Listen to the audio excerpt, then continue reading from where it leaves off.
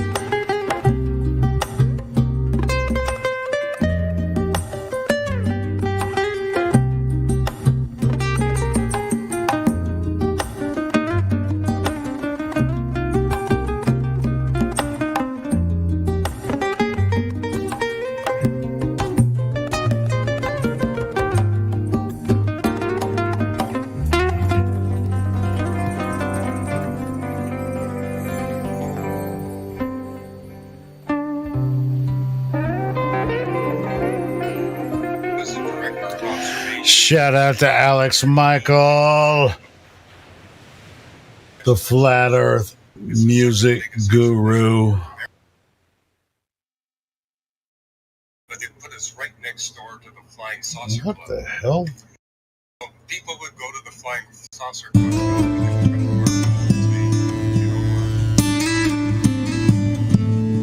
Some Mahosky.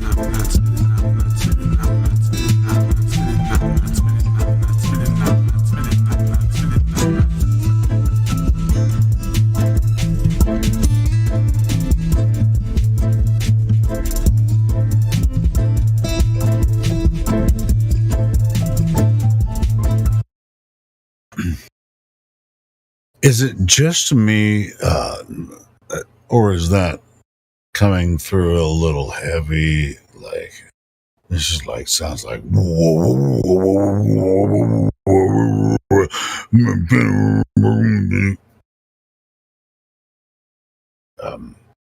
I paused it, but I haven't listened to it on live stream yet.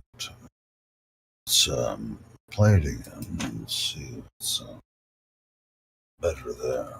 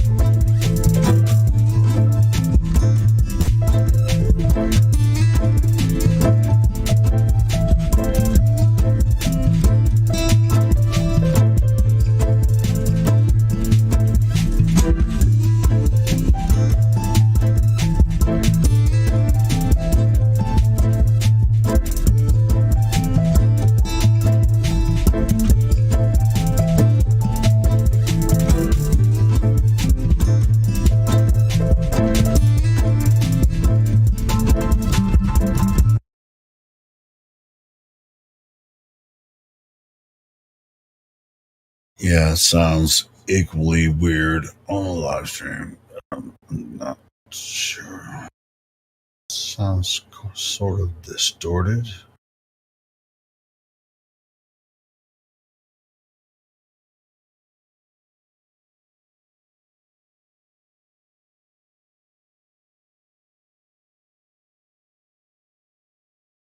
Monday morning AM.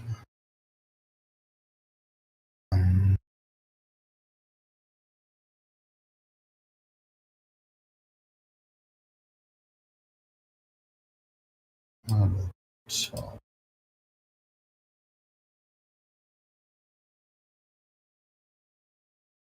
oh, you know what would be really interesting? If I could find an Edward Hendry.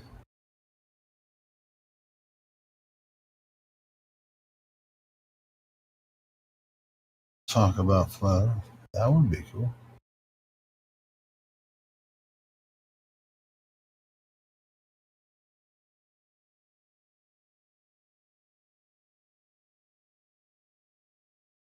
Probably not going to find it. Probably not going to find it. But maybe I will.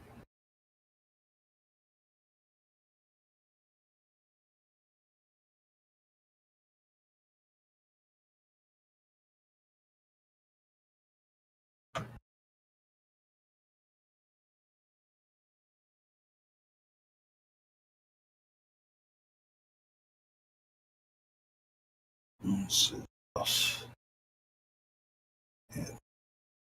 Edward Hendry. Great Mountain Ministry.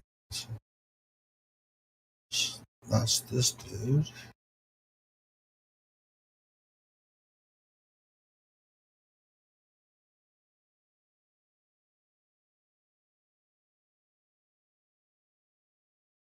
Oh, here we go.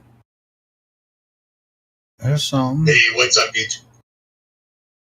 This is an interview with Richie from Boston and Edward Hendry, who we were just talking about earlier. And he's talking about his book.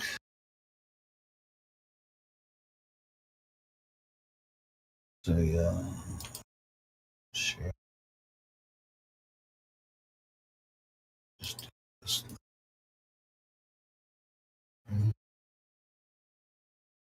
I think it'll be all right. Playing some Richie from Boston shit on here.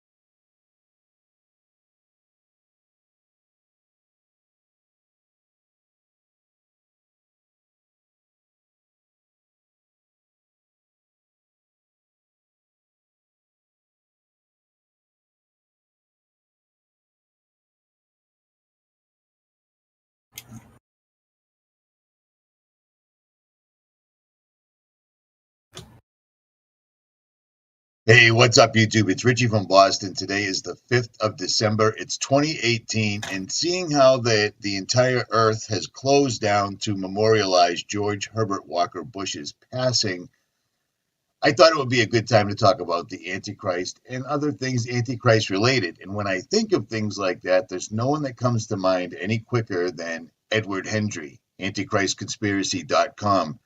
Edward, how are you handling the loss of George Herbert Walker Bush on this sad, somber day? Very well, thank you. Beautiful, beautiful. So I did a live stream and I did another video. We did two videos. We covered the Jesuits, we covered the flat Earth, and there was a lot of questions, and you were gracious enough to come back.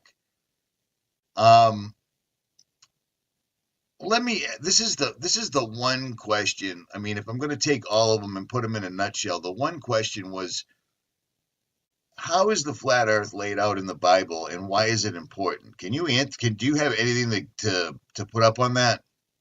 Okay, well, yeah, that's a good question. So let's start with the basic premise of what the Bible sets forth and the reality that we live in today. So the Bible makes it clear that we wrestle not against flesh and blood, all right? But there is spiritual wickedness in high places, all right? And so we have to understand that we are against certain spiritual forces, okay? And we have to have the full armor of God. And part and parcel of that full armor of God is the truth. You have to gird around with the truth, okay? So let's look at what the Bible says, which is pure truth, about God's creation.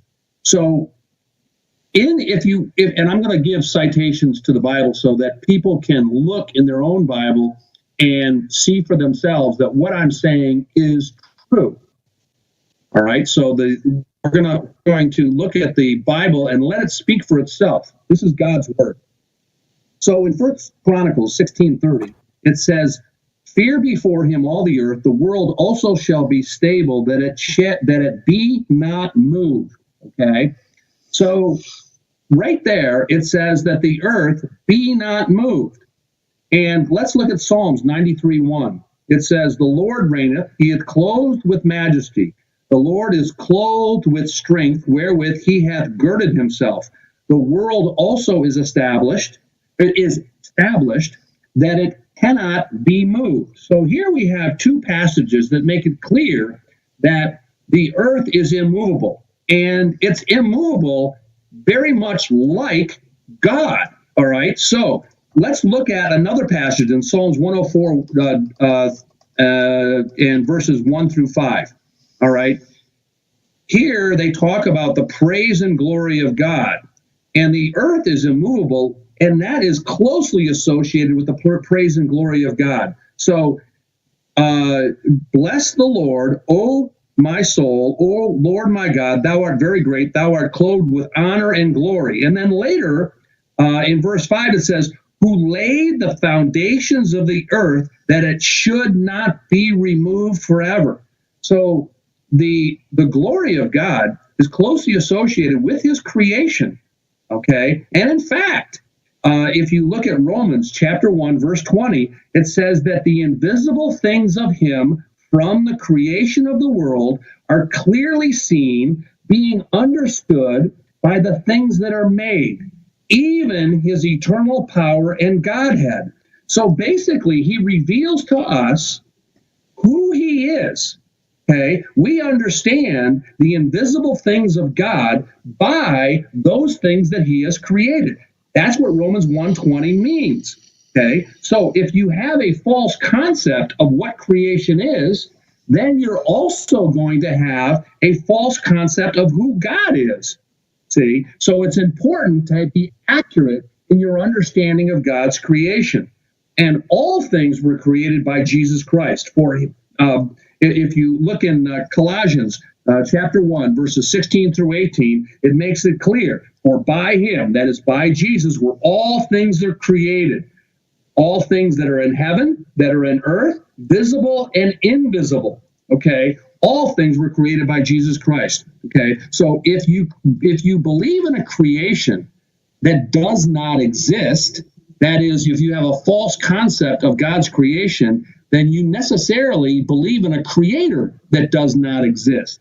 So if you, however, have an accurate view of God's creation, you will in turn have an accurate view of God. All right. And this is important because we have people who purport to be Christians. Let's take Francis Collin, for instance. He's a medical doctor and a PhD. And he is was the director of the National Institute of Health. Okay. And he believes in the science of evolution. Let's take, for example. And his contention is that evolution is based on science, and the Bible is not intended to be a textbook on science. Okay, but that's not what the Bible says. The Bible says that whatever is depicted in the Bible is God's truth. Okay, in Psalms 119, 128, verse 128, it says, "I esteem all thy precepts concerning all things to be right." So that is, everything in the Bible is correct. And if so-called science, and that's what we'll call it, so-called science, which is really more of a religion today because it's not based on empirical evidence, okay, so-called science contradicts God's word, then there's a problem. Because Jesus made it clear in John chapter 3, verse 12, "If I have told you earthly things and you believe not, how shall ye believe if I tell you of heavenly things?" And basically he's saying, listen, if I'm telling you about things that are on earth, okay, that is in his word, then, and you don't believe me, how are you going to believe me if I tell you about heavenly things? And by the way, that's why we have many of these churches that claim to be Christian churches, their theology is all screwed up. It's all backward, okay? And that's a discussion for another day, because they have a skewed view of God's creation and therefore a skewed view of who God really is, all right? His character, his nature. So the Genesis account of creation is God's account of how he created the earth. And Jesus makes it clear in John chapter 5, verses 46 and 47, that if had ye, he's talking to the Jews now, had ye believed Moses, you would have believed me, for he wrote of me. But if ye believe not his writings, how shall ye believe my words? So Moses wrote Genesis, and he's saying, listen, if you're not going to believe what Moses said, okay, you're not going to believe what I say. And that can be said to Christians today who reject the account of God's creation in Genesis. If you don't believe what Moses said in Genesis, you're not going to believe what Jesus said. You're going to have a skewed view, a different view of what Jesus said. You can't believe the gospel of Jesus Christ without believing the creation account in Genesis. Clear and simple. In 2 Corinthians 11:4, Paul wrote, "For he that cometh preaches another, if he that cometh preaches another Jesus." So keep in mind, just because they use the word Jesus doesn't mean it's the Jesus of the Bible. Right. Because there is another Jesus. 2 Corinthians 11:4 says, "If a person preaches another Jesus that we have not preached, Or if you receive another spirit which we have not received, or another gospel which is not accepted, ye might well bear with him. So they were concerned back then about the corruption of the gospel, which we see happening, okay? And part and parcel of that is this idea that, in fact, the earth is a globe and that it's spinning at 1,000 miles per hour at the creator and at the equator, and that it's now revolving around the sun, okay, at breakneck speed, at 66,600 miles per hour, okay? That concept is not found anywhere in the Bible, and we'll talk about that as I get into the passages which speak directly to God's creation. Because God states in Psalms 104:5, he laid the foundations of the earth that shall not be removed forever. So if there's no foundation, that is, if the earth is hanging, if the earth is in the midst of this mythical vacuum of space, then there can't be the God of the Bible. There has to be something else, okay? So if you look at Psalms 19, 1 through 6, the heavens declare the glory of God, and the firmament showeth his handiwork. So here we go. The heavens, okay, declare God's glory. You have to understand what the heavens are showing. And the firmament, there has to be a firmament because it shows his handiwork. And in that passage, it talks about the day unto day, it uttereth speech. Night after night, it showeth knowledge. Okay, there is no speech, nor knowledge where their voice is not heard. Okay, everybody can see the magnificence of God's creation and therefore the magnificence of God. And part of that, if you look at Psalms 19, 1 through 6, is the circuit that the sun travels around the earth. It talks about it. It's a circuit. A circuit is a continuous circular route. Okay, so the Bible states that the sun is traveling in a circuit. All right, it's not that the earth is revolving or revolving around the sun. No, it's that the sun is traveling in a circuit over a flat stationary earth. Okay, and it shall not be moved. In Psalms 96:10, it says, if the earth can't be moved, and the sun is careening through space, that means the sun will be flying away from the earth. So the argument is, some people say, well, the sun in Psalms 19, verses 1 through 6, travels in a circuit, explains it travels in a circuit. What is a circuit? A circuit is a continuous circular route that starts and ends at the same place. That's what a circuit is. And so now some would argue, oh, well, this circuit that they're referring to, that the sun travels in, is the circuit of the sun through the Milky Way. They think, aha, we've got it there. Here's the problem. Psalms 96:10 states, the world also shall be established that it shall not be moved, which means if the sun is moving and the earth shall not be moved, that means that the sun would be careening away from the earth, okay, which doesn't work. It doesn't work. So that is not the biblical model. The biblical model is a stationary flat earth with foundations, okay, and that the sun is traveling in a circuit over that flat earth, okay? Now let's look at Genesis chapter 1. We have the earth created on the first day, all right? And then if you look at Genesis chapters 14, or verses 14 through 19, the sun was not created until the fourth day. So how can you have the earth be a globe created on the first day, and yet the sun that it's supposed to be revolving around is not created until the fourth day? What's the earth doing in the meantime? How is there day and night without the sun that it's supposed to be spinning around? See, it makes no sense. And the sun and moon are both lights. So what we have, if you look at Genesis 1, chapter 14 through 16, God says that let there be lights in the firmament of heaven to divide the day from the night. Okay, so we have lights. There's two great lights, the greater light to rule the day and the lesser light to rule the night. So we have the greater light, the sun, ruling the day, and we have the lesser light, the moon, okay, ruling the night. Now, they were not created until the fourth day. There was day and night before the sun and moon were created. So how do you have day and night before the sun and moon are created, when they're supposed to be the sun is supposed to be the light of the day and the moon is supposed to be the lesser light at night? How is that possible? Well, if you are out before dawn, okay, that is before the sun actually comes above the horizon, you will notice that before the sun actually comes above the horizon, there is light in the sky. Yes, there is. And if you look under parked cars, you will see that that light does not cast a long shadow as you would expect from the sun coming up over the horizon. But the shadow is straight down. And in fact, it's only under parked cars that you see a shadow, or only under overhangs that are close to the ground. Otherwise, you see no shadows. And in fact, in Hollywood, they use that time. They call that their magical hour, that they like to do a lot of outdoor filming because there are no shadows. See?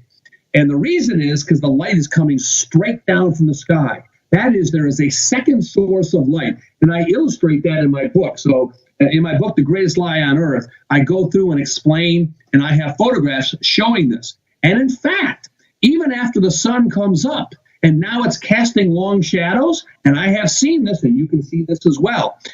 Many times you'll see houses will have long shadows going across the street.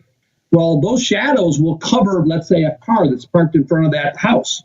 You will see a shadow within a shadow. So you'll have the shadow of the house over the car, and then underneath the car, you will see another shadow. And there are two sources of light. You have the light from the sun, and then you have the light from the sky, which is the light that God had when he had night and day. So the sun is a greater light that rules the day, but it's not the only light. The Bible makes it clear that there was day and night for 4 days before God created the sun. And you can see the evidence of that by looking around, by observing. Well, that's. And I have, by the way, I want to give credit real quick to Rory Cooper for making that point. And he does an excellent job. He has My Perspective YouTube channel. He's got a lot of good stuff. I just want to give credit to Rory Cooper because it was a video I watched that he did that showed the different lighting that you would have if there was not a second source of light coming from above. So you should look at Rory Cooper's work on that. It's fantastic. Now, the book of Genesis, and he has a website or a YouTube channel called My Perspective. And his some of his older videos are still up and on YouTube as well. But he does an excellent job. Now, let's look at the idea of what is the sun and moon. They're both lights, okay? So there were two lights, all right, one to be the greater light, the other to be the lesser light, okay? And they are actually lights. So the moon is not reflecting the sun, the light of the sun. The moon has its own light, and that can be demonstrated by taking a thermometer. You can use an infrared thermometer, and they're like $50. And they're great. You can point them at an area, and it'll tell you what the temperature of what it is that you're pointing at. You can buy them on Amazon, hardware stores. They're fantastic. And so, if you take the temperature of an item, it could be the asphalt, it could be an item you put in the shade of the moon, and you take the temperature of the shade of the moon, and then you take the temperature of what is in moonlight, you will find that the temperature of the item in moonlight will be several degrees lower than the temperature in the moon shade, which is just the opposite of what you would expect. Right. Now, you know that in sunlight, and I've done this, I've actually taken the thermometer out and I've done it. I found that the difference between the moon shade and moonlight is about 2 degrees Fahrenheit.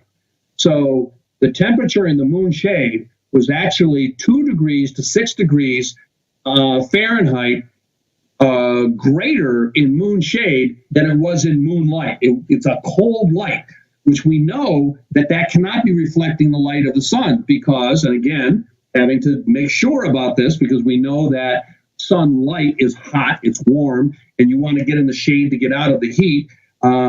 During the day, it was about a 20 to 25 degree Fahrenheit difference between the shade and the sunlight. It was hotter by 20 to 25 degrees in sunlight. So we know that the moon cannot be reflecting the light of the sun because in order to do that, it would have to reflect a warm light. But it doesn't. It reflects a cold light. So it is its own light. It has different character, okay? And Well, here's one for you. Here's one. I don't know if you saw this. I'm standing exactly at sea level, and the moon is just coming up over the edge of the Atlantic, and the moon is 100% full, and it's bright, bright orange. So I took the camera and I took a compass. I point the compass and the camera at the moon, and then I turn around 180 degrees to show where the sun just set 1 hour ago. If what they tell us was true, the sun just set. So between the sun and the moon, which they claim is reflecting the sunlight, the earth is now in the way. So if what they were telling us was correct, the earth should be casting a shadow on the moon. We shouldn't have a completely 100% full moon, and it's exactly what we had. Do you know what I'm saying? That's a really good point. Yes. I got it. I did it with you in mind, and I did it very, very succinctly. It was freezing out, but it seems like when it's really cold out, that's the best time to get the footage.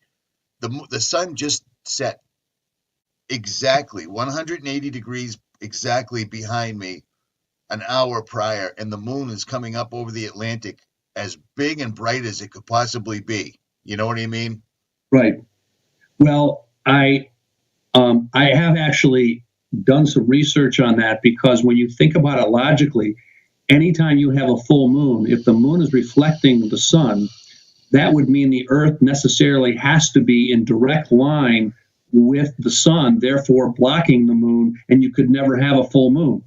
Now, they have figured, they realize that's a problem. So what they do, I'm talking about science so-called, is they made up a 5-degree offset in the rotation of the moon around the earth. So it's 5-degree offset. So they say in that 5 degrees, they actually get the sunlight past the earth. Now, that's their explanation. That's what they're going with. But having said that, if you think about it logically, in our solar system, if you have a heliocentric model where the Earth is revolving once every 24 hours, we know that. We're going to take that as a given, right? So every 24 hours, where you are on Earth is right back to where you were, if in fact what they say is true, right? So it's once every 24 hours, exactly. And then you have the Earth in a circuit around the sun, according to the heliocentric model. Well, the problem with that is, in 6 months, in where you're facing at high noon will be midnight 6 months later. If you can envision that. Yes, I laid this out. That really screws up all their models. It really does. That's a great. It does, but nobody discusses this. Okay, I lay it out in my book. I've got a chapter where I illustrate. You can see the illustration, and I have the authorities where I establish that, in fact, under the heliocentric model, it's basically impossible. It's an impossible model, and this is a fly in the ointment. There's no way they can establish the heliocentric model and have high noon 6 months later at the same spot. It just doesn't work. Yeah, that's brilliant. There's some guys at NASA right now cursing your name because of that, because they're trying to figure out a formula to kind of bull stuff their way around that. You know what I mean? Yes. Now let's move on here. So we have light, the moon giving off its own light. All right. Now, if you look at Genesis chapter 1, verse 2, it says that the earth started its existence without form and void. And God moved upon the face of the waters. Now, isn't that interesting?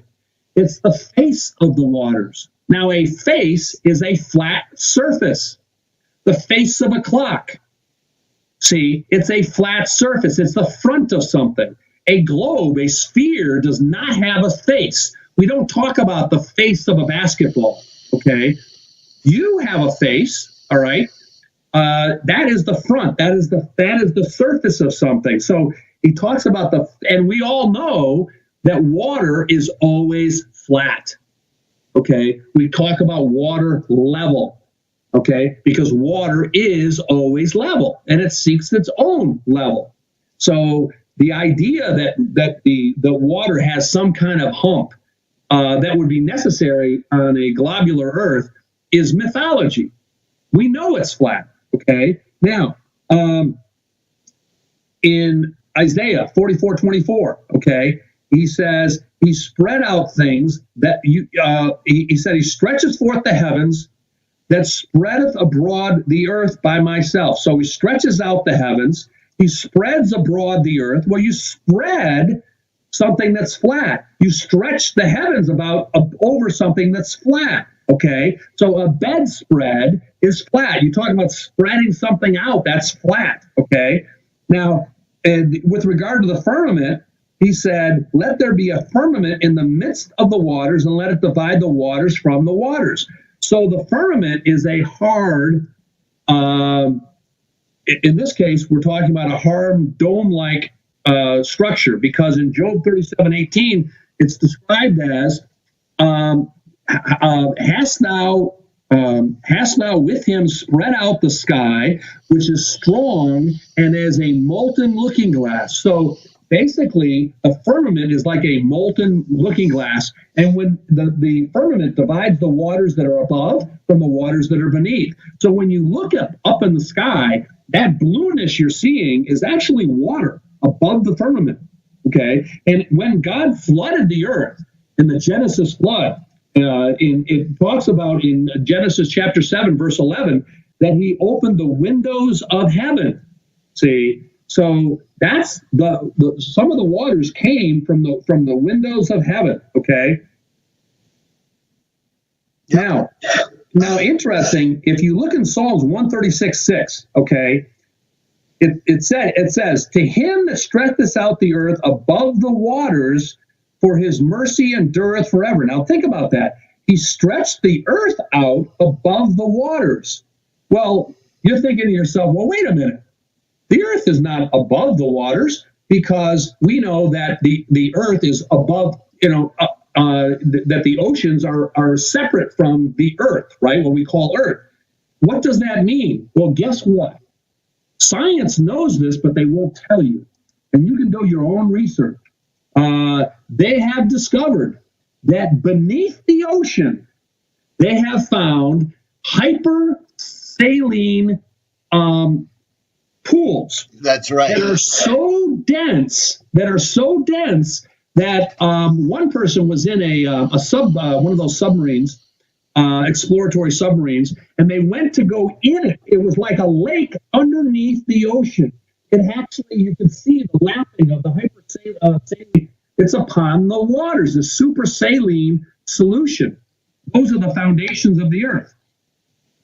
Right. Those are the guys that were filming for the Blue Planet, and they were under the water, and they came across a lake when they were really, really deep under the ocean, and they filmed it. There's a lake. You can see the waves lapping the surface. I mean, there's a lake under the ocean.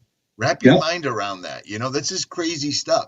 And you'd think that this would be front page news, and it isn't. No. And, if you do research, you'll find that there are other pools under the ocean that they have discovered, but you really have to dig to find it. They're not making it easy anymore. In the last couple of years, the Google searches, all this stuff, you have to really, really be specific when you search for stuff, because they're rewriting history basically using the computers to do so. Yes. Yeah, they scrub. And that guy, he suffered a mysterious death, and I don't know what the circumstances were some years later. The guy who explained, and I don't know if there was anything nefarious about that or not, but some people have alleged. All right, but now Which moving guy are on, you talking about, Edward? the guy who that actually narrated filmed it? that, the guy who narrated that and explained what he saw. Oh, yeah. He was a young guy. I can't remember his name, I can't either. but he's since deceased. But anyway, if you look through the Bible, it talks about the circle of the earth in Isaiah 40:22. It is he that sitteth upon the circle of the earth. Okay. Now, a circle is a two-dimensional scribe. In fact, God makes it clear that he encircled the seas with a boundary. Okay. That he encompassed the seas with a boundary. In Proverbs 8:27, I was there when he set a compass upon the face of the depth. That's wisdom talking. Okay, that's God, essentially. When he set the compass upon the face of the depth. So hold on just a second. And it says, I was there when he set a compass upon the face of the depth. So a compass is a circular boundary. Okay, it can also be a measuring instrument, but it's a circular boundary. It has many, many definitions. So that circular boundary is what we see in the flat earth with Antarctica around the outside. Okay, and notice that he says it's the face of the depth.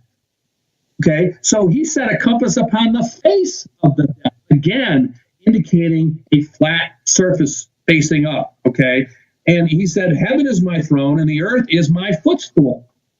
Well, having a ball floating around in space doesn't sound like much of a footstool.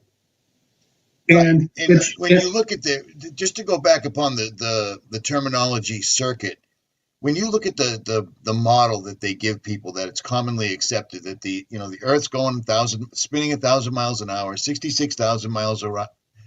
That's no circuit. That's just a spiral that's spinning off into oblivion. It makes little to no sense, but people just don't think about it. A circuit applies. Right. You know what I'm saying? I think you nailed that one, man. Yeah, and he looks at all the inhabitants from his throne in heaven, which suggests one location above us. Okay, now they might think, well, God's all powerful; he can do whatever he wants if he wants to see around the other side of the globe. Well, that's true. That's true. He is all powerful; he can do what he wants. But why is he depicting something that doesn't really exist? That means that he's telling us a fib? I don't think so. And also, that Satan is not all powerful. So when the devil tempted Jesus and he wanted to show him all the kingdoms of the earth, he took him to a high mountain. Well, no matter how high the mountain is, if all the kingdoms of the earth are on a globe, he wouldn't be able to see around the backside of the globe. Absolutely. That's a great one right there. Yeah. And another thing, when Jesus returns, everyone will see him in the sky. Okay, so in Revelations 1:7, it says, every eye shall see him. Well, how's every eye going to see somebody coming in the sky when it's a globe? The people on the backside won't be able to see him coming, all right? Now, people say, well, again, he will do it in some miraculous way. And in fact, who was it that ran that charlatan who ran the Trinity Broadcasting Network? I can't remember his name. And he said, well, God was going to use the Trinity Broadcasting Network to make sure everybody in the world saw when he came. That's ridiculous. Okay. Now, what's the refutation of this idea that God's going to use some other miraculous way? Well, if you read Acts chapter 1, 9 through 11, it says when Jesus was ascended into heaven, the angel said, in like manner shall he so come in like manner as ye have seen him go into heaven. So basically saying, as you're watching him ascend into heaven, he's coming back the same way. You're going to see him the same way. All right. So we're talking flat earth here. It's got to be flat earth. You know what really gets me? To read the Bible, to look at what you're presenting right now, and to look around. Everything makes sense. When you look around, you see everything is flat, except for mountains and hills and so forth. When you see the sun and moon moving around, it all makes sense. NASA has come in and literally brainwashed people where they have to suspend reality to understand what NASA's presenting. It's to me, it looks like it's common sense. The Bible explains things, and when you look around, it all lines up with what the Bible's saying. Yeah. What NASA's saying, it's complete and utter faith.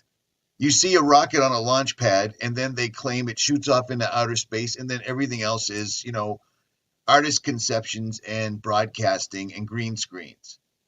It just amazes me how much they've been able to take over everything with television and words. Does that make any sense? I'm trying to get a point. Yeah, no. The population has been conditioned, and they control the media to continue that conditioning process. It's amazing. It's amazing. It astounds me that more people aren't wondering why there hasn't been another Mickelson Morley. Like, why isn't one of these done every single day until somebody can prove in a scientific fashion where it's repeatable that the Earth is moving at a specific speed? Do you know what I'm saying? It just amazes to me. Well, they can't scientifically prove what does not exist. That's why. Say that one more time. They cannot scientifically prove what does not exist. Right. Well, no, that's so they have to use propaganda. Oh yeah, it's yeah. Michelson Morley, the Michelson Morley experiment established proof beyond any doubt that the Earth is stationary and it does not move. And like I said when we were off air, it's the very first thing when you type in Michelson Morley experiment. The first thing you see is the greatest failure in science. The greatest failure. It wasn't a failure. Their experiment worked perfectly. The only failure is it failed to detect the spinning of the Earth because the Earth isn't spinning. That's right. In my opinion. Right. That's right. You're absolutely right. That's what it did. I mean, it established it, and for a long time, the scientific community was on tilt. They didn't know quite what to make of that because they could not attack Michelson or Morley. Michelson was the foremost physicist of his time. And they couldn't attack his methods, his experiment, because the interferometer that he created was very accurate, very precise, and they could not attack his methodology. They were left scratching their head. And so that's when they trotted out Einstein and his theory of relativity, who basically said, well, the reason no motion was shown is because everything's relative. And when you're looking at things from your perspective, then you think that you're not moving and the other objects are moving when in fact you really are. Okay. So he created a mythology and called it a science. It's really a religious philosophy of relativity. And they said, well, yeah, but what about the firmament? I mean, the firmament should be an objective standard, even though your perspective might be wrong. This is light. This is light traveling through a firmament. I'm sorry, the ether. They said, what about the ether? It's traveling through the ether. We know the ether exists. He said, no, it doesn't. No ether. Okay, so he just said that there's no ether. And from then on, people have accepted the fact there's no ether, even though ether has been it's a proven fact. So the theory of relativity is completely impeached, but yet they still teach it in schools as though it's a scientific fact, when it's really a religious philosophy that's clothed in scientific lingo. And it's all mathematics. It's not physics. It's mathematics. Right. The Morley experiment was actual science. It was actual hardware science. It was testing. It was science in the purest form. And then when they couldn't come up with an answer, they bring in a theory. And then that seems to, I mean, it's funny because now black is white and white is black, basically. Yeah. Well, here's a test that we can't refute, so let's just bury it and bring a theory up. So when you fall down, you're not actually falling down. The Earth is coming up and hitting you. Yeah. It's equally likely. There's no scientific way. They say, this is what they say. There's no scientific way to determine whether you fell to the ground or the ground came up and hit you in the nose. Is that idiotic or what? It's ridiculous. It's laughable, and yet this is it's ending up in the science books in schools. This is what they're teaching them. Yes. We're the last of the Mohicans, Edward. Yes. All right, you want to take a break? In Job, God makes the point that he has snapped a line, okay? So he says that I laid the foundations of the earth, okay? And who hath stretched the line upon it? So this is in Job, chapter 38, verses 4 to 13. And so, and he talks in the end, in verse 13, that it might take hold of the ends of the earth, that the wicked might be shaken out of it. So how do you take holds of the ends of something that's spherical? Not possible. And when you snap a line, everybody knows that when you stretch a line, talking about snapping a line, when you're doing construction, in order to have a straight line, you take a chalk line, you pull it tight, you snap it, and you get yourself a line. That's what people do who are in construction in order to have a straight line. You can't have a straight line on a sphere. That's right. Okay, it's got to be a flat Earth. In Revelation 6 through 13, we have the stars, okay, falling to the earth. Now, if the stars are supposed to be suns, okay, as they claim, then we have a problem, because that means that any single star, okay, would engulf the earth if it fell to the earth. Okay, and we know that can't happen if that prophecy is to be taken at face value. Unbelievable. Go ahead. Okay, so again, God pours water upon the face of the earth. We see that in Amos 9:6. Okay, we again if you look at Job chapter 38 through 14, talking about the earth, it's turned as clay to the seal. Now, a seal, okay, we use wax, you can use clay, you put a stamp on it, it's on a flat surface, that seal is flat, okay? And when turning means to form, okay? And it's interesting that the word turn is found in the Bible to describe forming the shape of the seal. So the description of turned as clay to the seal clearly describes a flat earth, okay? And it suggests by the word turn that it's a circle, okay? Now, again, moving on to Joshua chapter 10, verses 12 through 13, God caused the sun and the moon to stand still. And interesting, when you look at those verses, in Joshua 10, verses 12 through 13, you'll see that the sun stood still upon Gibeon. So you have the sun standing still upon Gibeon, upon a particular location, and the moon stood still in the valley of Ajalon. Well, if the sun is supposed to be millions of miles away and many times greater than in size than the earth, how could it be upon Gibeon? See, so this idea that the sun is so much larger than the earth is a fallacy according to what the Bible states. And also, the sun and the moon did stand still. That's what the Bible says, that they stood still. The Bible does not say that the earth stopped spinning. So, excuse me, I'm going to cough. All right. God states clearly in the, by the way, are you able to edit out that cough? States clearly in the passage that the sun stood still. It does not say the earth stopped spinning. And by the way, if the earth would stop spinning, think about it. You have the earth spinning at 1,000 miles per hour at the equator, and it comes to a sudden stop. Well, it would kill every living thing on earth. There's just no way that would be possible. And so it has to have happened. It's amazing how many lies we're living in at once. Just like you just said, according to NASA, the sun is multitudes larger than the earth, when that's absolutely, completely, and totally false by a lot. Yeah. The earth is spinning at 1,000 miles at the equator.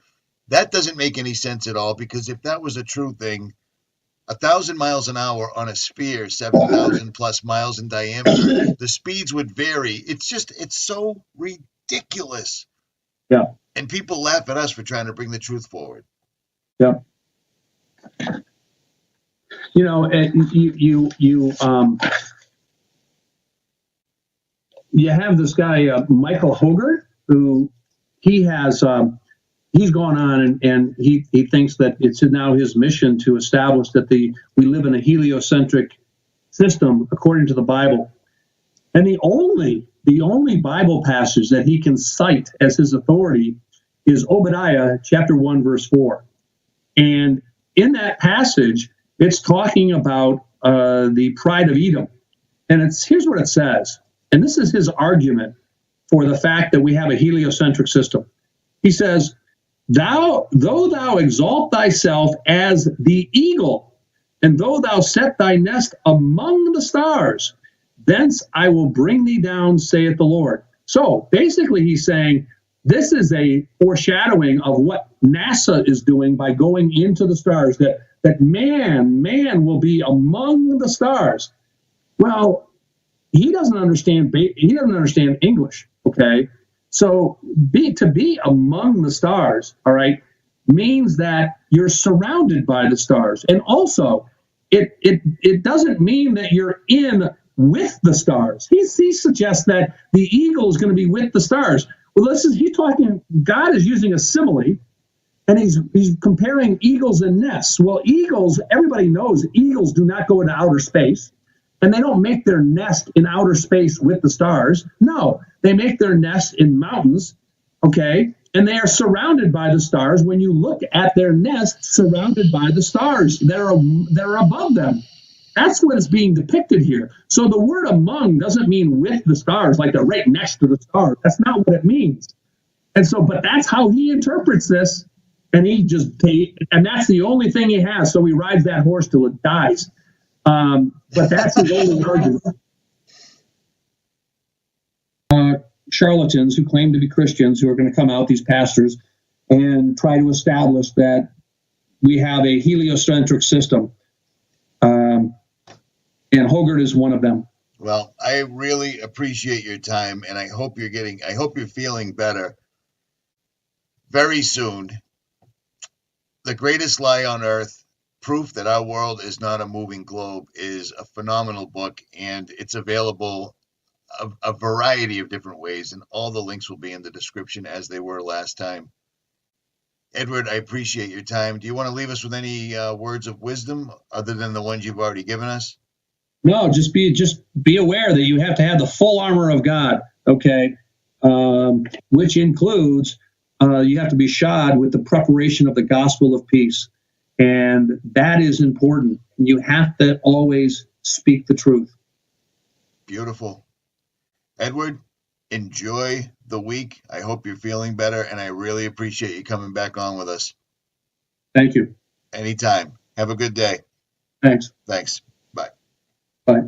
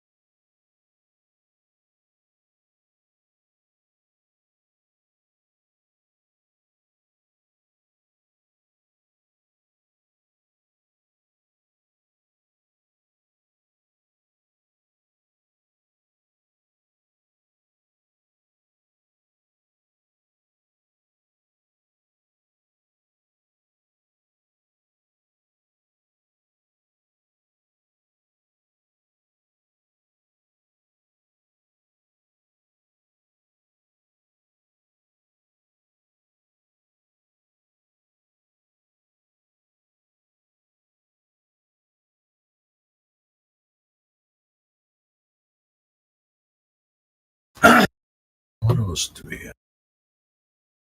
So, shit,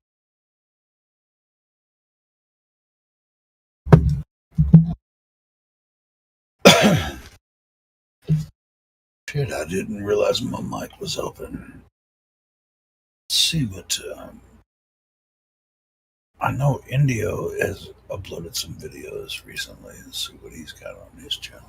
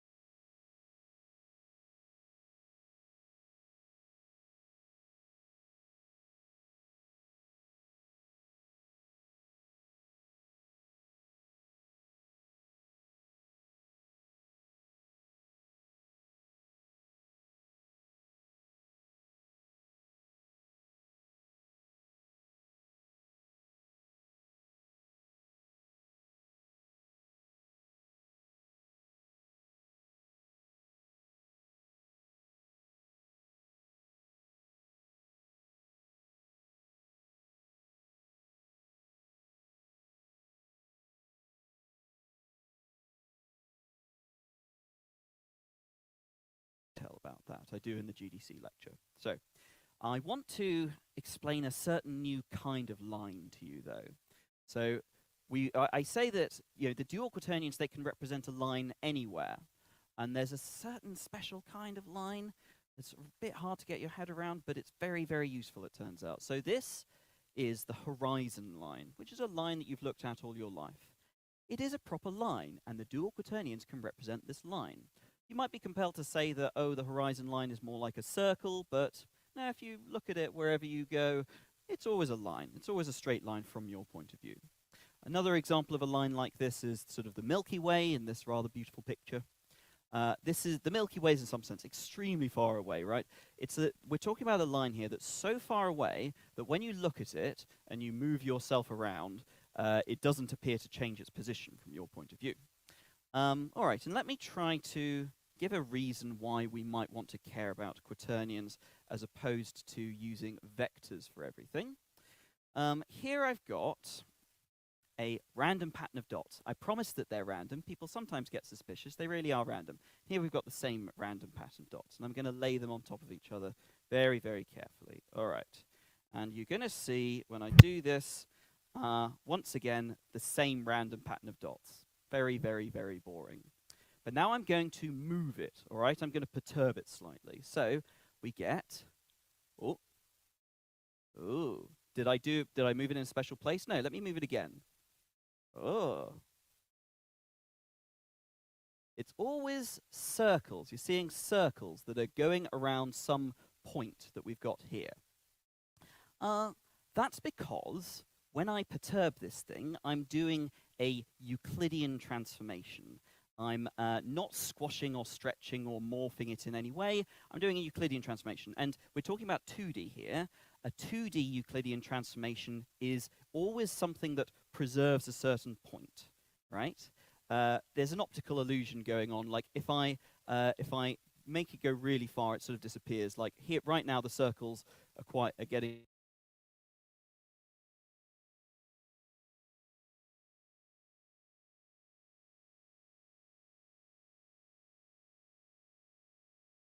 about that. I do in the GDC lecture. So I want to explain a certain new kind of line to you, though. So I say that the dual quaternions, they can represent a line anywhere, and there's a certain special kind of line that's a bit hard to get your head around, but it's very, very useful, it turns out. So this is the horizon line, which is a line that you've looked at all your life. It is a proper line, and the dual quaternions can represent this line.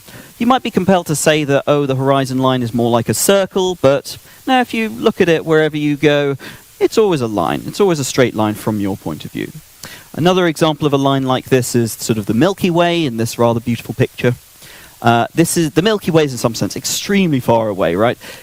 We're talking about a line here that's so far away that when you look at it and you move yourself around, it doesn't appear to change its position from your point of view. All right, and let me try to give a reason why we might want to care about quaternions as opposed to using vectors for everything. Here I've got a random pattern of dots. I promise that they're random. People sometimes get suspicious. They really are random. Here we've got the same random pattern of dots, and I'm going to lay them on top of each other very, very carefully. All right. And you're going to see, when I do this, once again, the same random pattern of dots. Very, very, very boring. But now I'm going to move it, all right? I'm going to perturb it slightly. So we get, did I move it in a special place? No, let me move it again. Oh. It's always circles. You're seeing circles that are going around some point that we've got here. That's because when I perturb this thing, I'm doing a Euclidean transformation. I'm not squashing or stretching or morphing it in any way. I'm doing a Euclidean transformation. And we're talking about 2D here.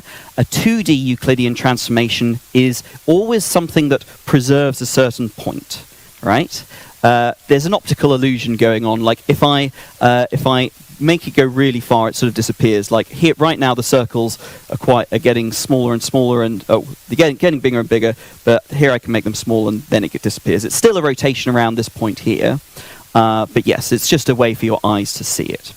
But I can do, there's a funny trick that you can do with this, all right? So I'm going to start out with the center of rotation here, and I'm going to do a move that's going to cause it to end up over here, all right? I'm going to kind of rock it from side to side.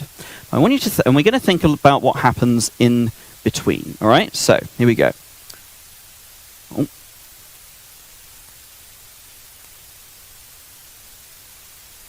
Sorry.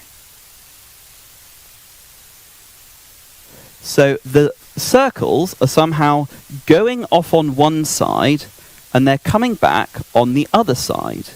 We seeing? Oh, let's see. Bit easier if I can see it. All right. All right. Whoop. They go off on one side and they come back on the other side. Two things to say about this. Number one, okay, we're starting out like this. It goes on like that. Then it comes back on the other side.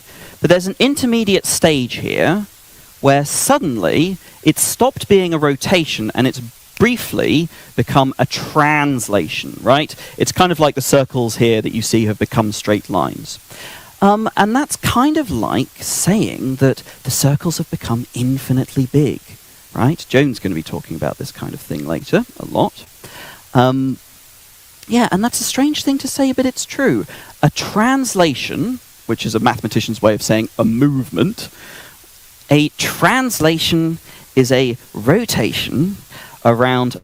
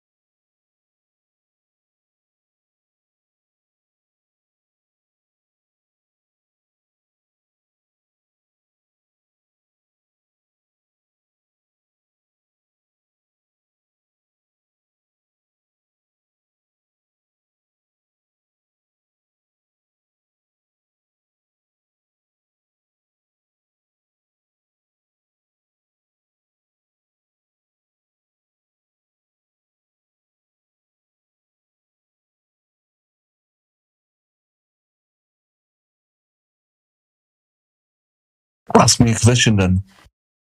Okay. Where do you live? Do you live on a globe? I live in Trinidad, or in the world, and I don't know the shape of the world. I'm not Is it smart flat? enough. Is it flat? I don't know. So have you had a look to see? I do. Flat? Yeah. And what have you It come up does with? seem flat to me. Yeah. So therefore you can kind of assume that it's flat. Well, I can assume. Nothing wrong with assuming, but I don't know for sure. But you How know about for another sure you question? don't live on a globe. I don't. Do you think I don't it's think we live moving? on a globe. But here's I don't think another it's moving. question that kind of relates to that. Do you think the Earth is moving beneath you? Do you think does it feel like we're in motion, or does it feel stable and like it's not moving? It seems stable. Right. So, like, why would you believe otherwise if it defies your senses? Like, you've obviously I don't been in believe things otherwise. you don't believe. So you say it's stationary. The Earth is not moving. I'm not saying that. I said it seems stationary. Okay.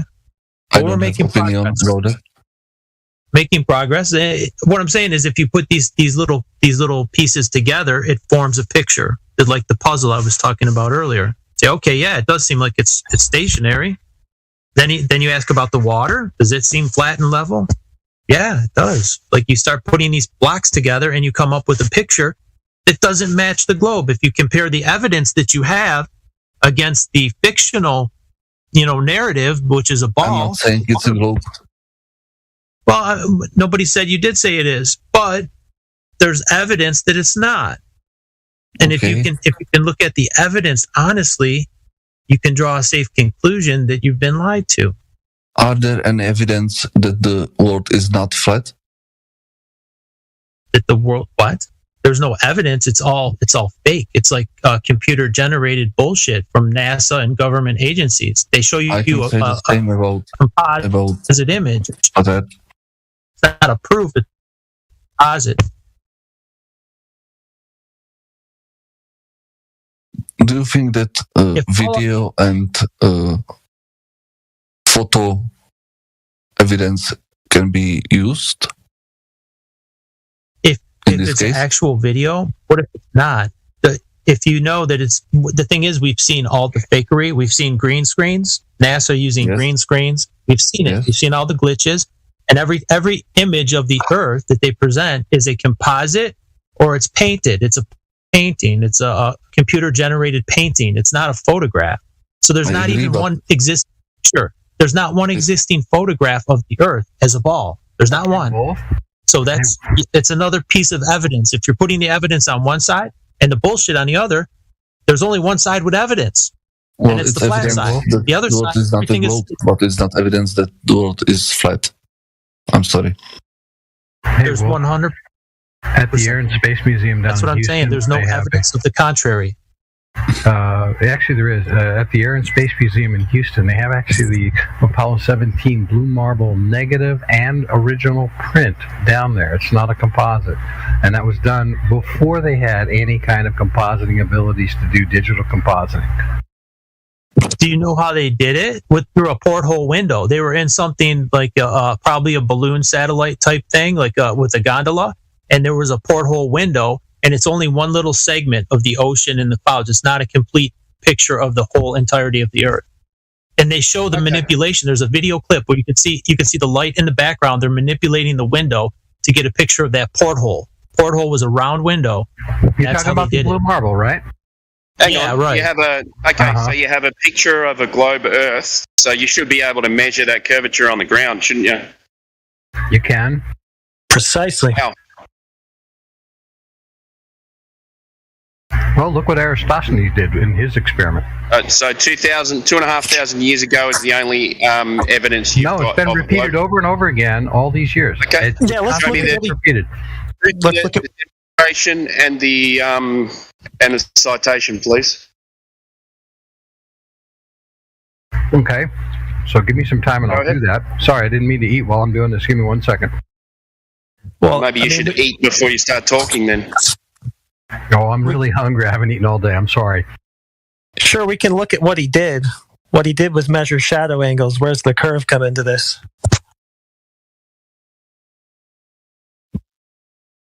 Okay, so now, since I am not able to do the experiment with the Eratosthenes experiment right now, because it's dark here where I'm at, I can do one thing. I want you to explain to me how this is possible. Wasn't an experiment. It's an experiment that you can do on either the first day of spring or the first day of fall. Not an experiment. No, I'm going to give you an experiment that you can do on that one of those 2 days, okay?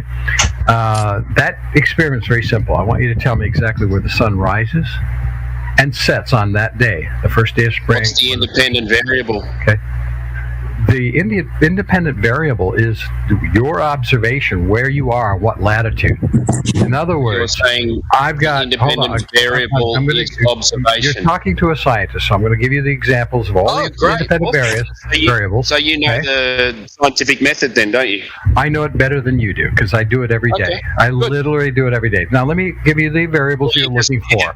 If you let me finish, Timbo, if you let me finish, instead of talking over me, which is rude when you're in Discord, it would be nice that I could finish what I'm trying to say. So would you like the variables or not? Do you want the variables because you asked for them? Okay, on the first day of spring, at sunrise, the variables will be the latitude of every observer at sunrise along whatever line of longitude that they're on when the sun first comes up. And that can be everywhere from the Arctic Circle all the way down to the Antarctic Circle. What you're going to notice is that the sun will rise to the direct east, that's 90 degrees perpendicular from north, direct east, and set direct west on that day from all observers, which is all your variables. If they which don't, variable? Latitude. Which variable? Any latitude you choose. Which variable is that in your experiment? Latitude. Okay. Which one? Any latitude you choose. Okay, let's say we do this experiment from New York down to Chile, Santiago, Chile, which is directly underneath New York. Shut up. Which variable is latitude in your experiment? Go. Okay, I just said the variable. Which variable is it? You said it was a scientific experiment and you're a scientist, so which variable will this be in your scientific experiment? Variable is any individual that's along that. He doesn't know what a fucking scientific experiment is. Really? Go ahead and explain to me where I'm telling you something that's not a variable. When you have individuals that are placed along these latitudes, I'll give you an example. Let's put one at 30 degrees north, one at 20 degrees. What are the variables of a scientific experiment? These are the variables I'm giving you. Not. What are the variables of a scientific experiment? Dependent variables that are dependent on people being on the same longitude. That's the dependent variable. The independent variable is anyone that moves along that latitude and observes the sun coming up in the direct east. Okay, independent now variable. You've got them both. Now you've got both independent and dependent variables. However, I'm going to ask these people not to be moving, but to stay stationary along the same longitudinal line at different latitudes. Okay, so now you proved that the sun rises in the east and sets in the west. Now you should be able to transfer that down to the ground and measure the curvature of the Earth. Hold on, I'm not done yet. Okay. No. We have the two observations. Wait a minute. You cannot say an experiment is done until, number one, I'm giving you the hypothesis in a second. What are you experimenting with? The sky or the Earth? No, we're observing the sun rising in the east, setting in the west on that measure the curvature of the Earth. Only on that day. Only on that day. How are you going to measure the curvature of the Earth with the sun? Why don't you be patient, Tim? Tim, do you have trouble being patient? Is that one of your problems? Yes, I do, because you're talking shit and you said you're a scientist and you're fucking bullshit, mate. Okay, so now here's the deal that you're missing out on. As the sun rises, say somebody at 30 degrees north, as the sun rises in the east, in the south? which way is the sun going to go? Okay, you know what? This is the reason why I'm about to post this. Yeah, stop talking about the sun now. Let's get down to the surface, which is supposed to be curving. You were going to give us a measurement for that. Let's.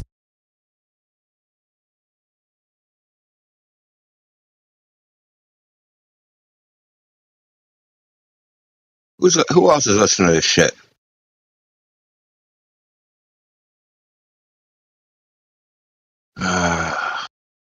fucking sounds like Bob the Science Guy.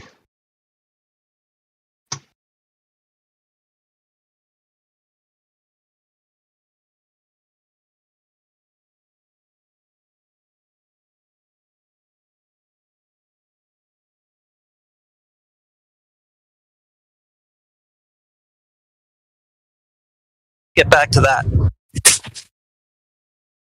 1 second.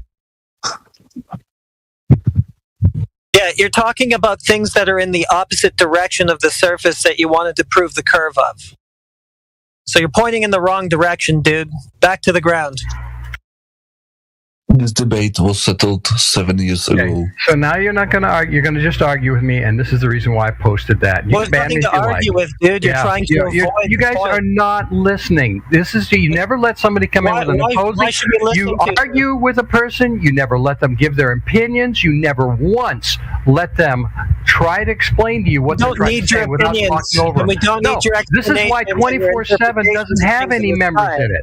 So we just want direct surface measurements of curvature from the Earth. That's all we're asking for. for. That is showing and demonstrating all curvature as possible for the sun to rise. Directly measure it. We want direct measurements. We want direct measurements, not your interpretations. I want $1 million, but nobody's going to give it to me because you know what? You don't need to have that to see curvature. All right. It's not tenable for you to provide us with surface curvature measurements. I got it. Thanks. Oh, really? That's what you just said. Take a picture of the horizon anytime you want. Now, take that picture and shrink it down and watch what happens to your horizon as you do that, as you compress the image. Great idea. Let's take a picture of the horizon. Show curves. It's going to show curvature. Let's take a picture of the horizon. Is the horizon distance limited by geometric Earth curve?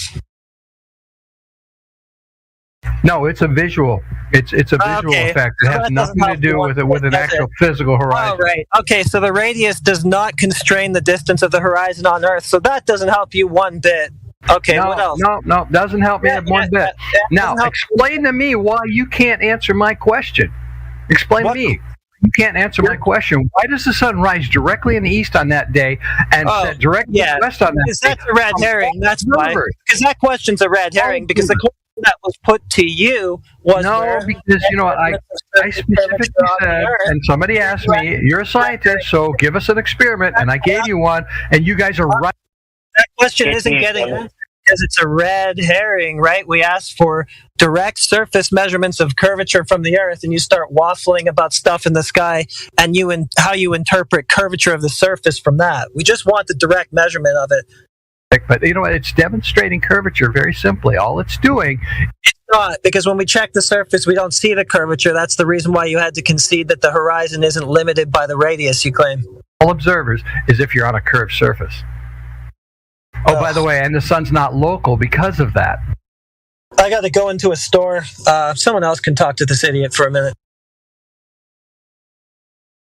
So anyway.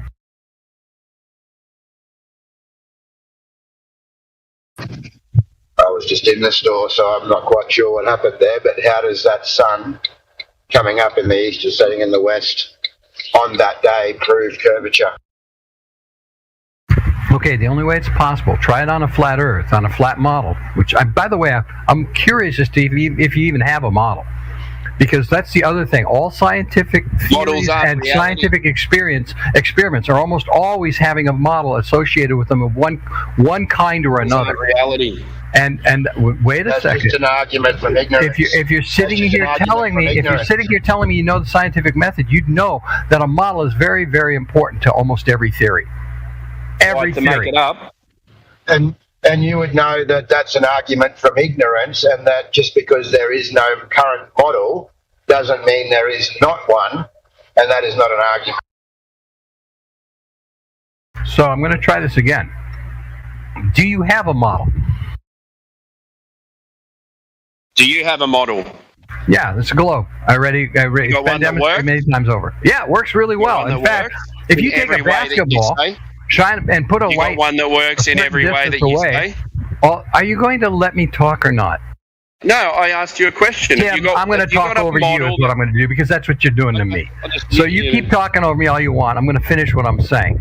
I have a model. It's a globe. Well, no one's going to hear you, so I'm going to ask you the question. Do you have a working model of the globe? Please answer now.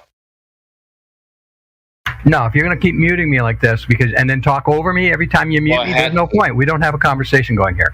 There's no debate, Okay, so and you guys are is lying there a when you put an ad up saying you want us to come here and debate with you, but you will keep talking over us every time we try. Okay. So let's stop then. Let's start again. Do you have a working model of the globe? Of course you have any globe will work. Any globe that you have will work in demonstrating the model. Okay, so on the surface of the Earth, we should have curvature equating to a radius of 3959, which we can work out over 1,000 miles. We can do the 8 inches per mile squared. I know you're going to say that's parabola. All right, so it works up to about 1,000 miles. Okay, so on that surface, we should be able to measure drop over distance. Now stop looking in the sky and let's look at the Earth. And can you please show me the curvature of the Earth equating to 8 inches per mile squared? Okay, to answer your question first is, it can be demonstrated that there is a drop 8 inches per mile. In fact, all you have to do is look at certain bridges that are built that are longer than a mile long and then measure the distance of their bases to their top. Bridges aren't measuring devices. Hold on. You asked for a demonstration, and you're going to make a claim that a bridge is not a measuring device, but using a measuring device from its base. Okay, you're going to talk over me again. I thought we were starting over, and we're going to try not to talk over. Because when you talk shit, I'm going to stop you from talking shit. Okay, if that's the case, then every time you open your mouth, you're talking shit. Why don't I talk over you? Am I? What have I said that's what have I said that's bullshit? You said that bridges aren't measuring devices, and I never mentioned the bridge being a measuring device. I said measure the distance to the bases from its tops. There you go. What I said is bullshit. Because I never said bridges were measuring devices. Yes, you did. You said no, I did. I said measure 8 inches per mile squared demonstrated, and you said you can look at bridges and they demonstrate 8 inches per mile squared. I said if you were bridges are not measuring devices. You would have known I said not that at all. You're talking shit. What am I talking shit about? Go listen to the live stream. You'll hear that I never said any of that. I don't need to listen to the live stream. I know exactly what you said. Hey, buddy, if bridges aren't measuring devices, then you're off topic again with yet another red herring, because what he asked for was measurements of the surface. So if you started talking about something that doesn't get you that measurement, it's another red herring and you need to try again. I put him on mute. One sec. Oh, good. Oh, thank you for not muting me, because you keep muting me every time, and I'm telling you, I never said that. I never said bridges were measuring devices. So you were in a red herring. Did I finish? Do I get to finish or not? Thank you. I never said bridges were measuring devices. You said you could take a bridge that is over a mile long, and most bridges that are over a mile long, if you measure the distance between one support point to another at its base and the top support point at it, from one support point to another, the tops are going to be farther apart than the bases. Why would that be? Can you please show me this? And show me the curved surface that you're no doubt extrapolating from your claim. You also can do it with any buildings in New York, by the way. New York City, Manhattan, Southern Manhattan bases. What? Yes, you can demonstrate that. Okay, can you? I'll have to go look it up. I'm sure I'll find it. Yes. Okay. When you find it, and when I find that, let's go back to what I'm saying now. That's one example of demonstrating curvature, okay? Since you want me to come in here completely prepared, show me where it doesn't do that. Now it's a burden reversal fallacy. That's what you got? Oh, you could go with all the fallacy interpretations all you want. It doesn't answer the question of whether or not you observe curvature or not, because I gave you a demonstration of it. And then you tried to turn it around on us to prove something again, you're talking over about your claim. So that's a burden reversal. You would think that you would come with something a little bit better than that for the globe. No, I came with something you guys don't even want to look up at, and that's we asked you for it. You guys want it on the ground, and if you're going to live on, if us not wanting to look at it, we asked you for it. We want to look at it. Bring it here. No, I'm not. No, because you talked right through me the whole time I was talking, so I'm not done. We asked you for it. Wait, did you talk over me first? Look at it. I think you did. I think you really did. Come on, Heretic, tell the truth. All right, so let's get on with what I was going to. Yeah, we asked you for it, so how is that us not wanting to look at it? Go get it and bring it here. Oh, by the way, are plumb lines straight or curved? Again, you're talking to me. Are plumb lines straight lines? So you're going to mute me every time? Are plumb lines straight lines? Fuck you. Are plumb lines straight lines? Is the claim here that the pylons of the Heretic, if you're going to keep talking over me, I'm not going to... Are plumb lines straight lines? Did your mother have children that lived? Are plumb lines straight lines? You literally can't answer. Uh-oh. A plumb line goes straight down. It goes straight down. Okay. Goodbye, globe. Oh, good. Explain your proof. Come on, dumbass. Explain your proof. Right there. Why are you so angry? As soon as you start talking about... What, you're going to refute the entire field of geodesy now? They don't say that plumb lines are straight lines. Guess you shouldn't have invoked that to prove a globe. Plumb lines are curved lines. Now you're saying they're straight and they tilt away from each other. Well, not on the globe model, they don't. So I guess we're done here. Are we? You think you've won? It's amazing, Heretic. You know what? That's why my... You don't even know what the plumb lines you're trying to prove the tilt of are in the paradigm that you're trying to use them to prove. So, yeah, we're done. Yeah, I know. Yeah. Hey, can I get this group out before you mute me? I got to go back into another store. May the fleas of 1,000 camels infest your armpits, and may the crabs of 1,000 whores infest your navel. So how long is this bridge that you're talking about where the pylons are leaning away from each other? I'm going to probably get muted. I said anything over a mile. Anything over a mile. So... Are you sure about that? You know that there's 8 inches in a mile. How are you going to measure these pylons or show these pylons that are tilting away? It's the difference in distance from the bases to the tops. If you take the center of the base and measure the distance between the two centers of the bases, and then measure the center of the tops, there should be, if they were on a flat Earth, straight up and down, and have the same distance. But they don't. They consistently show. I'm almost done. They consistently show a greater distance at the tops than they do at the bottoms. How do you verify your claim? Like, none of us have a mile-long measuring tape. Like, it's all hearsay. Okay. If you want to go ahead and go down that road, those are called uprights. You know what upright means? It's at a right angle. It's upright. 90 degrees perpendicular to the water, right? Just like the plumb line is 90 degrees. So anyway, have you ever heard of tolerances? Sure. Exactly. Okay, so over a mile, over a course of a mile, the amount that those pylons would have to curve would be inside the tolerances anyway, and they wouldn't be something that could be measured. Exactly. They're not a mile apart. They are a series of pylons that go for over a mile. You cannot, over a mile, you will not see something or be able to measure something that's tilting away from you due to the curvature of the Earth.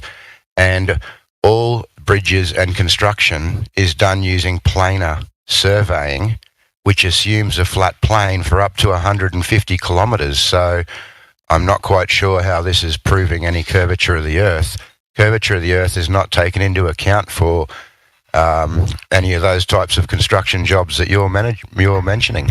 Well, let me ask you this. If you build 2 radio towers that are perfectly upright, okay, and they're 30 or 40 miles. If you do that. Okay, hold on. There are radio towers that are separated by this distance. Have you built them? Well, talk over me anyway. So anyway, like I'm saying, if you have 2 radio towers, let's say, are 1,000 feet high, each one of them, and they're 20 or 30 miles apart, the distance between the bases should be 20 or whatever the distance. Let's say it's 30 miles down to the foot. 30 miles. The tops are not going to be 30 miles down to the foot if it's curved. If the Earth is curved, can you show they're going to be further apart. I understand what you're trying. That's what I'm trying to talk about. Okay, I understand what you're trying to claim, but for you to claim that, can you actually show that and show that being done? Because I can show a surveyor that surveyed 2 buildings of the same height over that distance, who had the same belief as you, who came up with the measurements that it was exactly the same, top and bottom. And how far apart were the buildings? I'd have to double check, but they were in a couple of different towns. Did they use the front wall or the center of the building? Who gives a shit? And they measured. Well, it makes a difference. But regardless, why does it make it matter? Something that you can't demonstrate. Why does it make a difference? let's go to something that can be demonstrated, because these are just Okay. be demonstrated. I know you don't want to go ahead and try and make this measurement. Okay, hold on. Please demonstrate it for us then and show us. I'm going to give you 2 radio towers, and we can take the time to go ahead and measure them. How's that? You very disclaimed, buddy. You told us that plumb lines are straight, but on the globe that you're trying to use them to prove they aren't. So why now would that you Heretic's ever talking, I'm not going to bother. anyway? They're not straight lines on the globe that you're trying to prove. Heretic's so diseased and doesn't have any idea what he's talking about, so I'm just going to wait until Flying High is ready to go. So where I'd like to begin is your original claim that wasn't supported, and then move back to this, but your original claim was that the only way the sun can travel from east to west is on that certain day, and that is only something that can be done on a globe. So where is the evidence that that can only occur on a globe? Or is that just a fallacy? Because on a flat Earth, if you look to the east, at the 30th parallel, for instance, at latitude 30, above the equator, okay? If you look to the east and the sun is rising in the east, then somebody who's down at the equator is going to see the sun not rising in the east. They should, on a flat Earth, see it rising in the northeast. Based on what? What flat Earth are you talking about? I'm not talking to you. I'm talking to Flying High. You forget. Diarrhea mouth. You have to wait until I'm not done. You're going to walk over me and what flat Earth are you talking Flying High, about? Thanks for asking your question. I'll have to wait until he shuts up. Yeah. What flat Earth are you talking about? And what is the sun in this flat Earth that you're talking about? Have you flushed it? What flat Earth are you talking about? The diarrhea that you're talking about. I'm going to talk if you don't mute me. If you don't, constructing a straw man to burn down for us. We didn't ask for that. We just asked for surface measurements of curvature. Now you're giving your imaginary flat Earth where this or that would happen. Nobody cares about these measurements.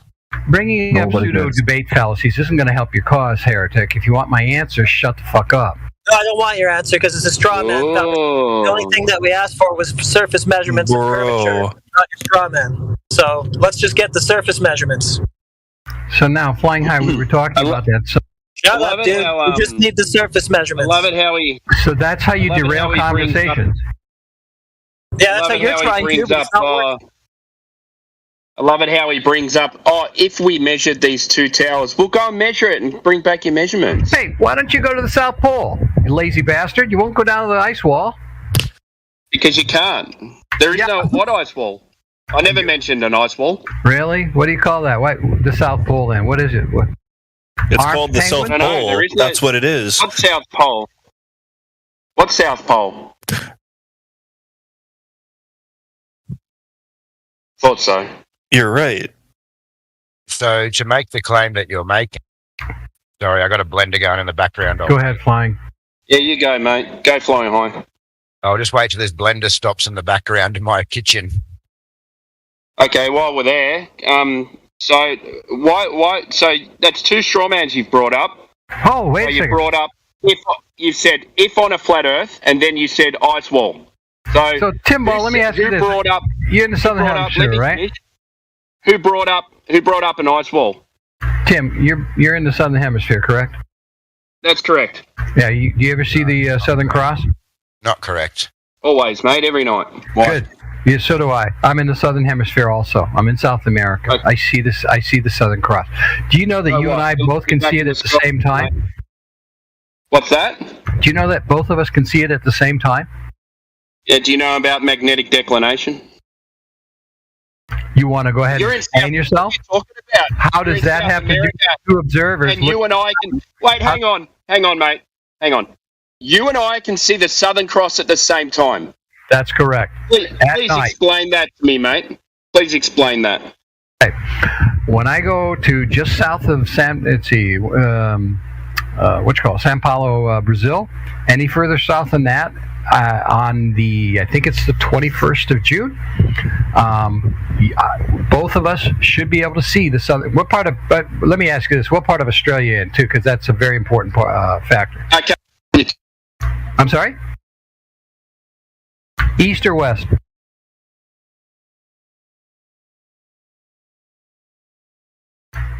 Tim, east or west Australia? Did I lose you guys? I got you. Thank you.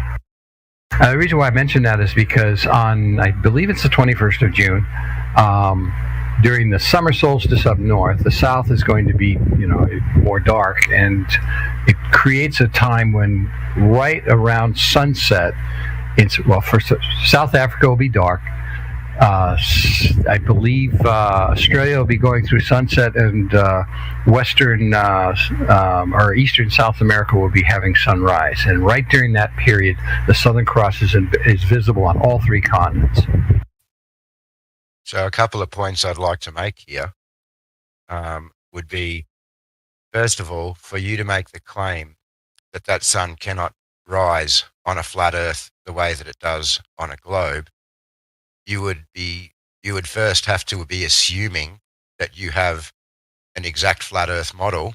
So that is a straw man, because you're saying that you have a model that this is not going to work on. And secondly to that, these points that you're bringing up, this globe that you have is all modeled off of the sky. So trying to use the sky to prove something that it was modeled off is not going to cut it. It's not going to work. All of our measurements are taken from angle, and maps are taken from angle measurements to Polaris, and then reverse engineered back into this globe with the maths. The same as that all your surveying, your planar surveying is done and assumed on a flat plane, and it's not until they make their preliminary measurements that it's reverse engineered back into this ball. A quick question, Flying High. How do you do your measurements in the southern hemisphere if you're far enough south and can't see the Polaris? Off other stars. We don't have to use Polaris to take our measurements. However, all of our maps and our latitudes are derived from, I believe it's the latitudes, are derived from Polaris. Do you know why that is?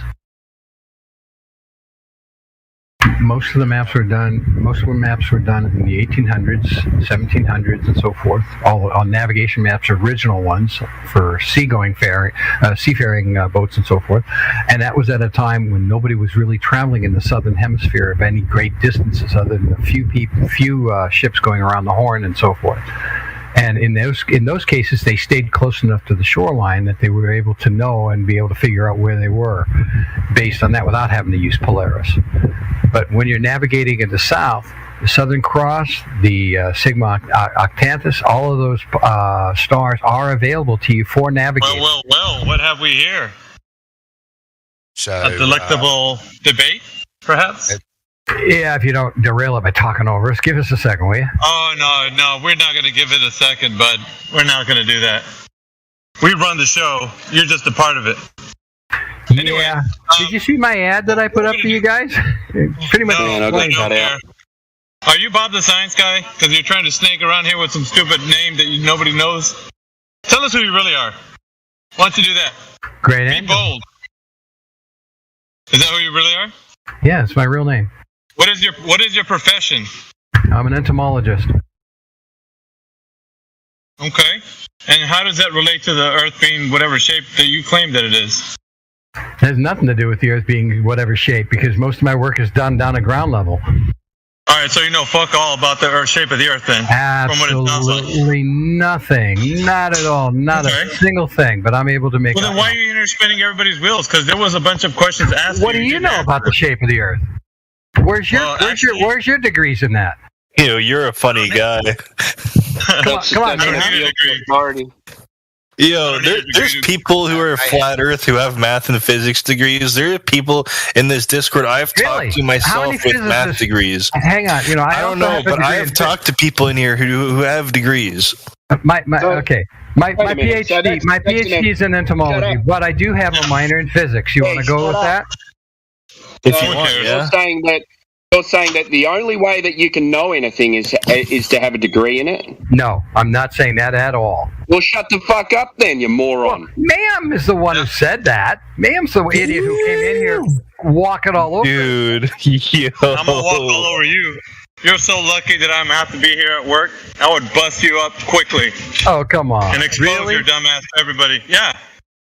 I'm not polite like everybody else is. I'm gonna thrash you. I'm gonna tar and feather your dumb ass so that everybody can see what a fake dummy you are. So basically, you have a hemorrhoid between your lips, and you have diarrhea coming out all the time. Is that That's all you got, don't you? That's all you got.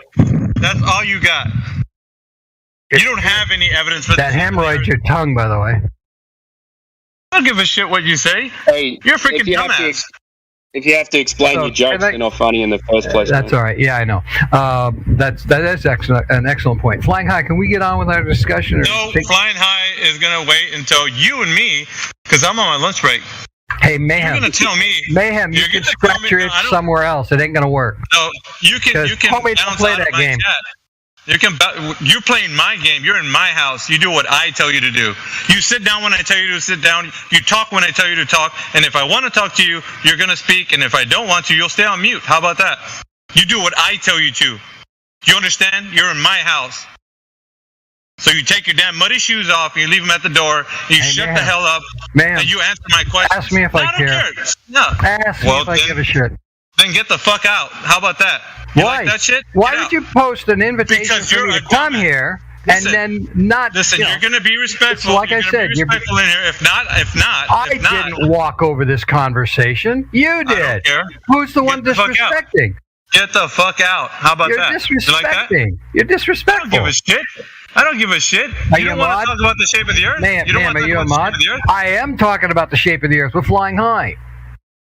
Well, you're not answering my questions. Are you? What question did you ask me? All right, so the first question is, who has measured the curvature of the earth any time in history? Who has measured the curvature of the earth? The curvature of the earth any time in history. How many times? Jesus Christ, how many times do you want me to give that?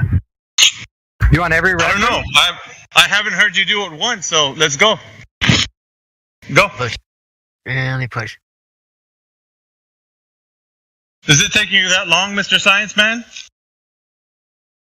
I'm bringing up something for you. Bullshit artist. What are you doing? He's stalling. Stalling, man. Are you Googling it like everybody else does, the whole world? Nope. No, he's about to give you the special. He's dropping in the mothership right now to prove it to you in person. Let's go. What are you going to do? Drop Aristophanes? Talking all that shit. He already dropped it once. Talking all that shit, and you don't got nothing. You got fuck all to present. You guys spend a lot of time talking to yourself. You know that? No, I spent a lot of time exposing your dumbass. How about that? Where is it? Maybe you should. I'm gonna say silent. Yeah. Where's the experimental-based evidence? Ooh, look at all the experiments. Wow, there's so many. So many, right? Look at that. Wow. Yeah, go on. What else? Just so you're aware, folks, this is the Smoke Show. So if anyone's grasping at their collars right now, what's happening? This is the Smoke Show, ladies and gentlemen. So you're not gonna come in here and drag your fucking balls all over my team. I'm gonna fucking stomp your mud hole in your ass, you dummy. Well, you guys aren't letting me post the evidence because I don't have the ability to do so. Somebody has taken away my permission. Let me shoot you a message. Let me shoot you a message. I can post it. No, I'm going to post it in public chat so everybody can see how beautiful this message is. It's not I'm going to post it there for you. No. Yeah. No. Yeah. I don't know what you think this is. I'm on your team here for a moment. I don't know why. Come on, girls. Let's not go down. Going against me. I'm trying to reach an arm around your shoulder, buddy, and trying to help you out. I don't know why you're trying to buck against me all of a sudden. Hey, he's helping you out, dummy. Let him help you out. I'm going to be happy to post it bright and beautiful in the public chat for everyone to see for you, because since you don't have the permission, so I don't know why you wouldn't do that, goofball. The hell? Yeah. What are you posting, Jimmy? Did he leave? No, he's still here. He's just silent. Oh, great. Let me shoot you a message real quick here. Hang on. Why is it asking me if I'm human? Well, I mean, who knows? Who knows? Does he sound like a bot? Maybe he's already connected to the fucking Chat GPT AGI. It might be lost already. I don't know. I've got an answer for myself. That's not that anyway. I shot you a message. So whatever you want to post, I'd be happy. I posted first the diagram. Hang on. I'll give you the link. All right. This is just one of them. There's thousands. What the hell is he posting? Oh, here we go, folks. Live stream voice text. We've got some type of curved water. What bullshit did he post? Let me see. Curved water? He still seems to think that shadows can only... There's the link for it from the National Oceanic Services. Yeah, so we're back to your misinterpretations of shadow angles. Same thing. Oh my God! Nope. You just No. Listen, I asked for who measured the curvature of the Earth any time in history. I don't ask for your dumbass explanations. But this is a calculation, though, isn't it? I mean, we're looking for an actual measurement or who's done it. This is wouldn't this just be a hypothetical measurement or a calculation? Sorry. No, read the article. It's a calculation of the curvature that you're just imagining. We need an actual measurement of it in physical reality. Read the article. It gives formula for it and everything. No one's gonna read no damn fucking article. It says Greek philosopher Aristotle. I mean, we're going back in Greek time. Is that what we're doing? Mr. Scientist and Entomologist, present the information that somebody's has this. Excuse me. Yeah, present the information that somebody's actually measured the curvature of the Earth. Because you haven't done that yet. The article just references Eratosthenes, so this is, dude, sticks and shadows, man. You got to get updated. Those don't work. Is that what he posted? Yep. Basically. God, bro. That's the same thing he started with, and he wanted to run from that topic as soon as we asked him the first question about it. But now he's back to it for some reason. I mean, he said, read the article. Bro, if you just search Eratosthenes in the server... Oh, Creation, he wants you to read the article because he didn't, and he doesn't know how it proves anything. So just here's an article that gives you how to do the experiment within your own classroom. Yeah, tell us how to do it with your own words. That's not necessary. There are 306 pages of just that topic alone in this server. This has been fleshed out. We don't need you. You're not going to get a Nobel. I'm so glad that you guys feel that way. Okay, so you're not about to get a Nobel Prize. And I told you I'm going to prove curvature of the Earth without having to use anything on the ground. Not with that. All right, you still haven't done it. Eratosthenes is not the answer. So try again. So what they're asking? Or you guys think you're about to get a Nobel Prize for posting something that's been thoroughly fleshed out. That's not new. How was it fleshed out? Wait a minute. Because go ahead. Even people on your side, sir, who are Team Globe, will tell you that it works for flat Earth. So it does. It's not even. It doesn't prove what you think it does. Yeah, great, Angela. Do you think that shadows won't diverge on a flat surface or something incredibly stupid like that? Won't diverge. We're talking about shadows that are thousands of miles apart. What are you talking about? Shut up. Yeah, and then how would they have done that in the Greek times? Were they on FaceTime? Well, that's not realistic. Oh my God, man. Okay, so there's a few issues with this from the beginning. And Thank you, Flying. And the issues... Thank you, Flying. Shut up. That Mayhem is asking for a direct measurement. This is a calculation.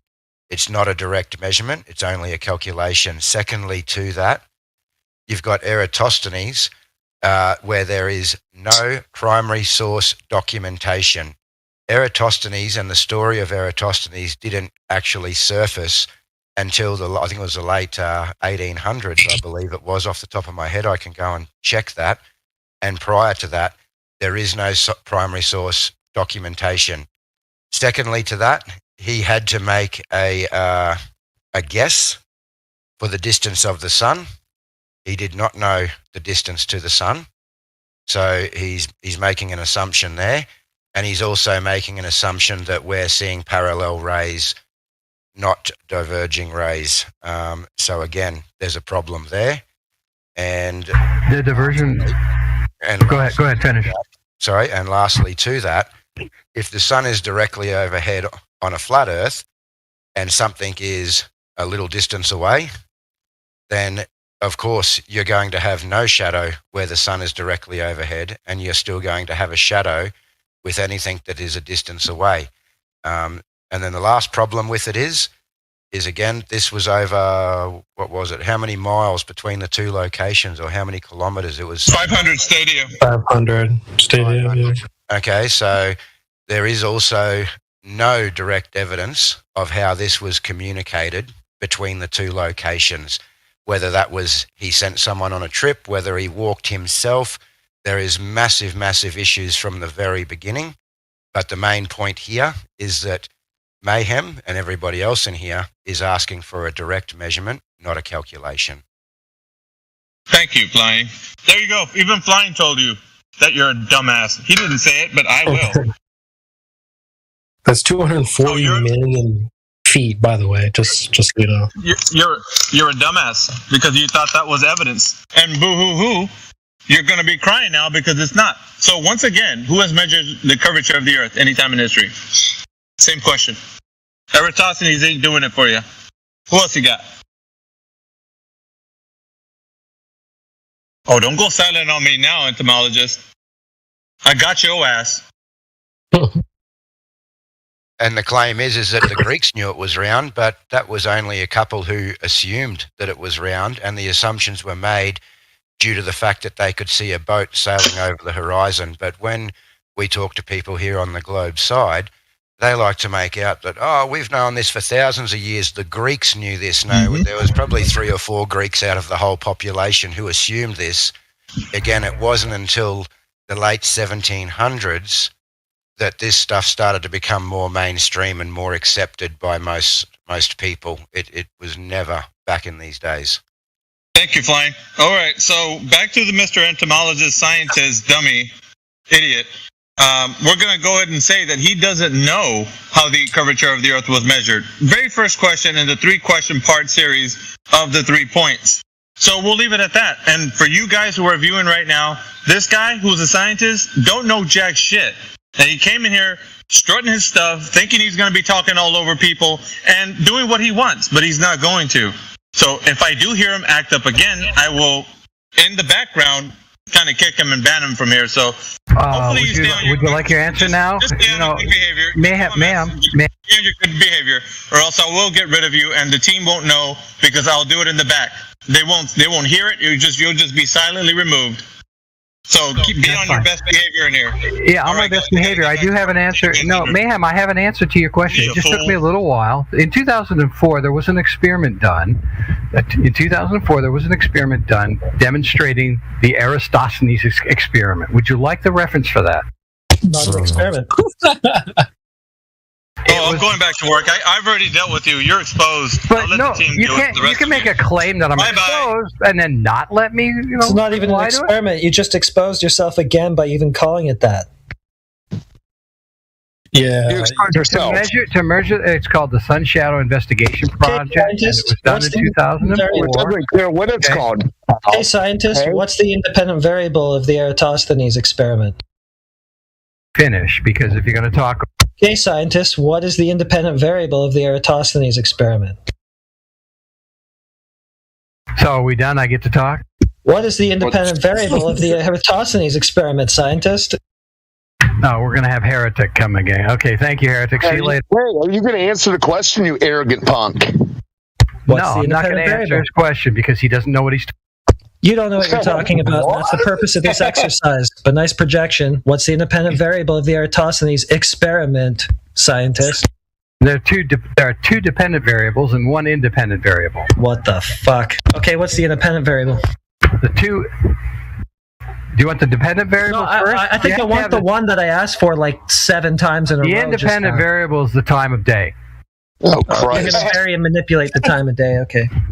No, I didn't. You didn't manipulate. Question: if I was to get 2 lighters, example, and I was to sit them both on my kitchen table, and I was to put a torch directly overhead of one of them, it would not cast a shadow.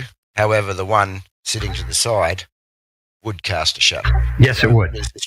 What is this actually proving, apart from calculating the measurements of shadows from a guess to where the sun is, supposing that we have parallel rays that we never see? Okay, well, first, addressing the parallel rays, I'm going to make a statement that'll make you guys really happy, is the sun rays are not truly parallel. And the reason why they're not truly parallel, at 93 million miles, there is still a measurement of that? Ever so slight. Got a measurement for that 93 million miles? No, again, you talked over me, so I didn't get to finish what I was saying. There is. You're just making some assumptions. We didn't need to hear the rest of it. Okay. I'm on Gem server. I'm on a few other servers. You can find me there. I'm not going to sit here and have to deal with Heretic. How'd you get the measurement to the Good sun? night, Heretic. See you later. How'd you get to the measurement to the sun? Dude, who's got access to the soundboard? If somebody hit the quit button. Come on, buddy. How'd you get the measurement to the sun? Well, the sun is not a fixed value and has just been assumed that it's 93 million miles. Exactly. Did he just come in here and argue Eratosthenes? Yep. Yeah, bro. Jesus Christ, dude. He doesn't know that shadows We're diverge on still flat there? surfaces for some reason. My Yeah, God. he I didn't was- think we were still on that after all this time. Welcome to I told him, Indio. What? I told him that there's 300 plus pages of that topic in the server search function alone. It's been fleshed out. This is not.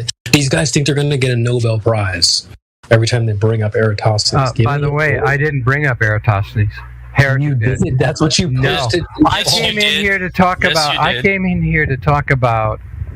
the equinox and what happens on the observation of the sunrise on the equinox. That's what I came in here to talk about. How come your citation was Eratosthenes then? Because somebody asked for one. But that's what you provided. I provided you. I gave you what you asked for. Well, that's what you chose to provide. Was Eratosthenes. You didn't. You hold on. We've spoken about Eratosthenes. You've got our answer that that the that you don't believe it. Assumed. It's not just not believing. That's fine. I'm not here to argue Eratosthenes. I never came in here to do that. Can I just end this really quickly? You ever seen that bike video? I proved the Earth is round with my bike. I posted a screenshot in the chat. I've never seen it. I can't see chat anymore for some dumb reason. I'm not allowed to see it. Let me help you. So in that video, he has two of his measuring sticks that he's going to do his experiment with. Their colloquial experiment. Please don't kill me, Kiwi. So these sticks, it's 2 meters. They're two instruments. Each is a 1 meter stick, and they're shaped like an L. They're right next to each other. They're 3 feet apart, and they measure different shadow lengths. So how do you explain that?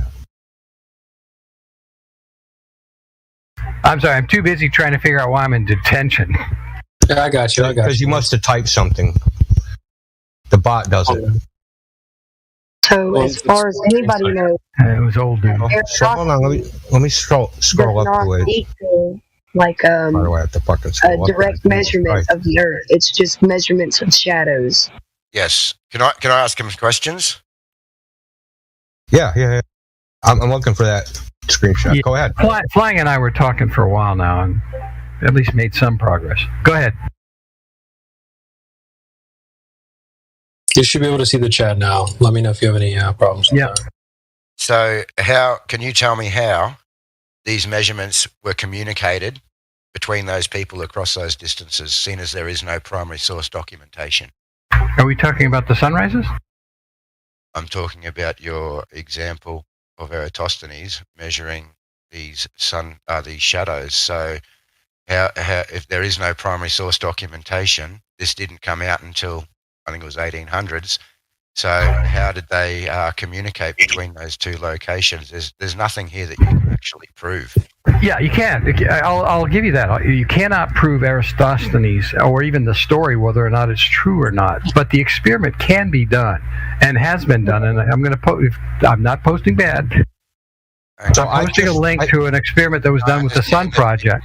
I understand people do this, but they're still making that assumption of the sun being 93 million miles. In fact, that distance has changed a couple of times. No, he said the sun was infinite. An infinite distance away. So okay. Even today, they're making that assumption. So this is based off assumptions and it's calculations. It's not measurements. So we can give you that. And here's what I'll tell you about the assumption of the distance of the sun. It just has to be distant. If it's local, like your example with the the lighters, the two lighters on your kitchen counter, and you put a light over it, you have a local lighting, illumination. You put that illuminating. You put that illuminated object, thousands of miles away. And the shadow differences between those two, will still be ever so small, and you're on a flat surface, obviously your kitchen counter. But on a situation like the globe, or for that matter even a flat Earth, you're going to be able to calculate whether there's curvature or not based on the distance of, I guess he used 500 miles. And that's what this experiment is done in the Sun Project that I posted. But I didn't come here. Not an experiment, Einstein. I didn't come in here to argue Aristosthenes. I literally wanted to tell you. That's fine. I want you to address the image in the live stream voice text. So, which one? The meter stick? The meter stick. These 2 meter sticks are 3 feet apart. I don't shadow. They look like right next to each other. Well, I mean, it's 2 separate screenshots. Well, then how do I know they're 3 feet apart? I'll give you the video. This is. I mean, you got to hand it to me. I'll give you the video. Yeah, I know that, Indy, but you got to. This is kind of what you guys do all the time when somebody posts a video. I've never talked to you in my life. I know. I'm talking about flat earthers in general. Okay. Oh, okay. So you took a survey? Fine, you can go ahead and stop your stupid generalizations, dude. Right, and you're going to do the same thing. Tell me if that by the end of this conversation, if I don't hear you Globers all say the same shit, and that's exactly the same generation. You're not talking about. But hold on, you're not talking about the content of what I said. You're talking about how I'm going to say it, which is a completely different thing. Okay, fine. Well, anyway, you posted 2 rulers. Do you have something where you actually see how far apart they are? Yeah, I just posted the video. In that little video, these are timestamps, right? You can see the timestamps. Hang on, I clicked on it just now. So you can just look at this. No. I'm going to have to load it. Image. I have to load it in YouTube. 52 seconds and 48 seconds. Okay, thank you. Start at 42 seconds and just watch through to 58 seconds. This is screenshotted so I could zoom in on each one so they're centered in the frame. Well, they're the same length because they're only 3 feet apart. What are you talking about? These are sun. They're not the same length. They're not the same length. That's the point. They're not. There's a 2 millimeter difference and they're 3 feet apart. Now, if we do the calculation and assume the Earth's a globe, how big's the radius? Hold on. How big's the radius? How did you make sure that the objects that are, the sticks that are casting the shadows are perpendicular and perfectly level? Because then the shadow wouldn't be cast on the stick, genius. How did you make sure? Because the shadow wouldn't be cast on the stick. No, that doesn't mean anything. If it's got any kind of deviation in an angle, in its angle from the ground, it would be cast off the stick. You're missing my point. Dude, listen to me. Okay, it's an L. It's a meter stick. If the vertical isn't lined up, the shadow isn't lined up with the horizontal, and it's tilted relative to the sun, the shadow will be cast off the stick. It won't land on the stick. It'll land on the ground. Okay, I see the L-shapes. I see the L-shaped sticks. Okay, I'm looking at them, and apparently you have the sticks up off the ground, supported by screws on 2 pieces of. Not me. Whatever he's doing, and that is a margin of error right there. You have to make sure first that every screw is exactly the same distance at all 4 points, at all 4 contact points. The pavement has to be exactly flat at all 4 contact points and at the same elevation, essentially. If there's even a slightest bump, you're going to have a deviation in the shadows. So if I go, hold on. If I go in your little sunship thing, they corrected for all that stuff, right? What are you talking about? Yeah, that's what. So they took all that stuff that laundry list of stuff you just mentioned. They took all of that into account, right? When you're dealing with what Aristosthenes did, he had only 1 stick in each location. No, I'm talking about the data that you posted, your little sun shadow investigation project. Yeah, they took all of that into account. Absolutely. Because that's a damn liar. I should just kick you right the fuck off here. Why in the world would I be lying about it? So you know that they took your elevation and they took it on a level surface and they knew all that shit. You're lying, dude. You're fucking lying and you know it, dude. Just stop. Can I make a point here? Because I think it's pretty important, and the point is that he keeps calling this an experiment. Okay, but it's an observation. You're right. You're making that You don't know where the sun is. You don't know the distance of the sun. They're assuming parallel rays. You're also assuming that you would know what the sun is and where it is on a flat Earth, which you don't know, that no one knows.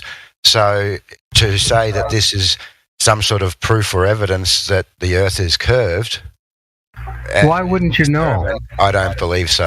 Why wouldn't you know where the sun is? Why couldn't you make an observation of where the sun is? We can make no parallel. Is that sun really where we're looking? Have you been up there to test this? Can you see whether this is, reflecting? Is it well, I've been relation to what we see? It's just all based. This whole thing is based on assumptions. I was on Concorde in the early 80s, and we were up at 55,000 feet, and the sun still appeared to be, a lot farther away. Exactly. Right, but the point I'm getting at is it never gets larger when it crosses the sky as it gets closer to me. It does change in angular size, and the globe rhetoric. I was only listening to this debate this morning, and the globe rhetoric is that it does change in angular size, and it's about 0.5 of an arc second that it changes. That is the globe rhetoric. However, that cannot be seen or proven, as you do not have anything that can measure down to those that size. If you have a sun that's, say, 10,000 miles away. What is the sun? And whatever size it is, even a disk. Let me finish. Any object. What is the sun? Why let you finish, dude? The only thing that we asked you for was a direct measurement of surface curvature. You keep giving us measurements of shadows, not curvature, and then giving us all these ifs. And this is where I think that this just needs to be moved on, because you've admitted that it's not an experiment when you've called it an experiment. You've admitted that everybody's making assumptions on what the sun is, where the sun is, how the sun shines. You're also making an assumption of what the flat Earth model is, and you're also making an assumption of where the flat Earth sun is. You understand that, Flying, you understand that observational science is a science. It actually is. You take data through observations and can make conclusions without having to experimentally test those conclusions. You understand shadows, the observation. They actually aren't. Pseudoscience. There is no direct measurement. The question was, regardless of whether you believe this works or not, the question was, is there a direct measurement? There isn't a direct measurement. There's a calculation based off assumptions. So let's move on to another question, because you've admitted that yourself. No, what I admitted was that the Eratosthenes demonstration was based on an observation. And the data that he erroneously had applied, and by the way, his data was off, but not by that much. It was still erroneously applied. Okay. Wait a minute. And discovered recently, not only in 2004, but many times since then, they've re-demonstrated. Your arrogance may serve you well in your day-to-day, but here, it makes all those other people clinging onto the globe lose hope. Because you're making I don't understand where you're going with that, with this personal attack. I'll tell you where I'm going. You're making a fool of yourself. Showing how you're immature and can walk over a conversation without letting me finish my conversation with Flying High. Shut up. You're making a fool of yourself. You can shut me up. You can have somebody mute me. But don't do that. Don't make a personal attacks on me and not expect me to fire back at you. Okay. Dude, your routine. I was alive before Sputnik, I'm not going to sit here and take this shit. Go fuck yourself. Before Sputnik. Great Angelo. It's Sputnik if you're from Russia, you dork. I'm not Great Angelo. Great Angelo. Why are you applying all those stringent standards to what Indio was showing you, yet you still believe a so-called, as you say, experiment from 2,500 years ago without those same standards? Because the experiment was repeated. The observations have been repeated over and over again. Over the last 2 millennia. Like the so-called experiment, he's saying it was repeated. It was literally done by children.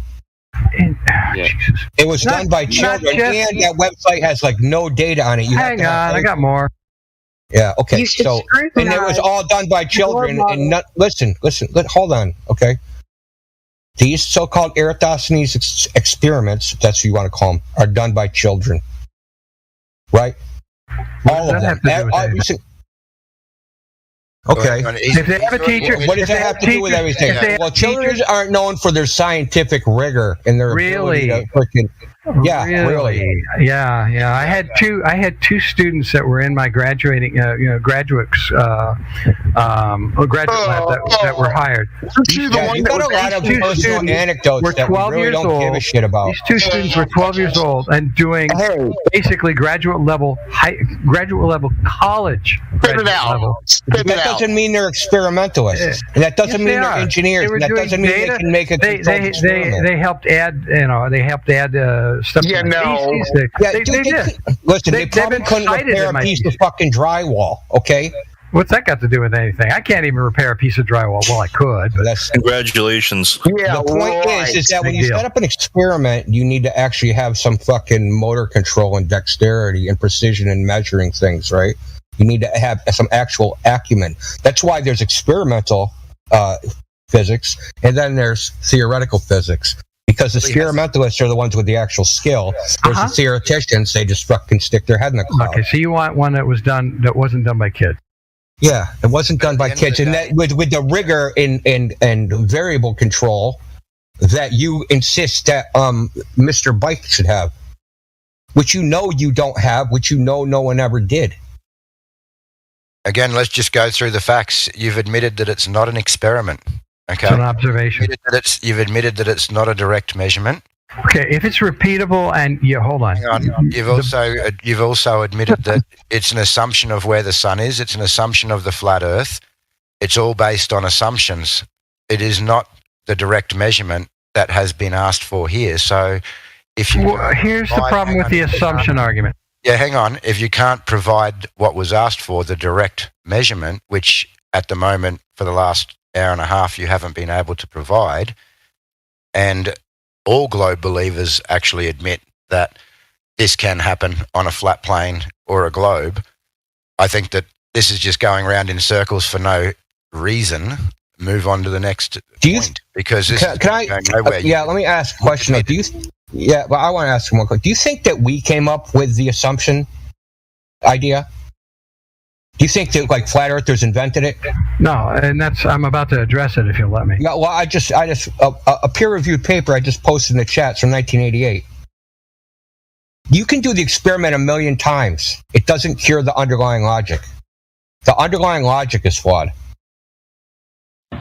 It starts with a presupposition, and if the presupposition can't be proven, isn't proven, then any alternative hypothesis is viable. You can't assume. That's the problem, is that any alternative hypothesis is just as viable. Yeah, you can't just assume things and then point at something and decide it is something that you want it to be.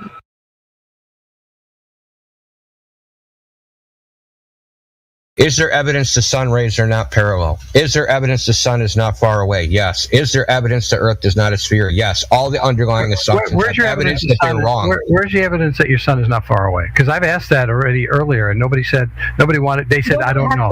I don't know where the sun is. Well, it can't be. Now,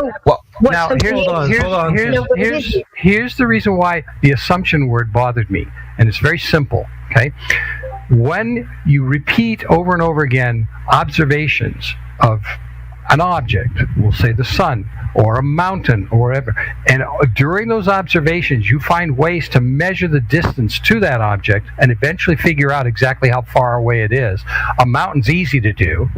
The altitude of a rocket that's being launched can be easily measured from the ground. All of that stuff is done through observations and no assumptions. And you can assume that it went high, but you can get even more accurate measurements doing mathematics.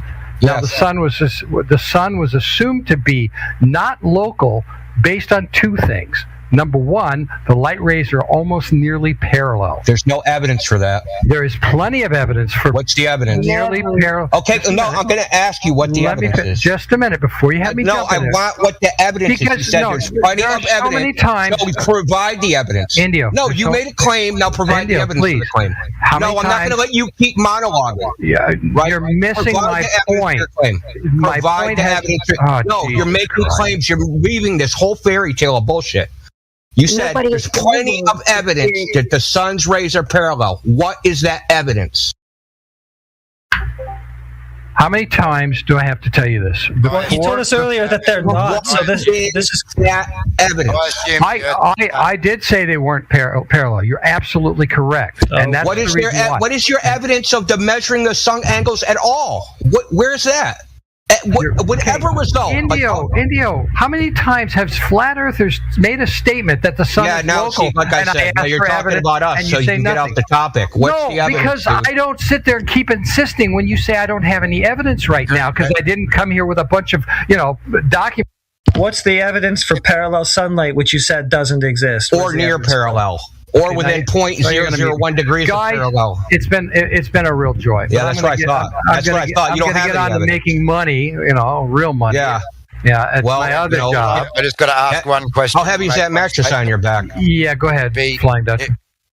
Flying. Be that what you're saying is you've made this assumption and you've done these measurements many times, or they've been done many times, so that makes them real. Well, no. I can sit on the beach every day of the week, and I can get my camera and I can bring all these boats over the horizon back into view every single day, well past the point where they're supposed to be hidden by a curvature. So according to that logic, I can do that every day, so the Earth's flat, argument's over. Is every day it happens that way, or on different days, some boats further away, some closer because of refraction? Yeah, there is no geometric horizon. You got to be careful when you use your camera. Yeah, you got to be careful with that, don't you? That argument I understand really well, because you know what, I've used cameras all the time, and yes, you can bring things in closer that appear to have disappeared because according to your logic, this would be evidence enough that I can do this on multiple days, multiple times, at the same distance. What about the days where there's hardly any refraction at all and you can't do it? Well, that would be talking so much what shit, you're claiming now is that all of those boats that I'm looking at, I'm not actually looking at it, I'm looking at a refracted version or a mirage of them. Do you know exactly where they are and how far they are from you? See, that's the thing. That's the difference between... Yeah, I do. Actually, I've done that test myself. I knew exactly how far away the boat was. It was 30 miles. All right. 30 miles. One thing I watched the ship sail from 6 miles to 30 miles. Nice, never disappeared, never went over the horizon. Tell me how that happened. How many miles? 30. 30 miles away, you saw a ship. I watched the ship sail out of Boston Harbor 6 miles away and sail up to 30 miles. Tracked by marinetraffic.com, which is a radar. And that is tracked by a radar station out of Gloucester. I saw it with my naked eye. How far up? And I took a picture with an iPhone. Were you at sea level? 15 feet above sea level. 15 feet above sea level. And 30 miles. How big of a boat was this? It was a container ship. And how much of it did you see? The whole thing, dude. The whole thing. That's a lot of refraction. Oh, that's what it is. That's a lot of cope. Okay, anyway, get back to this. Hold on. Have you ever been to the beach? Old Hoss, hang on one second. Have you ever been to the beach? Yes, many times. If I look out my window, I see the beach. Open your eyes next time, pal. Okay, I can see it right now. I'm looking right out my window. Okay, well, take a look when the sun comes up tomorrow and watch the boats. It's going to be hard. I'm on the West Coast. Hey, Big Mouth, you'll find out there is no geometric horizon. I never said that. He's got a rationalization for why the Earth just looks flat. He's got a rationalization. Anyway, one of the things that that I really enjoy when I come in here is that nobody ever wants to talk about anything other than the horizon and what they observe from ground level. And I'm impressed. By all the different ways. No, I asked you. Let me give you guys a compliment. Let me give you a compliment. Dude. No, shut up. First of all, no, that's not true. We've been talking about Eratosthenes. You complained about that. Now you're complaining about the horizon. I asked you, and you said you have a problem with the assumptions because we know the sun's rays are parallel. And I said, what's that evidence? And you're like, I don't have that evidence. So stop fucking lying, dude. I am going to say something about Clovers now. You guys have a problem with telling the truth. You have a real fucking problem with it. Now, dude, I'm going to unmute you. Start telling the fucking truth, or you can just get the fuck out. So I'm not dealing with more of your spin and nonsense. Indio, I rest my case. Thank you for bringing up you Globers. Thank you so much. Yeah, that's right. You have a problem with it. Don't complain when I say you flat earthers then, okay? Because you flat earthers always bring up the horizon. And no, it's okay. I'm going to say, I enjoy it. I enjoy trying to argue about it. Did you complain that we talked about Eratosthenes? It's an easy, hold on. Andy, it's an easy argument. Eratosthenes, yes or no? I did not want to talk about Eratosthenes. I want to talk about Equinox. Talking about it too much, yes or no? There were two things I wanted to talk about. I never got to talk about. You know that? Fantastic. Why can't you answer my question? Did you complain that we talked about Eratosthenes, yes or no? Did I complain? Yeah. Yeah. I said I don't want to talk about Eratosthenes. Does Eratosthenes have anything to do with the horizon? It doesn't matter. The point is that now it doesn't matter, right? So basically, everything you just said about all we want to talk about is the horizon is just a load of horse shit. No, you brought the horizon. It's a load of horse shit. Well, I brought that up. You're trying to do damage control. Yeah, thank you, Flying. So why don't you give me that evidence report? Andy, go ahead and mute me. Ban me. Fuck you, Andy. Damage control. Cope. You emotional now? So check this out. No, why don't you give me that evidence? Why don't you give me that evidence for telling you to go to fucking hell because you're a piece of thin shit. I'm a piece of shit because I'm exposing you. You are a I'm exposing you as a propagandist cuck, simping for the man. I'm guessing you're a religious person too, aren't you? I'm guessing you're triggered. Well, it matters a lot. Well, first of all, I'm not religious. Okay, but I do believe in God. Oh, there we go. So do I. Because I'm not low IQ. But he's not the same God as yours. Well, the flat Earth you don't believe in. We don't believe in that flat Earth either. So. Okay, well, I don't know what flat Earth you guys do believe in because you don't have a model. You don't give me any kind of examples of where the sun is. I already gave you a model. It's a flat Earth model. It's a heliocentric model. Come on. It's a flat Earth model. The heliocentric model.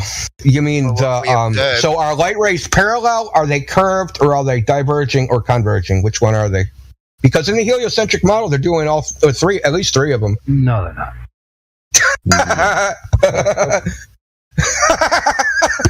All light travels in a straight line unless it's affected by the curvature of space-time. You can look that up. What about refraction? That's a bending off of an object. So why is the sun said to be over the horizon? An object. You know what that object is? It's usually moisture, particles in the air. That's what causes refraction. You're wrong, dude. You don't even know what you're talking about. The actual air molecules. Now you're embarrassing yourself. No, I'm not. No, that's not the cause of refraction. Same reason why you can bend light with a prism and so forth. The actual light in the prism doesn't bend. The actual light bends within the prism at a certain point and starts on a new path that's still straight. You do not have, once it leaves the prism, the light suddenly bending as it goes across the room in front of you. That's the problem with your argument. You can't say that just because light bends through refraction, that obviously light can curve. It doesn't. It travels in a straight line. Okay, that's awesome. But in the heliocentric model, it takes three different ways. It goes straight, parallel, right? You argued that. I never said it was parallel. I even told Flying High that it wasn't parallel. I said that you get it diverted. Near parallel, okay.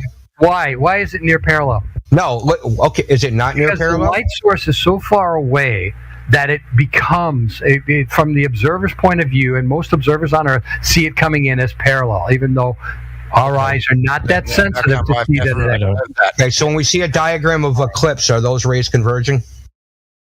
A diagram of eclipse? What do you When they show us a diagram of the eclipse with the umbra and penumbra, are those rays converging? You're talking. Wait a minute. You're talking about a representation, like a map. Well, you said that you have a model, dude, and you said that me saying that light takes three different paths in your so-called model is horseshit. Did you know the ISS took pictures of the eclipse on the surface of the Earth, and you could clearly see the umbra and penumbra? Clearly. How did the ISS? Clearly. And ISS shows curved horizon when it shouldn't. So what? Why does a Chinese space station show a flat horizon? Doesn't. Dude, you just make shit up, don't you? It doesn't. It doesn't. I'm going to show you a picture. Go ahead, show me a picture. Let me see. CGI? Let me guess. Huh? It's the Chinese space station. I guess the Chinese artist forgot to go ahead and put the curvature in there. Have you seen a picture? Have you seen the picture? I just want to know who's lying. Who's lying? NASA or China? How far up is that space station? It's 23 kilometers lower than the ISS. 23 kilometers lower than the ISS. And what part of that picture is it taking? It's taking a picture of the front of the... It's underneath whatever that module, right? It's underneath it. So how much of the Earth are you seeing? I don't know. Shouldn't I see curvature? If that's only 50 or 100 miles in diameter, width there, that's not going to show very much curvature at all. Oh, come on. Well, none of them should show curvature. If you did the math, you'd know that. How far below is the Earth? It's how many miles? How'd you have gas pressure right? If ISS is 400 if you look to your left and to your right on that image, because you're only seeing a small portion of it, you're going to see curvature. And there are plenty of pictures from the Chinese space station that do show curvature. But of course, Lord save us all. So sometimes there's curvature and sometimes there's not. No, it depends on where you're looking out your window. If you're looking straight down at the Earth, you're going to see no curvature because you're seeing a small area. Is looking at the horizon? I love the mental gymnastics you have to do to maintain your worldview. I find it amusing. This is just a picture. Where's the rest of the frames? Well, you see the words there? This is a video on YouTube.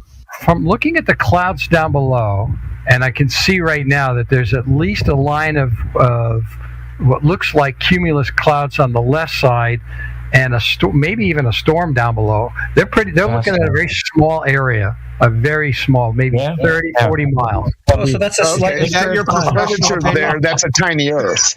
No, it's not that. It's just that the camera. No, you said there was curvature on the edges. Just give me the rest of the image. Angelo, you said there was curvature. I know it's from a video, and it's one frame. That doesn't explain it. I'll bet if you look at the rest of the video, like this. The whole video's flat. The whole video's flat. Would you like to bet on that? Yeah. Sure. Is this the only angle? The whole video, the gambler. Let me ask you a question. Is the whole video just this one angle, this one shot that we're seeing right here? Well, hold on. You're the one that said it's different with different going through different windows. Views. Yeah, different views. You look out at. So you're the expert in the video, apparently. So great. Hold on, I'm not done yet. You made a claim here that the whole video shows this horizon, which means it's this perspective from this camera looking at this much Earth and not showing the rest of it. On a flat Earth, it's got to be huge. You got to be able to look all the way around you and see flat all the way around you. I'll be willing to bet if they turn that camera left or right, you're going to start seeing curvature. So tell me how that works, right? So if they turn the camera left or right, they're going to see curvature. So what is it going to arc down? Depends on what part of the Earth they're over, and so tell me how far away they are, and what is the zoom on that lens. If it's looking at that piece of the space part of the Earth they're over. So tell me this. Tell me this. I'm going to ask you a question about. My guess is the camera's at the far end of the space station. It's zoomed in on that one object that we see directly in front of us, and therefore the horizon that you're going to see is only a small portion of it. Hence, everything you're saying is speculation, dude. No, it's not. It is. If you haven't even watched the video, you're just speculating. Stop it, dude. You're embarrassing. The video is going to be showing only one small portion of the sky. You cannot claim it curvature unless you show the whole sky. How do you see the curvature? I want to curvature in one direction. Ask a question, dude. A real simple question. Where do they meet up? Curvature thing. Thanks, Tim. Now, take Sasha, your beautiful little image that you just put up. You ought to squish that image from the side. Question. Why would you manipulate an image? You don't have to manipulate. You see what happens. You'll see what happens when you do that. Anyway, get back to what you're asking. See a curve. So you're saying the only way to see a curve is to manipulate an image? No. That's not the only way. Sounds to me like that's what you just said. Gain some altitude.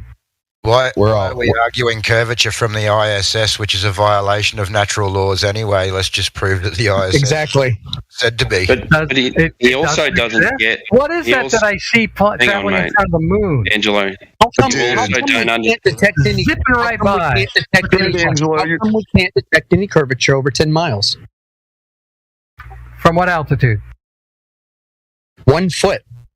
And Angelo. I'm not talking about seeing curvature at 1 foot. Don't understand. I am. And well, that's your problem. You don't have the other. That's your problem. Because if you don't have one, you don't have the other. No, that's your problem. That's your problem because I'm operating from the axiom. Because I am operating from the axiom that what we see is what we see. Okay, you are operating. Good. I'll accept you are operating. I will accept that. I will accept you are operating from a speculative position. Yes, I will accept that. Here's the problem with your little, from what I see. There's no problem with it. Yeah, there's no problem with it. Let me finish. There's no problem down with to the size of an amoeba. So imagine. I know what's the problem. Wait. Tell me whether it's a ball or if it's flat. What's the problem with it? Shrink down to the size of an amoeba. Get on top of a basketball and see if you can see if the basketball is round or flat. My dude, it will be flat. So use our imagination and imagine something that doesn't exist. No, you can do That's that. your evidence. You can actually. So get I can shrink myself down to the size of an amoeba. If you were the size of an amoeba, you would expect you can get a beach ball away from you on the z-axis. If you were the size of an amoeba, you would come on. The size of an amoeba, you would expect there to be measurable curvature then. Okay, if you get a beach ball, you're ball, still in the exact same position. Right now, we are the size. No, in your illustration, we are currently the size of amoebas, and we are measuring the Earth in front of us. Now, that's right. At 1 foot height, over 10 miles, how come we have no curvature? Flat as a pancake. Isn't that wonderful? Because you're so close to the Earth, you can't see the curvature. No, it's not seeing, it's measuring. You can't measure it either. Can't measure it, so it's not a ball. It's not there, Einstein. Oh, it's there. So you admit there's no measurable curvature over 10 miles. You admit there's no measurable curvature. I have a question. So How much you money have you guys got? No measurable curvature over 10 miles. To do an experiment. So you admit there's no measurable curvature over 10 miles. How much money have you guys willing to put together? So you admit that there's no measurable curvature. Okay, talk over me. I'll just talk louder. So, how much money? I'll just mute you. So you admit. You're not talking loud enough. I need you to admit that over 10 miles, there's no measurable curvature.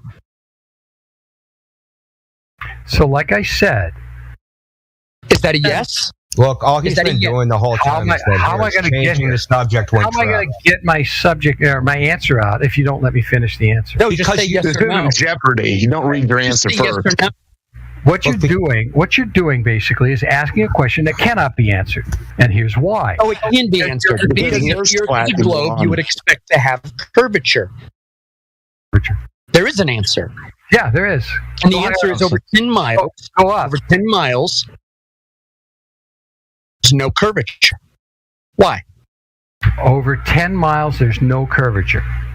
Say it again. No, correct. I'm over saying 10 miles, there's no curvature. No curvature. Why? Why if is you're there on no a sphere curvature? that's 24,901 miles. Prove there's no If you're on a sphere that's 24,901 miles, then how much curvature would you expect to see within that range, within 10 miles? Probably none. You're not going to see it when you get. That's 66 foot. 66.67. Not possible to be from the human eye to see that kind of curvature. Excuse me? Excuse me, why is that? 66 feet, right? Do you understand geometry? Right, and tell me something. When you see the picture, if you lay down, and you're out over. Imagine. I want you to imagine. Hold on. I want you to imagine that you're an amoeba on a basketball. Okay. You would detect curvature given the proportions of the basketball. What did you say? I want you to imagine you're an amoeba on a basketball at the exact same scale that we are. You would expect to do that amoeba, you would expect that on that model that you have constructed in your head, you would have a certain amount of curvature that you could measure. So tell us, how many miles would it take? How many miles would it take? Measure. Since you know, how much distance do we need to measure curvature? You tell us. Let me ask you one question. No. You're the one that's making all the claims. You're the one making all the claims. You're not asking me any questions. How much distance do we need? Tell me. To measure curvature? To measure curvature, yes. Do you have a flat surface that's long enough for me to do that? I mean, the salt flats the Earth in Utah. the Earth. Yeah, I have the Earth. No, that doesn't count because you have elevation you have to deal with, and over water you have a problem with over water too. Did you know that the water level here? What's the problem over water? The waves. The waves and diffraction. There's so much humidity coming off the ocean. Did you say diffraction? No, refraction. Refraction. Oh, what's refraction? I'm swimming on the halls right now. I have a tell me what. Hold on. What's refraction? The bending of light. No, that's not what refraction is. Earlier that it wasn't the bending of light. In order to see anything, you have to have light. So don't tell me it isn't light, because light's what enters your eye. No. I said it's not the. Hold on, my dude. Hold on. I didn't say you lie. Why did you lie and say I said that? I said it's not the bending of light; it's the changing of the angle of light. Oh no, you said light curves. You and everybody else in here seem to think light curves. No, you think light curves. It's called. No, that's what you're claiming. When you say refraction, what you're talking about is something called atmospheric refraction, which is this cockamamie idea that light is constantly bending in a perfect image around a ball. That's what you believe. I'm not going to get to talk at all tonight, am I? It's based on the assumption of the ball in the first place, too. Idiot. Listen, you're being asked direct questions and you're not answering. You're just not answering anything. You're trying to fit a narrative. Because I came in here specifically for two topics. I never got to talk about them because you guys ran like pussies away from those two topics. And then you sit there and wonder why I'm upset about that. We talk about what's provable and measurable. And observations are not provable. Is that it? Your own two eyes are lying to you, right? Those are the same. That's your claim. You claim you were the one claiming your claim. That's your problem. Your claim. I gave you a wonderful example of something. Listen, we see lighthouses 30 miles away. And you're not talking about things that are very far away. Use your ears. Good night, everybody. Good night. What do you say? Observe what? What are you talking about? You can't hear anything. Can you stop talking about that on the first day of fall and the first day of spring? The sun on any position in any longitudinal position on any latitude between the tropic or the Arctic Circle and the Antarctic Circle, it will always rise directly due east and set directly due west. Wrong. Go look on time and date. I'll tell you the places. Go look Alert Canada and Ushuaia, Tierra del Fuego. It's 91 degrees there, and it's 86 degrees in Ushuaia or in Greenland. On the first day of spring. On the first day of spring, on the equinox, dude. You're 3 years too late for this argument. Greenland? Greenland? How Greenland? How close? Tierra del Fuego. How close are you to the Arctic Circle in Greenland? I don't know for that particular one, but I know Tierra del Fuego is not in the Antarctic Circle, and it rises at 91 degrees from true north in the coordinate system. The only way you can legitimately say 1 degree you're talking about, right? Yeah. And okay, so and how did you get a? You just said from anywhere on Earth. You said freaking it was going to rise at due east. Mm-hmm. That's everywhere bullshit. Else. You're wrong. I think you're wrong there. Fucking, you're wrong. Post your data. Wrong.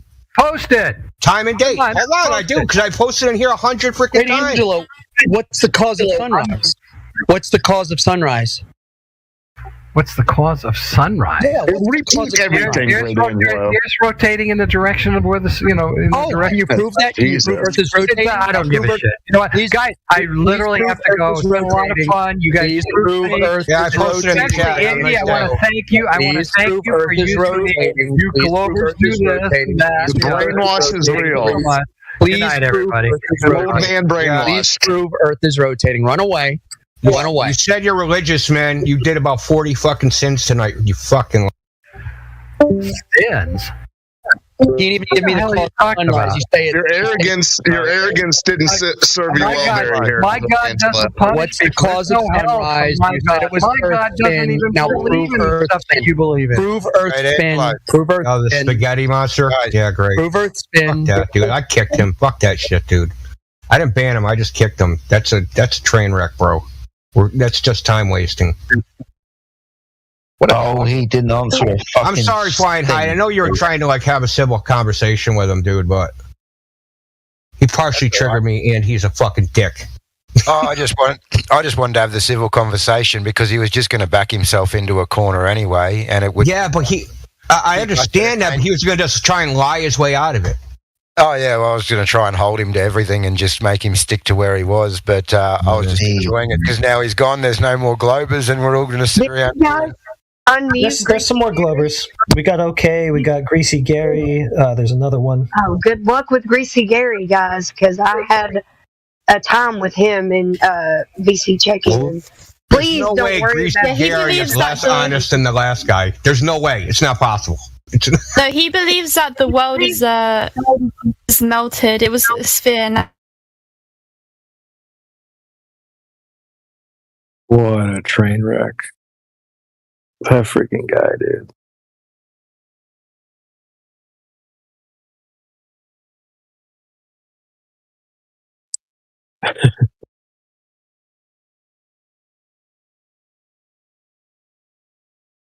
I mean, I pretty much typed out all the issues I had with that, but good lord. Did you hear he made that? He made a claim. Oh, Earth rotation.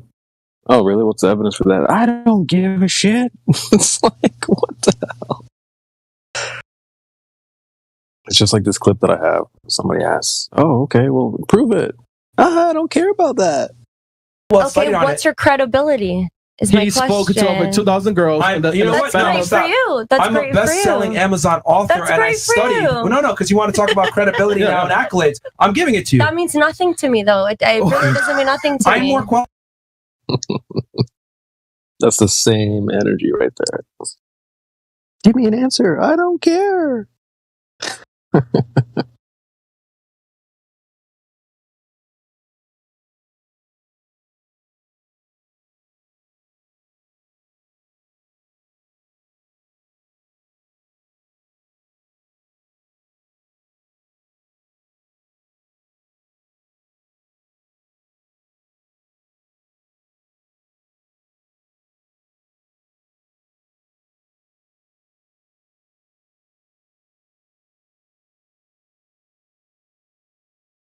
Hey, what up, Smoke? How'd the check-in go? Good. Yeah? I saw you were up there with Hyder. You guys get into some good stuff? Yeah, a little bit. Word. So, what team you on? Are you team Globe? Yep.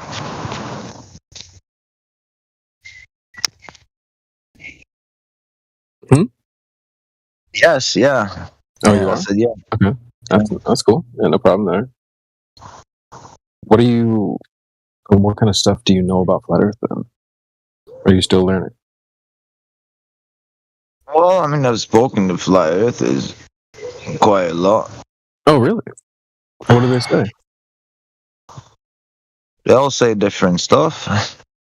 But I mean, there's some consensus. Well, you know, I think certain things, you know, there's a consensus with the Earth being flat, but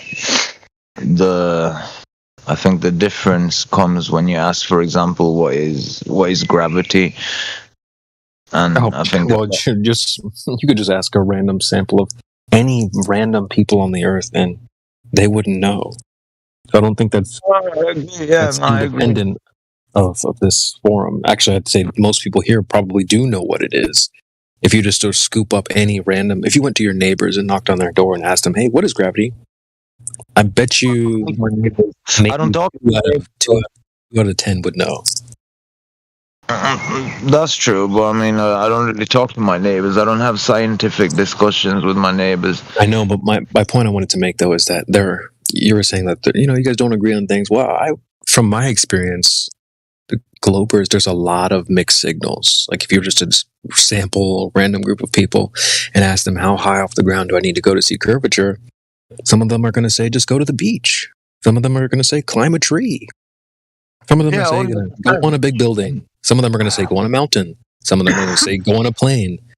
None of them are correct. Listen, I'll be the first one. I'll be the first one to tell you that most of them are really dumb, and they think that they read something in the book.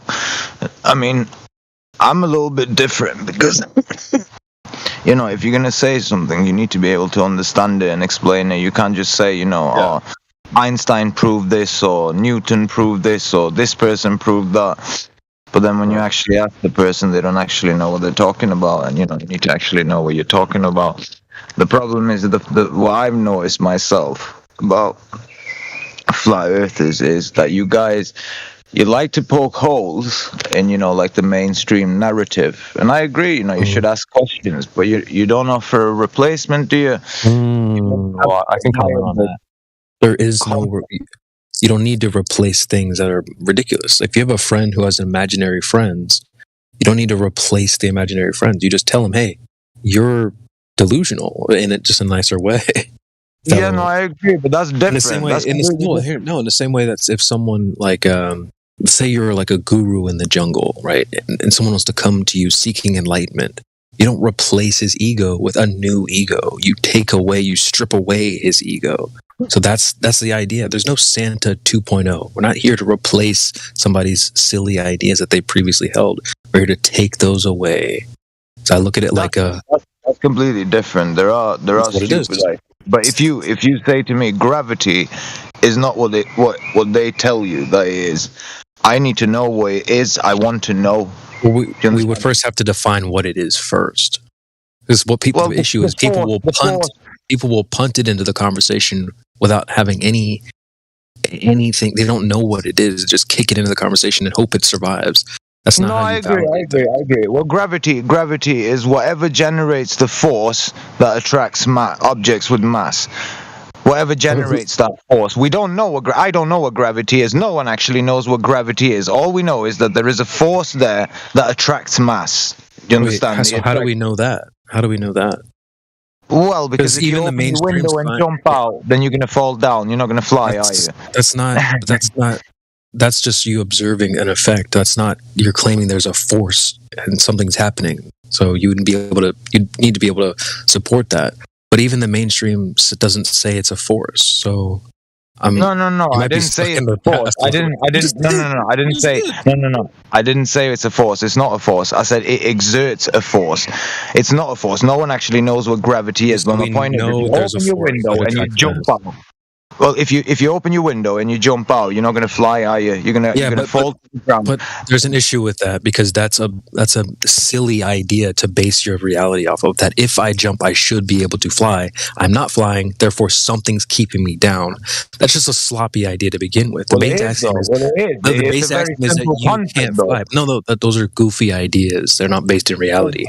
What is keeping me down? You're not attempting to fly away. That's just a sloppy idea. I'm trying to point out that those are the ideas you need to strip away. Those two ideas alone. That one, I should be floating, and two, something's keeping me down. Those are both the two ideas I would strip away. And if you took those away, then number one, nothing needs to keep you down because you're not trying to float away. So even mainstream doesn't say there's a force that needs to keep mass or whatever like that. They've moved on past that. That was 7-8 years ago. I'm talking about reality, bro. But what we know is what you just said.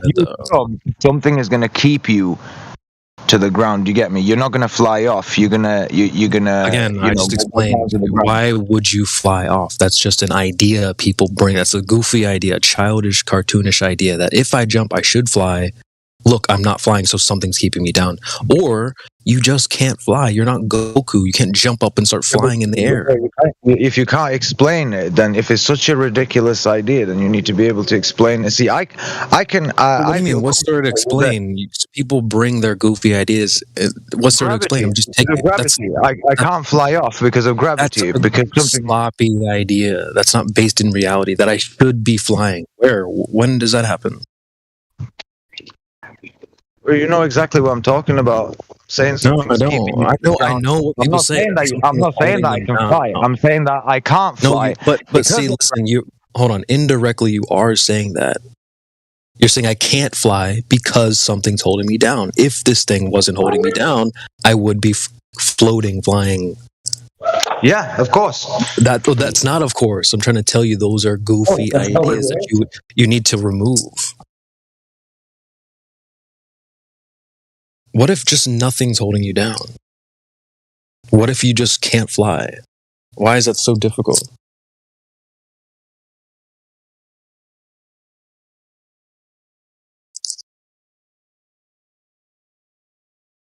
Can't fly because you're not Superman. We're not, human beings aren't born to fly. So, oh, look, I jumped and I couldn't fly. Well, why would you think you would be able to? You shouldn't be basing your reality off of, well, I would be doing this thing, but I'm not. Why would you be doing that?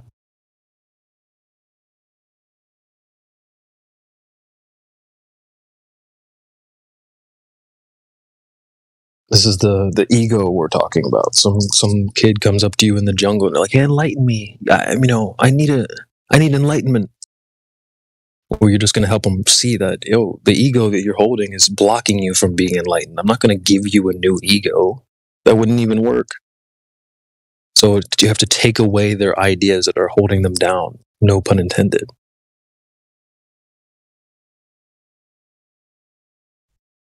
Unfortunately, bro, you're not God. You can't take away the idea of gravity.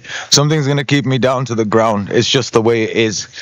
And it doesn't matter if you pretend that it's not there, it still is. No, but you have to prove that something is actually there. Maybe with science, an experiment that would determine the cause and the effect. You're just stating something that I should be doing X and I'm not. Therefore, Y is happening. Why don't you prove that it's actually happening? Okay. Take a bowling ball, right, up to a height of 100 meters. Drop the bowling ball, and I predict that bowling ball will hit the ground in 10.1 seconds. But Smoke, you're ignoring factors. You're ignoring a bunch of factors involved, and that's not scientific experiment because it's not a naturally observed phenomenon. I'm explaining. Because if you knew what science is, you would know what the scientific method involves, which is observing a natural phenomenon. You're conducting a valid hypothesis where you have an independent variable, something that you're going to vary and manipulate. You've got your dependent variable, your control variables. So what's your naturally occurring phenomenon? You picking up something and dropping it, you caused that. That's not something you naturally observe in reality. So it's not a valid scientific hypothesis. It's not a valid scientific experiment. That's not science, what you just proposed. And if you really were so curious why this thing fell, maybe take off the horse blinders and notice that you picked up that object first. It wasn't falling previously. You did that. You caused it to do that. So okay, what about Apple? Let us know. Let us know. Again, you need a valid scientific hypothesis, which involves a valid. You need an independent variable, something that you're going to vary and manipulate, something that you determine to be the cause. So, what are you saying? What is the cause of this apple or the bowling ball falling? What is your presupposed cause? Magic. It's magic, bro. Okay, so how do you vary and manipulate that to determine that that is the cause for the effect that you're observing? I don't know. I don't have enough mana. It's not science. So just to let you know, this is what happens. People punt gravity into the conversation, and they don't really know what it is or what it isn't. No one knows what gravity is, but I know exactly what the force and... You don't. You don't because you're calling it a force. I do know. You definitely don't. I definitely know. No one knows what gravity is. All we know is that there's something that attracts objects with mass.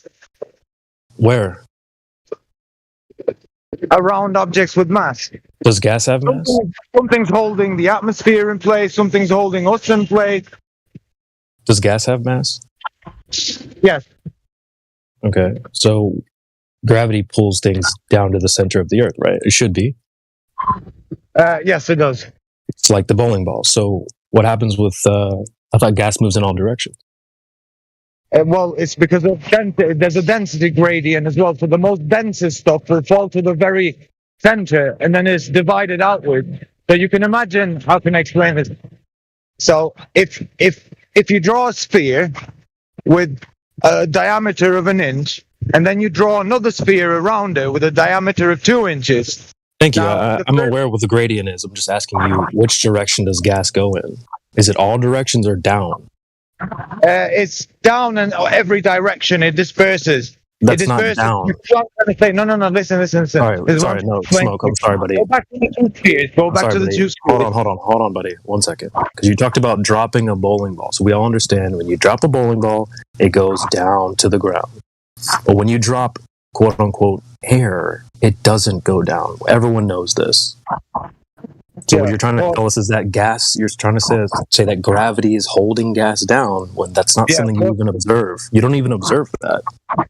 Of course we do. What else is holding it in place? No, where do you observe that? Everywhere around you. What do you think is holding the molecules in place? Gravity is exerting a force on every molecule that you can see. You keep calling it a force, and even the mainstream doesn't say it's a force. But again, it's a force. I said calm down, but you've literally dubbed it a force probably 3 or 4 times. Just so you know, it produces a force. Yeah, it's not a force, but it produces a force.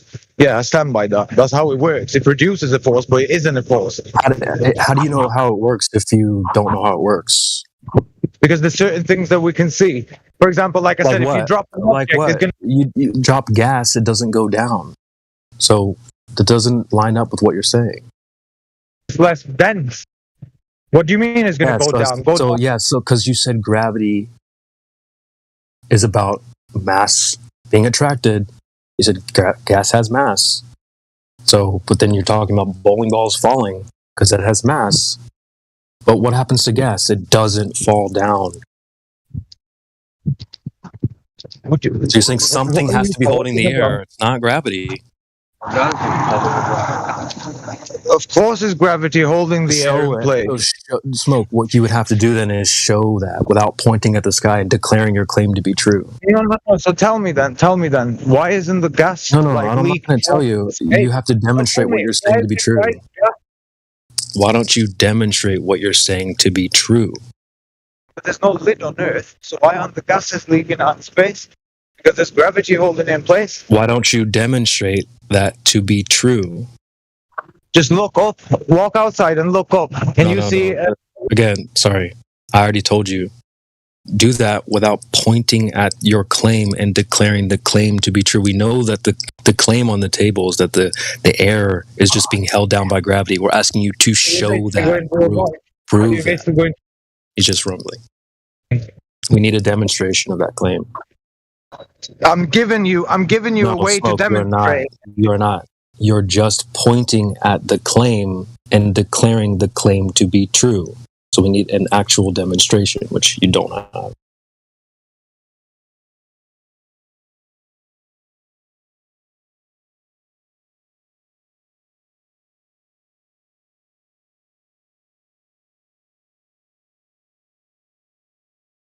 Yeah. Did he spiral out? What happened? Well, none of them can really get, when it comes to this argument in particular, that's the best they can offer, is just pointing at the sky. Rebel without a clue. Yeah, that's a good way to put it. How many times is he going to say gravity's a force? Oh, wait, no, I didn't mean that it was a force. It just acts like a force. We know it's real. Okay, prove it. Well, we just know. How? Well, it just has to be. Okay, dude. Real scientific. Yeah, he sounded like a genuine Glober. Actually, proponent. I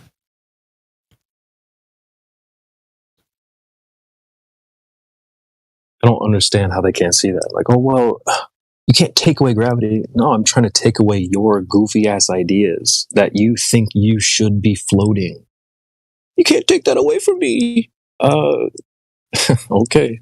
Why don't you hang on to that then?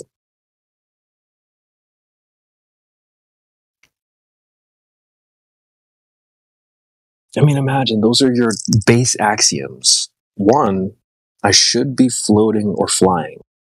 2, something is stopping me from floating or flying. How do you know either of those are true? Well, it has to be true. I would be floating. It's like, dude, how is that your baseline?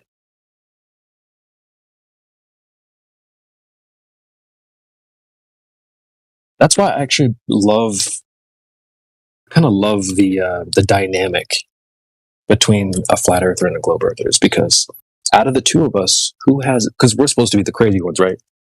But out of the two of us, who has the insane ideas? A flat earther says, I'm just on the ground, nothing's pulling me down, I shouldn't be flying, I'm just here. Density. He talked about density of the air. Okay, well, density. When it comes to them, they're saying, no. Number one, I should be floating or flying. And number two, something's preventing me from doing that. Meanwhile, nothing has happened. There's no observation, nothing's happened. They're just declaring some goofy shit to be true.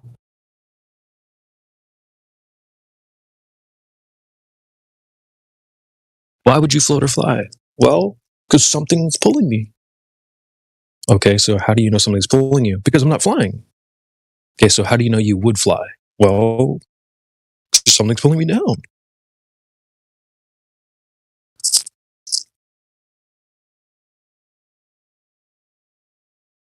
I don't know how you fix that kind of stupid.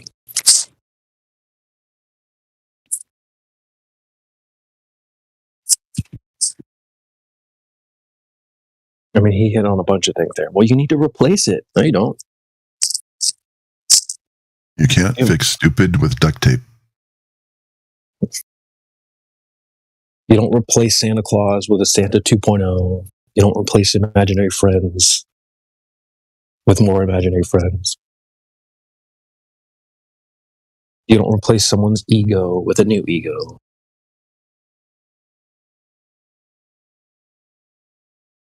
This isn't freaking Flat Earth State Farm Insurance. You know, we crash your. If you crash your ideology, we're not here to replace it for you.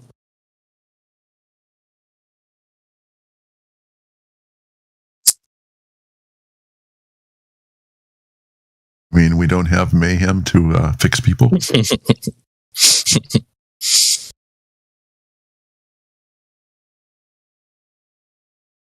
Well done.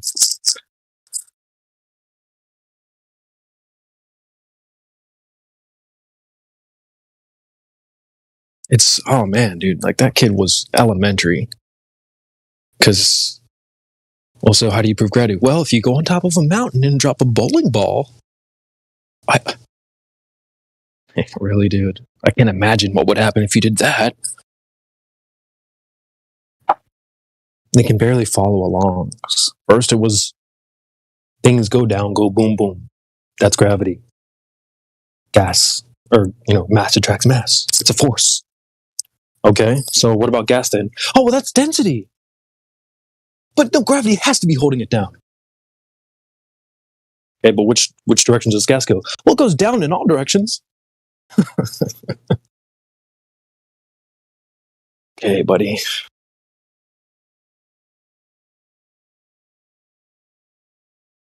Down in all directions.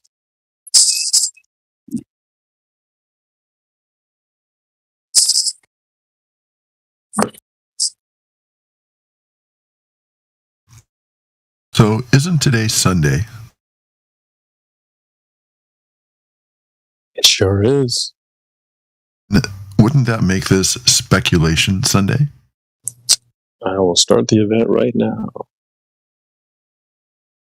So, I've been working with some wave files this weekend, and I just came across a interesting speculation idea. What I've been doing, I've been working with specific frequencies. The solfeggio frequencies, you may be familiar with Earthman and some of his songs.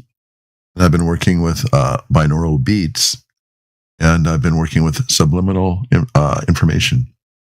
Okay. And if anybody there has Audacity, you know that you can go ahead and record the human voice at a CD quality, 44,100 hertz of sampling rate. And what I have found is that I can make a recording of my voice at 44,100 hertz. And then I've got a special plug-in that I put in drops it down to 17,500 hertz. And I can play it on Audacity. I don't hear a thing. I can see the VU meters going, and there is audio there, but it takes it below the human range of perception. And that's how you make a subliminal information. Nice. So what I've taken a recording of a stream, and it's playing in the background, and I've overlaid another track with binaural beats to healing frequency for my chakras. And then I've got a subliminal message for some affirmations, which, to be a better person and stuff like that. And I listened to that all night long. It's a 2-hour loop that kept going around, a little MP3 player and some little, like a headband with a little ear, not plugs, but like a little speaker in it. So I can wear it on my head and it feels fairly flat. Doesn't come off in the middle of the night. What I was thinking is, I can listen to this. I don't hear my voice at all, but I know what I said. There's no way to detect it in there at all. That makes me wonder if any music has ever been published with subliminal information in there, because they used to say back in the 50s that rock and roll was the devil's music. So, that just makes me wonder if I can do this at home with just a cheap little computer. I've had this technology around for decades. I just wonder if it's ever been used against the population. I think we can more than just wonder, because I don't think that's even like a hidden thing. I think they're kind of open about that. I think my when I was a freshman in high school, I had a music teacher. We took like a music computer class, and even he was pointing out stuff like that. He's like, "Look, we're going to rewind this tape and listen to it backwards and stuff like that." But not only that, there was a show, I think, like a kids show called I don't know, like a Drake and Josh type of show. A few years ago when I was younger, and they had an episode like that too, where they wanted to, the main characters wanted to be singers or something. They want to get signed to a record company, and the record company was doing stuff. They had a machine that would like pump subliminal music, behind theirs. So, I don't think that's even like a secret,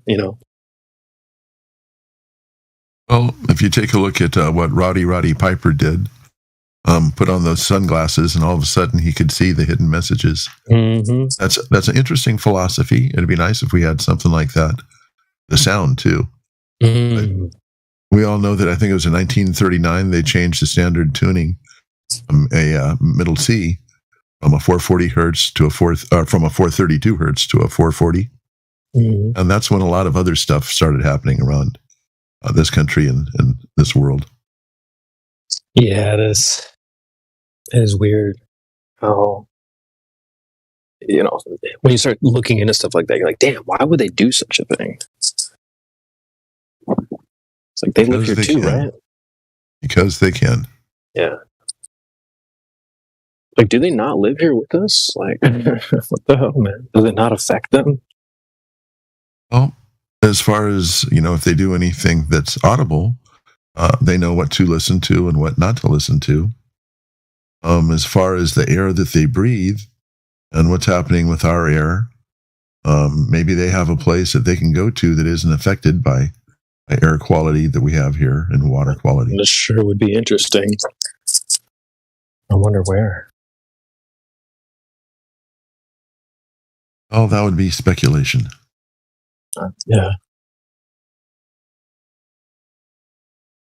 So last night, if they were somewhere, I would imagine it would be on the ground here with us somewhere, not in the sky.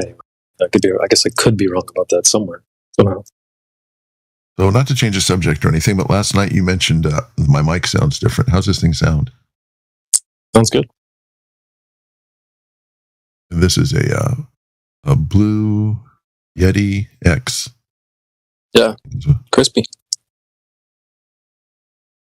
I like all the different features. They've got a little tool that you can come in. What's it called? I've got it here. Anyway, I can go ahead and change different effects. I did that robot voice yesterday. Not that I want to do that all the time, but if you ever wanted to sound like a robot, you could. just the base quality flanger. I can do all kinds of stuff with this. I'm really happy with it. But the main reason I got it is so I could have a nice, clear audio for when I do these canary beats and do the self-hypnosis, motivational type stuff while I sleep. Instead of just getting them off the internet and downloading something that somebody already has with what they want to say. I've written down my own affirmations. I've got about 60 of them that I recorded last night. That's what I was doing most of the day yesterday, just getting everything all set up, working with frequencies. Nice. Almost been thinking about changing my name here from Wave Mixer to Wave Freak, called FREQ. Yeah, you could probably have a lot of fun with that. Music type names and stuff. You know what? As a matter of fact, you probably have the ability to change my name for this channel. You want me to do it? I can do it. Yeah, you want me to do it? So I don't know if I want it WAVFREQ or PH REQ.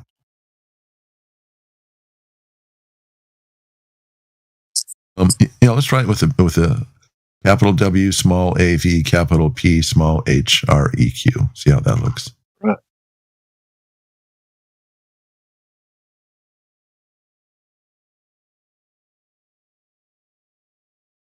I have to log out and log back in to see that change, or what? No, it should just pop right up.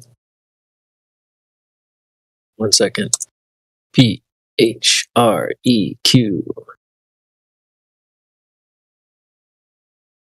Do you want me to leave the equals and stuff like that? Oh, yeah, please. No? Okay. Yeah. All right, there's with the PH. I think I like the F. Let me see. Yeah, there's with the PH. See it? I think you should do the F. Stick with the music theme. Try it with an F. All right. I used to have a signature file that said bringing you better surfing in cyberspace, and surfing was spelled SURPHING. That looks good. I'll keep it like that. Oh, you missed a minus though. Oh, I missed a minus at the end. Let me add that back.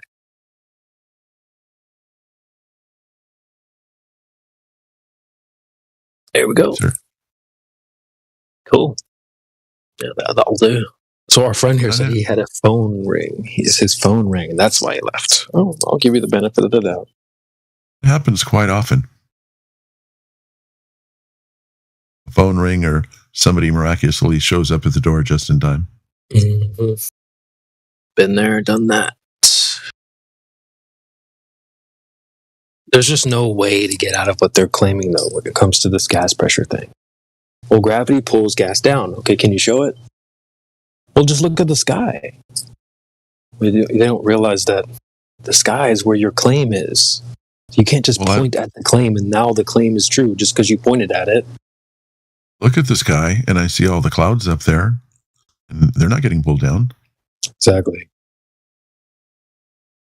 They have to show gas being pulled down. They can't show that. So at this point, it's demonstration versus lack of demonstration. We can demonstrate our claim. They can't demonstrate theirs without begging the question.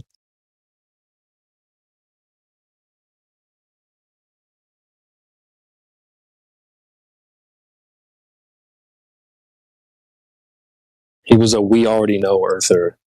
So how do you know this is true? Well, we just already know. Okay, so then how did they find that out? Well, they just already knew. It has to be true. Okay, well, so then how do we prove it to be true then? Well, you can't. So then how do you know it's true? But we just already knew. Dude, this is ridiculous. Look, I dropped something and it fell. Okay, but I dropped air. Well, that's density. That's different. So then how does the gas being, quote unquote, how is it staying on Earth? Well, gravity. So can you show gravity holding gas? Well, look at the sky. But I'm noticing here Old Hoss Radborn and Blue Jumper, they post a lot of stuff in here. I don't recall ever hearing them speak. They talk very often. Are you guys there? You'll hear Old Hoss. Probably won't hear from Blue Jump. Some people are more chat only. But you'll hear Old Ross. You can't miss Old Ross. What's going on, dude? I GIF. I'm usually multitasking, and I think that's probably lucky for everyone because when I do speak, as CB says, it's sort of like a tendency to be like an electric car, you know. So yeah, I speak, but yeah, I think sometimes I listen and can't speak, and then sometimes when I can speak, no one's around, you know. So. No, I don't mean that in any offense. I'm sure that I could have came off. Dude, it's like when it's on, it's on, dude. The funny thing is, I take it as no offense, but I know electric cars are worthless. But at the same time, for short periods of time, which is what I have to speak, they work.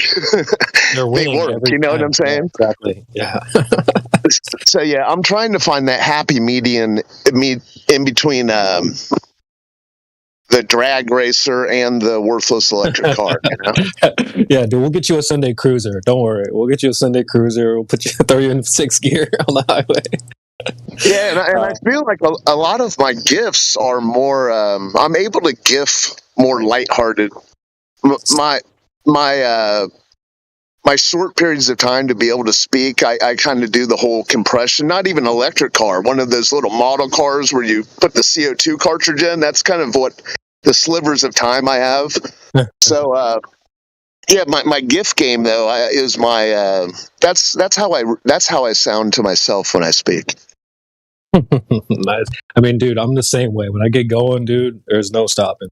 I got that same energy. I got that dog in me too, man. So. Yeah, and it's one of those things where, you know, I wish I had the time just to go and pontificate and wonder and speculate. Some kind of today I have a little bit of time, but when you jump in after you've been listening to these guys yap for a couple hours, you know, it's sort of like you got. I'm trying to put the brakes on myself, but the bullshit that's been laid down lately, it's yeah.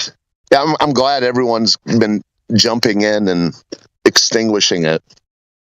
Yeah, no, I think Miggy kind of highlighted that too, Old Hoss. He's like, dude, when Old Hoss, hey, if you hit that button, you done fucked up, all right? I agree. Sometimes we got to call out this nonsense. I agree with that, man. That's been a bit of a kind of a teetering point recently. It's like, let him finish. The crowd that's like, you know, let him finish, let him talk. Versus the crowd that's like, nah, dude. Quit the tap dancing. Stop bullshitting. You know, like let's get to it. And yeah, I can see both sides. Yeah, especially when we've had a couple characters who have been showing up every day, and then someone hears the very end of it, and they're like, "Hey, what's going on? Let the guy," you know. But yeah, I think it's been a pretty action-packed last couple weeks. Mm-hmm. Maybe it's the summer; things get heated up, you know, ebb and flow. Yeah, school just let out, so go ahead. But yes, I do speak, and when I do speak, I always catch myself and say I need to shut up, so that's what I'll do now. But yeah, Wave Mixer or Wave Freck. Speak. It's in frequency, FREQ. I do speak. Can you hear me? Maybe I'm subliminal. Anyway, I posted a video in here for Aptera Motors, and that's a solar-powered car. You were talking about solar-powered. A friend of mine's got a down payment on one of these. So it looks like a very interesting way. Get 40 free miles of driving a day with solar power. Don't even have to plug it in. Wait, he put money down for that? He did. That's the car they're trying to sell, that thing? That's what they're trying to sell. Ain't no way, bro.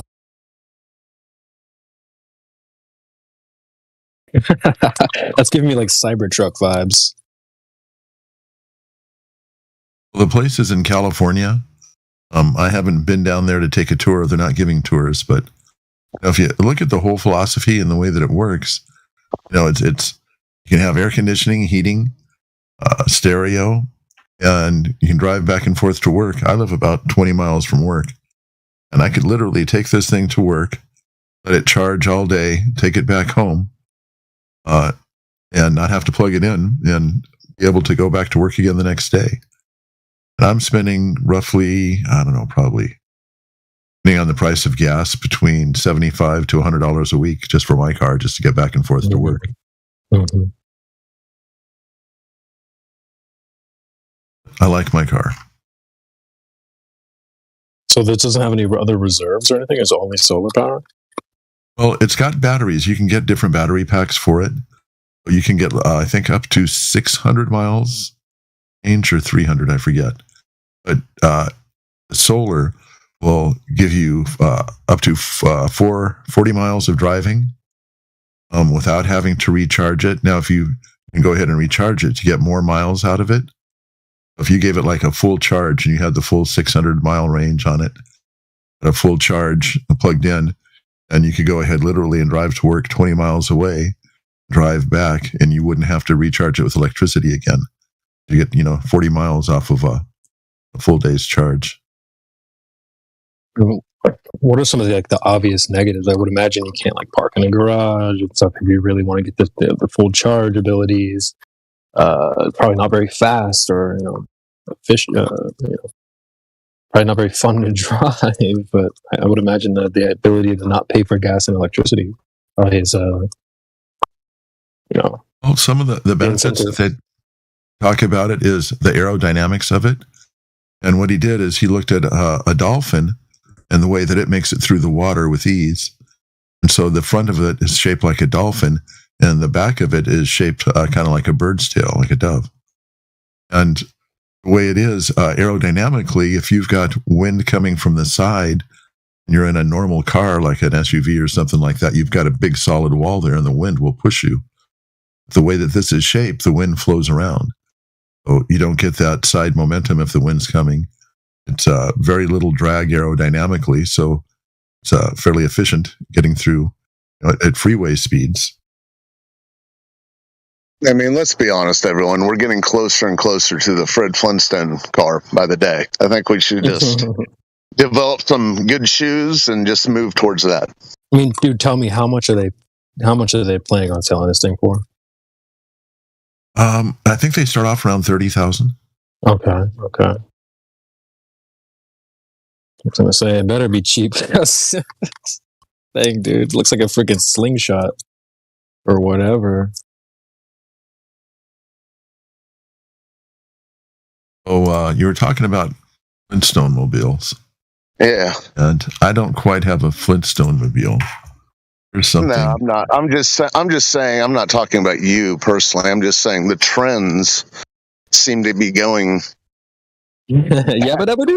Saying back towards not that solar panel is a simple machine, but another thing that I see on smaller scales and things that are less useful, like those big beach monsters. But I have seen cars the harnessing wind, and I know wind's not available every day, but there's got to be some. I don't know. I just say use all the fuel. Mm-hmm. Dude, I've been saying since I was a kid. Where's the water cars? Bye by now. Yeah, I think it's great, all these niche things, and see what the market supports. But when they start dictating these things, it's a complete mess. But I'm glad to see the electric car thing sort of fizzle out, or maybe it hasn't. I like to think it has. No, I think it has. Like the hype at least has died down. People realizing maybe it's not all that. Just electric, because now they're doing dual motors, cars with motors and electric and stuff like that. So, added a couple more links in the video text there. This is my alternative to gasoline-propelled cars. The Fido mobile. Yeah, I made that. It was a combination of a shopping cart and a boy's Stingray bicycle. Cut the pieces apart into what I wanted them to be, welded them together, added some wheels, and that's a way for my wife to exercise our dogs. There you go. I said I'm not an expert on it, but I've looked into it in the past. But you were apparently in that right area where people were modding their bikes insanely, like in the 70s and whatnot. Oh, we just saw something a couple of days ago where they took a couple of different bicycles, welded one on top of the other, The guy was up probably like 10 feet in the air riding on this thing. Yeah, I've seen one of those. Those look fun, but that's cool. They still do that kind of crazy stuff around here. I don't see it often, but I see more stuff like that out by Venice Beach. They got all the crazy stuff happening. Oh, but the dogs really liked it. They enjoyed it. The black dog, she liked it so much that she would literally pull so hard she pulled the pads off of her feet, and we had to take her to the vet. Damn. And from there, we had to get special boots for them to wear just to help protect their feet. She loved doing this.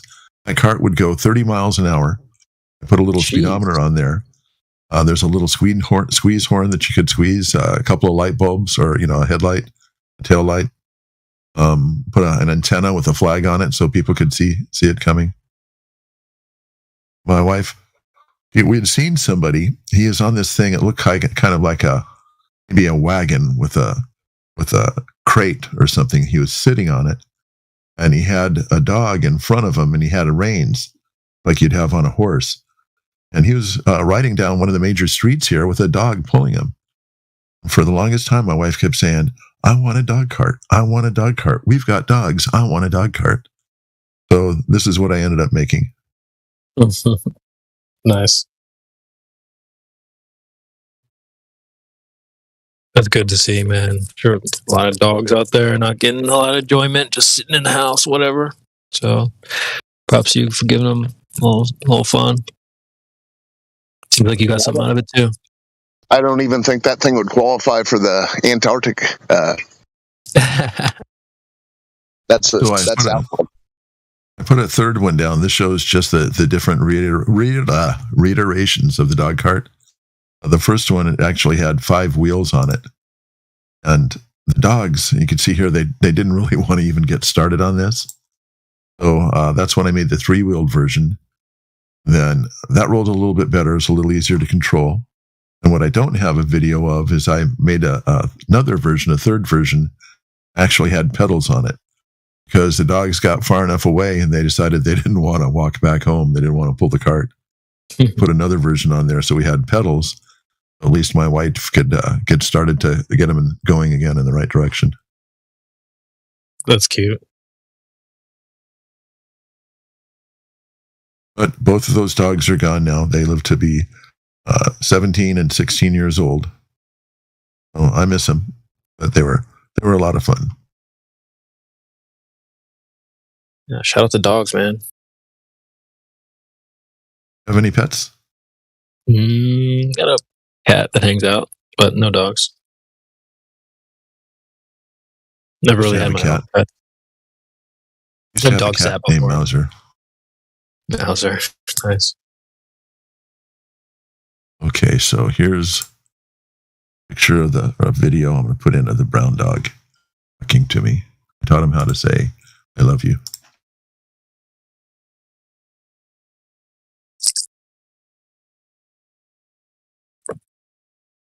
Here's some speculation. What's better, Florida, California? Well, I've got a friend in Florida, and he always tells me that he lives on the right coast and I live on the wrong coast. But we don't have tornadoes here. Well, we did have a tornado a couple of months ago. Yeah, I was going to say better for what? I know what. We get a little shake and bake here. What's that? We get a little shake and bake here. We have an earthquake once in a while. That lasts a few seconds and it's gone. In Florida, you watch the news, you see a tornado or a hurricane coming right at you, and you go ahead and move all your stuff out of the way, pack everything up, find out it didn't get you, and go back home, or sometimes it wipes out your whole home. Jeez. So, I think I'd rather be here in California rather than in Florida. Plus, it's muggy there. It's hot and humid. Yeah, honestly, like based off of my last trip to California, and I've been to Florida a lot, but not as an adult, but just based off of that, I'm like, dude, California all the way. But then you add in the politics, and you're like, yeah, maybe Florida. So I don't know. I don't believe in politics. I don't follow them. I don't. But anything that I hear, I think that they're where you live. Like you can't. It's like Florida. You can have a gun. Like California, you're not about to have a gun, dude. So it's like regardless of like your stance on it, it affects where you live and stuff. Look at how you guys. When I was there, the juice and stuff was really popular. San Francisco was like you couldn't even, go to San Fran without a triple masked up or whatever. So.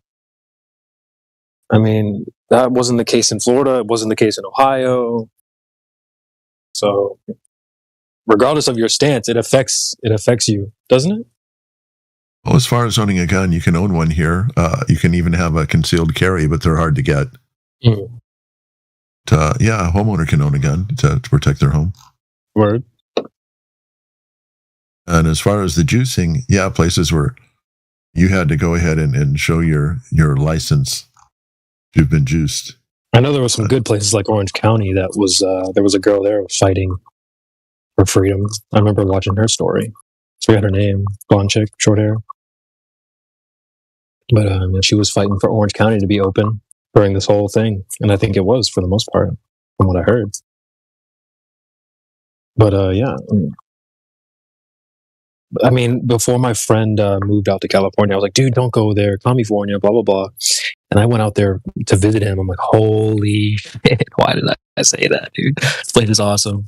But I mean, the politics and stuff, this seems to be why people are leaving California, right? Otherwise, why would you leave? Well, I'm planning on leaving just because of the prices here. Yeah, so property taxes, the cheapest you'll find, is $600, $700, $800 a month. Property prices are sky high. For what I could buy a house in another state and be lucky to buy a manufactured home and have to pay rent to live on that property. And the taxes on those would still be $200 to $300 a month. Mm-hmm. My wife has New Mexico. My wife has family in New Mexico. Nice. So there's a lot of New Mexico isn't like a real good areas to live. So we're looking at probably like around Rio Rancho, maybe. That's outside of Albuquerque. So, I don't want to live in a desert again. I used to live in the desert. I used to live up in the Antelope Valley, up by the Skunk Works. Or NASA has all their neat little toys. We used to see them flying around in the sky all the time. I want to live someplace that's got greenery around it. I want to live someplace that ideally would have water flowing through it, like a stream or something. So I could go ahead and capitalize on that water flow to make a little water turbine to spin a wheel around to go ahead and generate my own electricity. Solar panels are cool, but you can't use them at night unless you store it up in batteries. Batteries have to be replaced. Days get cloudy and rainy where the solar panels can't collect sun. There's wind generators. They had those up in the Antelope Valley where I lived. Not every day is windy. But if you got like a little river or a stream that's going by, it'd be real easy to make a little wheel to it, hook it up to an alternator from a car, use that to go ahead and charge the batteries. And that way, you'd have power all day long.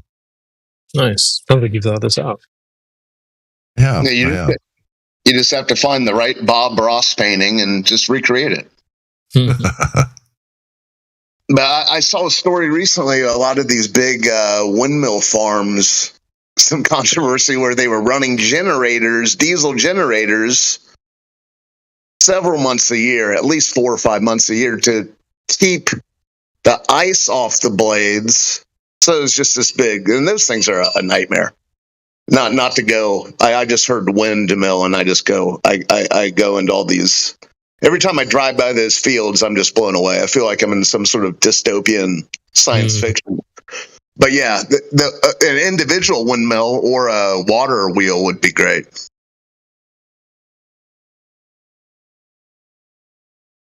Old school, baby, old school.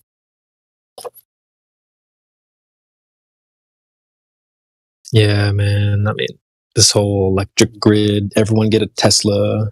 I don't know, man. I'm good off that. Well, if everybody had electric cars, everybody has, electric stoves, air conditioning, heating. Everybody uses the cloud to go ahead and store all their information. All of a sudden, if we go off grid, nobody has shit. Yeah. Right.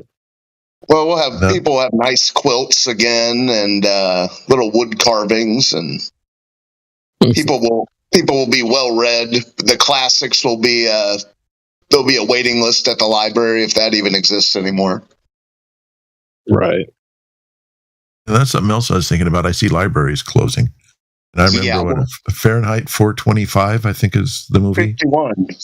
Fahrenheit 51. 451. Well, libraries have had the best book sales for the last 2 decades. I mean, they're giving them away. I actually found a book at a book sale in a city near a university, and I found in one of they were selling the books by the paper bag. Anyways, this professor that I had once upon a time had just died, and she had donated her collection to the library. Well, they just sold it. Well, I guess it's good because it ends up back in people's hands, but they're not in the business of books anymore, these libraries, and haven't been for a while. Digital, right? Everything's going digital. Yeah, it's a little weird, or you'll hear some people, this whole definition thing that always happens in the flat earth, where, you can click and all these definitions online, even the Webster definition dictionary online is 8 words max. I don't know. There's some value, I think. I want someone to say, well, why does it matter if I have a book or whatever? It's like, well, then if you have the book, they're not changing the definition on you overnight. I mean, it's bad enough they changed the definition from edition to edition, but at least then you can see the trail. But c'est la vie. But yeah, if you want to buy books, go to the library. I didn't even think about that. Yeah, we need to save the books because it is sort of like the 451 Fahrenheit 451 is kind of clever if you want to go down the complete tin hat foil. They had us on the lookout for them burning books with blowtorches. No, they just got rid of them one by one. They just let them trickle away. The same idea, though. Same end result.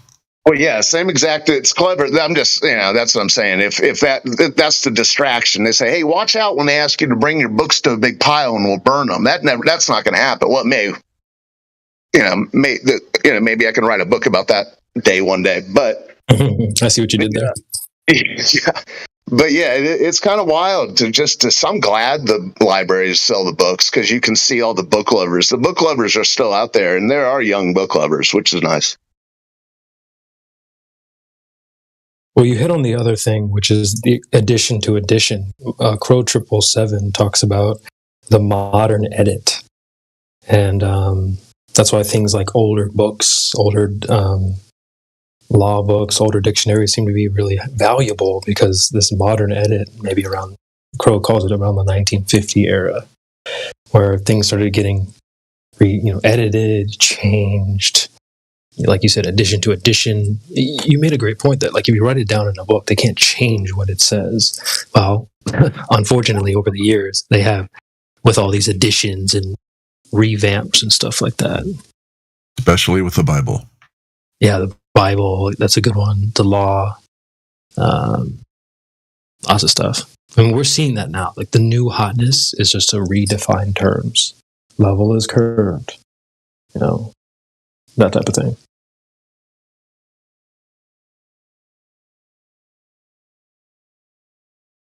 Yeah, I'd rather talk to someone who's doing it with deceit, telling you that level is curved, rather than talking to someone who says, "Yeah, look here, the definition says so," and doesn't know any different. That happens a lot. Yeah, I mean, we were just talking to some goofball earlier this morning, talking about gravity, thinking he knows what it is. He admitted, like, "Oh, we don't know what it is, but I know what it is." Shut up, dude. You don't know. You don't know what you're talking about. You're talking about mass attracting mass and forces and stuff. That's over 100 years old. Well, it's just not a force. It acts like a force.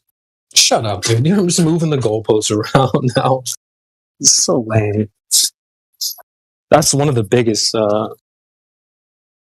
parts of the mind virus, is this just redefining stuff. Words have meaning. You don't just get to change it up all of a sudden. Well, I'm a guy. I can be a guy. You know, what's a woman? No, no, dude. Woman is woman. Guy's a guy. Level is level. Curved is curved. Forget all that other nonsense.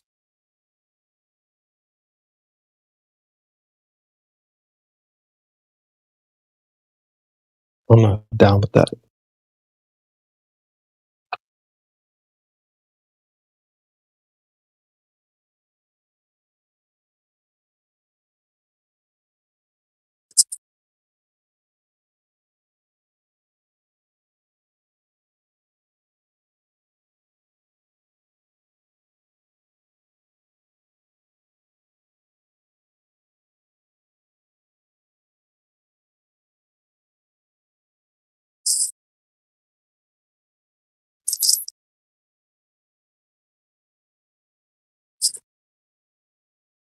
Dude, I rarely meet ballers that I like. Not gonna lie. Like, now that I think about it, there's only a few types that I enjoy where I'll enjoy their presence. We get so many. There's only a few minutes. I've been saying that there's only a select amount of archetypes. The low level, French level type of guy doesn't really understand the claims. He's kind of making it up on the fly. Slightly a troll. I don't like those types. But I also don't like the other types where it's like Bob the science guy, 60 years old and still hasn't figured things out. I don't like those types either. I think I like the most just like a regular Joe, like my neighbor. You know, if you were to go talk to your neighbors, like, do you think they'd be like, "Oh, but refraction, you didn't consider refraction"? Probably not. So I don't know who my ideal baller is, but they are rare. Maybe kind of like the guy that QE was talking to the other night. Forget his name, but QE was giving him his flowers. Yo, man, you're sharp. You're paying attention. You're following along.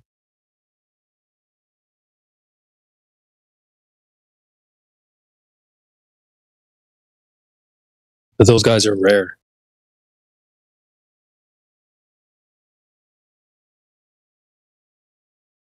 Anyway, shout out to the panel. I see people are joining in. So we'll just give a quick hello. We've been chatting with Wave Freak, our friend Wave Mixer. Andy Hold My Beer is on Deafen, but shout out to Andy. Got Blue Jumper in the panel. Got Chris Jedi. What's up, CB? How you doing, buddy? Are you good? I'm doing good, man. I'm trying to get like you. Me and me. Well, dude, me and Indio went over to another server, kind of how you guys did with the Fresh and Fit, and I just noticed. I mean, I'm sitting here taking notes, man. Like, you have such a commanding presence when you get on the mic. You know, people want to listen to what you have to say, and so I'm a little different. Trying to get like you, but yeah, no. When we went to the other server, I was thinking of you, like, man, I wish Jedi was here to kind of do his thing. You have a really important role to play here. What server did you go over to, man? Yeah, the other server was they claimed it was a Sneeko server. I don't know if you're familiar with Sneeko. Yeah, so that's the guy that goes on Fresh and Fit sometimes, right? Mm-hmm. Yeah. Mm-hmm. He's debated Destiny and stuff like that recently, but yeah, Indio did record the conversation. If anyone wants to go listen to it, it was okay, but it was like we freaking jumped into a time capsule and went back to 2015 all over again. Oh, well, the usual. Yeah, I mean, we go into, mate, we start at square one or even -2. We have to start right back at the beginning, and we can only reference that as when we came into it in 2015 and talking about it from that point of view. So, yeah. We're all time travelers, mate, from that respect. Yeah. It's literally like what do they say? 1 step forward, 2 steps back. It's kind of what it feels like with these Glovers. How did it go, though? Well, Indio did his thing. He took charge. I was just pointing out their attempt to pin the tail on the donkey. That's what I got out of it, is that people often try to pin the tail on the donkey. They try to bring ideas and attach it to flat Earth. Oh, so then it must be an infinite ice wall. So you must be able to see all the stars then. So you must be able to see to China.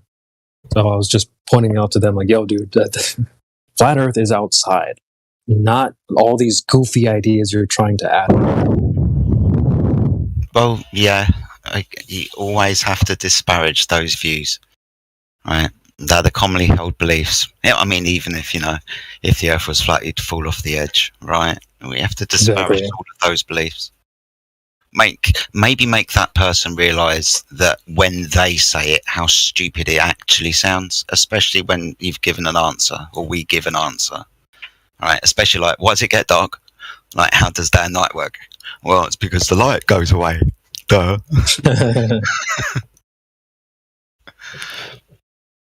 But it's good. I like that. Sorry, just quickly. I like the fact that we've got a little bit of, say, I don't know, traction-ish, fresh and fit Sneeko. I mean, Dave Weiss. I don't know how that's going, but possibly that could be happening soon. And of course, we had a couple of guys from Fresh and Fit come over. I don't know if any have been over in the last couple of days, or if anybody's come over from the Sneeko server. But it's the type of thing that you'd hope would happen, right? I know. I agree. Like we're rubbing our hands. Like, who's next? But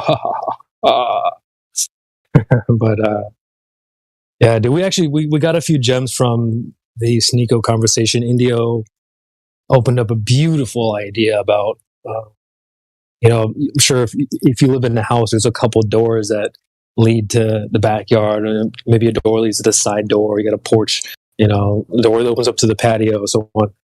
These guys so desperately want a door, like some side door that opens up right to outer space, the space porch. So that was something he said that I'm like, oh, dude, that's brilliant.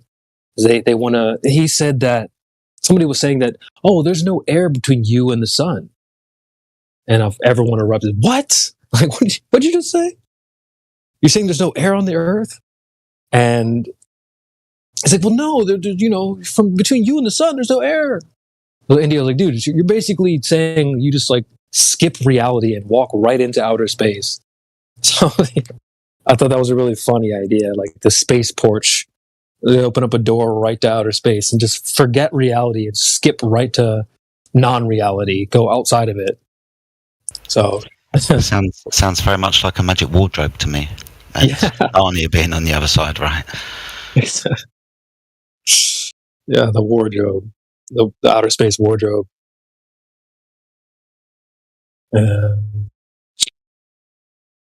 But yeah, there were a couple things that came from that. I mean, talked about they seeing curvature from 1 foot, 1.2 miles, and everyone got quiet. The usual. I don't know. It went all right.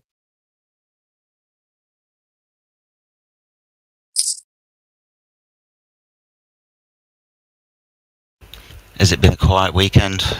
I saw Helio in yesterday. Looked like he was doing one of his all weekenders. I went to bed. He was in here. I woke up. He was still in here. A couple of hours later, he was still in here. So it's like he got drunk 5 times. Recovered, hungover, got drunk again, recovered, hungover. I don't know how he does it, but shout out to Helio. How's this weekend been? I mean, a couple of people rolled in and out. I'm just like waiting for these guys to get serious. Like, let me know when y'all are ready to take this seriously. Calling you guys out. STL, folks like you who come in and just like to treat this place like it's the pub or something like that. Like, dude, let's get to the money. You guys truly believe in this thing. You think we're wrong, so bring the smoke. Let's talk about it. Like, what? I don't understand why they want to beat around the bush. I'm not trying to beat around the bush. Let's get to it. Maybe they think that's all they got to do is beat around the bush. Because the Earth's obviously a spinning ball, right? And we just don't accept it because of all of the stories that they believe, but we don't. But all they got to do is beat around the bush. Right? It don't have to be specific because it's obvious to them. Right? They don't understand, or they don't want to understand. So they come from a point of, I don't have to take this seriously. I can just beat around the bush. It's annoying. It's lame, dude. Like, we end up having to keep the kid gloves on majority of the time because otherwise people jump in. Why are you being mean? Why are you being rude? Well, dude.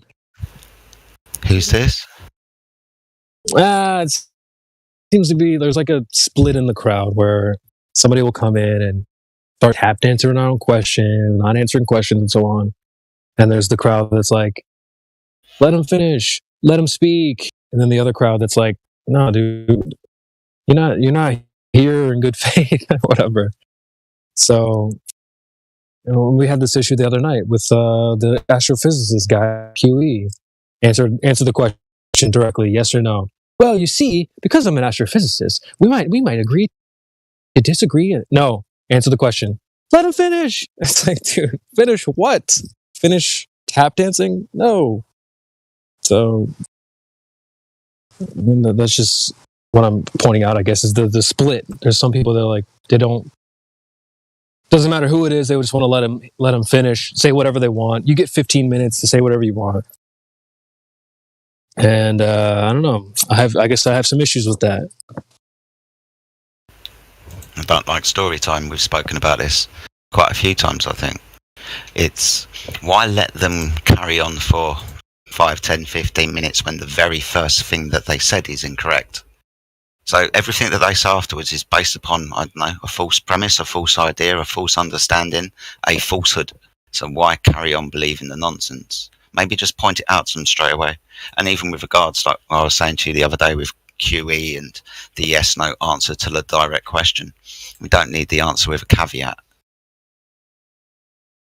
Facts. Yeah. That's the last thing we need. This happened a lot in the Sneeko server. Just let me finish. But dude, what you said was wrong. Because he was like, well, there's no error between you and the sun. No, that's wrong. No, but let me finish. Finish what, dude? Finish telling us why there's no error between you and the sun. You're wrong. So that's like, I don't know, must be the newest, latest craze is steamrolling when like when someone's trying to call you out or hold you accountable. No, just steamroll. Yeah, I can see how it comes off as rude. I've played a clip here before where some characters coming off as being very friendly. Oh, I'd love to learn from you, while throwing jabs under his breath. If you don't know, you don't catch it.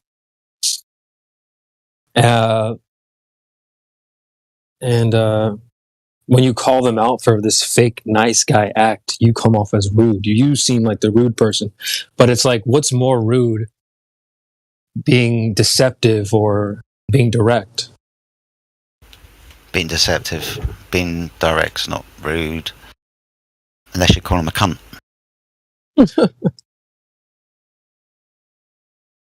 Yeah, let me just play the clip here again. I love playing this. Because, it's a skill. It's a skill to be able to call someone on their BS.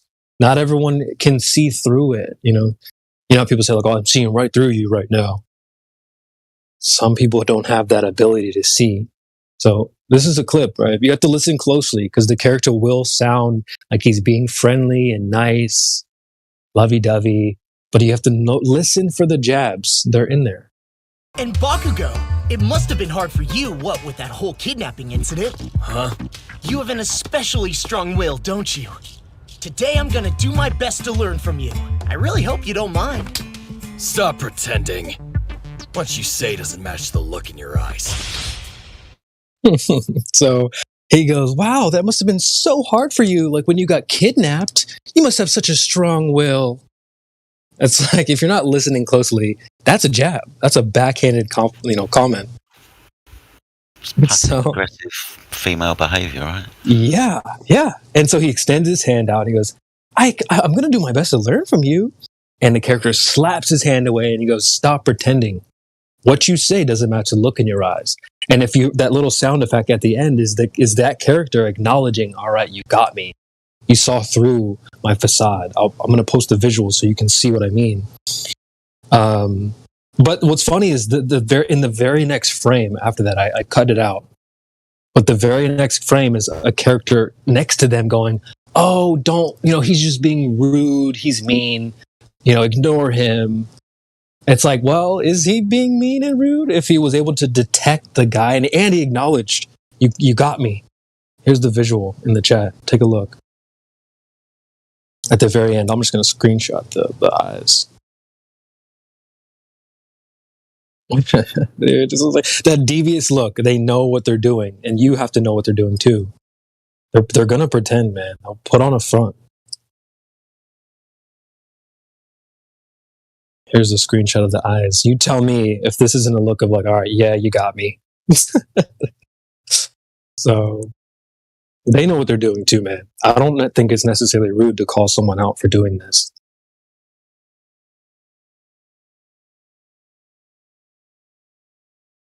Look at that look, dude. He's like, yeah, all right, fuck. You got me, dude. So, yeah, it's not easy to be a bullshit detector, but you ought to work on that skill. And for anyone out there that's like, oh, let him finish. Oh, finish what? Himself. Yeah, you got to start. You only finish things that get started, and I don't hear them starting on things that are a premise that's you're not even on a starting premise. So I don't know. Maybe it sounds like some kind of desperate hope. These people are listening, hoping this man will eventually get to the proof of whatever the claim is. Hopefully he'll get to it. He just needs to expand a little bit more, right? Yeah, in their minds they're thinking, let me just explain one more time. That's top 10 pet peeves for me. This whole idea that I just need to say it one more time. If I just explain the claim one more time. Just one more stick. It's like, dude, you don't have to say it any times because we've heard it a million times. So what you need to do is get to the proving part. Get to the money. Bring the smoke. Stop just repeating the claims. It's like, dude, it's maximum annoying. Yeah, we need proof of the story, not you just repeating the story again. We don't need to sit around and listen to A New Hope, the audio edition, for the 20th time to hear the claim again. We're trying to prove Star Wars. We're trying to prove the Force. Don't say the story again. I don't know why they don't get that. Like, it's because, like, deep down, it's almost like they're implying that we've never heard the story. Or this part of the story. Yeah. This bit. What about exoplanets? Surely you've heard of the Mars rover. What about pictures from outer space? Surely there must be something that you haven't heard of just yet. It's just like, most of the time, they're the ones that haven't heard half of it. We presented in this Nico server, hey, the Earth is supposed to be wobbling, right? And they were like, what? You just made that up. You're saying the Earth is wobbling. No, dude. No, I'm not. I don't think the Earth wobbles. That's part of your claim, ding dong. So, yeah, half the time they don't even know their own claims. But yeah, I mean, just there's like this underlying idea that flat earthers like fell off a truck and hit their head and just forgot about the globe and all that. Negative.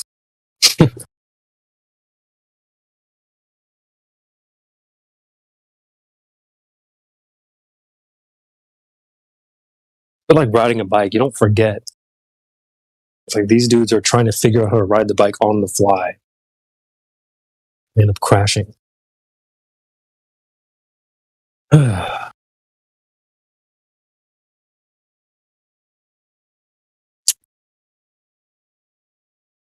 In other news, let me see what kind of clips I got for you guys. I found a couple clips. Saw a video of a gentleman who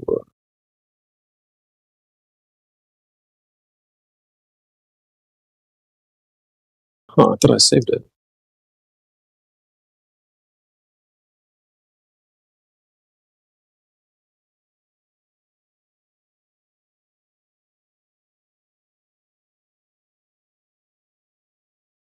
It was an iPhone that apparently has like a piece of the moon in it or something. Here. I found the clip. 1 second.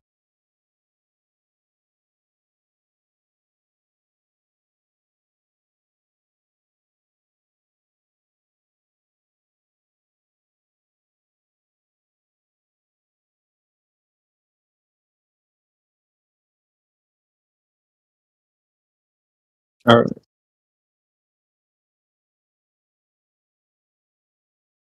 I must be out of the loop because I never heard anything like this before. We'll play a small clip to the bottom.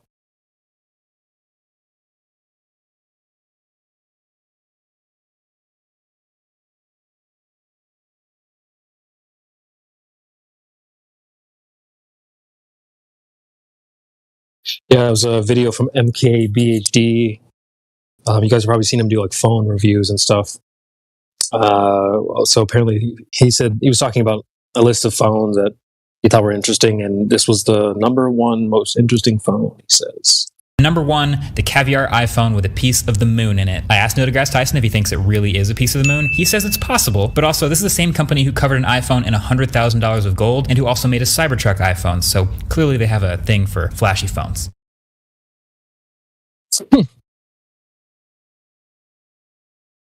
So how do I tie that in? Well, people ask us, why does it matter? Why does it matter if you believe in Earth or whatever? Well, dude, who do you think's buying iPhones with moon rocks in it? It's not me. It's not Jedi. It's nobody in this panel. Ain't nobody pay. I don't care how much money you have. Why you're not falling for that? You know what I'm saying? So why does it matter? Because then you don't end up being gullible and buying shit like moon iPhones and freaking space junk helmets. Space insurance.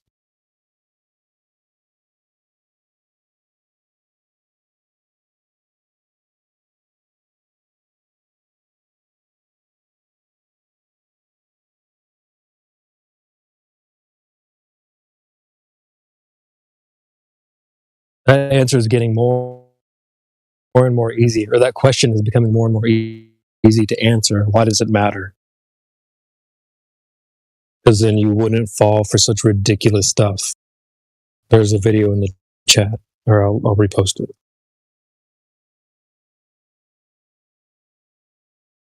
They ask Neil deGrasse. He said, "Hi, it's phone scarecrow." You heard in the clip. He goes, "Well, we asked Neil deGrasse Tyson if it was true, and he said maybe." Yeah, really. Those iPhones are for suckers. Let me go look and find out how much that thing costs.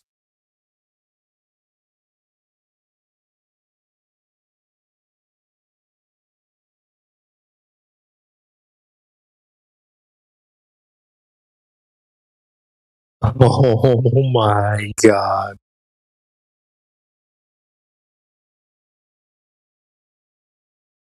Anybody want to take a guess at the price? $268. I mean, shoot, the base model iPhone is like $1,000, so that's with no moon rocks. I don't have the expletive for that, mate. That's ridiculous. Okay, they're saying... Oh my god, it's not even just one. They're saying that there's three models under the Space Series. They've got a Moon, a Mars, and a Mercury edition. This is the Moon and the Mercury edition starts at $7,000, and the highest variation cost $8,000. Jeez. It says the front of the iPhone will be the same. The sides and the back are heavily customized with premium metals. Yeah, I bet premium. However, at the bottom of the backside, you will see a tiny bubble in which the pieces of the Moon, Mercury, and Mars are present. Fuck off. Yeah.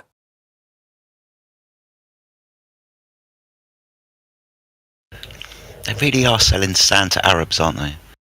Dude, Fucking assholes. literally. We see him talking to Neil deGrasse Tyson, an astrophysicist, if it's even possible for a brand to get hold of pieces of the moon, Mercury, and Mars. And of course, they don't even address it. They just move on. As per Tyson, since you can buy and sell pieces of rock and meteorite, it might be possible. That's what he says.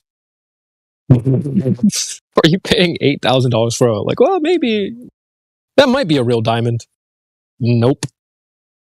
So why does it matter? Because, dude, you'd never, even if you were a millionaire, you wouldn't buy it and be like, dude, look what I got, man. Moon rocks, Mercury rocks. No, dude. Oh, hold on. I get moon rocks. I get Mars. I don't actually get Mars rocks or Mercury rocks. Have they even claimed to have been there and come back again to Mercury? Let's see.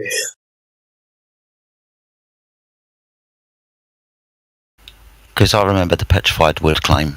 You know, I think it was some museum in Holland which was given some moon rock by NASA and it was petrified wood.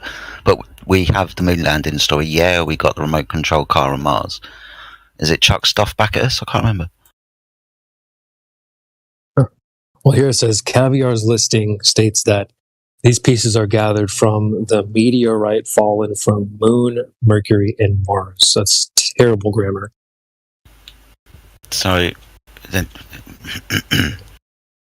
so bits of other quote-unquote planets have leapt off other planets and come and join this one. And the way they say it here is they're making it seem like it all came from one thing. That doesn't make any sense. So lots of bits jumped off of other bits, collected, then formed into one bit. Yeah. Gotcha. There we go. That would make sense. Yeah. Oh, okay. Well, I'm going to go buy one. They broke apart. The scientists here are so very clever. They would manage to distinguish the different parts of the planet. Yeah, when it got here, then they re-separated it. So then you have the moon over there. You get the Mars. Clearly, that one's the Mars piece because it's rusty. And then you've got the Mercury bit. So, yeah, I mean, clearly science is amazing. I think I'm going to go buy one, dude. No, the bollocks. I found some Mercury and Mars bar and some cheese. The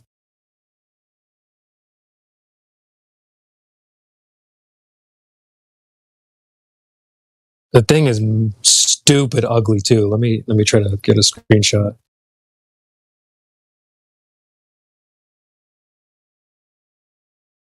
Remember, I don't know if you guys remember, like, there was a phase where people would put, like, aluminum foil on their teeth to make it look like you had a grill.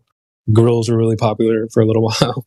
It's like they put a freaking aluminum foil grill on the back of an iPhone and charge you damn $8,000.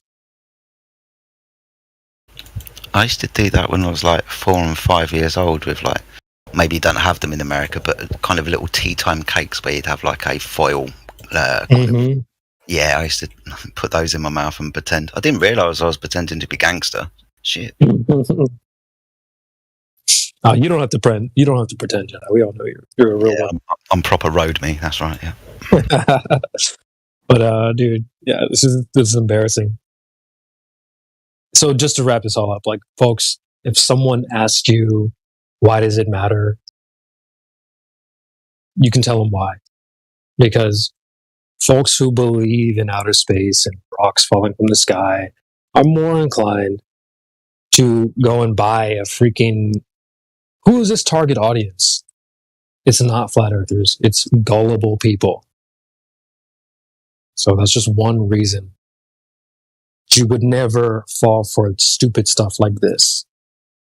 Now, I can get the idea that, okay, if you were extremely loaded and a flat earther, would you buy one? Sure. To troll? Yeah, sure. But that's not the point of, like, why does it matter? Who is their target audience? People who actually are like, wow, dude, I'm going to buy that just to, like, you know, that's a piece of the moon. You know, it's like, wow. Yeah. So that's why it matters, is you would be far less gullible to buy into such things. I got a piece of Uranus. Do you want to buy it back?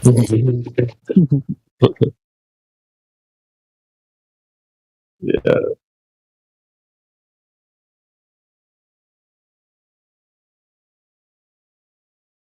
I mean, I tried to present the idea of space insurance to someone, and he's like, "Yeah, but like I would do that because it would protect my space rocks." Wow, I was trying to point out that they're claiming space rocks are falling, and then that you would pay for insurance that would cover you from such things. And bro thought I was talking about like he found a rock and now he needs to get insurance to cover and pay for that. He was like, "Yeah, I would totally do that." I could not slap my forehead any faster. It's not such a bad idea. You have to remember that some people, have named stars and stuff. What happens if that star exploded? It's got to be an insurance claim, right? Some people, I think they've got land on the moon. What happens if a meteor lands on it and destroys it? Insurance, right? There's lots of reasons why you can make up insurance for gullible people that have already bought stupid shit, right? But you're kind of making the point really well, mate. It's a sales pitch, and people generally will buy anything. Even space insurance. They say an asteroid wiped out the dinosaurs. I don't know about that, but I do know if space debris hit my car, it'll be all right. Comprehensive car insurance can cover things that fall from the sky. Hail, trees, golf balls, even meteorites. Yeah, okay. And I guarantee you pay for some type of insurance for whoever that is. Some shit falls from the sky and hits your car. They ain't covering it. Didn't those things used to be called an act of God? A little bit. Go ahead, Dave. Mike's not working. It's not working. I heard you say it's not working. Go ahead. This is Speculation Sunday. Still not working. I heard Speculation Sunday. Oh, it is working. It's just chopping up. I've got some speculation. Well, shut up then. Never mind. Man, it's always when he says, "I'm gonna shut up, y'all go ahead." That's when it comes through. It's always the same way. Dave, just take it away. I had some speculation, but never mind. Go ahead. Seems to be working now, Dave. Just pedal on through. Well, I'm speculating. You may have heard this, but I think we might be on this ball that's in the vacuum of space, and we're going all kinds of different directions, and the atmosphere is moving along with us. Have you ever heard about this? I have heard something like that before. It's just an idea I came up with this morning. I just wanted to run it by you guys. They told me the party was BYOB, so I showed up with my own ball. Mine is so big, your own belief, you can't even see curvature. Which one? Yeah, whatever you want, man. Because I guess there's no B at the party already. You have to bring your own.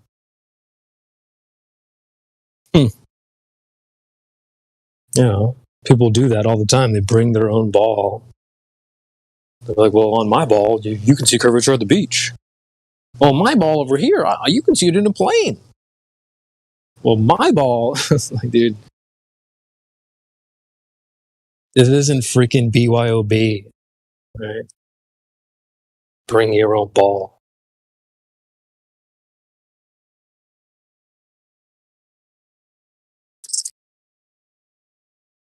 We're all supposed to, the flat earthers are supposed to be the crazy people. We're supposed to drop what we drop everything and get back on the globe.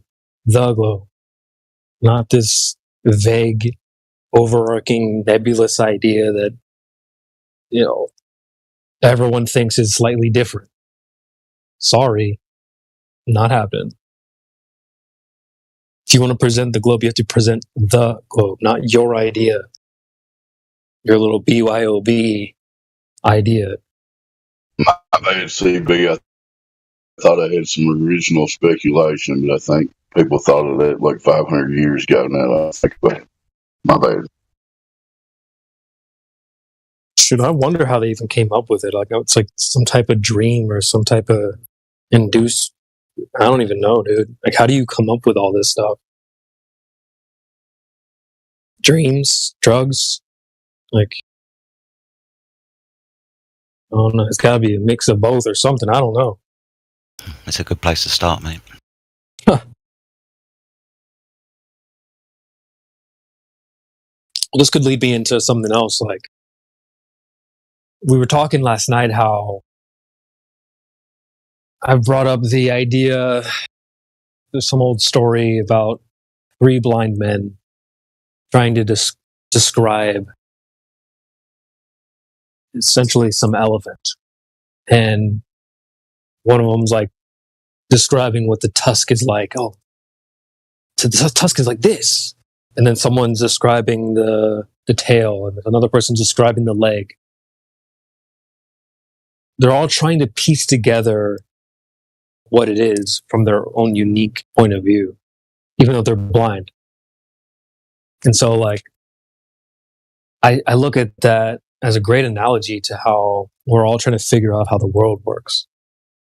Like, so people were talking about certain TV shows and movies and stuff last night.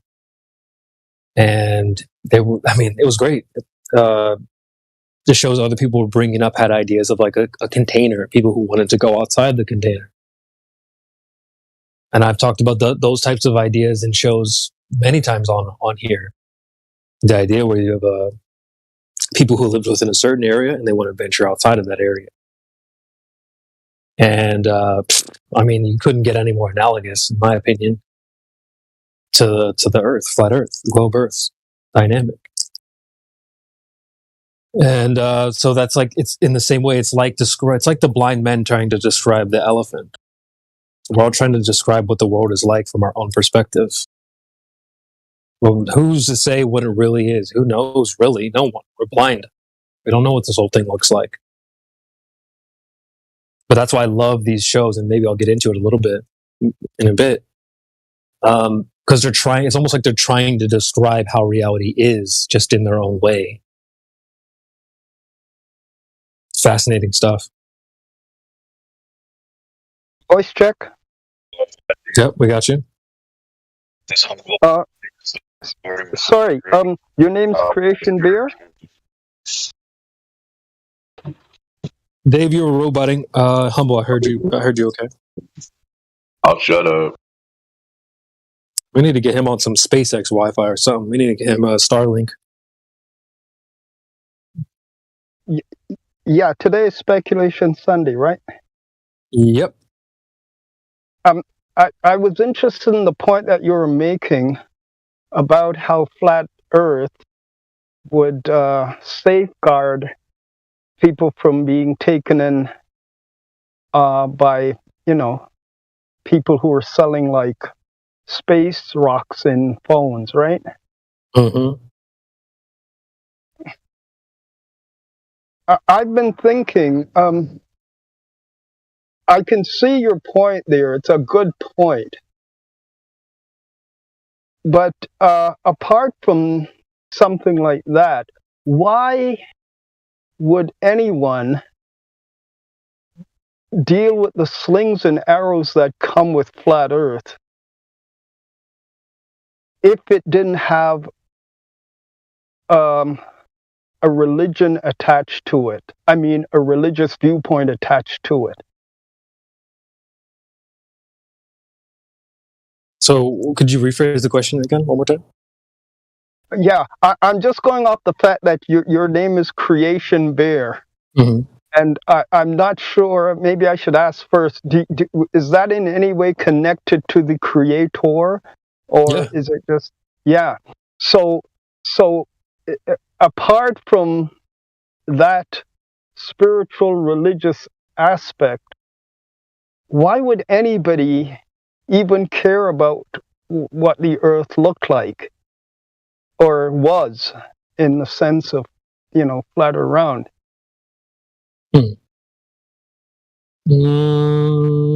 I had a friend that put it this way, and I really liked the way they put it. If you woke up out of a coma and you didn't know where you were, and you called me up and you're like, hey man, I need a ride out of this place. Can you help me out? I'm like, yeah, sure. Where are you? And you're like, well, what does that matter? How the hell am I going to rescue you if you don't know where you belong? So, I kind of look at it the same way. Like, if you don't know where you are.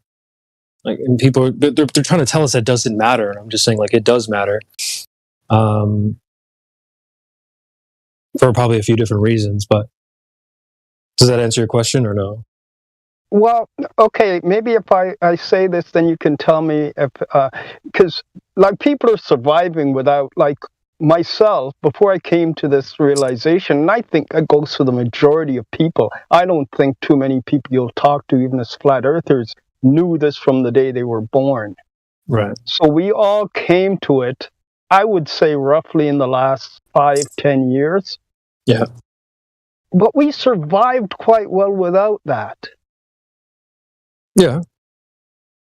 So, really, the only value, what is the value in this information that would make a person put up with the slings and arrows of, being called a flirt, being called an idiot? Why would somebody put up Flurf and synonymous? Hey, Humble H, we've spoken before. Flurf and idiot aren't synonymous. Flurf's sort of like, stuck a needle in its hat and called it macaroni. They wanted to call it. They think it's. I think it's a great term. It's funny. Anyways, let me just. I have a second. Have you ever seen the Paris Accords?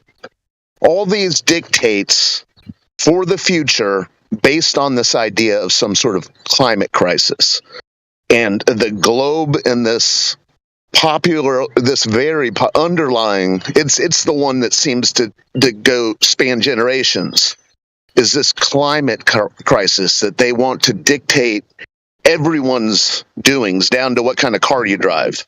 So it has applications in the real world.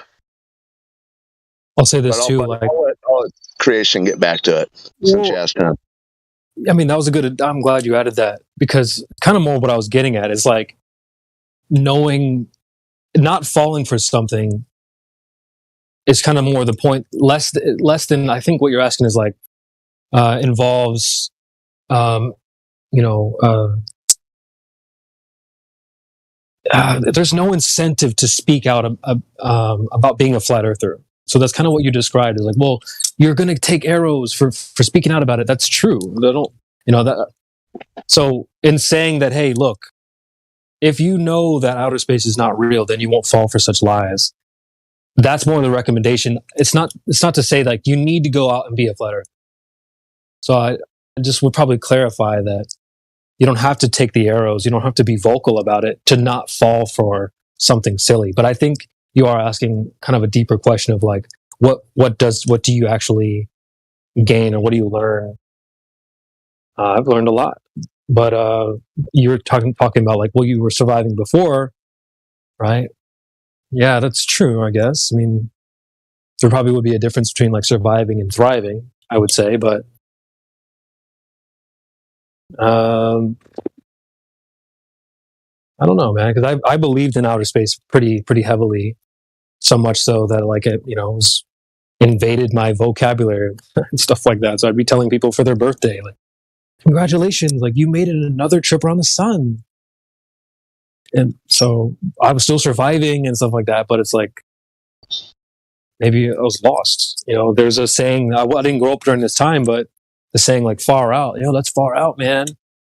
And what I've heard is that being so far out, you don't want to be so far out that you're lost. You don't know where you started. And I think that's the issue. Like people are so far lost, so far gone, so far out, they don't even know where they started. So that's where the whole coma thing comes in. You wake up from a coma. Where am I? Well, what does that matter? Well, dude, you probably know where you started to know where you're going, type of thing. So I hope that answers your question. That's probably a little all over the place, but yeah, and you're right. This is to me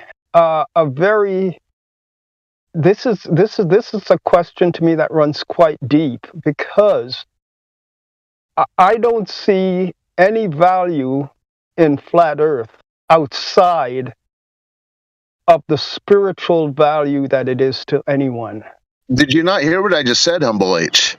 Do you not see people using this narrative of a globe undergoing a climate crisis to shape and mold society and tell people what they can and cannot do. Do you not see that? Oh yeah, yes. Okay, well, there's a value. There's a value for you outside of the spiritual. Okay. Yeah, I think you have to keep that all in mind because people do. Let me add this real quick, Humble H, because people want to typically. I've noticed people want to make a jump.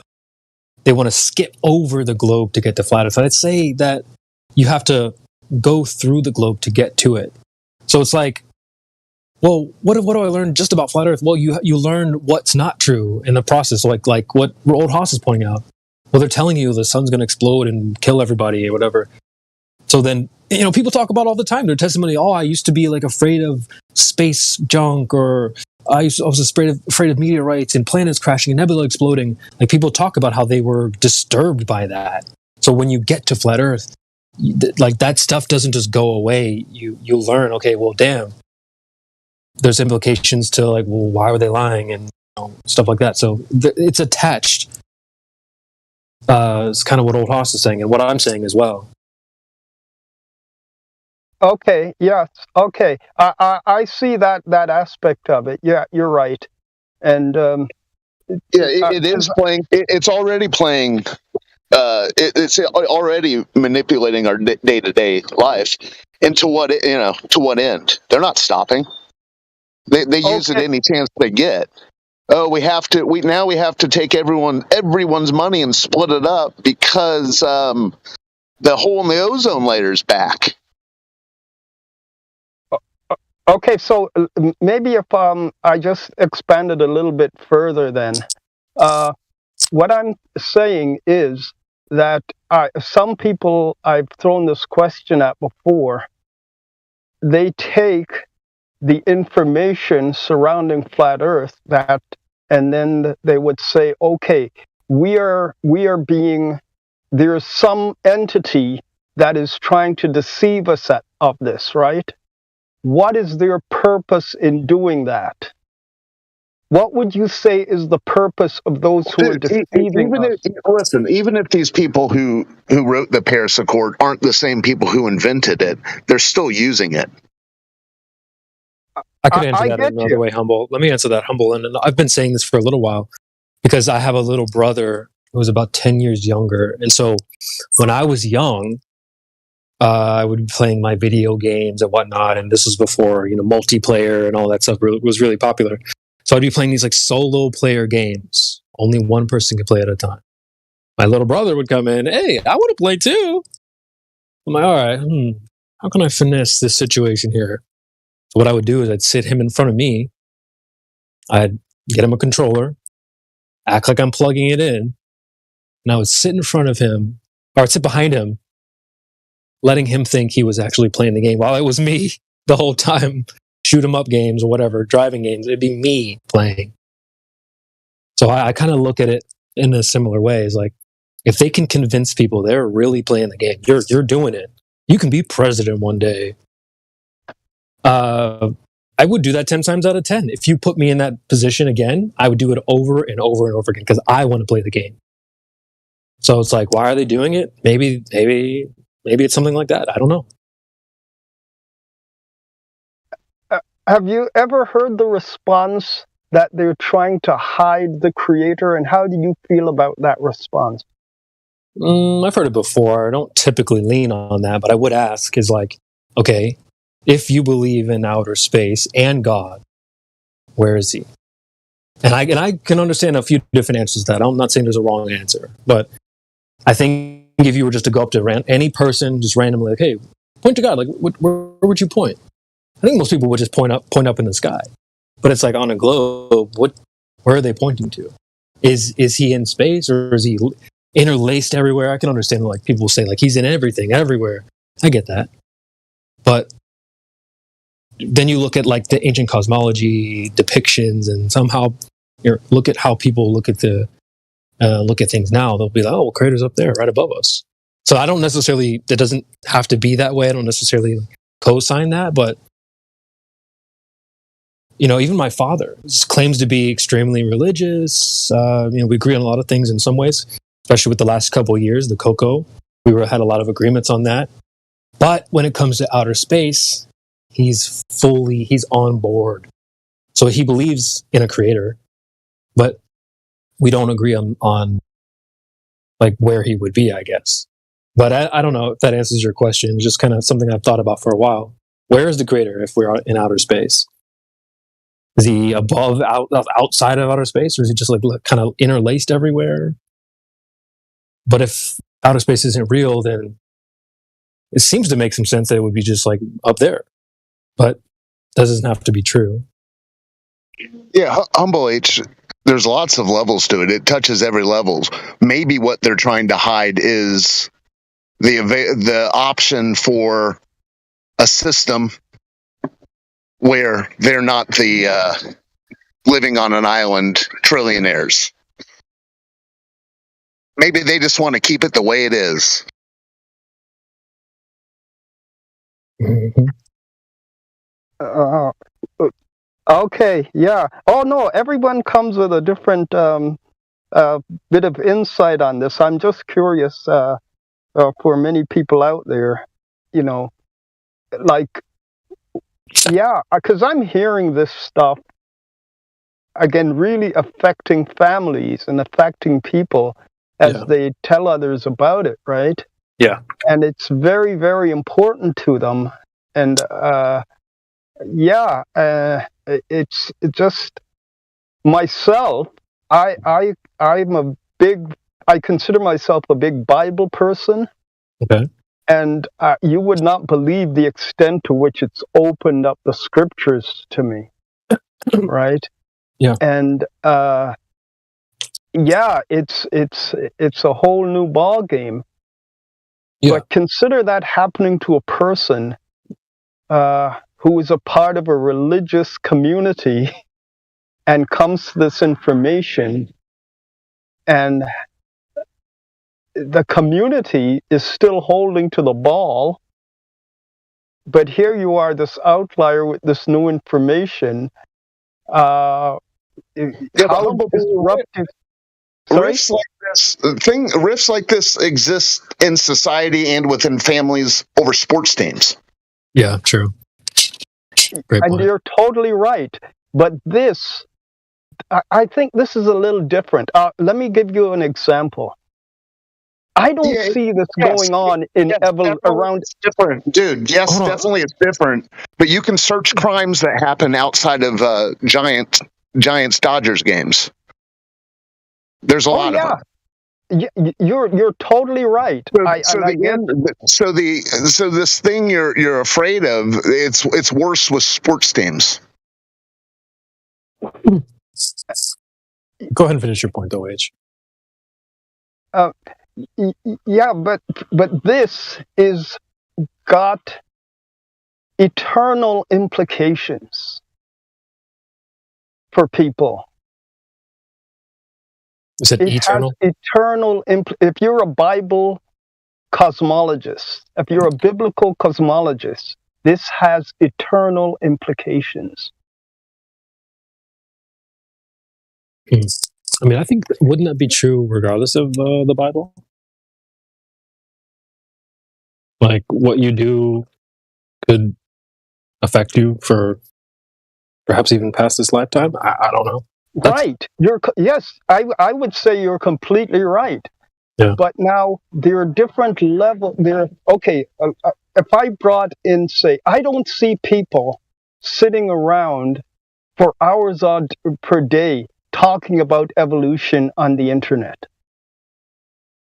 and debating evolution on the internet at this level. You just need to go to modern day debate. Oh, do they? Yeah.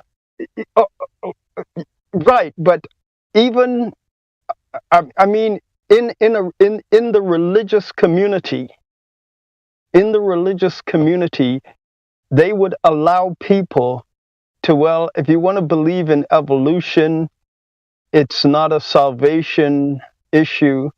But this one, you drop it into a church, flat earth into a church, people lose their minds. Mm-hmm. Because I believe that it is so provable on a level that we can't attempt to challenge the university evidence on evolution. On evolution, you either believe it or you don't.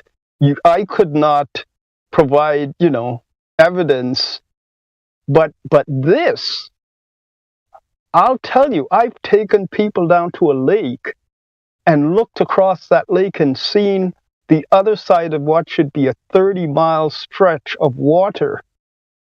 And they've looked at it and said, that's crazy. I shouldn't be seeing that. Mm-hmm. Right? And so you look at the evidence in this particular thing, right? It has implications on this spiritual level that is, I'm personally finding very challenging to deal with, because, this is, and I'm not sure if I'm here looking for answers. I'm just wondering if we really appreciate the depth of this thing. Yes. Because some people will say it's not a salvation issue, don't make a big deal about it. I've heard that. But if you're questioning, if you're basically questioning the Creator's language that he uses to tell you something very important, that he started off the Bible making sure we knew about this thing and his hand in doing it, and then we're accepting a whole worldview that's based on the opposite of that, which is something that they say they can use to nullify his very existence. I believe it does rank as a salvation issue.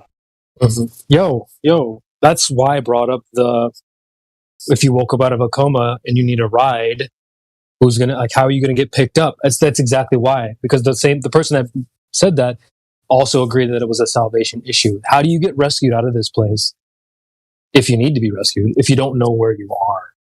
So I would agree. I don't want to interrupt your thought train there, but I agree with you. No, I only just, after that last statement, fully appreciate the example you were giving me, and it is a solid, good one. Yes. Yeah, I get I it know. now. I only just got it because, I was thinking, where am I? Where do you need to be rescued from now that you've been laying in this field, in this coma? Exactly.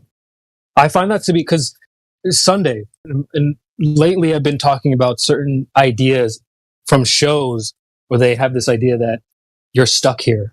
You're like almost trapped. And the names of the show, they're very interesting too. They call them, one of them is called Hell's Paradise. So it's like a mix between, are you in paradise or is this some type of hell? And the other one is called Heavenly Delusion, where they're like, are we delusional that this is some kind of heaven? So yeah, I mean, the idea that like you might need rescued is, I mean, I find that really interesting. I've been thinking about that. No, I'm sitting here smiling now because, I was trying to get my head around your illustration or your example, but I think, the penny just dropped that. Yeah, it is a very fitting one. Because sometimes you hear things expressed until you really get what's in the person's mind to really appreciate what he's saying. And it just dropped. Thank you. That was a good one. You're welcome. I can't take credit because, like I said, I heard this elsewhere, but it rung with me as well. It always stuck with me. So, yeah. Yeah, because that's what Jesus is all about, rescuing us out of a situation, and the truth about that person has to appreciate. One of the truths is that we're sinners and we need to be rescued. And we need waking up, in a sense, out of the, what the world may lull you into. And for many people today, this subject many atheists, this subject is doing the waking up. You know, the interesting thing is, and I think something else was mentioned earlier today, is some of the other stuff though that comes along with flat Earth, because a belief system is a very difficult thing to build. It's a very difficult and challenging thing to build. Ask any religion, any big, huge religion, small religion. It's a very difficult thing to build. There's some important questions need to be answered. And so, yeah, it's a very challenging situation. I would agree. I'm actually watching a show right now that talks about that. Go ahead, Andy. I think you wanted to say something. Yeah, I was just going to say, you know, a while back, as you know, I listened to a lot of philosophies and different things and different people. And I was listening to J. Krishnamurti, as I tended to do. And he said something, I could see why somebody could listen to him and it'd be somewhat annoying. But he said something interesting once where it threw me a little bit. And he said, and it reminds me of AI today, which is weird. He said, the truly religious mind is a factual mind. And I was like, what the fuck? What does that even mean? I was like, because I was like, I love spirituality, not so keen on religion. And I couldn't believe he was saying, well, like, what's he talking about? But when I think of AI or somebody like that, who I think of as religious, but he's also very factual. Anyway, I don't know if that means anything to anyone. Hey, you listen to Krishnamurti? Oh, I can't get it out. That's getting pretty heavy. Jiddu Krishnamurti, that is, because there's a couple. Oh, okay. Are you talking about the fella who they basically brought to England and tried to set up as a guru? Yeah, that's the one. That's the one, yeah. That see, now there's a story, right? And again, this stuff is so connected that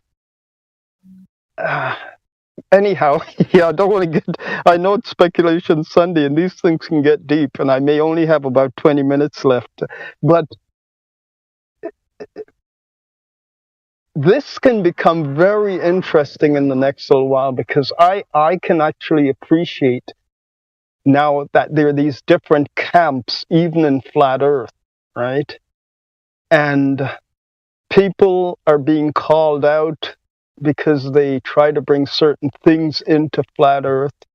And some people I've seen be excommunicated basically by some others. And this is, again, like I said, a very difficult thing to build a belief system, because yeah.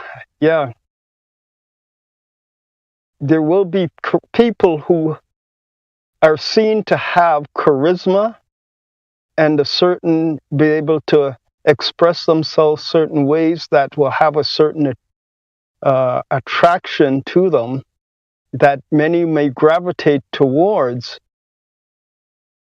But from a biblical standpoint, and again, it's because I'm coming with a certain viewpoint on certain things scriptural, I think it, draws people off in directions that has very little to do with the flat Earth being of the real value that it should have. Which, again, I have to say this is my personal viewpoint, and anyone can, argue with it. We can debate any specific points on its merits after, but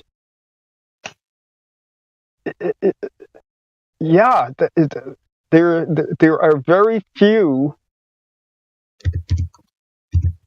atheists in flat Earth I don't know how anybody else views that statement. Oh yeah, let me riff off that because then I can add more context to where my name came from. Because I wouldn't say it comes from a religious point of view. It's more like, okay, well, when someone presents a flat Earth to me, it makes sense to ask, well, how the hell did this place get here? And when you ask it to somebody who believes in like the globe and outer space, the answer is it got big banged. So when presented with a flat Earth, you're like, oh, well, I guess cakes don't bake themselves, so there needs to be some kind of baker.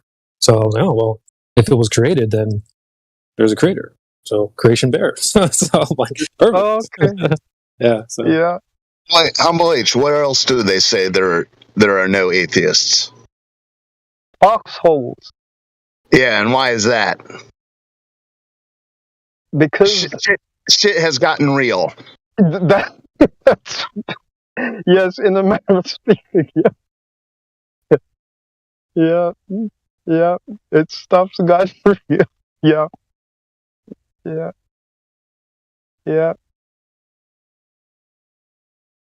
So I don't know, again, with creation making the point about his name, when this thing hit me, I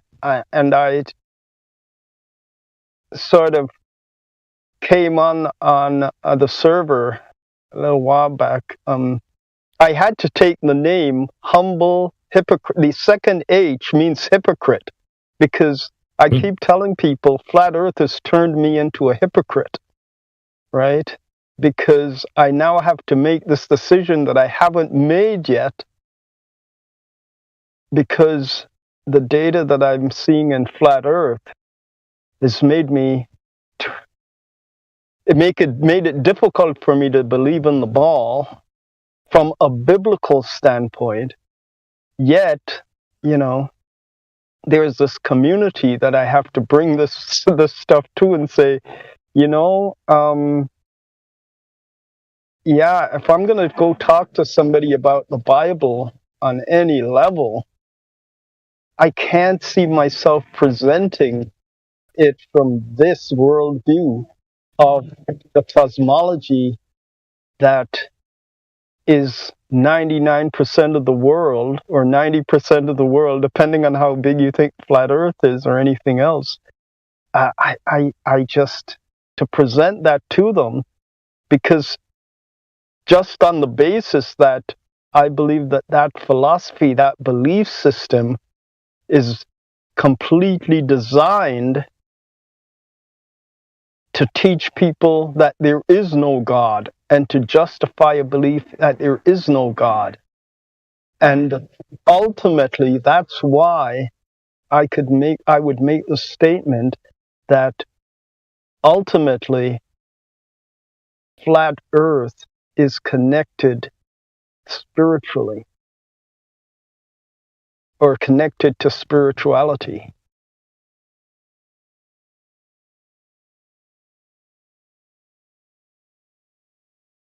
In other words, it's one of the greatest defenses for the existence of a creator, because it's very hard to embrace a flat Earth creation without a flat Earth creator. Ding ding ding. Well, let me throw this in there as a devil's advocate. I have never heard this before until it was presented, but there are some people that I've met that claim to be in the FE camp that say the Earth was just always here. So they're saying that it wasn't created; it was just always around. So what do you think about that? Those are the agnostic type of people that I've met. Well, very rare. I've heard that, but even that, I think, I'm not sure how they deal with it.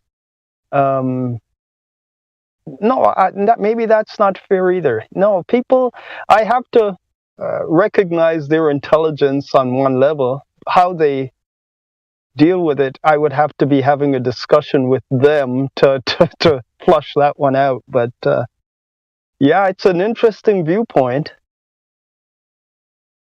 Well, those are the people. But I don't think they've ever listened to QE. Yeah, perhaps. The intelligent design information. Yeah, exactly. Because what they're saying is they don't agree with those people that presented that idea that the Earth was just always here.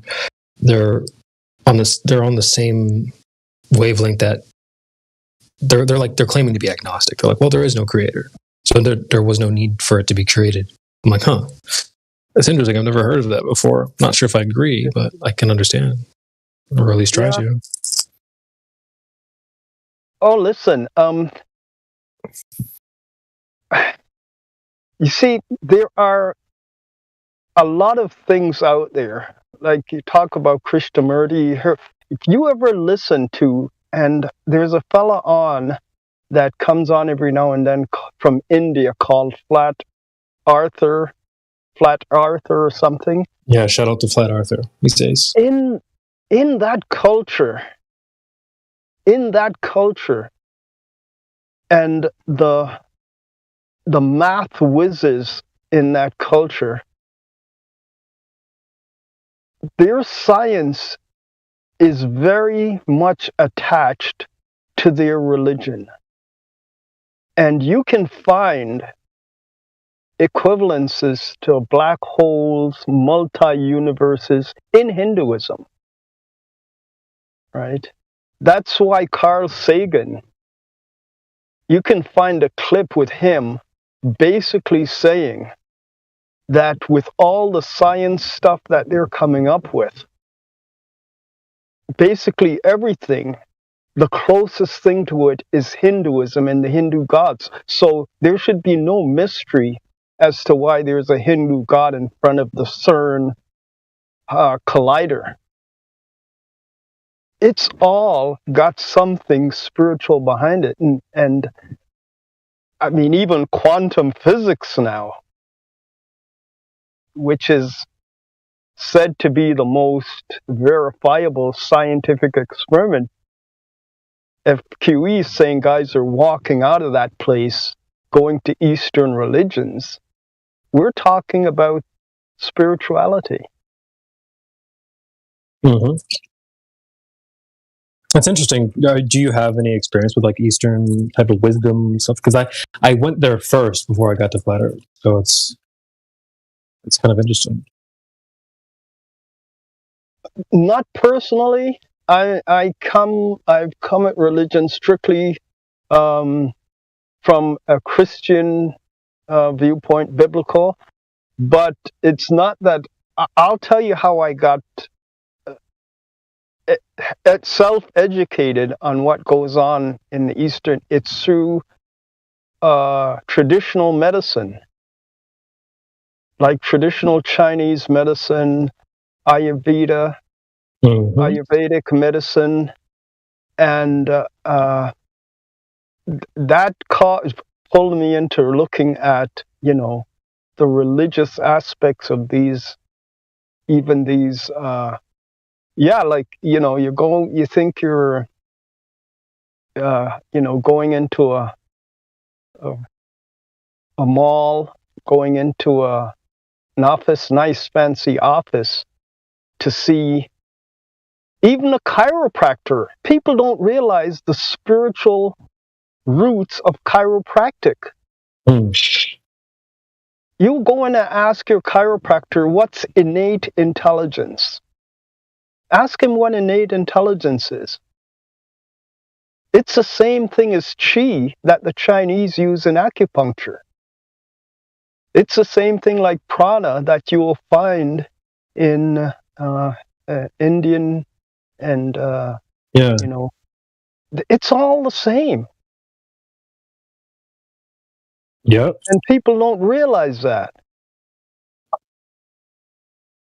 Dude, this goes back to the analogy I made at the very beginning. The three blind men trying to describe some great universal element.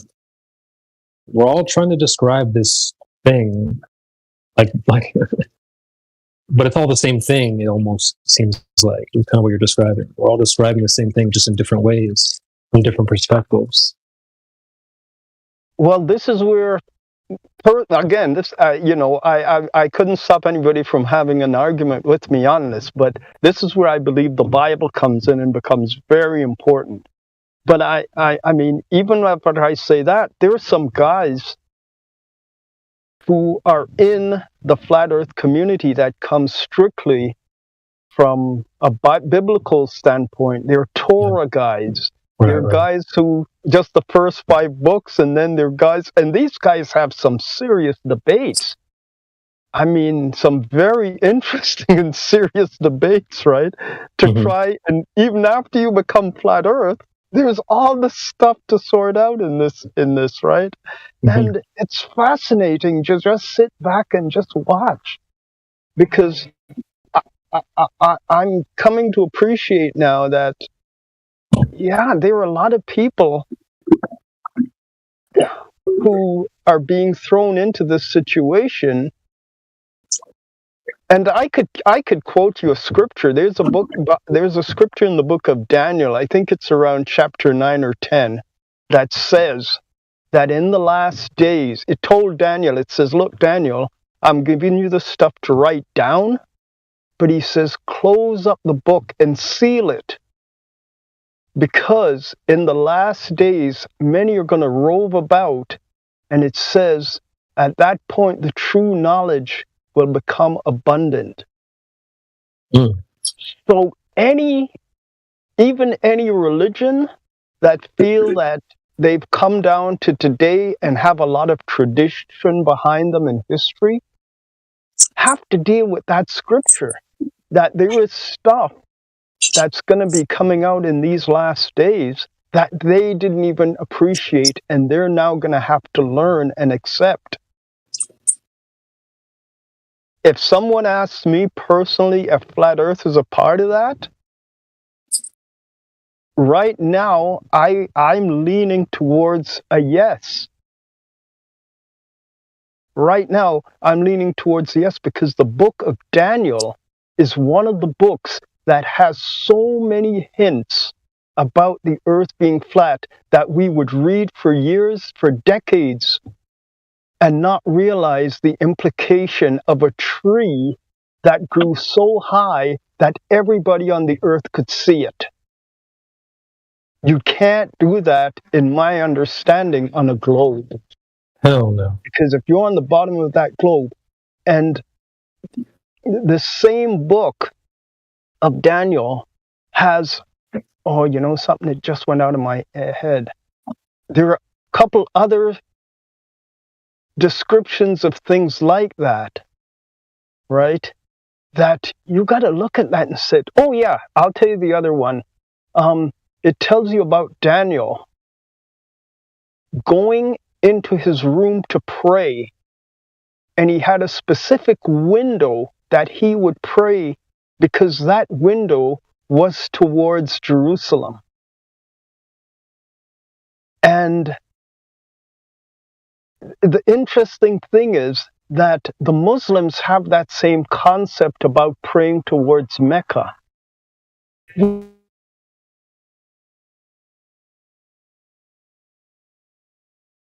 It doesn't make as much sense to me as if you're talking about a flat Earth, Yeah. Where anywhere you are on that flat Earth, you can have like a direct, like as the crow flies, or if you can see, right, towards that says, yeah, it's over there. And again, scriptures that we read before that we would say, well, when Satan took Jesus up to the top of a mountain and said, hey, I'm going to show you all the kingdoms of the earth. Well, it was like a vision, he gave him a television, but it literally says a high, high mountain. So the height that they were at was important for them to be able to carry out this feat of seeing all these things. Please, if somebody wants to debate it, let's have at it. But I'm saying there are all these little hints throughout the Bible that I myself had another explanation for that to me makes way more sense now. Right? So it's made my life very interesting, but interesting in a very challenging way. Sure. I love the hints. They're everywhere. I've been talking about this more and more lately, how they're not just in books, they're in movies and shows and billboards and you name it. It's everywhere. I think the thing is to capture that stuff. You know, it's like you're the person that has to grab that if you see it. And, you know, so yeah, I appreciate you sharing your testimony there with us. Well, I really have to stop right now because I have to go and do a job for someone. But just to clarify, when I first came in, I was really asking a question. And that really, you know, I was just trying to get, you know, others' viewpoint on really what is going on. But it's good to be able to talk to men about biblical stuff, you know. And but anyhow, thanks. And I learned a couple things. Your illustration there about the coma. Yeah, use it. It's gonna, because that question about the value of it, I the first valuable thing to me is, like, right now I'm out in the country and I could see fields around me. It's a beautiful landscape. And sometimes I'm out here at night and I just really appreciate seeing the moon a lot more, appreciate sunsets a lot more. Like, my appreciation for just the creation around me is just, like, extremely heightened, right? By this appreciation for this, the way I view the earth now. So yes, to me, it's valuable in a lot of ways, but because it's been so much more exponentially valuable from a biblical standpoint, that's why, you know, that I was just so. Again, thanks to you two gentlemen, anyhow, for even arguing with me and trying to get my viewpoint a bit more focused. It's been very much appreciated. Thanks. No problem, man. Yeah. Iron sharpens iron, so no problem. Yeah. So hopefully we'll talk again, but I do have to disappear now. Thank you. All right. Take care, Lise. Take care, Humble Okay. H. Bye. Good one. Yeah. It was Humble H, ladies and gentlemen.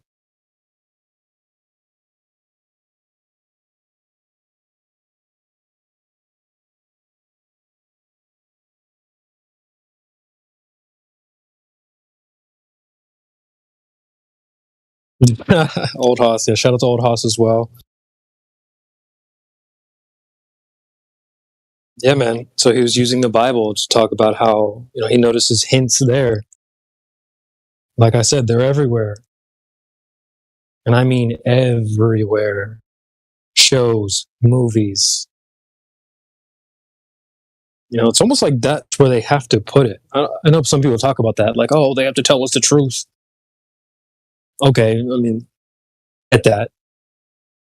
But I mean, it's interesting though. Seems to be where you find a lot of these hints in the media, not necessarily on the news or whatever. I'm just point blank telling you, this is how it is. I think sometimes you have to tell truths indirectly. Probably like a good mystery. So, yeah, I mean, it just goes right back to the blind man and the elephant. Trying to describe something, but you don't have the full picture. And, yeah, it's like saying something without saying it directly is how the shows, a lot of these shows approach the, you know, trying to describe the truth like a blind man. I'll see if I can find a story that lines up what I'm talking about.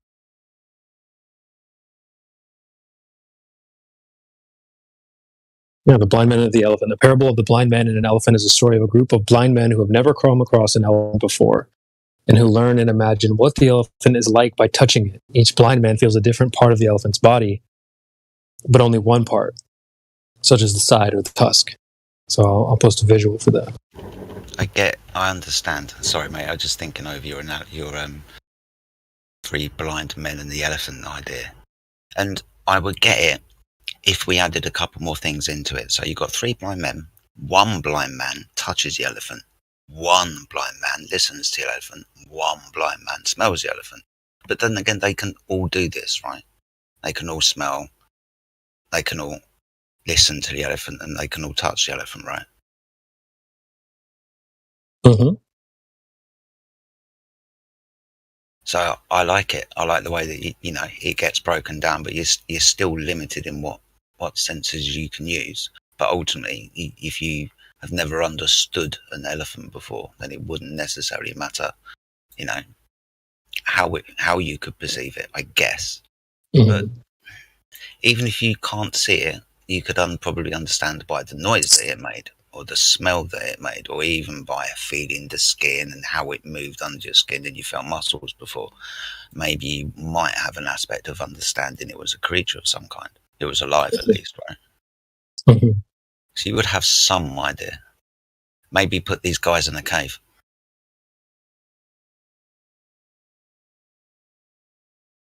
When we talk about the analogy, hey, if you'd never understood anything before, if you'd lived in a cave all of your life and you went outside and you experienced the earth for the first time, how would it appear to you?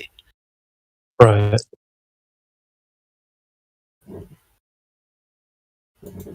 But hey, I think the issue. I'm not trying to throw tags in the road, man. I'm just literally thinking. No, you've given me some ideas, because I'm trying to think of how the Globers are now. It's like they're not even getting hands on with the elephant. They're like hovering, sitting in the corner, imagining things. So we're actually trying to get hands on. The Globers are the guys listening to the blind men. And the blind men don't even know what they're really talking about, because they're coming from maybe some kind of bias. They don't actually, know what an elephant is, and then they go with their limited understanding, go and tell people who believe anything that comes out of their mouths. Am I starting to draw a parallel with how the world works today? I like it. Yeah, I heard this from Alan Watts a long time ago, and the analogy is still ringing true to this day. But yeah, I think you at least got to get hands on with it. You see in the picture there, someone's grabbing the tusk or the snout or whatever, and it's like, that's a snake. Someone's grabbing the tail, like, no, it's hair. It must be a rope. So, I mean, just to tie it in, it's just, I think when I'm watching certain shows, I'm like, whoa, that's got some truth in it. It's almost like just one person describing, this universal elephant, if you will, called the Earth. Yeah, I get it now that I see the picture as well. I definitely get the analogy, man. Even if you were to hear the elephant, it sounds like a trumpet. It's a trumpet. Yeah, someone on the top of the elephant's like, it's a fan. I mean, it's windy. It must be a fan. So it's like, yeah. But yeah, man, I just love how, so people were talking about shows last night. Some show called Silo. Apparently there's like a container and people there, like that stuff gets me going. That GIF I posted where Leo's pointing at the TV like, yo. That's me all the time. So when I do find those moments, though, it's difficult, but I think it's worth trying to bring those moments out, those hints that you found, and put them here. Let's talk about it. Let's flesh it out. We got to be like those blind men and put our heads together and try to really piece this whole thing together. You know what I mean? So, I'll talk about that here in a little bit.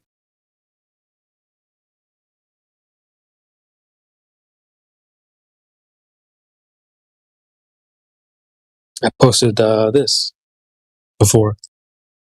I talked about this show, Attack on Titan, where they have people born within a contained area. And I did the globe equals that map, I think it's pretty close because with the globe, they've essentially set up walls around you and said, look, there's nothing else. There's literally nothing else. This is all there is. It's all you need to know. It's almost like being born in a house and you've been in every room except for one or something. And your parents are like, no, don't worry. There's nothing actually behind that door. Like, what are you naturally going to do? Try and find out what's behind that door. Was there another room? Was there another 3 rooms? So I think it's natural for people to want to explore, quote unquote, outside. So the premise of this show starts off people within these walls. That's all they know. Been there for hundreds of years. You know, this is their life. And then the main characters, let me put this in the chat. Main characters find a book, and the book describes. Trying to get the screenshot of the book here.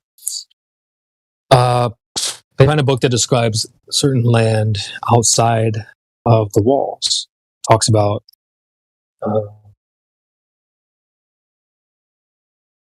oceans, frozen lands, woodlands. There it is. Deserts. And so they get curious. They're like, whoa. They say there's a sea. Like, what the hell's a sea? Ain't no sea. You know what I mean? They were born within walls. So it's like they don't never even heard of the sea before. So they're like, well, they decide they want to go and try to find out if this is true. And that's where it starts off. It's like the idea alone is not uncommon. You're in a contained system or some type of contained area, and you want to explore outside of that. There's the screenshot of the book and the map there. I have another map I can show.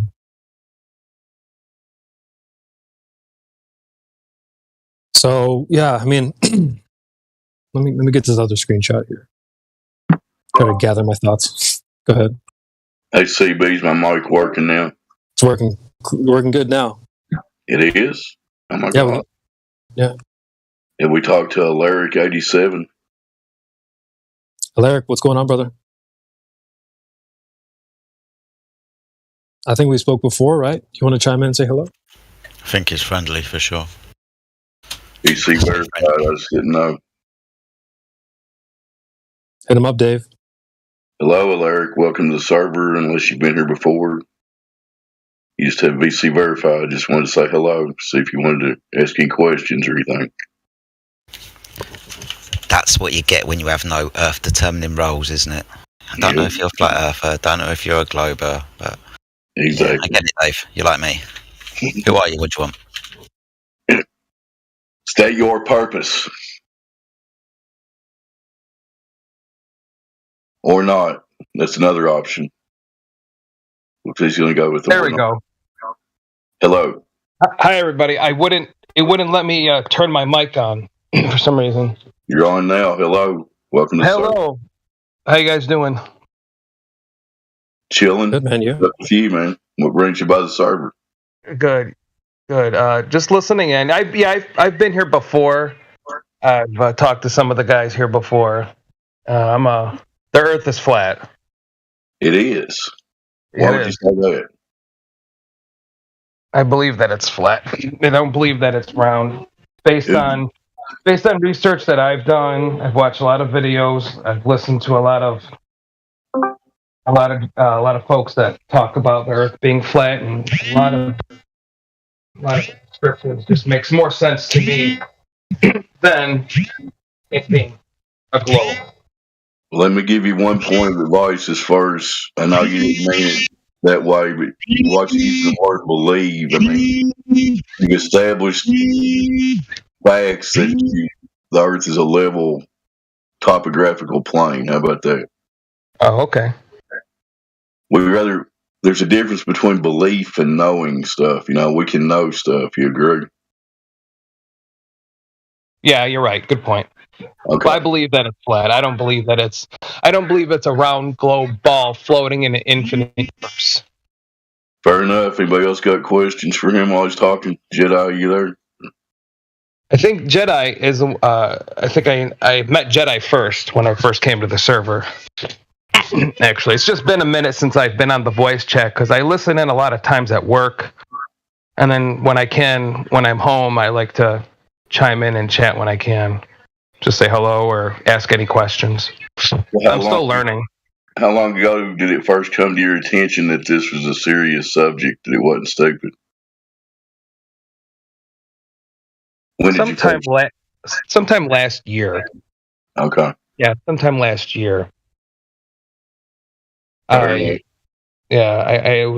mentioned this before, so forgive me for repeating it. But I was actually watching one of my favorite channels on YouTube, and David Weiss was on there with his presentation, and that's what caught my interest. So I watched a lot of his videos. I started reading up on what flat Earth actually is, according to him, and researching more flat Earth. I'm also on Nathan Oakley's Discord. I like listening to him, his information, and then a lot of things that a lot of the guys talk about. I try to go verify for myself, or at least find some kind of reference that makes sense. Well, fair enough. It sounds like you're on the right track to me. I mean, we encourage people to think for themselves and think critically, and exactly. We've established that basically this whole globe story about it being a ball in motion in the vacuum of space, it's just all just a story. So right. We have nothing empirical evidence to establish any of that. So. Right. You can't have gas in open. I got to think how to say it correctly. You can't have natural law. Right. Go ahead. Right. You can't have gas in an open container. No, gas has to be contained. So you can't have gas in a vacuum. If I said that right. Famous Jedi once said, "If no container you have, off gas will fuck." Right, Jedi. There used to be a meme on here saying that. So. Mm-hmm. Oh my! I'm gonna post it again. If no container you have, off gas will fuck. Anyway. Fair enough. Let's have a high. Well, appreciate you chiming in. You got any certain questions or anything? You've been in this for a year, so is there anything that's like at the top of your mind that's still kind of nagging at you or anything? At the moment, no. But by all means, thank you. I will definitely ask when I can think of it. I don't have anything specific at the moment to ask that I haven't read on or researched. So I do. I was listening in to the one. I was listening in last night on the YouTube, and I think it was Mayhem who was. Was it Mayhem? I think talking to the one guy who went to Antarctica. No, it wasn't him. But I don't know. Somebody was challenging him last night, I think, and it was a pretty interesting debate. I think it was last night. Yeah, Mayhem is on point. He's one of our moderators here, and he keeps this place on point for sure. Mm-hmm. Absolutely. We're always looking for the empirical validation of everybody's belief. Everybody's got this low belief, but they've never actually challenged it. But as you exemplified, like a year ago, you actually took the time to critically think about it and challenge what you actually believe, right? And once you do that, logic is going to lead you to the globe. It's just a man's idea, Exactly. Whatever this place is, it seems to be generally level. We've got different kinds of topography, and we don't understand of it, and we may never know. And I've accepted that. There's a lot of this whole subject opens up a lot more questions that may never be answered, and you have to be okay with that. At least for me, anyway. Anyway, I'll shut up. Oh no, by all means, thank you. I'm happy to be here, and I always enjoy. Like I said, if I can't chime in and chat, I'm always a lot of times I'm listening in at work, or because I work a lot, so I'm always working. But I'm listening in, and I appreciate hearing it out. CB, you still there, buddy? I'm going to see if I can get you that. Yeah, maybe we should try and get this man that flat earth roll, because, like I say, he's going to get sniped. Pardon me a little bit, guys. Sorry.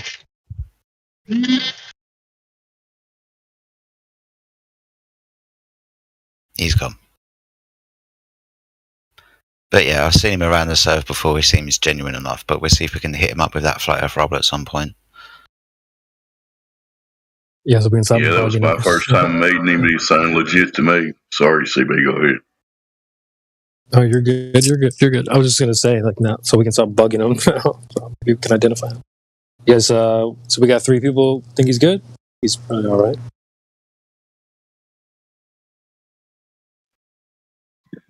I know that was just 5 minutes talking to somebody, but he sounded like he's in this for the right reasons, if you know what I mean. Who knows?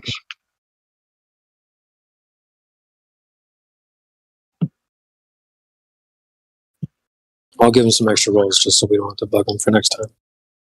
Like Helio, and many people say we're trying to seek the seekers. He sounded like a seeker to me, maybe. So all we ask people to do is just be intellectually honest with yourself. Just think for yourself, and you can believe whatever you want, but what can you actually prove exists in your reality? That's all we're asking. This globe idea does not exist in reality as far as I can tell. No, sir.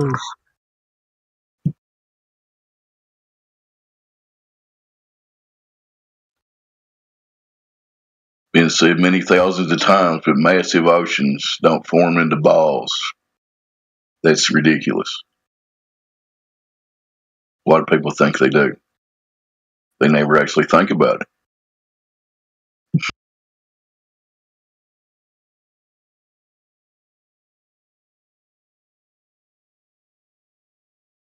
They're scared to think about it, I think, Dave. I would be too. There's a lot of people that they put up that blockade that they want to allow their mind to go there. They know if they take that first step, they may be off the ledge, you know. Yep. They might have to give up the fantasy at that point.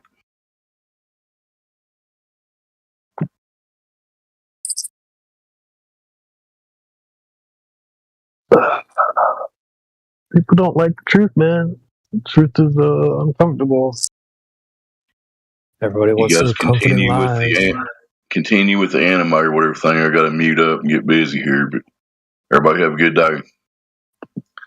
All right, Dave. Shout out to Dave Hinkle. Letting my mic work for a few minutes. Back to you guys. That was Dave Hinkle, ladies and gentlemen. Shout out to Dave.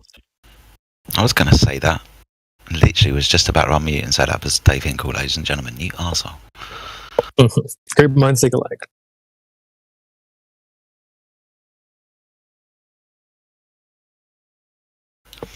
Who else we got in the chat, CB? I noticed Flatsy Klein's jumped in. Good to see you, Flatsy. What's up, Ken? The Scarecrow's in the house. That guy, that was live earlier. That guy, he was Why Can't We Fly guy or float guy. Well, I wanted to ask him. I didn't have the chance at the time, but because I had time to mull it over, I guess. But couldn't a penguin ask the seagull, why aren't I flying? I mean, it's this whole why aren't we flying thing is a little weird. Because when people say it, they're serious about it. So I don't know. That's a weird one I caught earlier. That was live, and he just kind of that was Smoke, wasn't it? Yeah, Smoke. Yeah. I need to change his name to Vapor or something. I don't know, because it wasn't bringing the smoke. But yeah, that's such a weird idea. Oh, well, how come I'm not flying right now? Why would you? Because something's holding me down. Well, why is that happening? Because then I would be flying. Well, how do you know that would happen? Well, because I should be held down by something.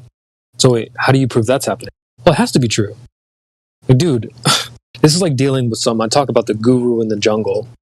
someone comes to you seeking enlightenment, you don't whip out a brochure and start giving him new ideas. You take away his old messed up ideas.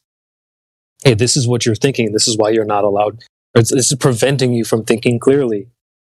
I look at it like I used to play like a racing game called Forza, and in the game, you would like stumble across what they call a barn find. So you'd like find a barn, and there'd be like some old Porsche sitting in the barn. You can collect it. So it's like in real life, you find like a barn find car. You don't need to, of course the car is gonna be dusty, covered in dirt, grime, so on. All you need to do is remove the dirt and the grime, say from the windshield, and then you'll be able to see again. It's the same idea. It's the same practice. You're just removing things, wax on, wax off. You're basically just waxing off, I guess. But you're removing dirt and grime from them and allowing them to see clearly eventually. So.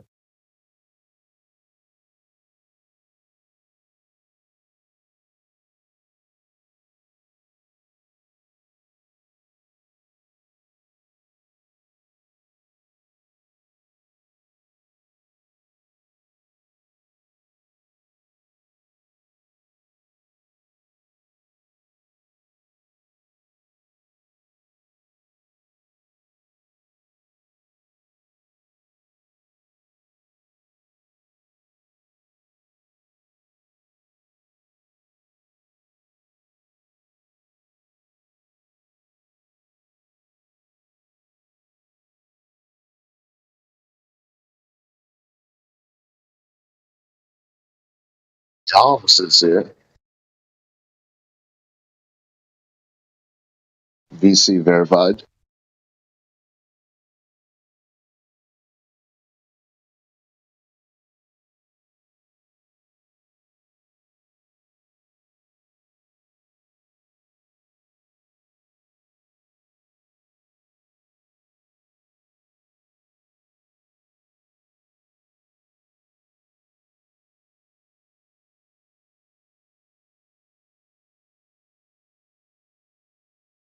Joms, you want to say hello, or never mind, they just bounced. Back to you, old hoss. Whoever talked later. Hello, Joms. I think they just bounced, old hoss. Hola, muchachos. Still here. Hey, him. Welcome to Speculate. Start speculating, sir. Go ahead. Hola, ¿cómo está usted? Muy bien. Did you hear my speculation earlier, Miggy? Mayhem? No, I just got here. I was just speculating, what if we lived on this ball that was like 3959 with a radius, and it had a atmosphere attached to it that moved with it like Velcro, and it was in this infinite space vacuum. You've ever heard of that idea? I was just speculating, though. Yeah, I've heard a few. I've heard a few whispers. It looks like we got some people in VC check-in. Might be coming down here. Who's up here right now? Joms? Welcome, Joms. I feel like we've tried to talk to you before, but if you'd like to say hello to the panel. What's going on, Joms? Hi guys. What's up, man? Good evening. I'm actually at work, so I'm sorry I wasn't able to respond earlier. I'm just listening in. You got Jedi in the house? What's up, Jedi?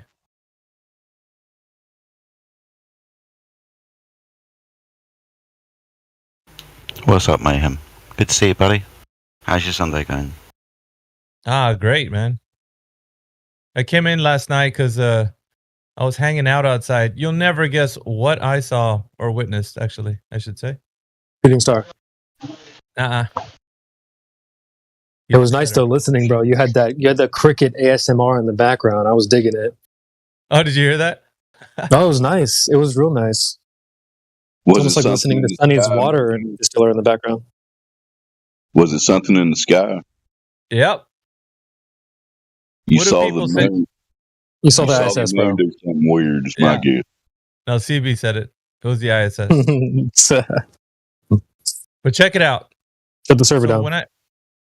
When I witnessed it going across the sky, it was from the horizon to where I saw it right at 90 degrees above my position. As it moved further past my 90 degrees and straight past to the eastern horizon, it dimmed out and it started to turn red. Like the light turned red and then it dimmed. Then all of a sudden, you couldn't see any more like light coming from it. It was well, that's refraction from the sun. Yeah, it was bright like a real bright light coming from the from the western sky and moving off to the eastern sky. And so it was real bright, then all of a sudden it was bright lights, like one of the, I guess you could say, like if you were to see like the like a bright star, the brightest star, and then it just like dimmed and it turned red. And I was like, what the fuck? Yeah, it dimmed red. My iPhone 13 camera couldn't take a shot of it. It just looked like a big old blob on the screen. So I was like, well, this isn't going to be useful, but I was going to come in here and tell you guys about it. From like what I've seen, what I witnessed, and from what people are talking about, I mean, just thinking about it, right? Because it was in the night sky. Now, where it is, like to where what they're saying is happening, and why it would dim and turn red, because it turned colors, is what I was saying. Well, we just don't understand that's due to refraction. Yeah, bro. You're just a flirt. You don't really understand refraction. Clearly, maybe they got like explains everything. They have a strobe light on it or something up there. Who knows? Well, check it out. There's an app that is on your phone. You can actually put on there. You could witness where it is, where it's going. So it's moving west to east. Whatever that thing is, because it ain't no tin can flying around. That's for damn sure, with people inside. People in gorilla costumes floating around. You don't think it's there? I don't think so either. Nope.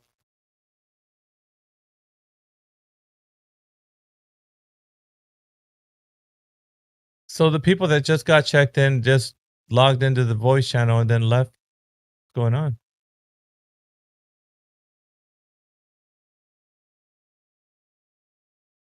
That's weird. Maybe they don't like the ISS talk. Yeah, we got Yippee Kaye. Yippee Kaye.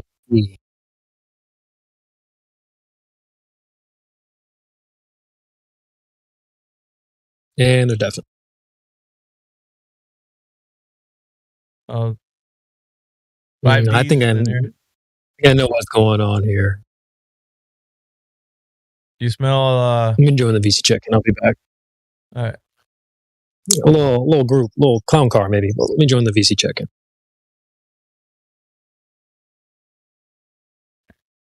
CB Spidey senses are tingling. Hopefully you'll be able to find us a heliocentric villain. Well, at least somebody with a little gumption.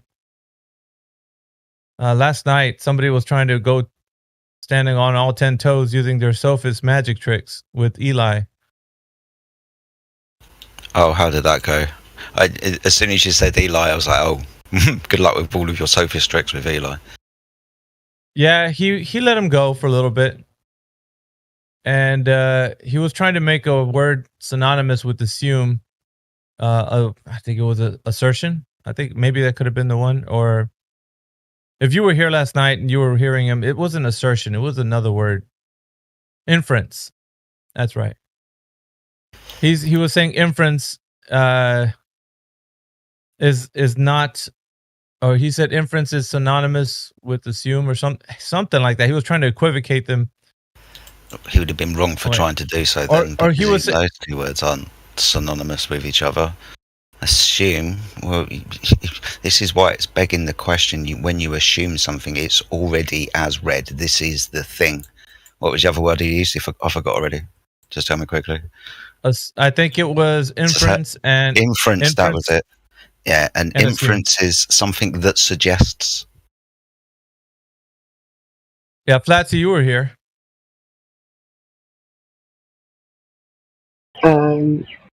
Yeah. You remember the guy last night? Yeah. I've got inference pulled up on my phone right now. No. because of that What guy. was it, what was he trying to say last night about that long speech he was trying to have you read?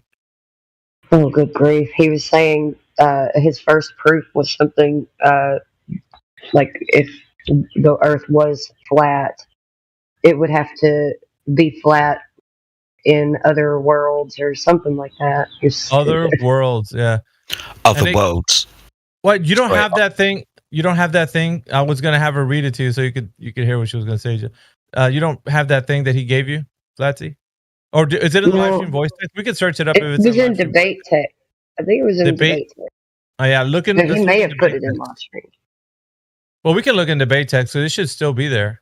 Sounds like an argument I had the other day with a young gentleman. let's see. I was arguing with his imagination as well on other worlds. Is I don't that know like if a?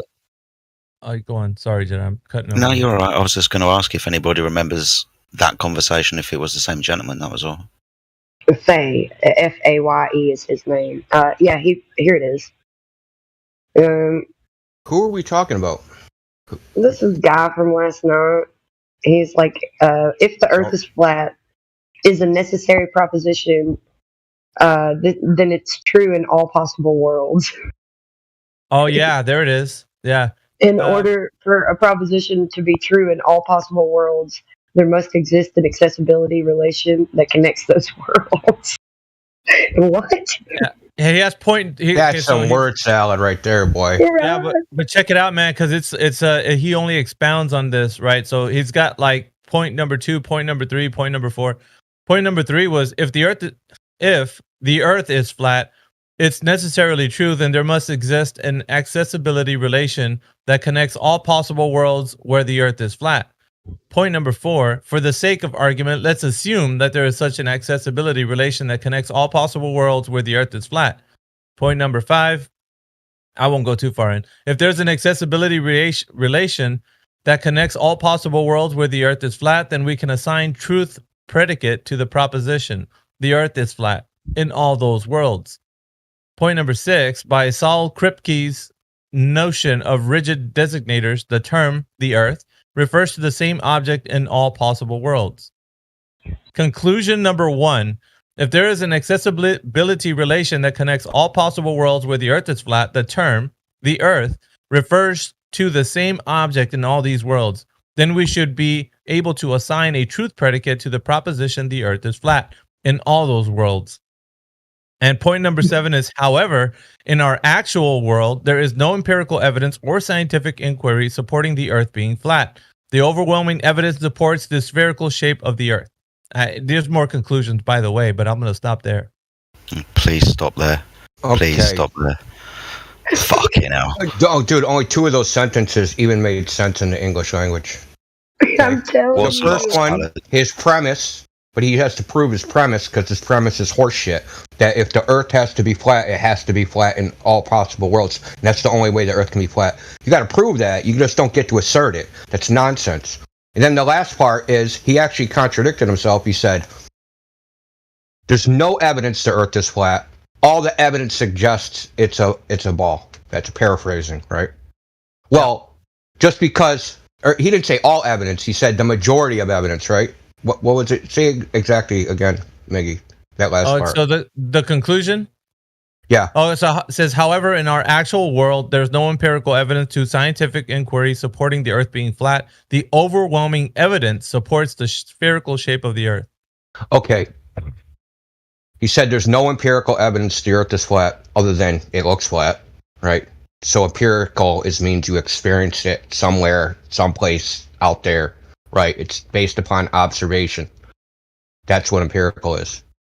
Well, that's false. That first statement's false. And the second statement is a contradiction to the first statement because it says overwhelming, which implies that there's some small fraction of evidence which the Earth is not flat. Okay, so just gibberish. Yeah, we addressed it last night. I actually do want to Who play is a this clip. guy? Did he get banned? No, he'll be back. His name I is want to Faye. break a stick off in his ass. Yeah, it was delicious. But we got some new people that just joined our chat. CB, you want to? I want to ask a quick question to everybody here. Go ahead, Indio. Real quick. Great Angelo. Did you guys hear the Helio played like Yep. a clip? Is that Bob I the was Science Guy? No, that's what I said. I was the first one. I was the first one to say that. But he says, "No, I'm not. I'm not Bob the Science Guy. I'm Great Angelo." But see, I think It sounds that like Great Bob Angelo, the Science Guy with a slight voice changer, not just Yeah. to like because it's the way he talks, dude. I've heard this guy talk a million times. his demeanor. It's his demeanor as well. Like the way he was acting, His inflections, all that, like his gish galloping, his dude, what triggered me was there's a negative of the blue marble and a print at Houston, but there was no way to digitally composite it back then. Oh, yeah, great, fantastic, but that's not how they composited shit back then. They had something called an optical printer, right? So you take the film and another film, and it combines the image and casts a new negative with both images combined. You can actually, they could actually stack 5 of them. They can do 5 layers of composites by combining the image, so they have a projector with mirrors that combined it into, so it lights up the negative, right? It combines the negatives, like 5 negatives, into one, and then it projects it and creates a new negative, and then that negative is printed. He doesn't know what he's talking about. Well, he was true. It's a true statement, but it's disingenuous. You know what I mean? Yes, there was no digital way to composite, but that's not how they composited it back then. So, anyway, that was it's. I'm pretty sure that's Bob the Science Guy. That's what I said, bro. 80, 90. More sure than I'm more sure of that than there of sitting in their chair. I'll back you up on that. Indio, it sounded like him, and he tries to make a lot of the same points like Bob did too. So anyway, all right, we're gonna turn our attention to the new people. CB, if you want to lead us in. Yeah, who's the leader of the group? We have Nora, we have Yepi Kaye, and I think there was one more, Quintuple D. So, guys, what's going on? Who wants to say hello? Don't be shy. Someone's got to be the leader of the group, so go ahead and chime in. They might be drawing straws, bro. No, you go. No, you go. No, you go first. What are you on about? There he is. There we go. Howdy. Hello. How you guys doing today? Excellent. Good, man. You? I'm pretty good. Pretty good. So what brings you by the servers today, my friend? And your other friends? What brings you in? My other friends? Well, there's a few people that have joined. I don't know if they're associated with you, but we'll all be friends. Let's just go from there. But what brings you specifically into the server today? I believe I spoke with, I think his name is Grim, in the voice verify. I told him that it was a while ago. I had known a little bit about this, thought it was the evidence wasn't kind of there. And now more recently, I'm just interested in looking into it more and more and kind of learning the information behind it. That's a good reason to come Being back. a little vague there. When you said there wasn't evidence for it back then, could you be a little bit more specific? What kind of evidence are you looking for, and evidence for what specifically? Well, I guess it's a bad way of putting it, because I'd only known about I think he mentioned someone, a troll group or whatever, some fake flat earth people who tried spreading misinformation. Society. Yeah, I'd only known about that through popular internet. You've probably heard about that. I'd only heard about it through that, and I jumped to conclusions like most other people, and yeah, that's why I'm trying to understand more, so I don't jump to a conclusion that I don't know true. Fair enough. It seems like a smart thing to do. Get both sides of the story, right? Yeah. So where do we begin then? I mean, talk. Sorry, you carry on, mate. You're fine.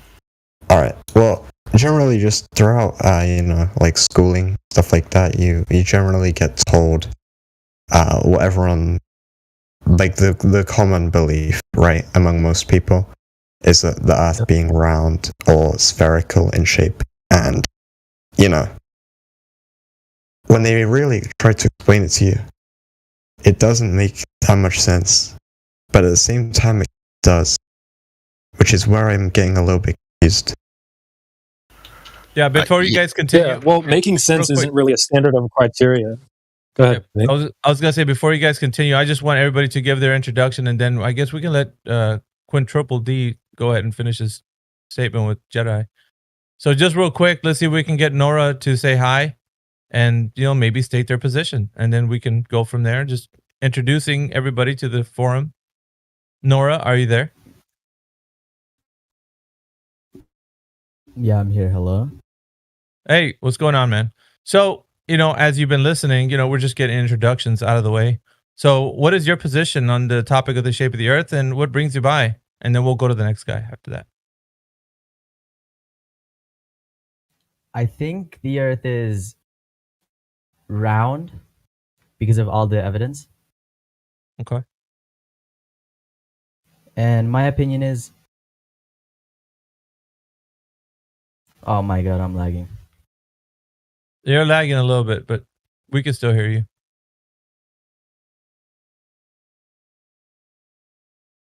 Go on. I think it's like super disrespectful to like come here as a troll and like try to diss some like actual proven stuff just to piss people off. Okay. right. That being said, do you think there's evidence for the case that the Earth is a globe? There's definitely evidence that the Earth is around. Okay. We'll go ahead and stop there just to state your position and who you are. Welcome to the group. We'll jump over to Yippee. Is he still here? Yippee Kaye, are you there? Yeah, hello. How's it going, man? It's going good. Also, Nice. Go ahead, man. State your position. My position. I actually am skeptical.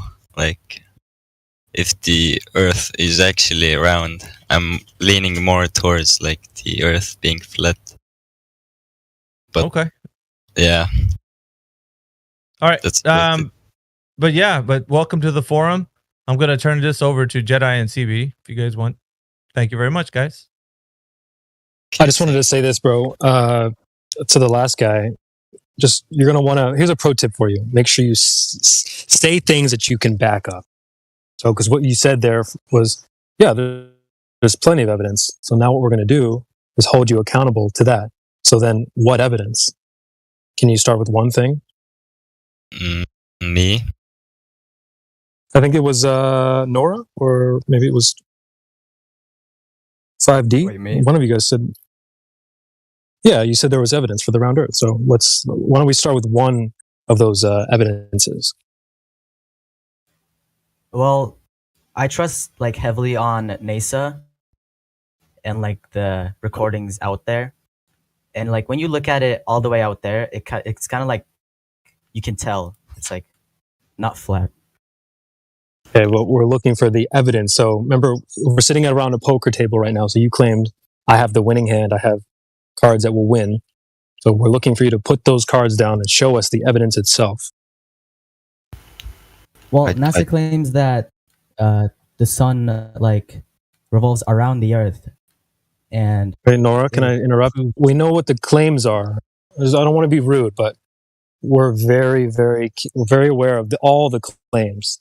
How the sun moves, and the sun and stars and other Earth, all that stuff is very well known. The claims. We're looking for the actual proof, the evidence that you said was there. So, CB. what is the evidence? Not just the claims. CB. The sun does. Go ahead, yeah. Sorry, my friend. Maybe we should help our new guest understand what those three claims are, right? Because let's be clear, they claim the Earth is a ball, so we're going to want evidence of that. They claim the Earth is rotating upon its axis, so we're going to want evidence of that. And they claim that the Earth is a ball rotating in the vacuum of space, so we're going to want evidence that you can have an open pressurized system. So those are the three claims that they primarily make, and we're looking for evidence on those three things. Just so we're clear, mate, okay? Yeah, I totally understand. Well, I trust them because, like, in a daily you can see the sun and the moon, you know? And You trust them because of the sun and the moon. So CB just said that we don't need the story, we need the evidence of the story. Would you like me to help you? yeah, sure. Okay, so remember I said there were three claims. We would, and yourself, if you were to believe that the Earth was a ball, would be looking for direct measurable evidence of the Earth having curvature over the distance of the surface. So do you know in any point in history who and how the curvature of the Earth was measured? Well, to be honest, not really, and that's why I'm here. I'm here to listen to you guys. I mean, okay, that's fine. I mean, CB pointed out that you said that you've got overwhelming evidence. We're just going to go through that because, you know, I guess that's why we're all here. Those three primary claims: the Earth is a ball, a shape, that it moves upon its axis, rotates through the vacuum of space. So we've started off with the direct measurement of the curvature of the Earth. You turned around to me and said, well, okay, well, do you know how this was done? Is it something that you believe was done, but you don't know how and who done it? Just real quick before we continue, Jedi, I don't know if you're really close to your mic, but your P's are plosive, brother. They're like pew, they're like thunder when you're saying P's. So I don't know if it's maybe just distance. Yeah, sorry. Go on. No, you're fine. Can you repeat your last sentence? I didn't hear you that well. So we're looking for direct measurement of the curvature of the Earth. That would be, do you know how it was done and who by? Have you got like first-hand kind of knowledge of this, or is it, you know, something that you believe but you don't know quite what you believe? It's the second option. It's something that I believe but don't quite know stuff about, and I just want to learn about it. Okay, so you just want to learn about it. Okay, that's fine. I'll tell you what, I'll help you because this is how we all learn about it. This is how we learn that we don't have first-hand knowledge about this. This is how we learn that we have a belief in this story. So when I asked you for the direct measurement of the curvature of the Earth, who and how that was done by, there isn't any. You'll get some stories, but when you look into those stories don't actually show you direct measurements of the curvature of the Earth. The third thing, the physical claim that they make, the Earth is rotating on its axis. There is no direct measurement of the rotation of the Earth. In fact, you and I don't sense the motion of the Earth. In fact, the Earth doesn't act like it's moving at all, right? But they claim it is, but when you look into the claim, there's no direct measurable evidence for it. So far there's no direct measured evidence for the ball or that it moves. Then they say the vacuum of space, and you brought up NASA because they're very, you know, you trust them. I wouldn't trust them as far as I could throw them. One, because they're just giving you pictures that you can't verify. But two, space, the vacuum of, like I said, we would have to have a demonstratable proof that you can have gas pressure in an open system. Or to put it another way, a violation of a natural law where you have a decrease in entropy. You can only have an increase in entropy. You can't have a decrease. And this is the claim that the heliocentric model makes. You know that you're breathing gas pressure right now, right? Mm-hmm. Okay, and you understand that to have gas pressure, you need to contain a volume of gas within a physical boundary. Let's call it a tire or a football. And the consequence of putting that gas inside that contained volume is that gas is now under pressure. That's the consequence of doing so. We're breathing gas pressure. So there must be something physical for the gas to press on. But more importantly, if they claim that space is a vacuum, that means there's nothing for the gas to press upon. And we understand that the increase in entropy right? The direction of energy. High pressure, that's the gas we're breathing, will move into the lower pressure environment. That's the vacuum of space, where there's lots of space for the gas to expand into. So the heliocentric model makes a claim against the second law of thermodynamics. It claims a decrease in entropy. Do you understand that? Well, the second thing that you stated was the rotation, right? Well, Yeah, the second claim that they make, yeah. But the fact that the sun and moon like changes every day, and you see them moving, and you see the clouds moving, it kind of proves that the Earth is rotating, no? Well, you do understand. You seeing them move. So What did you you say? said What was seeing that? them I'm talking. move is evidence of you moving. How does that work?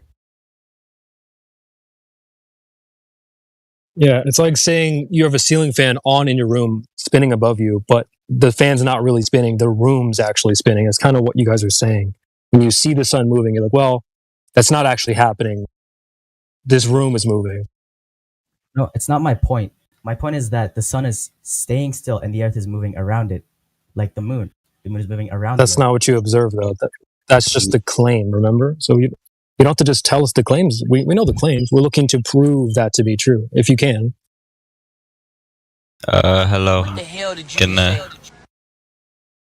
I ask one question? Is it about what we just talked about, or? No, it's kind of different topic. We try to do one topic at a time, maybe. So okay. maybe we can get through the movement. Yeah, okay. Thing and move to the next up.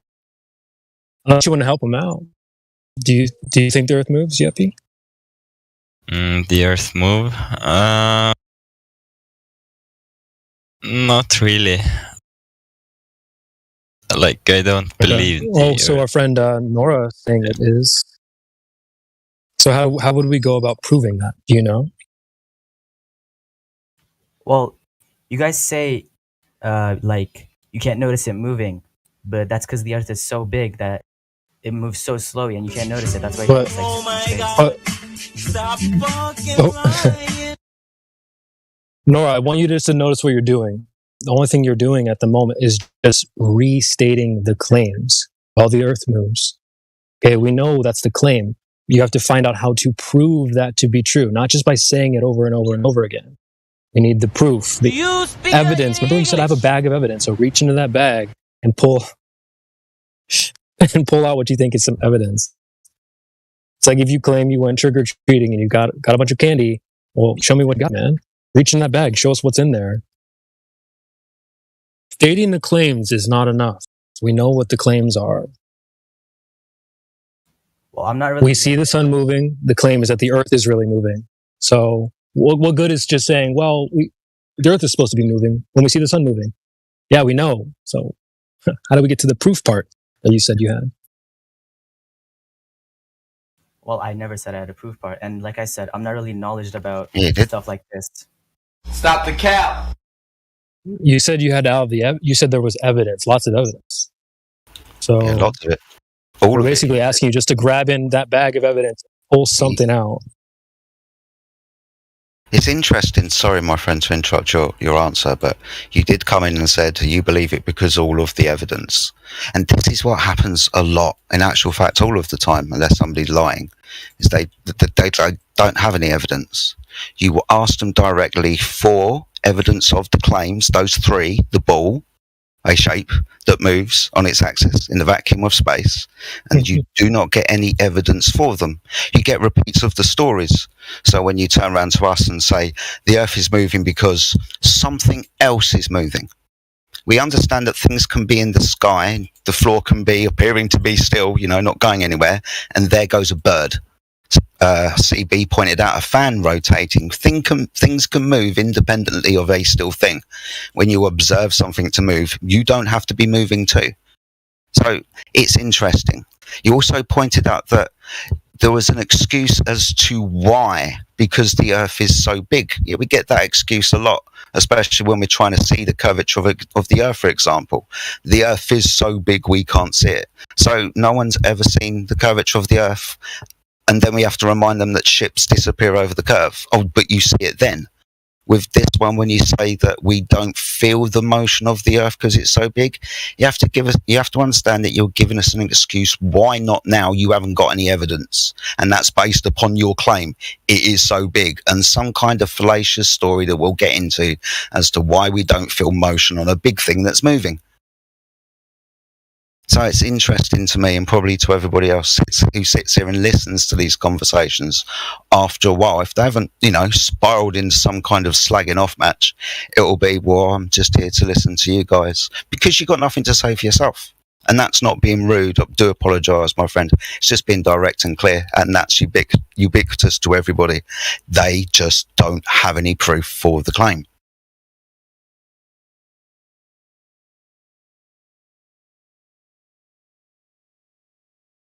You want to hear us? You understand? Sure. Can I? Yeah, sure. Can you explain to me then why you think the Earth is flat, and do you have any proofs? Yeah, certainly.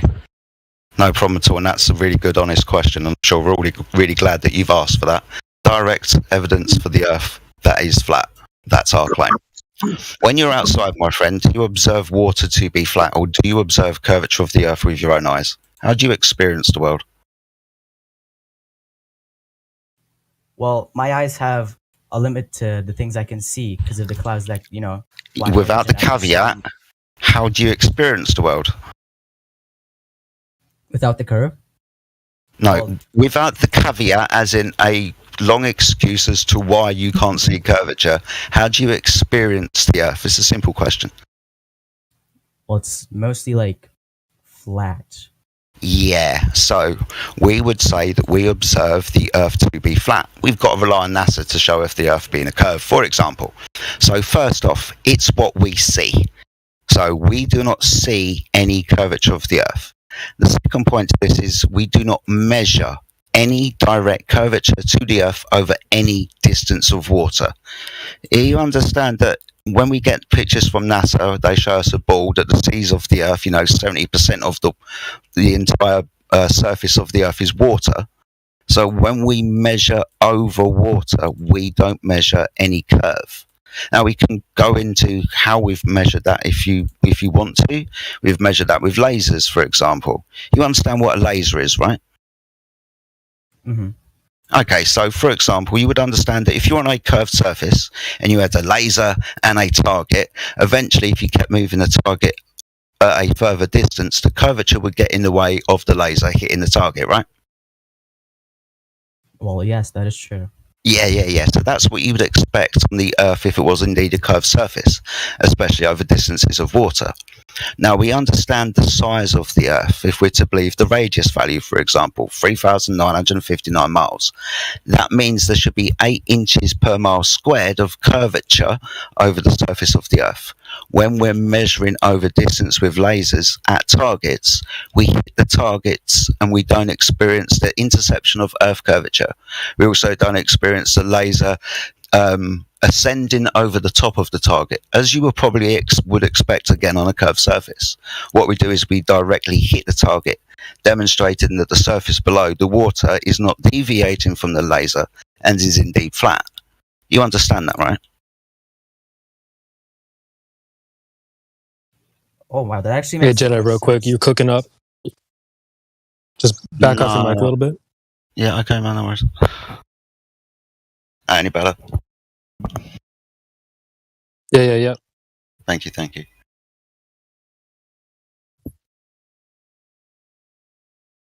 So you understand the claim about the laser, right? Hitting the target. Mm-hmm. Cool. So we can provide you with the PDF information and lots of measurements that have been done on flat Earth. That's fine. It's not a problem. Trust flat earthers. But this is what laser targeting systems are. The things that are used by, for example, the navies of the world. So they use laser targeting systems at distances of 100 miles, requiring the surface of the Earth to be level, because if it was curved, it would get in the way.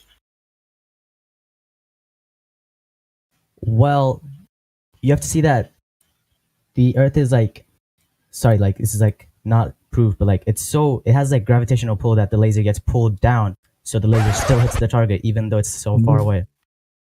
What? I didn't know that. Do you know that, or you just said that? What? Do you just make that up? No. Okay, so what are you basing that off of? Have you seen this before? Have you seen this done somewhere? Have you done this? Do you have a laser? Where are you basing that claim off of? That gravity pulls lasers. And that's okay if that's true. I just want to see that to be true, not you just pulling it directly from the asshole. I want to see that or know where you got that from. Well, I don't have like. Oh, sorry. You can go. I mean, look, if you want to give us scientific evidence for everything that you just said, and fine, please realise that you are literally pulling something out of your backside. All right, we're talking about a laser targeting system. We're just talking about looking at the world and then maybe seeing something and targeting it in the distance. Right? It's quite a simple kind of understanding. So if you just turn around and go, yeah, well, the Earth's a ball and it's got gravity and it doesn't matter what happens, the gravity takes care of it. Come on, mate, listen to yourself. I mean, the more I listen to you, the more I realize that the Earth is kind of flat. You guys make so much sense. Well, I'll tell you what, let me finish this point and then I'll hand you to the rest of the panel. All right? Because I made a claim. So I was going to help you. First of all, I said we observe. Second of all, I said we measure, which I've just demonstrated. Third of all, I say we practically use the surface of the Earth as a flat plane and not a curved surface. Now, do you understand what celestial navigation is, or navigating by the stars? Have you ever heard of that? No, not really. Okay, so we can navigate across the surface of the Earth using the stars. Did you know? It's kind of crazy, yeah? But we've been doing it for hundreds of years. Now, to do this, what we do is we measure angles. You know what an angle is, right? 45 degrees, 90 degrees. You understand what an angle is, yeah? Yeah, sure. Yeah. So what we do is we measure the angle of the star above the horizon at a certain time of year so we know where it is and we know where we are. Quite a basic concept, yeah? Yeah. Yeah, cool. You know what a triangle is, right?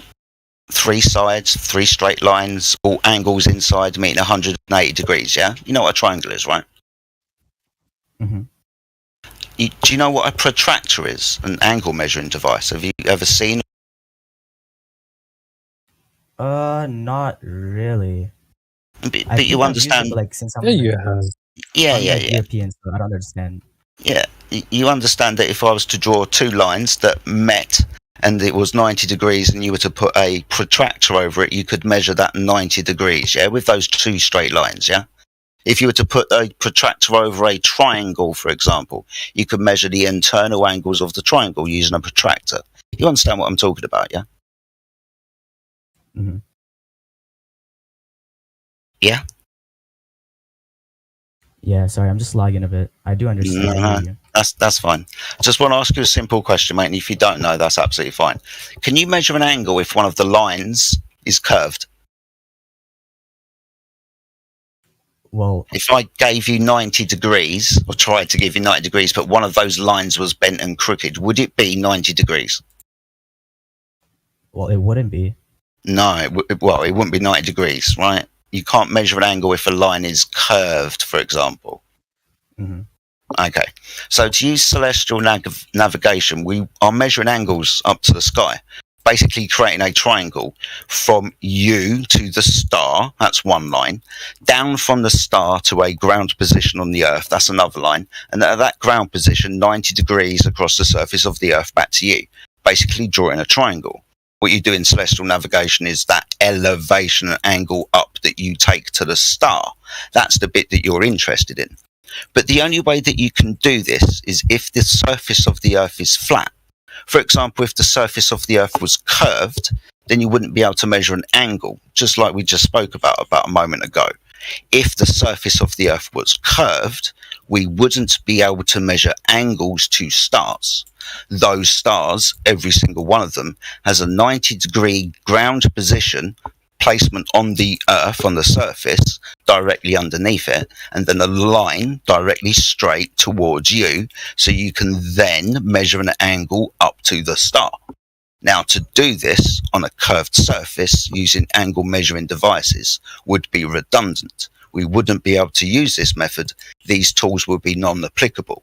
The fact that we do and have used celestial navigation for over hundreds of years requires the surface of the Earth to be flat.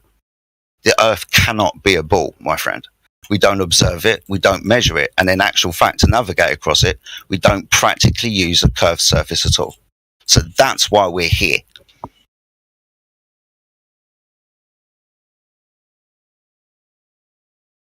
Yeah, everything you say makes sense. Now, the more I think about it, the more it makes sense. I kind of don't like understand sometimes because my like first language is not English, and it's like hard for me to understand. Well, we started off like you, bro. But I've heard about the tool, yeah. Huh? We all started like you, man. We were all taught the same thing. Like we learned the same thing. Yeah, that's the starting point.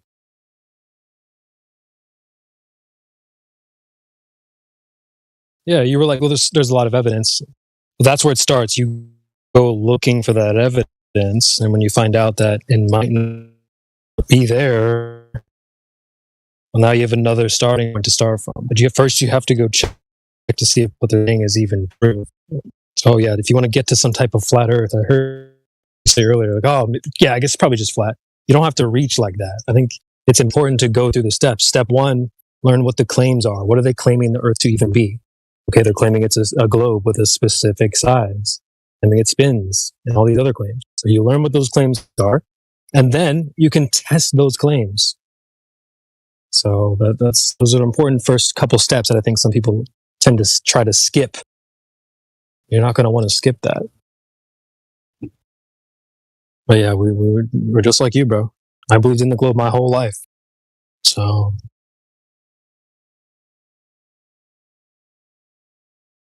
I say that it starts to fall apart upon investigation. It's like a ghost trying to go look for a ghost. You'll realize eventually it's not actually there. Well stated, CB. Very well stated, man.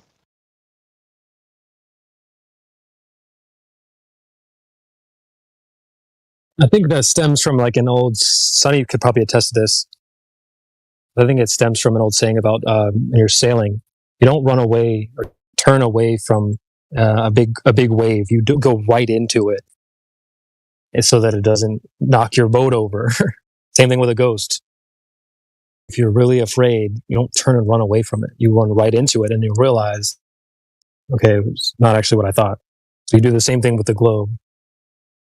Go right into what they're claiming. Specifically, what are they saying? It's like any other fear. It's an illusion. You're scared of something until you just go through it. Mm-hmm. I was going to say what came up in listening to you, CB, is testing the merit of the claim.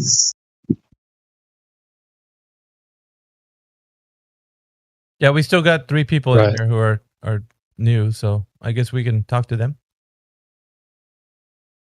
Yeah, don't be shy, Yeppy. There's Nora still. Yeah. if you're still there. Oh, okay. Well, I do like lean more towards the Earth being flat. My biggest question is like, why are we being lied to? Like, what's the benefit for them lying to us that the Earth is globe? It's a good question. Oh, bro, I would say this. When you figure it out, tell us. Yeah, well, you're going to want to put yourself in the shoes of an investigator. So you just arrived to the crime scene. There's blood, there's bullet shells, you see a camera up there. Why don't we gather up the evidence first? And then, if we can, maybe we can try to figure out what the motive for why this happened is. But the good news is, if we don't ever learn about the motive, we can still turn in that evidence to a judge, and the judge will still be able to make a conviction based off of evidence, not based off of motive. So that's, like I said, you need to put yourself in the shoes of an investigator or a judge. Or a jury. And you need to be looking for evidence. Or the jury. Yeah. So the first thing you should do is gather evidence. And not seek motive, because you might not ever learn what the motive is. So what are you going to do? Just stop, throw away the evidence because you couldn't figure out why it happened? Sometimes people just do things for no reason. Yeah. So you get a call. You're a cop. You get a call for a dead body. You go to the scene. You don't go, why this happened? You don't care why it happened, right? You investigate whether it was a lawful or a justified or unjustified killing. That's the first thing you try to figure out. Is there a bullet in the head? You investigate, you collect the evidence at the scene and determine if it's a crime, but motive is irrelevant. It either happened or it didn't. Facts. This is coming from like an officer here. We currently don't truly understand the why. As far as motivation and any type of relationship, we don't know, but the investigators are keeping all options open. Yeah, there's just a standard response. Look, we don't know the motive, but we have evidence. So if we can figure out the motive, we'll let you know, but if not, we're not just going to ignore the evidence. So that's what you need to do. Not worry so much about the motive, because it could be a lot of things. Why do liars lie? Why did the liar lie to me? Are you going to go ask the liar or the person that they lied to? And if you did ask the liar, why would you believe them? Yeah. They're a known liar. So it's like, I don't know.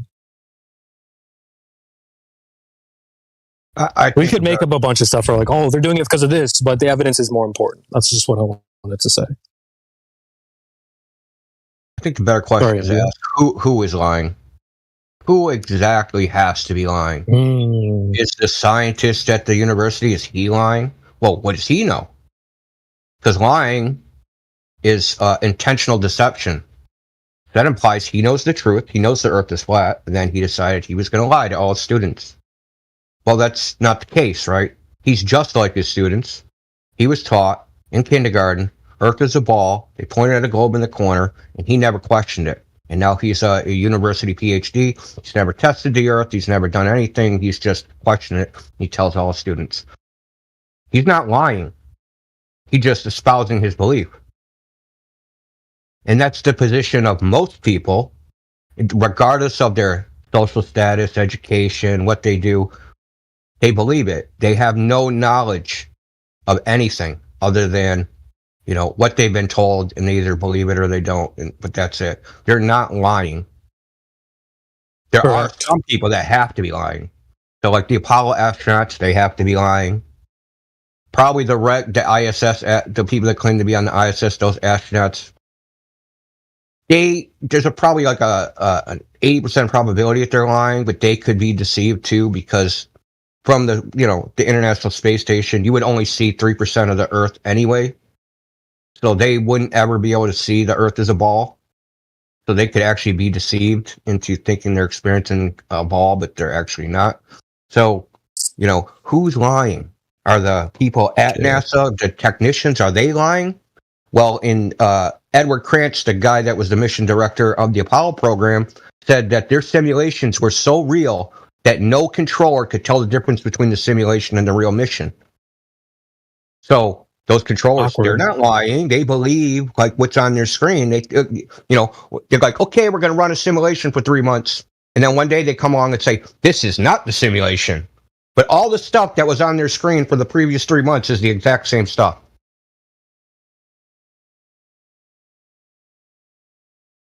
So, like I said, who's lying? Well, I mean, he wrote it in a book, and he said it in an interview. It's not like I'm making it up, bro. He wrote a book called Failure is Not an Option, where he said this. Okay, here's my second question. Like, why would they put so much effort into the lying? What effort? Like, why are they trying It's still a motive-based question. What effort? What are you talking about? Like they're putting so much effort to us believing let me use it in an analogy. Santa Claus. How much effort is put into convincing all the parents of the world to tell their kids Santa Claus exists and to lie to them? How much effort is put into that? I mean, none. Yeah, exactly, none. But it's still. Are you kidding? Right? Well, I mean, there's no overlord, the Santa Claus overlord, that tells you better tell your kids the Santa's real. right? It's a tradition, and everybody just tells each other, "Oh, Earth's a ball. Oh, Santa's real." And at some point, you know, we all like the kids figure out through other means that Santa's not real because they find evidence, right? They find the presents in the closet, right? And it says Santa from Santa on it. They don't go, well, this has to be from Santa because I can't figure out why my parents are lying. Yeah, okay. I understand. Okay. That's like a secondary, that's like a derivative question. Like we try to just say, what can we prove? We're not like derivative, like we can't prove who's lying, who's not lying, whether we can't prove any of that. We just know it's important to somebody somewhere because if you turn on any media, you see globes and stories about astronauts and all sorts of stuff all over the place. And I'm like preempting the question is why is it important? Right? People ask that question all the time. Why is this even important?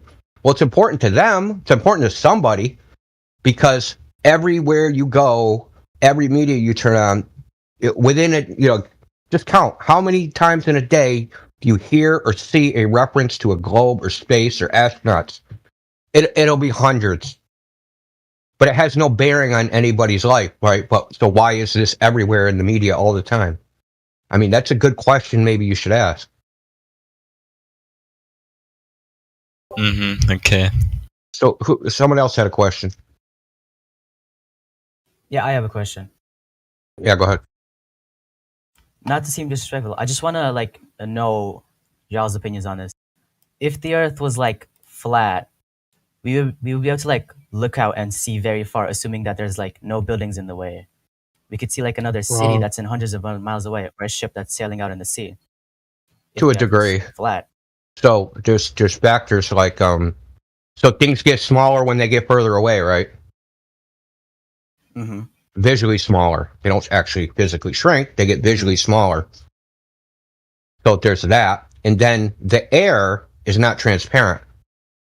So if you go on your, I don't know where you live, go on your local weather and look up, it'll have a thing, it'll say temperature, humidity. There'll be one that says visibility. Typically, it'll be about 10 miles. And that has nothing to do with the curvature of the Earth. It has to do with the opacity of the air, right? Light, you don't see out into the world. The light comes to you. So some building 100 miles away, it has to come through a huge volume of air to reach your eye. And that light is absorbed and attenuated by the air. The same way, if you go under the water, right? If you go in the ocean, at 400 meters, it's completely pitch black. And that's in only 400 meters. But we're talking here, comparatively, hundreds of miles. How can the light of the sun reflect off something hundreds of miles away and go through a gigantic volume of air and you be able to, and you got to think, it's not just going through a huge volume of air. A 43-story building 100 miles away is like the size of a pinhead. Yeah, so if you want to put it into a little perspective, pun intended. I see we did it. So if you do that, Nora, check this out. What's the smallest coin that you have there on your where you live at? Your little coin. It's a 0.5 Turkish lira. Okay, so imagine having that coin and putting it on a popsicle stick, all right? And you could move that away from you. As it gradually starts to move away from you, what do you think you're going to see from that? How far away do you think you can see that until it starts to disappear in your vision, straight in front of you? Well, until it gets small enough and out of my vision. Well, it's not going to be out of your vision. It'll still be within your line of sight. So your line of sight won't change, right? You'll still be looking forward straight on. But what will change is the resolving power of the limitation of your eyeballs. Your eyeballs can't see forever. That's just debunking what you just said right now about seeing things forever because of the resolving power of your eyes. Can you grasp the concept now, Nora? Otherwise, why would you need binoculars and telescopes to see further? I mean, right. Again, think about what you've said, and then it's a simple question that it's a simple thing that Miggy's pointed out to you, and then listen to what you've said, especially when you think about why we use binoculars and telescopes, right? to see further because your eyes can't see forever. Yeah, so you're increasing the resolving power using optics. That's what we use optics for. But currently, with just your eyes, even they sometimes seem to fail at resolving things. Therefore, sometimes people use corrective lenses, and with that, they could see better. At least to the point where it's vision is 20/20, and at that point, that still has a resolving limit. So you can't go farther than you can see, right? As far as like you resolving the thing that you can see in the distance. Can you understand this point, Nora? Yeah, your argument really makes sense. I have another question, if that's all right. Sure. I wanted to try to answer that in another way before you move on, though, quickly. It was one of you who said first correctly that your eyes have limited view, and that was correct. But see, when people start to bring up a flat Earth, they're like, well, if it was flat, then it would be different, and I'd be able to see more, right? The answer is no, because when we talk about flat Earth, we're simply talking about the Earth outside, where you don't see to China and all these other things. So if you were to learn about flat Earth tonight, you wouldn't wake up tomorrow and then start seeing to China. Just keep that in mind. What you said first, that your eyes are limited, that's true. So this whole idea of like, well, if it's flat, then we should be seeing more, right? No, you just see what you always have seen. But go on to your next question. Well, my next question is, during a lunar eclipse, the Earth passes between the moon and the sun, right? And when that happens, the sun projects the Earth's shadow onto the moon. And when this happens, you can actually see Earth's shadow if you look up at the moon. And if you do that, you'll see that there's a round shadow and not a flat one. Is there any explanation to that? It's Yeah, interesting. all that's wrong. But it is interesting that you bring that up, because we could turn around to this point and say, yeah, that's the claim. We want proof of the claim, because within this explanation for why the moon appears to do what it does gives credence to the Earth being a particular shape.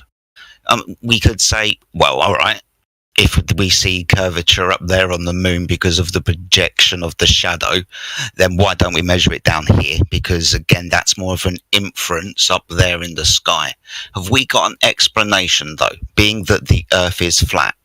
Well, yeah, we have to remember that maybe the explanation for why that phenomena happens in the sky hasn't got anything to do with the floor, when all of the luminaries up there are above the floor. We stand on the floor, we point to those things up there. The kind of bottom line to this, my friend, though, is I don't know. And Indio and CB and Mayhem and everybody in this panel doesn't know. We don't have an explanation. We couldn't and shouldn't give you another story. Now, it would be a story because we can do what you do, stand here on the floor, point up, and then what? Make a guess, think about it, maybe logically, but only get so far, because we're not up in the sky. I'm not on the moon. I don't know what the moon is. I don't know what the sun is, if it's got anything to do with the moon or any of these things. So ultimately, my friend, no, I haven't got another story for you. The first one that you were given, that was a story too, by the way. And I can demonstrate why it's wrong. Yeah, well, let's look at what the story is even saying. I'll just make it quick. Yeah, go ahead. Go.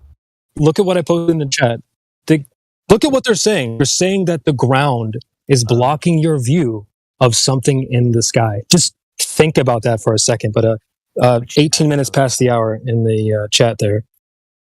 Live stream voice text. I sent you guys a little ping in there earlier. Maybe not when we first joined. I'll send you another message there. I'm going to add something, but I'll wait for you to finish, Indio. Yeah, go ahead, Indio. Yeah, okay. So there's a couple misconceptions about eclipses just generally. Okay, so number one, there's no evidence that that's the shadow of anything. Okay? Right. And the idea that, oh, the Earth is a sphere and it's going to cast a round shadow, well, the problem is that the moon is also supposed to be a sphere. So how does a round object cast a round shadow on a curved surface? The moon would have to be flat for there to be a round shadow of the Earth. Right? That is true, but like, since you're like so far away, that is true, but no matter if it's like a sphere or not, you can still see it's a sphere, even though it's not like a sphere. Well, the moon would have to be a sphere for the Earth to cast a round shadow. Okay. Oh, what did you just say? I don't know. Let me just keep going. You don't have to reply to everything. Okay. So because I'm going to go through a couple items. Second item is they don't use the heliocentric model to predict when eclipses happen. It doesn't actually work. Not for solar eclipses and not for lunar eclipses. They use something called the Saros cycle.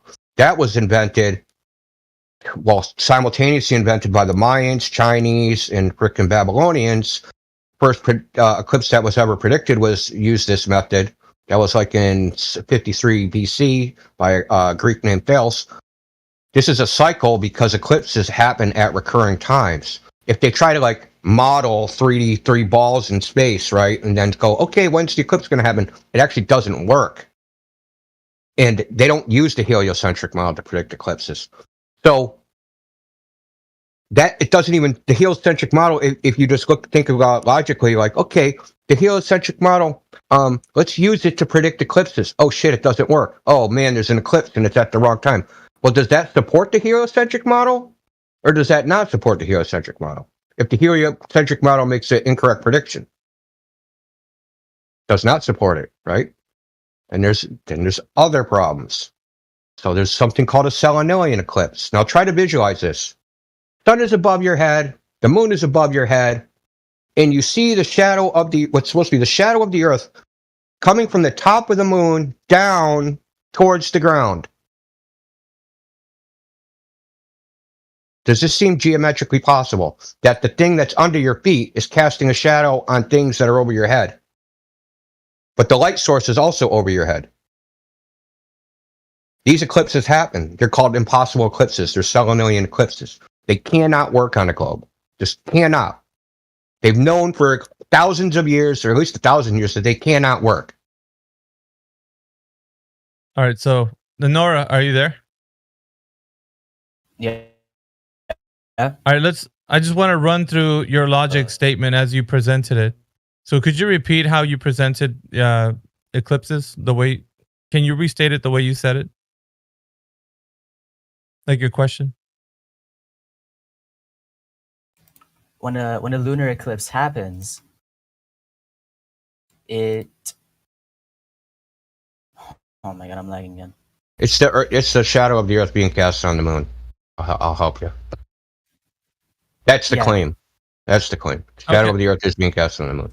That's your claim, but let's put it into a logical statement, right? Do you want to do that, Nora? Sure. Okay, so in this forum, we help people to critically think about what they're saying to make sure that they're not making logical fallacies, which this is actually. And people in here already know what fallacy this is.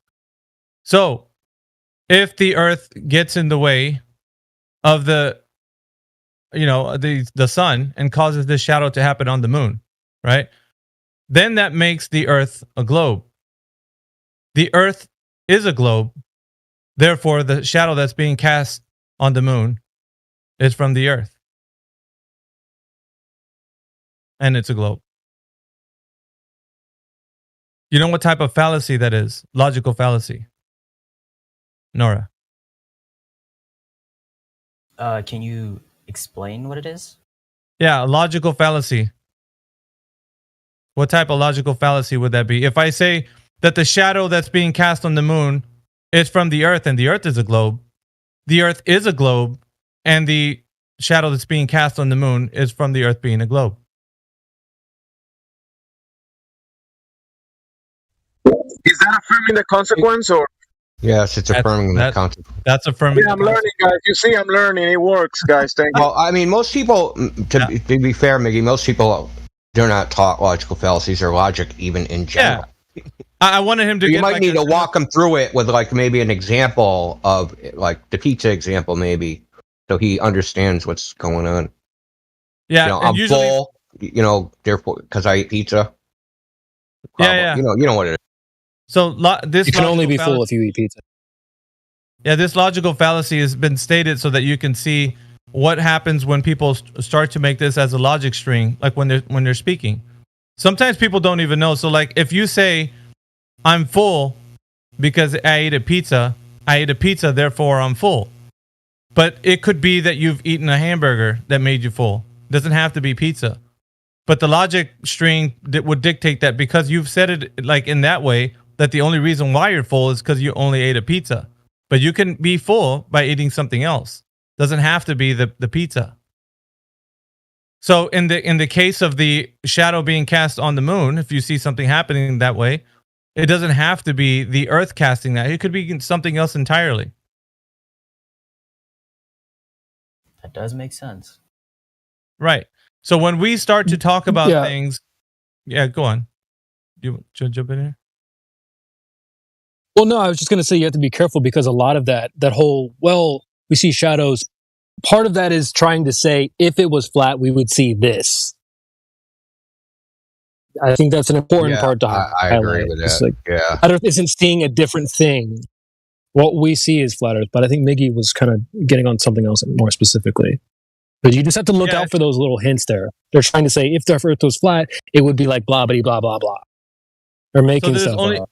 There's only one way that they're giving you to think about this because they're telling you what the idea of the shadow being cast on the moon. So they're giving it to you as affirming the consequent. It's a logical fallacy, and they're telling it to you that way. Well, there's a shadow being cast on the moon. It's the Earth, and so the Earth is casting that shadow. Therefore, it is the globe. So it's not. It can't be anything else. So they're giving it to you this way, packaged, and put it in your mind. So when you state it the way you have, it can only be the globe in your scenario, but it's still it's logical fallacy. It's affirming the consequent. So I just wanted you to kind of, and this is not just this particular argument. It could be done in anything else that you propose, right? So like you could put it in sunsets. The sun rises over the Earth, and the Earth is a globe. Therefore, we have sunrises.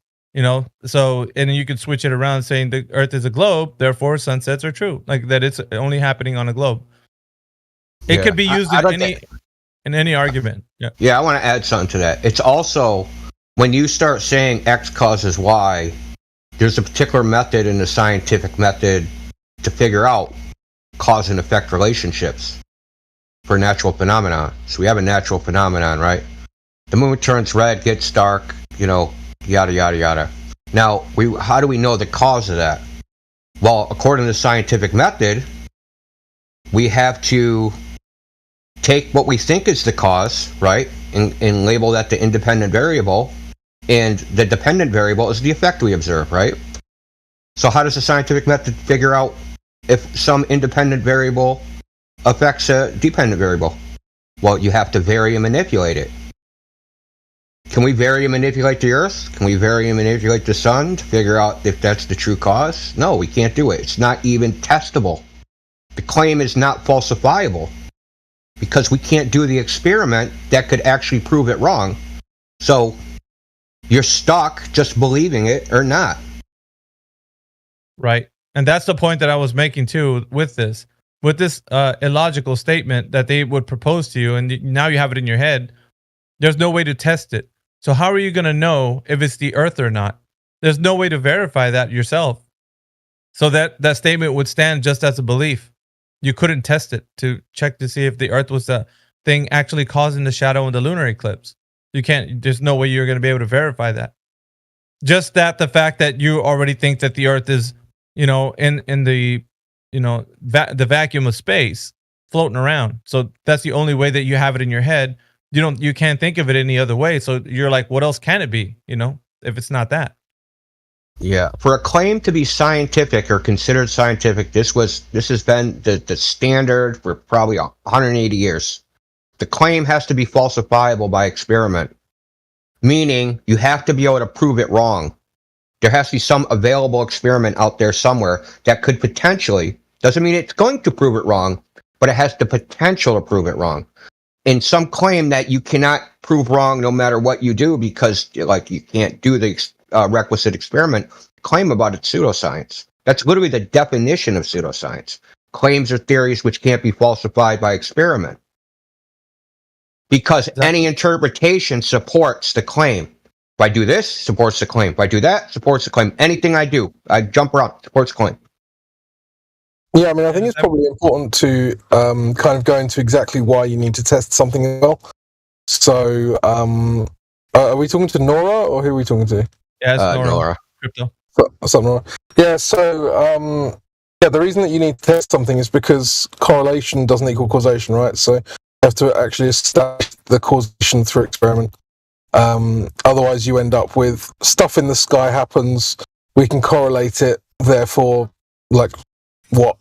Well, the answer is nothing. That's why you have to be able to vary.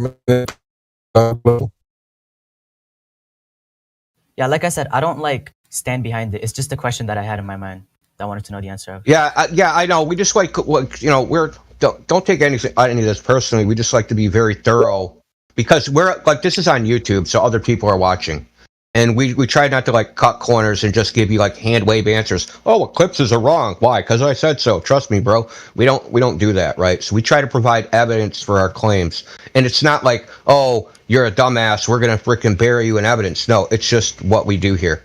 We don't make claims unless we can back it up. Yeah, we don't bury you with evidence. We just hammer you with evidence. Oh, yes. The thing is, though, it's like it's really important to understand that what Indio said about testing things, because the problem is that literally everything in the sky is unfalsifiable. So if they tell you, well, we know anything that's happening in the sky, well, unfortunately, everything that you see in the sky is, you're drawing correlations, sure, but you can't test any of it. So they tell you, oh, we know that we revolve around the sun, or we know that eclipses are caused in this way, blah, blah, blah. None of that's testable. It's all unfalsifiable. It's literally just an idea. And then they're pretending like flat earthers don't see the same thing. They're trying to attach ideas to what we see. Go ahead, Jedi. That's all I had to say. Yeah, flat earthers don't believe in the moon. Flat earthers don't believe in Australia. Or you guys don't believe in whatever, right? Oh, you forgot? Is gravity fake? You forgot that one. Well, just in India, we were talking to bro yesterday. The sun goes down. Sorry, guys. So, yeah, we got to remember that they will have magicians that they say can go into the sky and tell us what the sun is, because they.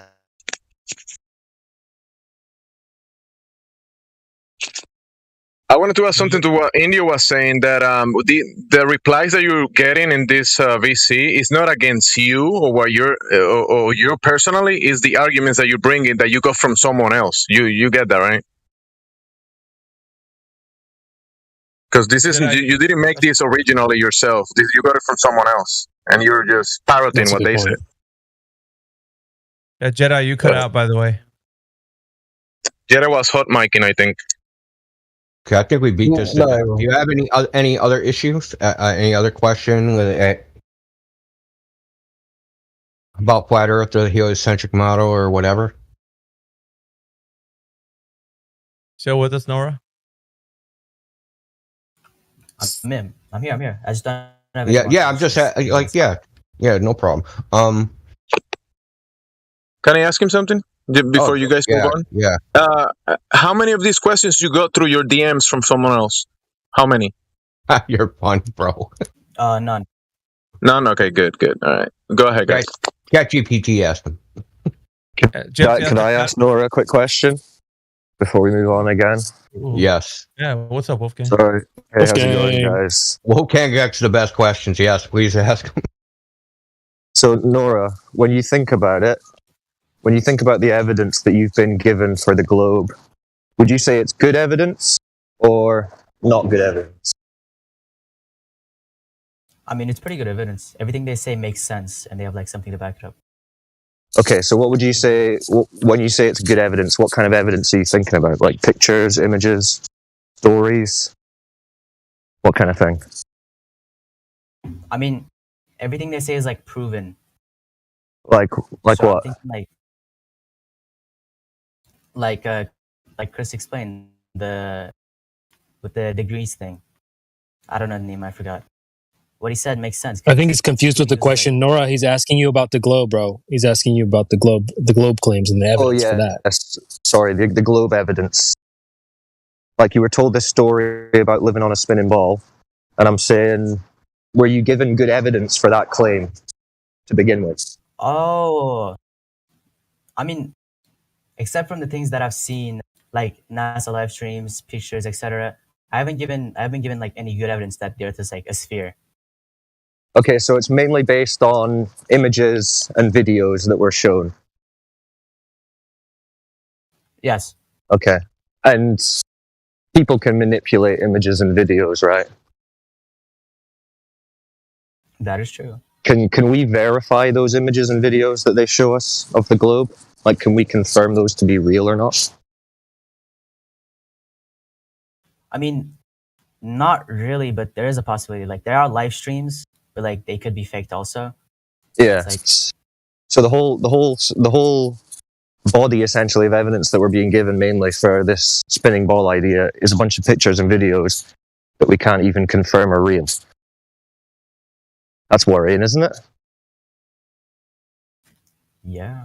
Okay, cool. Welcome. Thank you. Yeah, who else we got in here? We still got Yippee Kaye and yeah. Oh no, 5D's here. What's up, 5D? I do believe 5D was actually saying that he does think the Earth is a globe, so I don't know if he had any evidence. But we have, let's see if I think there's some new people. Nomad Nimbus. I'm gonna unmute a few people. Nomad Nimbus, welcome to the group. Hello. What's going on, man? What's up? What's up? Nothing much. Sorry to disappoint, but I'm a globe earther. Wow, you're not disappointing us at all. Yeah, that's what we want. What That's a good evidence do you have, Nomad Nimbus, that the Earth is a globe? Well, not much. I do know of the experiment Aristophanes performed. Okay. But yeah, I know. What did he do?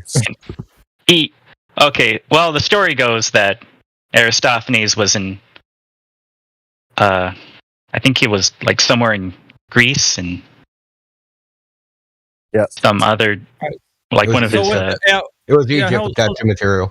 Hang on, Nomad. But what I'm getting from you is kind of a bit vague that you don't really know whether or not the story, where it's been said or how it's been done. It's a bit vague, wouldn't you say, in your mind, Nomad? Yeah. Well, I haven't really thought about it in a long time. I just kind of have a vague recollection. Yeah, no worries, man. But thinking about it right now, can you recollect anything from that, as in the specifics, sir? Yes, Aristophanes was a Greek mathematician, and yeah, we got that part. Where was the location that he done this test that you would colloquially call experiment? Let me see here. You're Googling it, aren't you? And that's fine. That's fine. Like, most people don't really know the details off the top of their head. But if you think about it, because this was the first experiment that came to your mind for the globe, you would like to think that you had a pretty good understanding of it, if that's the best experiment. Yeah, but I'm trying to work. Let me just work this angle real quick, guys. I know it's a bit frustrating, but it's not in the sense of like when people actually make this claim, exposing the kind of logic that they're using when they're backing this up. I just want to show people that it's interesting when they think they have evidence, right? And they point to something that they thought about was in the past. They can't recollect to know the specifics. And it's important when we're talking about like coming into a forum that's specifically talking about the specifics of how they know the Earth is what they say that it is. So to come into a forum unprepared and unknowledgeable about the things, it's kind of like, why would you walk into some place without any information whatsoever, right? We're just looking at you like, but wouldn't you know this information coming in here? Like you would have already been studied. You wouldn't have to look up things on the spot. You would already just be like ready to go with all the information, ready to show people how you know the Earth is indeed a globe. This is why I go through this tedious process. Now, to our group, it's a bit frustrating to hear because it sounds like when I'm doing this, like I'm just waffling, and it's not. It's actually going through a process for you to understand the mindset behind why you think the way you do. And this is important for you because if you don't understand why you're struggling now, it's because previously when you came in here, you thought, oh, this is easy. Knock down win. I can just come in here and just say, Eratosthenes, and then, game over. That's not so. So examining this further, and I'm pretty sure I gave you enough time to look it up, you can start to see why it's important, because specifics, especially when it comes to the Earth, which we're standing on, is indeed important, sir, for this server. So going back to Eratosthenes, right? What did he specifically do that actually measured this Earth's curvature?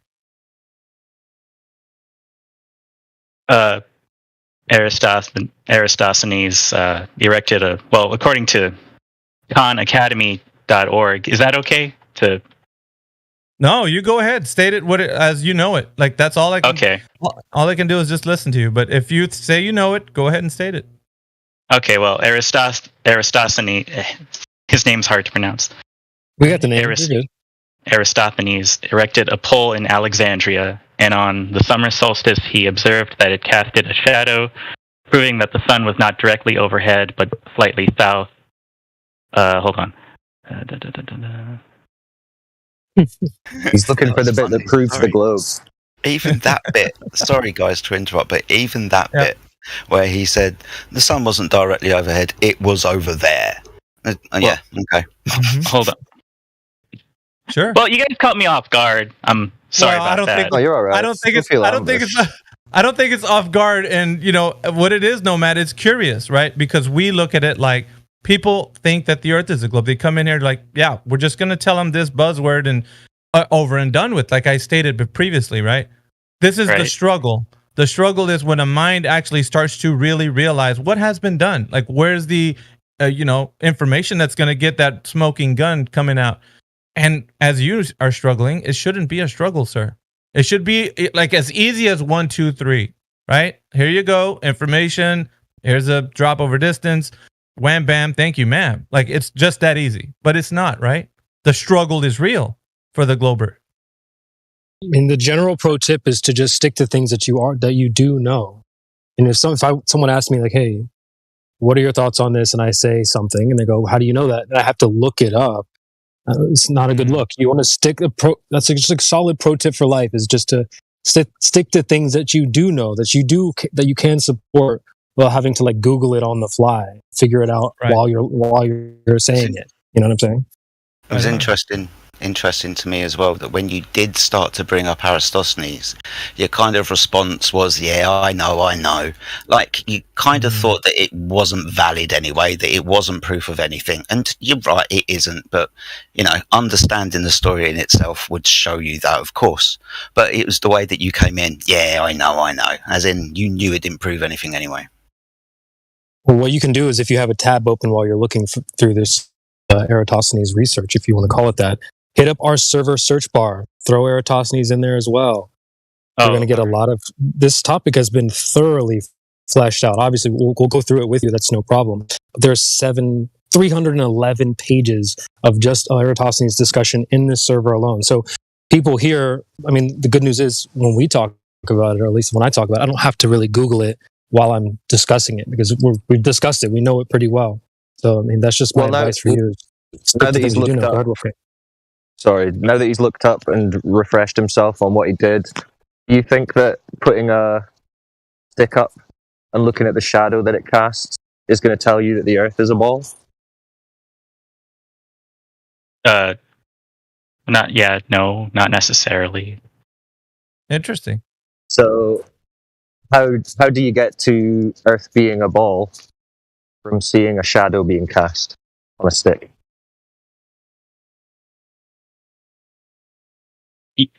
You can't like perfectly get to there.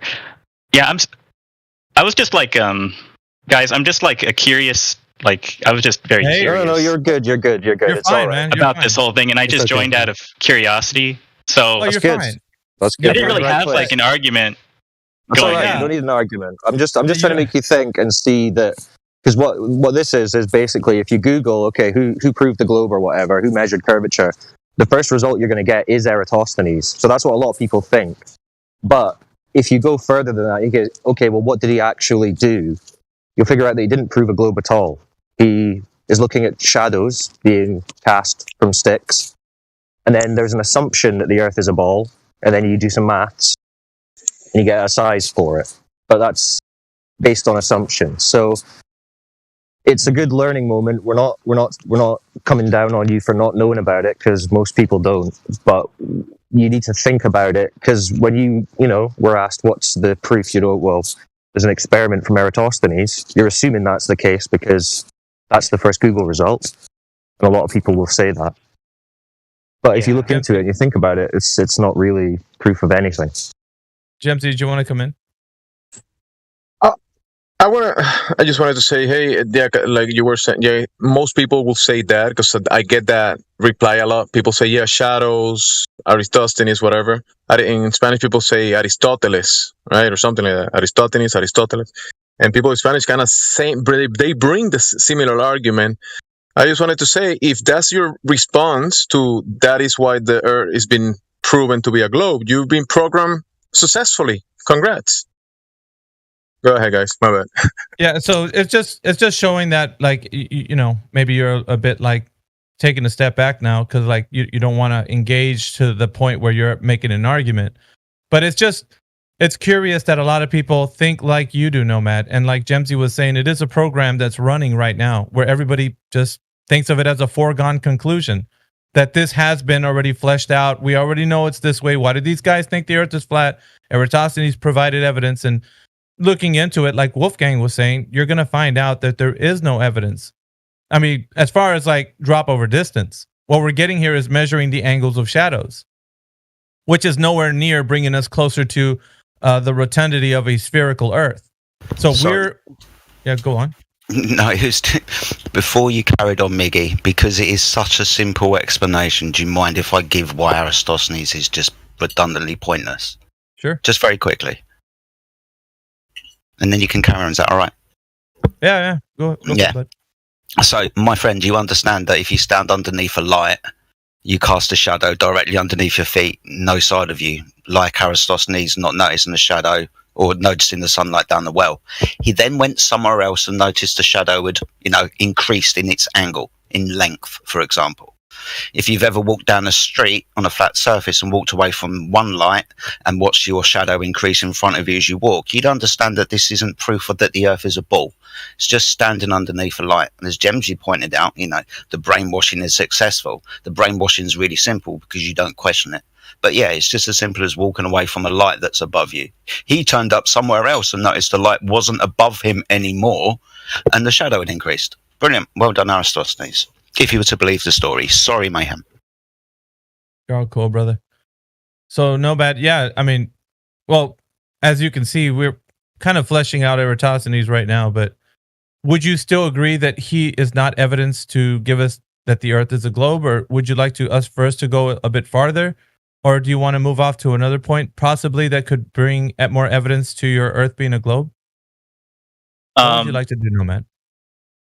No, I don't believe that like the story of Aristophanes alone could prove a globe round Earth. Do you have another piece of evidence you think you can bring forward? I mean, my friend, you're welcome to bring anything to the table that could give us a great understanding of the rotundity of a spherical Earth. Well, unfortunately, I do not currently have anything to present at this time.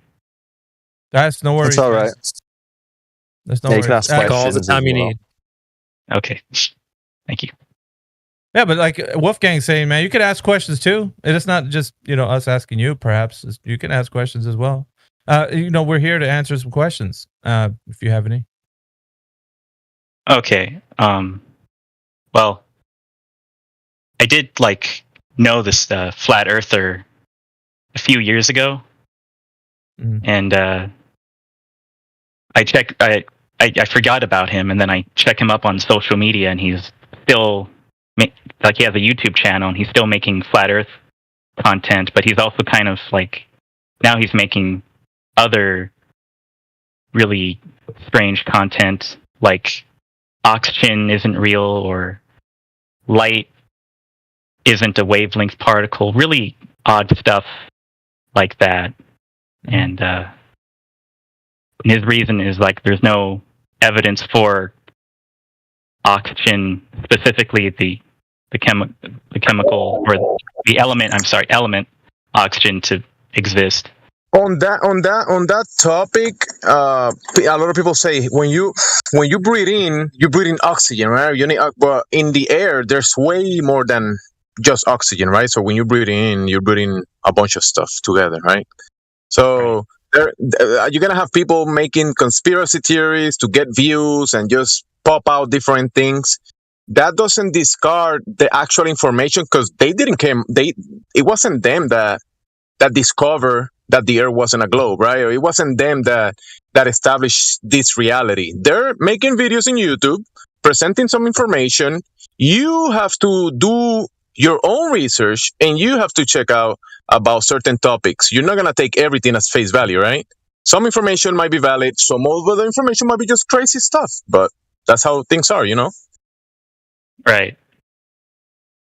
There's a misconception that when you get to, this type of community that is, you just take everything and throw it in the trash, where I think there is a dichotomy there. There's the auto-believe community, whatever's on the news, they just auto-believe it. But then there's like that auto-hoax community. Everything, it's all bullcrap. I think what we do is more like we go through things one at a time. We'll put it on the desk. Let's read through it. What are the claims? What is the evidence? Okay, then we'll move on to the next thing.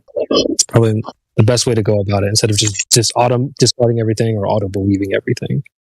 Yeah, so when we go through the fallacious types of reasoning, right, we can identify certain ones. There's one that is called an all or nothing fallacy. And there's another one called a stereotype fallacy. All or nothing fallacy would fall in the category of saying, things they have to be all or nothing, right? Either all flat earthers, which would be a stereotype fallacy as well.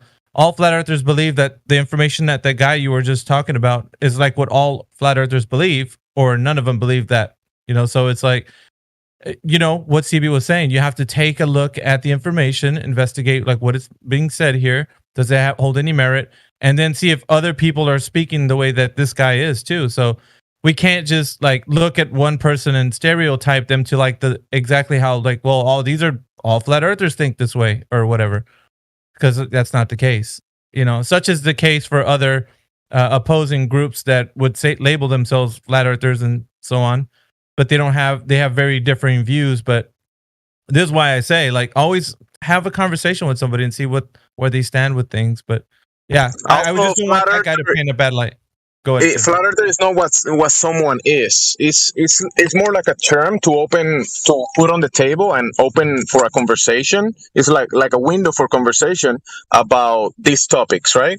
But when you label someone a flat earther, this guy is a flat earther. That's not what when you go to the mechanic, he's also a father, a brother, a son.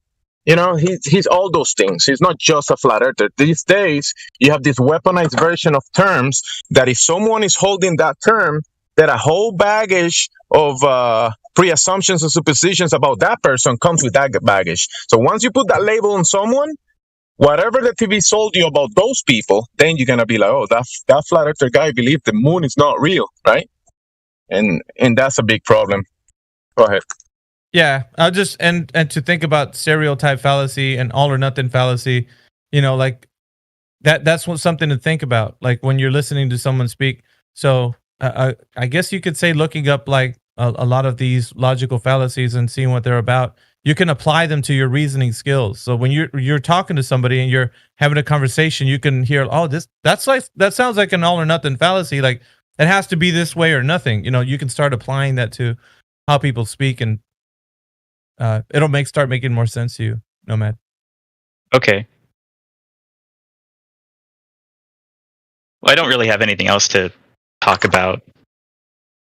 Yeah, welcome to the server, man. Hopefully, your stay here when you're just being a fly on the wall, you can hear some good conversations, or if you want to pipe up again and ask anything, you can do so.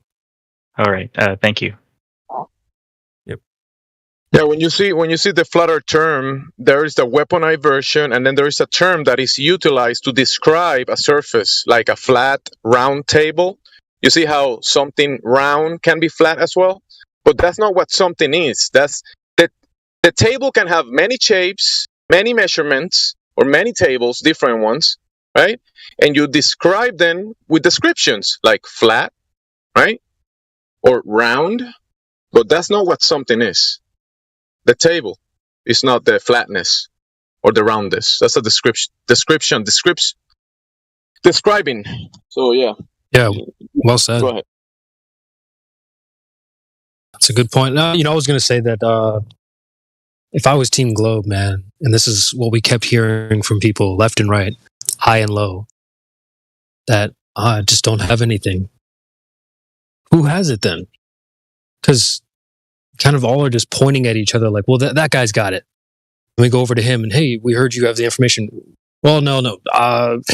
Him over there, he's got it. You guys are kind of all passing the buck onto each other that, well, someone over there has got the answers. But coming to realize that those people over there, they don't have the answers.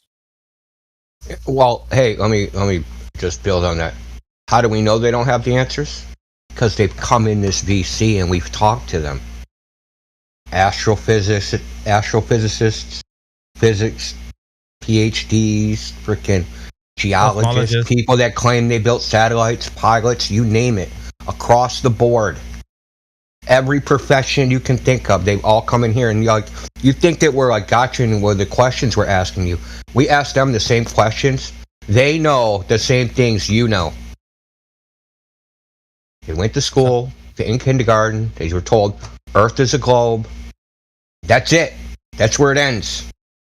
They get shown a bunch of pictures throughout their whole life, and like everybody says, only stupid people think the Earth is flat, don't think the Earth is flat. And that's it. That's the level of their knowledge. Yeah, there's an astrophysicist by the name, his handle on Discord is ITR. He came in here, he has his master's degree. And he just came in the lobby, Mayhem. Just entered the lobby.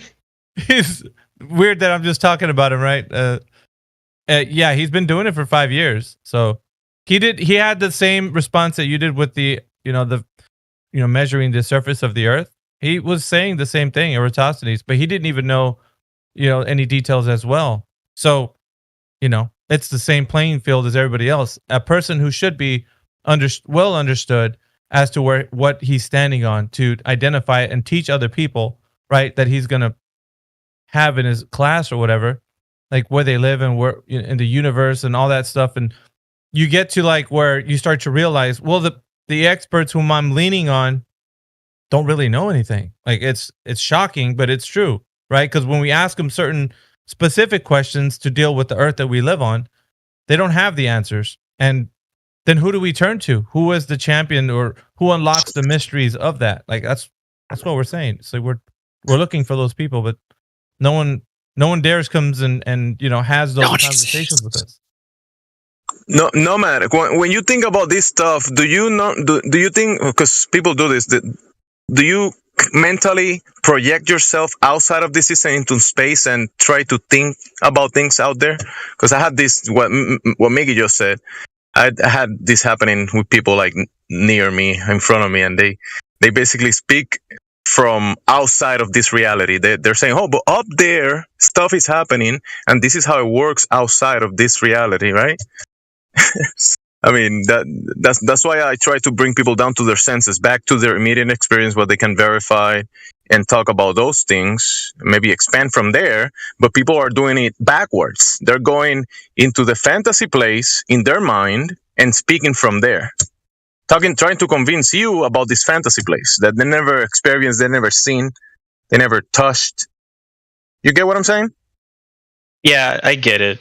So, like, everything that we've been led to believe, to know about the shape of the Earth, was actually just like indoctrination. Yep. At an early age.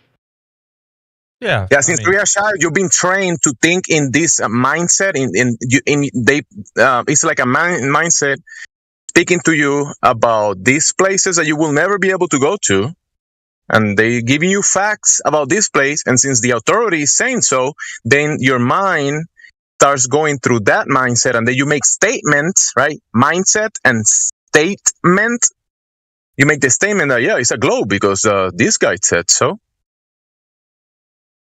T-shirt said so, or TV said so. And when you think about it, you're always looking down to the earth in your mind. When you think about the earth, what do you see? When you think about the earth, you see the globe in your mind? Do you see it?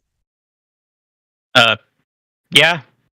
Generally. There you go. A lot of people do that. Hey, how do the earth looks like? Think about it in your mind, and they depict a freaking globe. And where you got that globe from? From the TV or from the books? That's where you got it from. You never seen it. And I'm just saying, gotta point that out so you can come back down to earth and examine things in reality, not in the fantasy plane. Get it?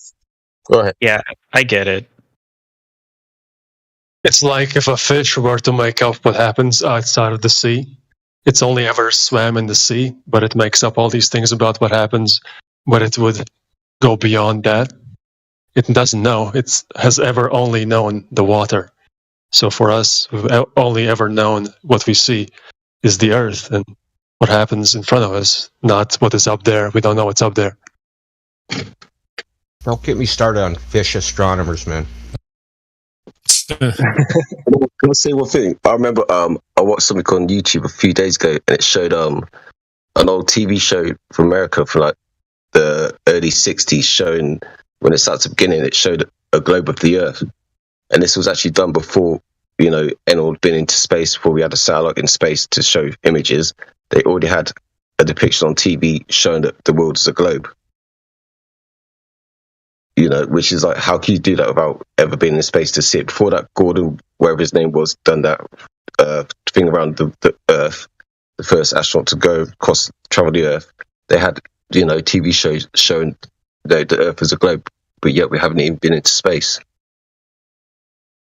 Oh yes, the Universal logo used to be like a whole Earth globe, even though real quick for Nomad, I want to follow up on that. Remember, Nomad, when I asked you what do you picture in your mind about when you think about the Earth, you saw the globe in your mind, right? I used to do that, right? Yeah. What about when you think the term flat Earth? What do you see in your mind? What is the image you picture? Like a disc. Exactly. So you see, this happened to me as well. Many people, you've been programmed. We've been programmed to have a mindset, and then based on that mindset, we make statements about that mindset. So the flat Earth doesn't work because that disc, it doesn't make sense, right? That disc, that's the imaginary disc, the depiction in Google that when you search the term flat Earth and you saw this image, you're like, what is this? That doesn't make sense, right? But that's not what the tangible thing that you can go out there and you experience in reality. That's not what it is. You can't find that in a cartoon, in a computer, and experience it. You can look at images. Yeah, but they hijacked that. Remember, the Bible always said the Earth was round, which just meant round could be like flat, a disc, whatever. Like the term plane means a flat plane, but then they changed it to round meaning a globe or sphere, which that was never the case.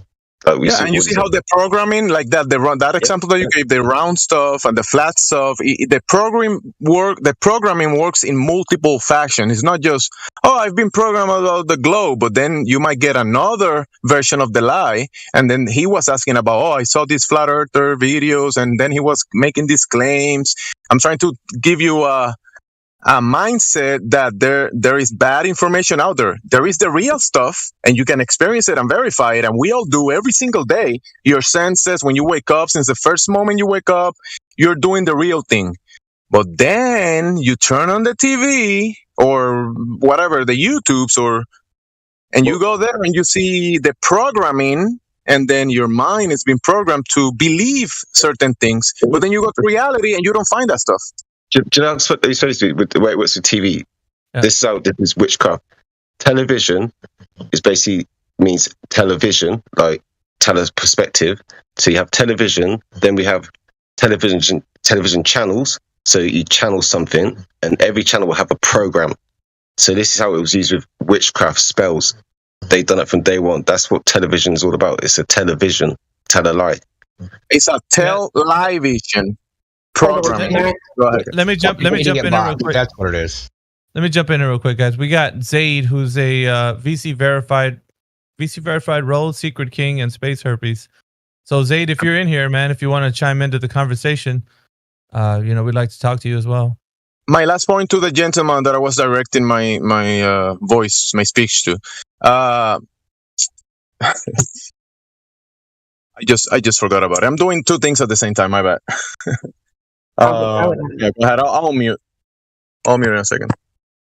I'll be back. I'll be back. All right. So Zaid, are you there?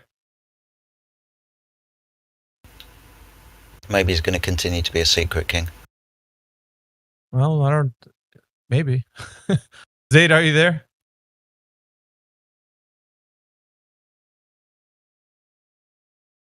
Is he mic shy? I don't know. Perhaps not. Who knows? So I want to bring something up for the new people. If there's actually any new people actually in here still. They didn't run away like crazy people. When you think about the Earth, you think about like, oh, what does the Earth look like? You think about it from, most Globers think about it from outside of the Earth. Like they're looking at like the Earth as like a ball in their hand or something. Well, you've never experienced that, and you don't know anyone that's ever experienced that, and we don't believe that you can see the Earth from a God's eye view outside of the Earth, and that you're only ever going to experience it from within the realm that we're in. And that's just all there is to it. So when they depict the Earth as some distant space, no flat earther thinks that. None. Zero.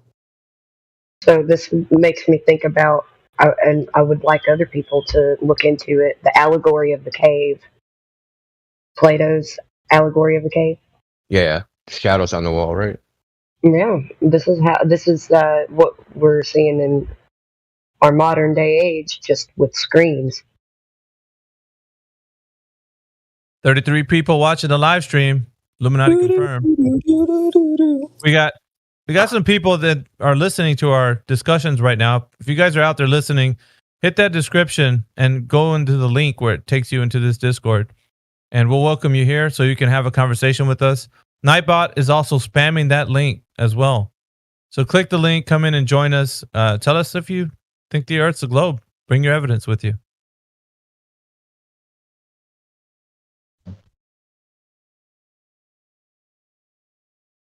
Been waiting 8 years. What's a few more minutes? You've only been waiting 8 years. Let me tell you, Jedi. Haven't you ever watched a Star Gym? Oh my goodness. Star dimming confirms exoplanets. Exoplanets, therefore, are real. So, hold on. Light in sky dims and wiggles a bit. That's in the past, and therefore exoplanets.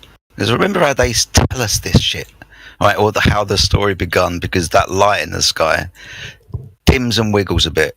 No, I let them go with that story with this, right? Because, all right, we're kind of talking about the minutiae within the vacuum of space anyway, and all of that type of bollocks. But we got to remember, right? Within that heliocentric bullshit religion, they've got an Oort cloud to look through. You know what an Oort cloud is, right? Outside, there's a great big bubble of ice around the solar system, apparently. And then, I guess you would presume there'd be an Oort cloud around another sun, right? I guess that's the paradigm that we live in. So how the fuck can they tell us what anything is whilst we're looking through a block of ice or flying around rocks of ice at least? And I'll give you at least one, because that's the Oort cloud within that story. So I don't buy anything. Of course, it's a vacuum of space and the Earth is flat. But even when you listen to that story, a light in the sky that's in the past dimmed and wiggles a bit, and they can tell us what's around it, exoplanets, because they can look at it. I doubt that story very much, because they always seem to forget the Oort cloud, rocks of ice. Favorite thing is that they cause gravity, but somehow they are in the past. So how does that work? I don't know. It's all bullshit. The point is, it's all bullshit. No matter which part you pick apart, it's all bullshit. Yeah, you're right. Because they say, like, when we look into space, we're seeing the past, aren't we? When we see other planets, galaxies, we're seeing the past. Yeah, the past. Yeah. Crazy. Yeah. And we're seeing our future, apparently. Because they're so far away, right? And the light has taken so long to get here. We see their position, I don't know, hundreds of thousands of years ago. So that's what the star used to look like. And they want to tell us that there's an exoplanet around this thing that's in the past.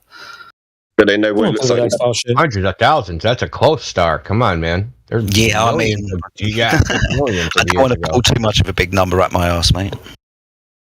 Exactly. That's what we should never trust NASA and all that stuff. You know what they say. It's like I always thought that. How do they know what something looks like now? We're looking at things in the past. You know, how can they tell us what it looks like now? But they say they just figured it out. But there's no truth to whatever. And I'm not a mathematician or something, so I don't know. reason to trust them anyway. Why? Like, listen, you just like run around trusting random people. Yeah, it's Daddy though. They trust Daddy. Man. They have a lot of faith. We should bring them into the arena, which is what I was going to ask you, Indio. Is there any way to move that That's thing true. up underneath the? Oh yeah, live stream too? I'll move it up. Yeah. Yeah, forget live stream too. What do you want me to It's do? still- I'll bring up the whole. I'm going to bring up the whole section. Yeah, I don't just know the if section like arena. yeah. So here's the issue that may be an issue or it might not be an issue. The roles. The roles associated with whether you can be I don't even remember what we call Coliseum, it. it was Coliseum seating. Coliseum seating and then like Gladiator, Spartan. Gladiator, yeah, yeah, Spartan. Gladiator, Yeah, that's what it Spartan. was. We should have had like Christian and Lion, but anyway. What is your Yeah, I'll drag it up. Hold on. Remember I mean, we might need to do some. Yeah, man, I caught the tail end of that. Maybe we need to do some mock arena stuff. You know? Well, no, I was saying that because like if we could just drag that up there and then maybe get the I'm roles doing kind it of right now. ironed out, and when we get the roles ironed out, then we can just start either having those roles or because what I want to do is once it's set up, all you got to do is just like when it gets nice and heated, you know, all right, let's go to the arena. And that way, everybody doesn't have the ability to talk. It's only those who have certain roles that can engage. Mayhem, you're opening the arena again. Yeah, we're gonna do that, man. It's right under this chat. Is it Jedi under had the the chat? You guys see referee. it? Bring the referees back. Let me see.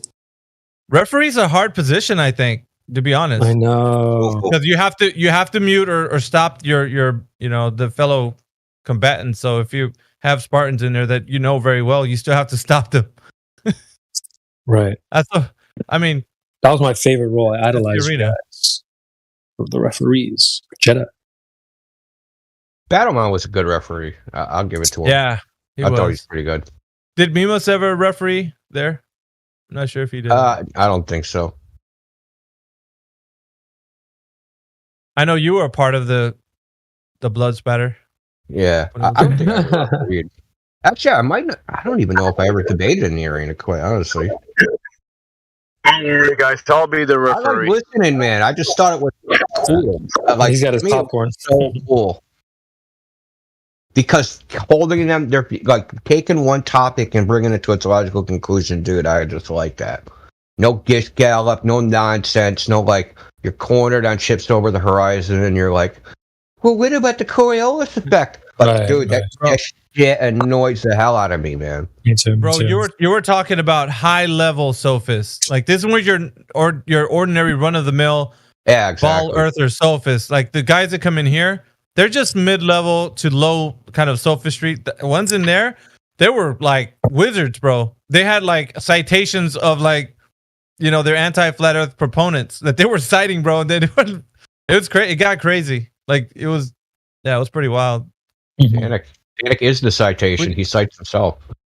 That's what I'm saying, bro. So it's like we had, was it 5-on-5? No, am I mixing it up with Friday Night Fights? I could be mixing it up. No, we had Friday Night Fights was part of the arena, but wasn't it?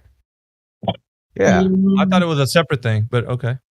I don't know. But it was held we all got it was brain held damage. in the arena. It was held in the arena, but it wasn't like because the arena was just open for whatever somebody wanted to go in. Yeah, yeah, check it but out. we had like a formal Friday Night Fights were in the arena with the arena rules, but like, Yeah, that's right. That's but it right. was just like more, I guess, more planned out, I guess. Well, dude, this is good because how many times do they come in like, oh, guys, I'm just here for questions. I'm not ready to get serious yet. All right, well, let us know when you're ready to get serious. Here's a time. Here's a place. Yep. Meet us there. Show up with your gat or whatever. You know what? You know what we used to do though? We used to, choose your favorite hero because anybody in here would like if they say, "I want to debate Indio right now in the arena," and so Indio would have to have he had to be ready to go. And I'm gonna bitch out. Nah. It's just saying, man. Like that's when the people were being called out. Like even flat earthers were being called out to like. Look, we have to yeah. So like something that was wrong with the arena is that we didn't like have enforced time limits.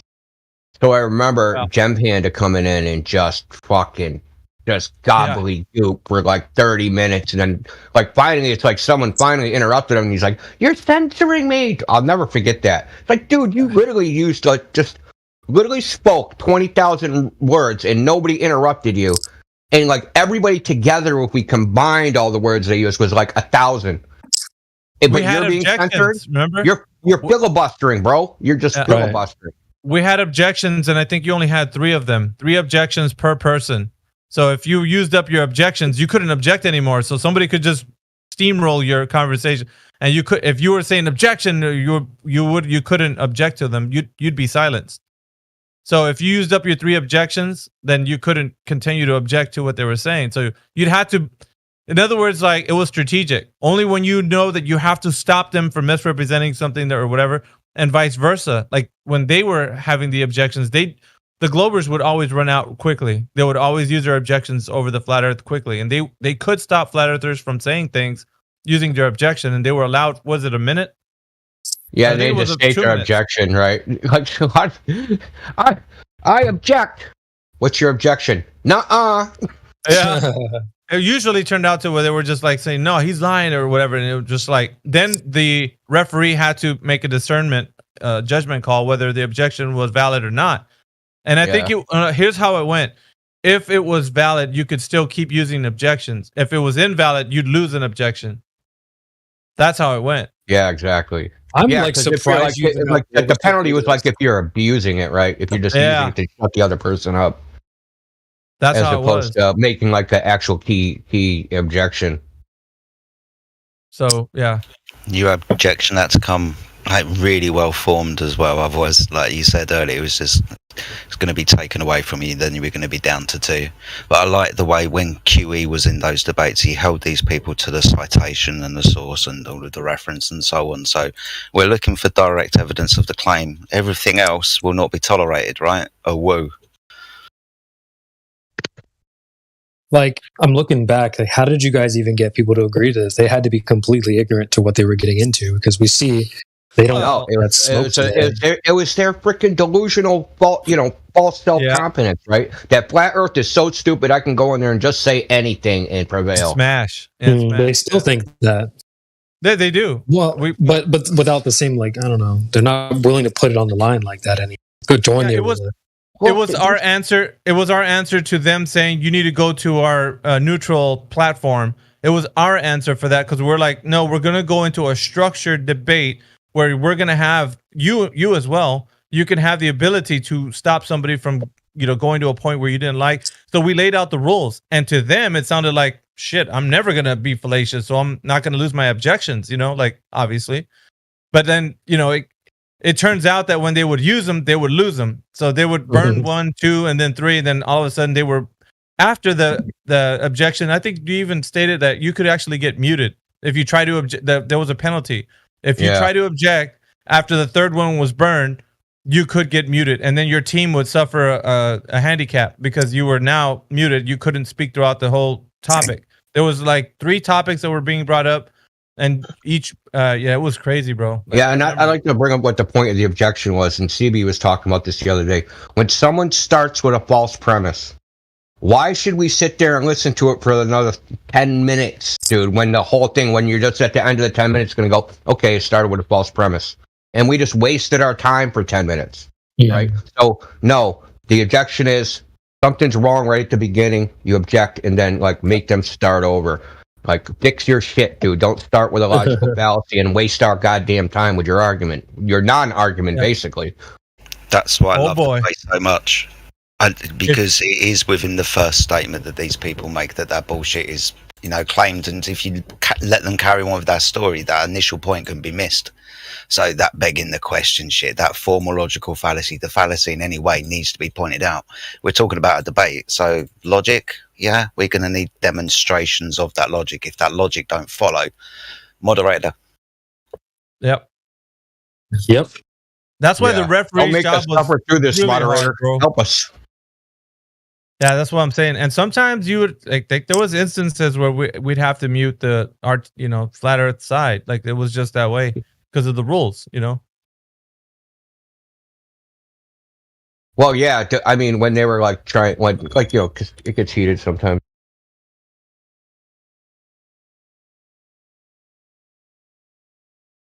We don't have those because were they on Helio's last stream? I was trying to think of the times we were hosting those Friday night fights, like if they were ever kept somewhere.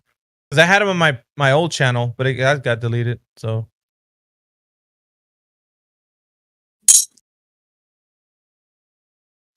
maybe in Helio's old channel that he's trying to get back. Maybe. What? Trying what in the old arena episodes? Yeah, we don't have those. I don't think. I mean, there's probably some in there. I wouldn't doubt. That's turning out to be a frickin'. I'm not gonna get into it on here, man. It's still like he's still dealing with YouTube support over it. Like it's just a fucking. They're just numpty dipshits, big time. Yeah, I'll just lay it down for you. He's getting copyright strikes for for videos on a channel that nobody can see. That's goofy. Not even Helio can see it. Yeah, and they don't know how to fix it. Like, whatever. That's cap, bro. It's cap. Bunch of numpties. Yeah, so you can like disable a channel, right? But it doesn't like go away. So he disabled the channel so that nobody could see anything, even him. So and he can't undisable it because he's still getting copyright strikes on videos that nobody can see and give a copyright strike to. Jeez. So for some reason, I think we should probably there should be a grand opening, right? Like we should start scheduling some things. If it's gonna go down, then it should be doing it. Yeah, it should be doing it in there. Or how about like, okay, so you know how things get heated in here? Well, hold on. I think we should have competent, we shouldn't just drag anybody in there. Why not? I would I was like, hey, do you want I say like this, like you tell them the rules. We have a place where we can debate. If you'd like, we're gonna go into the arena, but like it's gonna mute everybody else, so no one else like saying flat earthers like to jump in here and say their piece. But if you're not on par with if you're not on par with being able to handle yourself in there, you're gonna get wasted. Because like I just say this, right? Yeah, that's what I'm saying, dude. It's like Roger Clemens pitching at the the Little League World Series, man. Like it's not working, bro. Because I'm saying though, like, because people in here think that honey, hold my beer. I'll take on the Glober, and it's like the same way that the Globers do it to the flat Earth. Yeah, honey, hold my beer. I'll take the flat Earthers on. Like they don't realize there's much more to the debate. Like there's sophistry, there's freaking illogical statements, and could be committed on both sides, bro. Like so. If you think that you're able to handle yourself in that style of arena and then go in there and get your shit knocked into the dirt, it's like, well, thought you said you could handle these Glovers, man. Like, how come he's leading you around by your nose hair? Like, you know what I mean? Like, dude, come on. Because I think a lot of times people, they want to, like, when you're talking to somebody in here, they're, let me tell you, like, and then they jump in and then they're just wrecking the point, and you just have to, you know what I mean? And so I don't think not everybody can do this. So I'm saying, when they're in here, they can sharpen their skills. They can get to learn kind of in a way to prepare themselves to actually have an arena debate. So when they do, it's going to be like they're, so, okay, let me write this down, take some notes, logical fallacies. They're doing their homework. So when they're ready to have that kind of debate, they're prepared. If not, then we're going to see what their medal is worth, in there when they get tested, to see if they can have a debate. Because none of us will jump in. It's if a thing is called out, the glove is thrown down, and you're like, okay, I want a one-on-one with Heretic, whatever. And then me and Heretic go in there, and I'm a noob, right? So Heretic's just lambasting me with logically consistent points, and I'm just like, no, you're stupid, you're an idiot, and I'm just continuously to barrage him with like ad homs. That's not going to get us to the point where I know what I'm saying, because it's gonna look bad on me. So I have to be prepared, for whatever comes, and like be kind of studied and like the art of combat or whatever you want to call it, but to know what to expect. And that's why, like, when we go over things in here, it's just maybe I'm just preaching to the choir. Well, I mean, we're turning it into an actual debate as opposed to like Great Angelo. So like what they would do, Great Angelo, exactly. So like exactly like what they used to do is like they gish gallop and like they're it's hard to like I can't think of another word. It's propaganda. Like their tactics are like propaganda tactics. Mm-hmm. But when they're fixed on like they have to do it logically, one thing, prove the proposition that like the Coriolis effect is evidence that the Earth is spinning, like that one thing, right? They can't use the tactics that they use all over YouTube and like, well, it like as soon as they get pinned on the Coriolis effect, they'll be like, well, flat Earth don't have a model. You know what I mean? They can't like do that nonsense, right? So I think initially they didn't really understand the ramifications of the rules of like the Globers that came in here, the anti-flat earthers really that came in here. They didn't understand the ramifications of the rules, and they thought that they can use those, those tactics, and that's why they took the risk of coming in here. They probably didn't even see the risk; they're so blind. I'm telling you, the freaking arena was the top tier of the debate platforms that were on, because we all had all like the other debate platforms, Modern Day Debate and whatever debate platform you wanted. But when you step foot in the arena, it was like all that shit none of it applies. We're not going to give you 5 minutes to talk your horse shit and then us kind of mop up your shit. And then like for the next 5 minutes, it's like, it wasn't that. It was just like a combat. It was like you're going toe to toe with somebody and you're going to be able to hold yourself in that arena, with their logically inconsistent points so that you can stop them and say, no, stop, objection. And when you say objection, the referee has to stop the conversation and say, now he's got an objection. He's got like, what is it? I think we said a minute or seconds, 45. It was something, but we said, go ahead. 60 seconds. It was 60 seconds. So we did that. And the guy was like, yeah, this is the reason why. And like the referee was like, it's valid. Now respond. And he would tell the other guy, the gladiator, to respond. And the gladiator had to respond to what he said and not skip over that because the referee would hold him to it. So you couldn't it was so locked. It was a cage match, bro. So it was not like go ahead. You got 5 minutes and hurry up and you say as much shit as you can so that the next person can have 5 minutes and say as much shit as you can. It wasn't that way.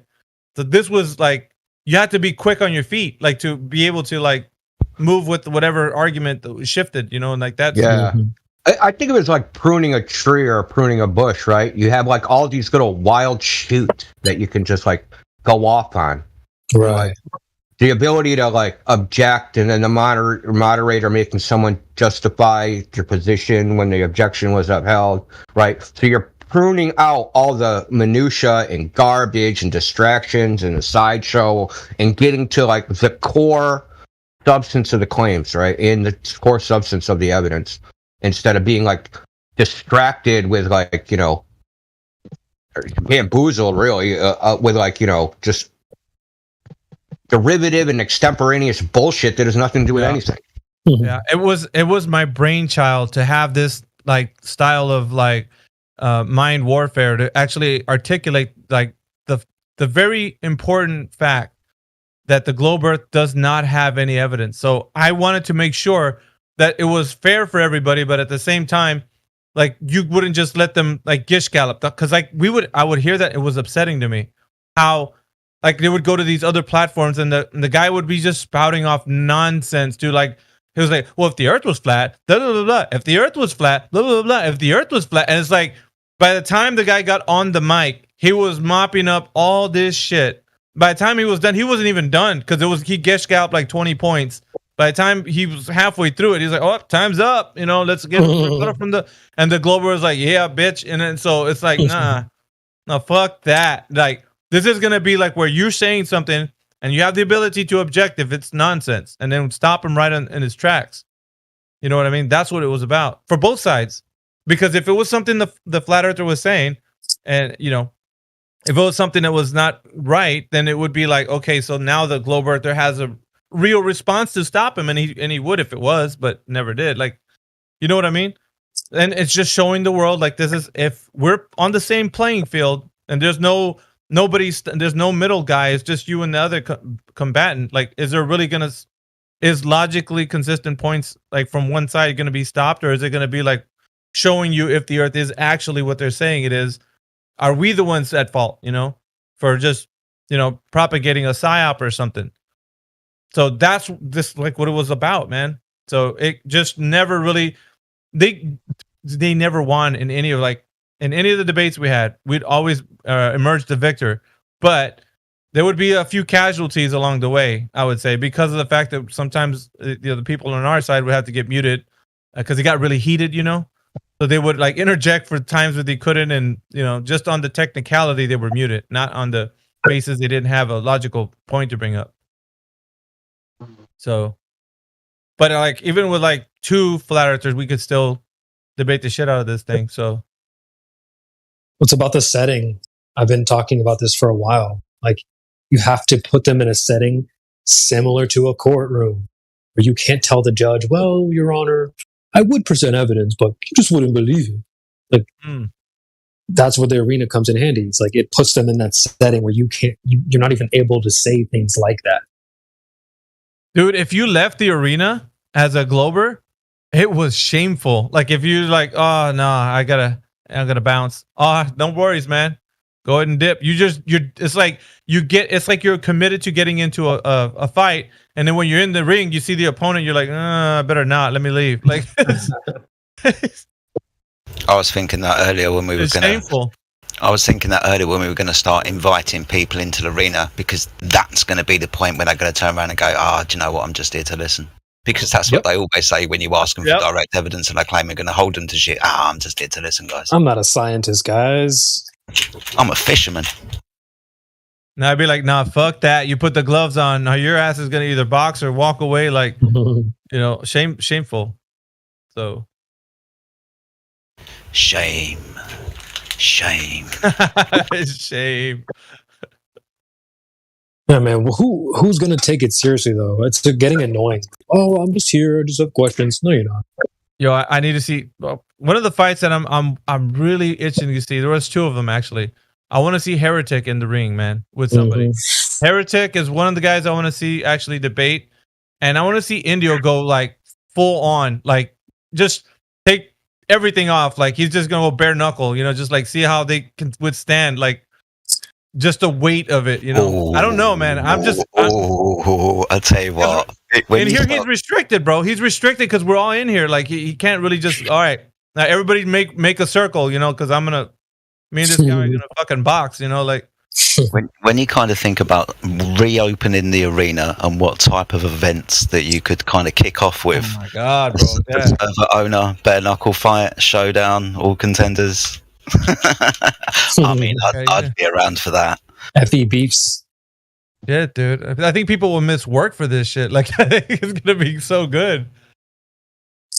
Didn't we have like a couple times like people did we have in the live stream? I know it was over 50 a few times. Like watching on YouTube. Oh, dude. Yeah. The numbers were huge. Even on the algorithm could contain us because both sides would have people. Like you'd have the Globers, like their numpties be watching the stream, and we got our team watch. They invite their. It was a showdown, bro. And that's I think Well, we had what's his face? One of the prolific flat earthers come in here, Dave. Remember the what's his name? Imagine if Professor Dave came into the arena, dude. Oh boy. You're gonna have to dip your knuckles in the glass, bro. Like this shit is not. And you can't get out of the cage. There's no way. We're not gonna let you out. The only way out is in a body bag. That's it. Just the only way you're getting out of there. I think he's going Bloodsport on us. Yeah, you're not leaving. Nope. So everybody wants a piece. So I'm just trying to imagine like what would happen with Professor Dave. Like he'd have to like leave the server right away because he doesn't have anything but logical fallacies. I know. Oh, it's glorious, man. I think it would be like just a spectacle, as a spectacle, just to have it like be announced and be kind of like everybody hyped up, and then all of a sudden he's in the ring and he's like, I gotta go. My internet connection isn't doing too well. Like, you better run, bitch, run. Like, cause you know what's coming.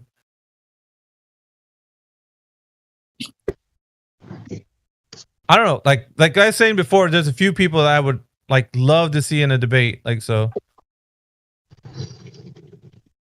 Yeah, Heretic for sure. I want to see you take up the gloves again, Mayhem. That would be a pleasure. I mean, look, the arena happened, 3 years ago? Are we going back that far? Imagine. He doesn't have to take up. Miggy's like, no gloves, dude. We're broken glass fighting, dude. We're tying our hands with rope and dipping it in freaking pine tar and broken glass. Well, this is the point I'm getting to. That was then, this is now. So everyone's sharpened that sword, right? So it would be interesting to see the difference between then and now. True. I don't even want to defeat him like in one punch, dude. I just want to make it last so that their opponents will be like yelling like that one guy in the Rocky movie. Stop the fight! Stop the fight! Like, yeah, I want them to like, because we did that one time with was it AI and Planar Walk? I think he was debating. Yeah, remember that? Ooh, I felt so bad, bro. Yeah, AI was just like, he didn't let him. He was like, no, he's gonna stay in here and he's gonna get some.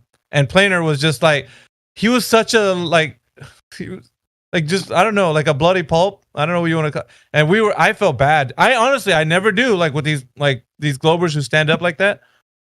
Yeah. I remember because AI hadn't been around the server for that long at this time, but I remember on that performance against Planar Walk, I think he got gold or gold plus just because of that. Yeah, it was a Battlefield promotion. Yeah, it was. Yeah, 100%.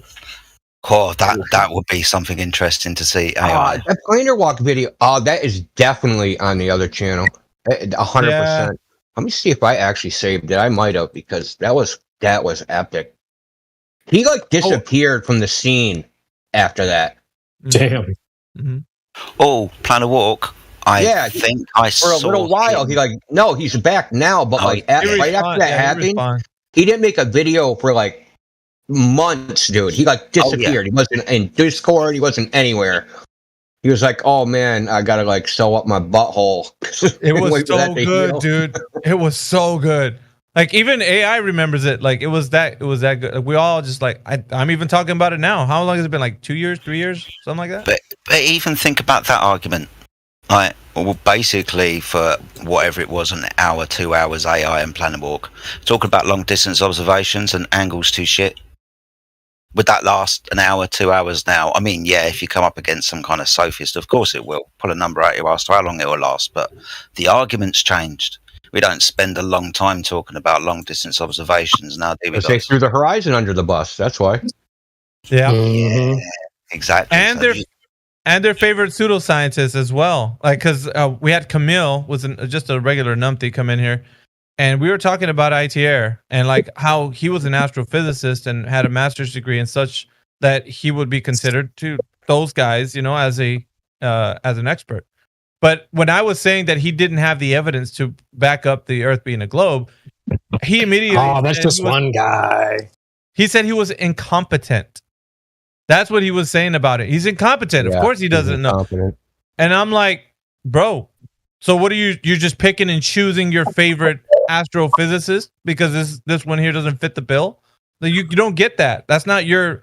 You can't just say, well, he didn't know, so let's go pick another one. No. No. On that topic, if someone believed the Earth is a globe, on that context, they're definitely incompetent. Because how else are you gonna come to that conclusion? Just by being incompetent.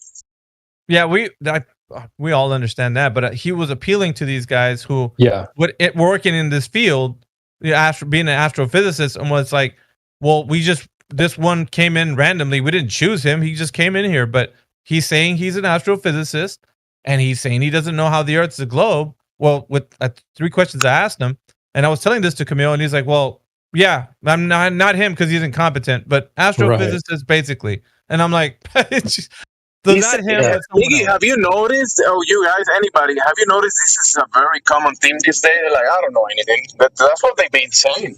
I mean, I don't know, and they tell me you don't know, I don't know. Therefore, that guy knows, so we just listen to that guy. Yeah. Sorry, they did guys, this in the to interrupt. sneakers. Sorry, Sorry. CB. Has anybody spoken to Black Market 247? I see his lights flashing. He was talking a little earlier. Oh, okay, fair play. So It's I just want to say see one his more light thing flashing. I about was the wondering if planar he walk. was trying to talk. Sorry, India. I just Yeah, I'm gonna. Hey guys, yeah, sit in. Yeah, I have to confession about the planar walk thing. I legit felt bad for him. I really did, dude. He was so out of his league. Like, yeah. But on the other hand, why are you making anti-flat Earth videos if you don't know what the hell you're talking about? So that's like, dude, like you bit off way more than you can chew, and it's like watching him like choke to death on like AI. Yeah. He's punching way above his weight class, dude. And it's like, I mean, yeah, it was a massacre, and it was just like at some point we all just like, oh, I can't see this. I mean, it's like, you know. Yeah. But Next time, have your he parents wanted- cut up your food, buddy.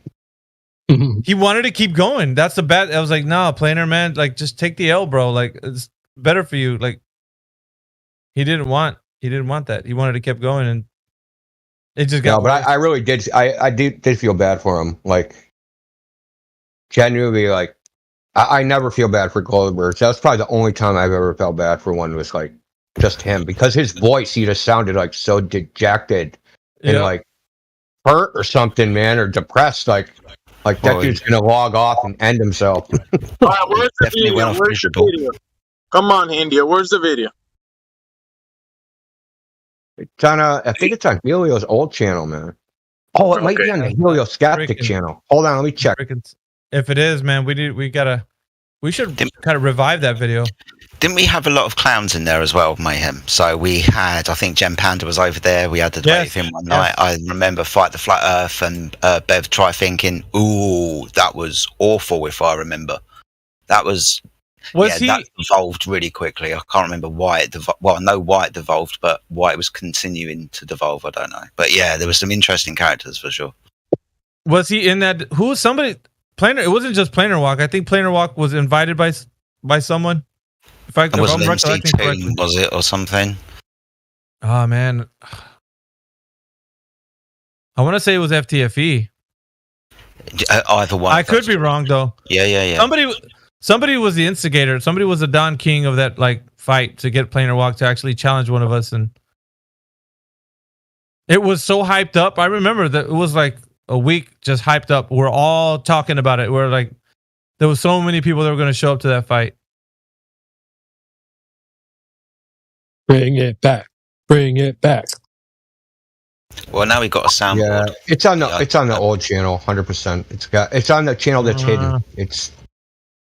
We need to get that channel back. Well, we got some. I know, man. We got some of our good shit over there. Like, man, dude, there's like 2,500 freaking episodes. It's like 3 years of shit. Jeez.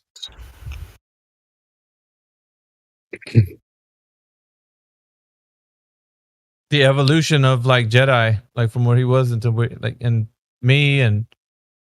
Bro, are you saying we don't have access to those videos? Those thousands of videos? All that at a time.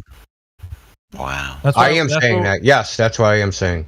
That's why we're upset. Just we're upset about that. All of us, like, and yeah, it's stupid. Bro, there's a lot of gems in those. I mean, obviously it's a lot of hours, and each video is like 12 hours, but I remember being here just listening to you guys having some gem conversations. Amazing conversations. And that's gone. That's crazy. I heard there's an AI that can... Witsit was talking about this. There's an AI that can clip audio. Like, it can pick out, like, parts of audio conversation and, like, supposedly clip good parts out or something. That would be, like... That AI would be useful in this scenario for us. Because as much content as we put out, like, I can't keep up with all the stuff that we do in here, man. Like, all the gems.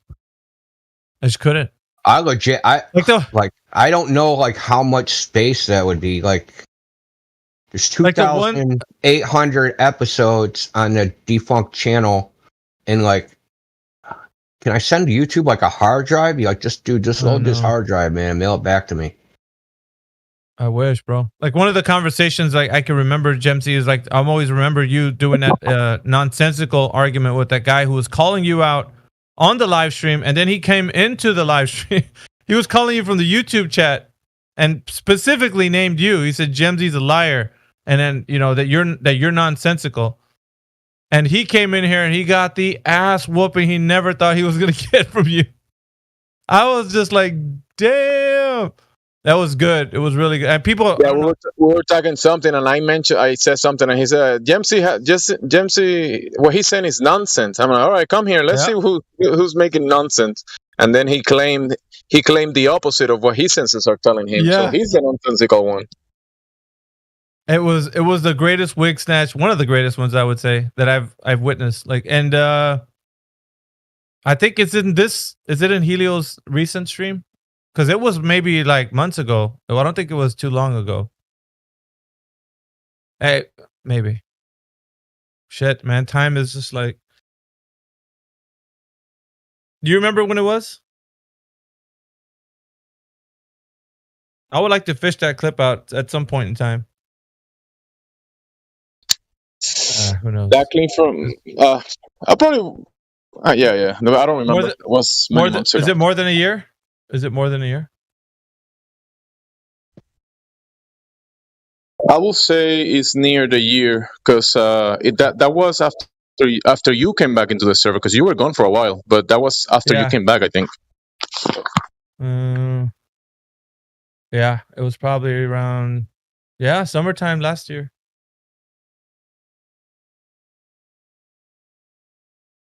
Hold on, it might be on the Wayback Machine. I didn't think it would archive YouTube videos, but I'm reading some stuff that says it does. So let me check this. The Wayback Machine would have it? There's some indication that it might. I doubt it personally, but because that's a lot of shit, dude. Yeah, it is a lot of stuff. What is the Wayback Machine? Is it like a archive of some kind? Yeah, it's like a non-profit, and they just like archive basically web pages, like the entire internet, kind of. They're partially funded by the government, but also like a bunch of corporations. So, but that's dangerous because they can rewrite history. You know what I'm saying? Yeah.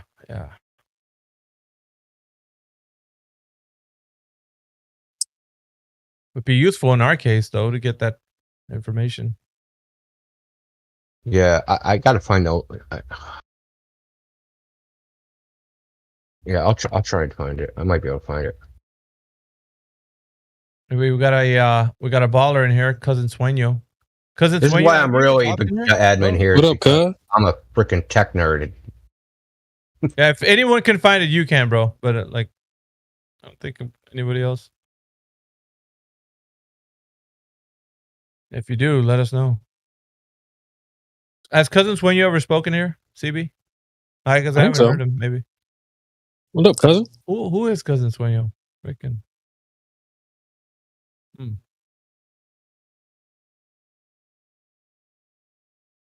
Oh, you shy, huh? I think so. Good. Last time I was asking him to chime in, and he never really opened his mic. Kind of like Danny Faulkner when he comes in here. Hey, what's up, Danny? You gonna unmute your mic this time? Nope. Why take proof from this Discord when you're getting proof credible from NASA? Cousin Sueño, 420.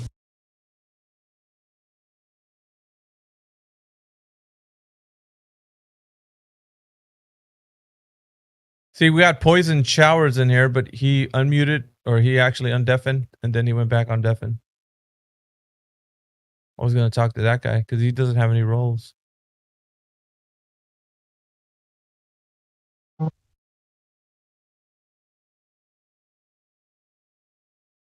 Yeah, the video was on.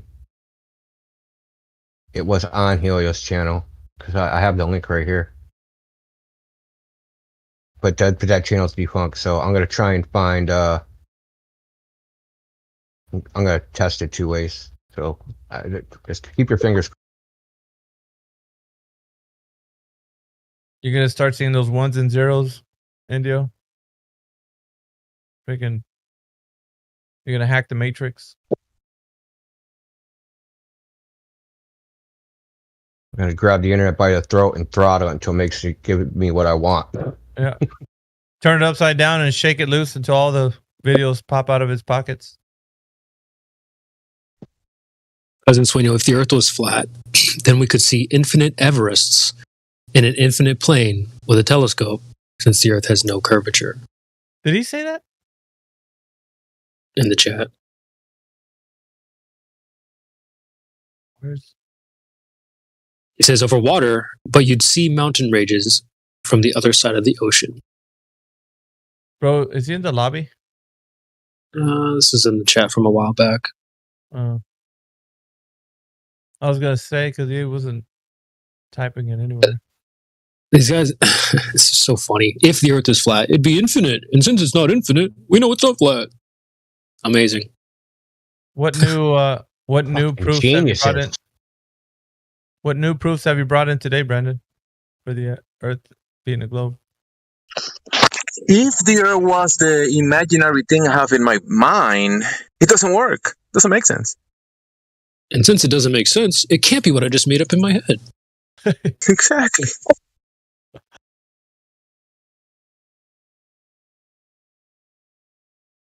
You could see infinite Everests. Right, Brandon?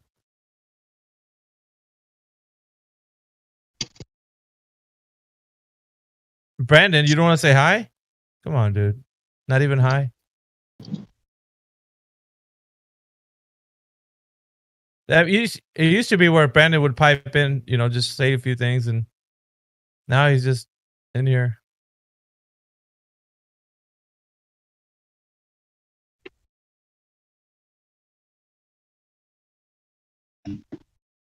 I really want Cousin Swenya to open up his mic.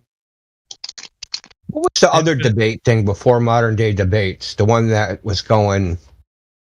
You guys remember that one?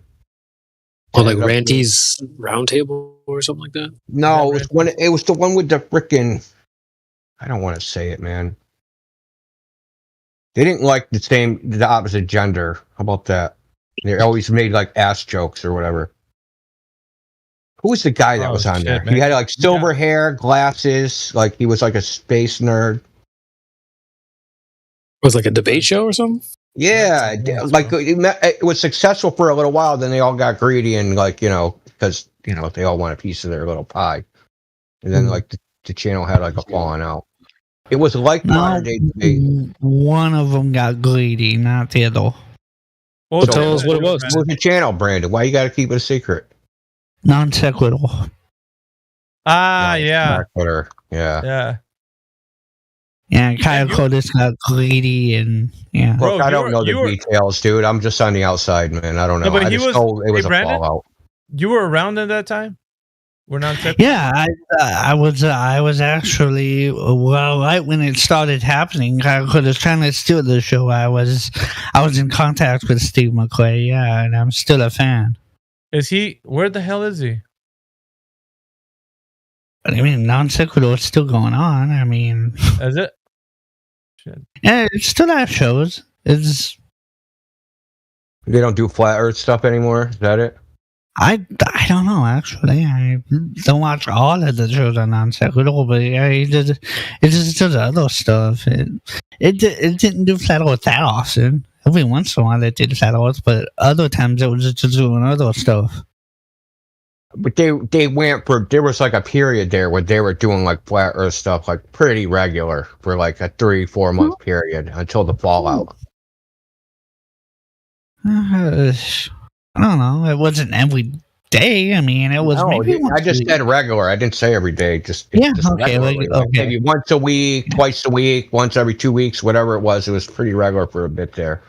I mean, they would throw in dinosaur stuff and aliens and like Yeah, they talked about everything. That's really non sequitur.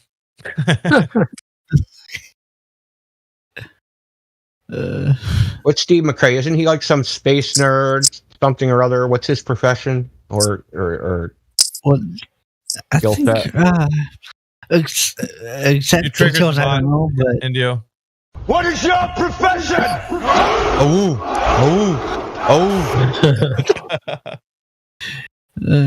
I think he used to be like a nuke on a Navy submarine or something. I don't know exactly. He was the nuke on the Navy submarine? Yeah, Platypus. As far as I know. Platypus with his secret optics. Yeah, dude. What happened to that guy? Has not been around in forever. I think he might have got banned because 3 years of saying, yeah, I know it's a globe, but I can't tell you why because of secret optics. What the hell? He got tired, I guess, after a while.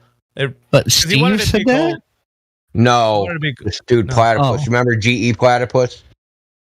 Yeah, I've seen the name. I never heard of him. Yeah. But he wanted to be gold in here, which is never going to happen. No. There's a way to get gold, but that's a secret. I had my ways.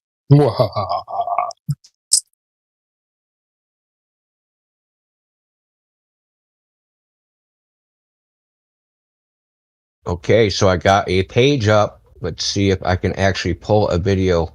Oh, let's go. Indio. He's got like his 15 screens, like everything's, seeing how the page works and shit, the algorithm, and shows like a heartbeat to the internet and shit. Like, It's not looking good. It shows that we're live though. Even though it's from May 15th, 2021, man, it's a long stream.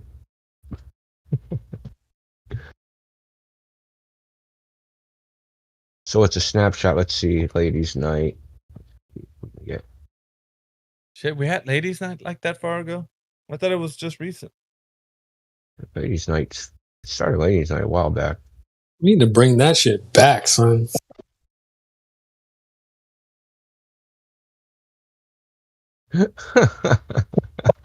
Ladies We Night should have a 2.0. red pill ladies' night where they talk shit That's about what the I've been. dudes, bro. Oh shit! Yeah, I've been bro. saying You guys something like that.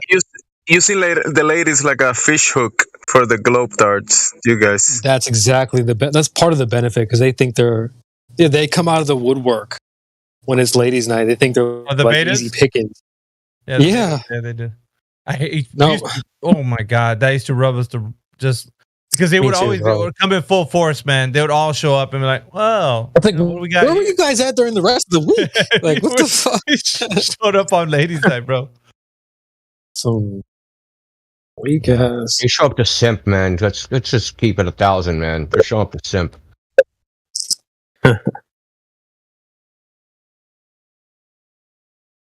No, but I've been talking about like a ladies' night 2.0, maybe a little FE after hours show. Get the ladies on here do some banter.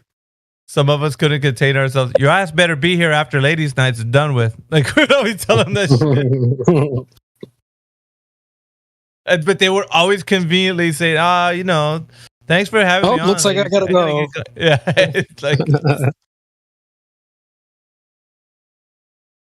Soft.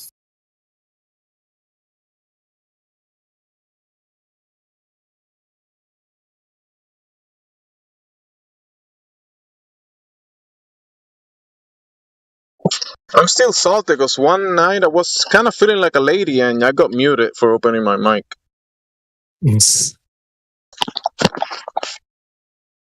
Well, it's 2023. You can identify as whatever you want now. Yeah, so ladies' night, I can speak.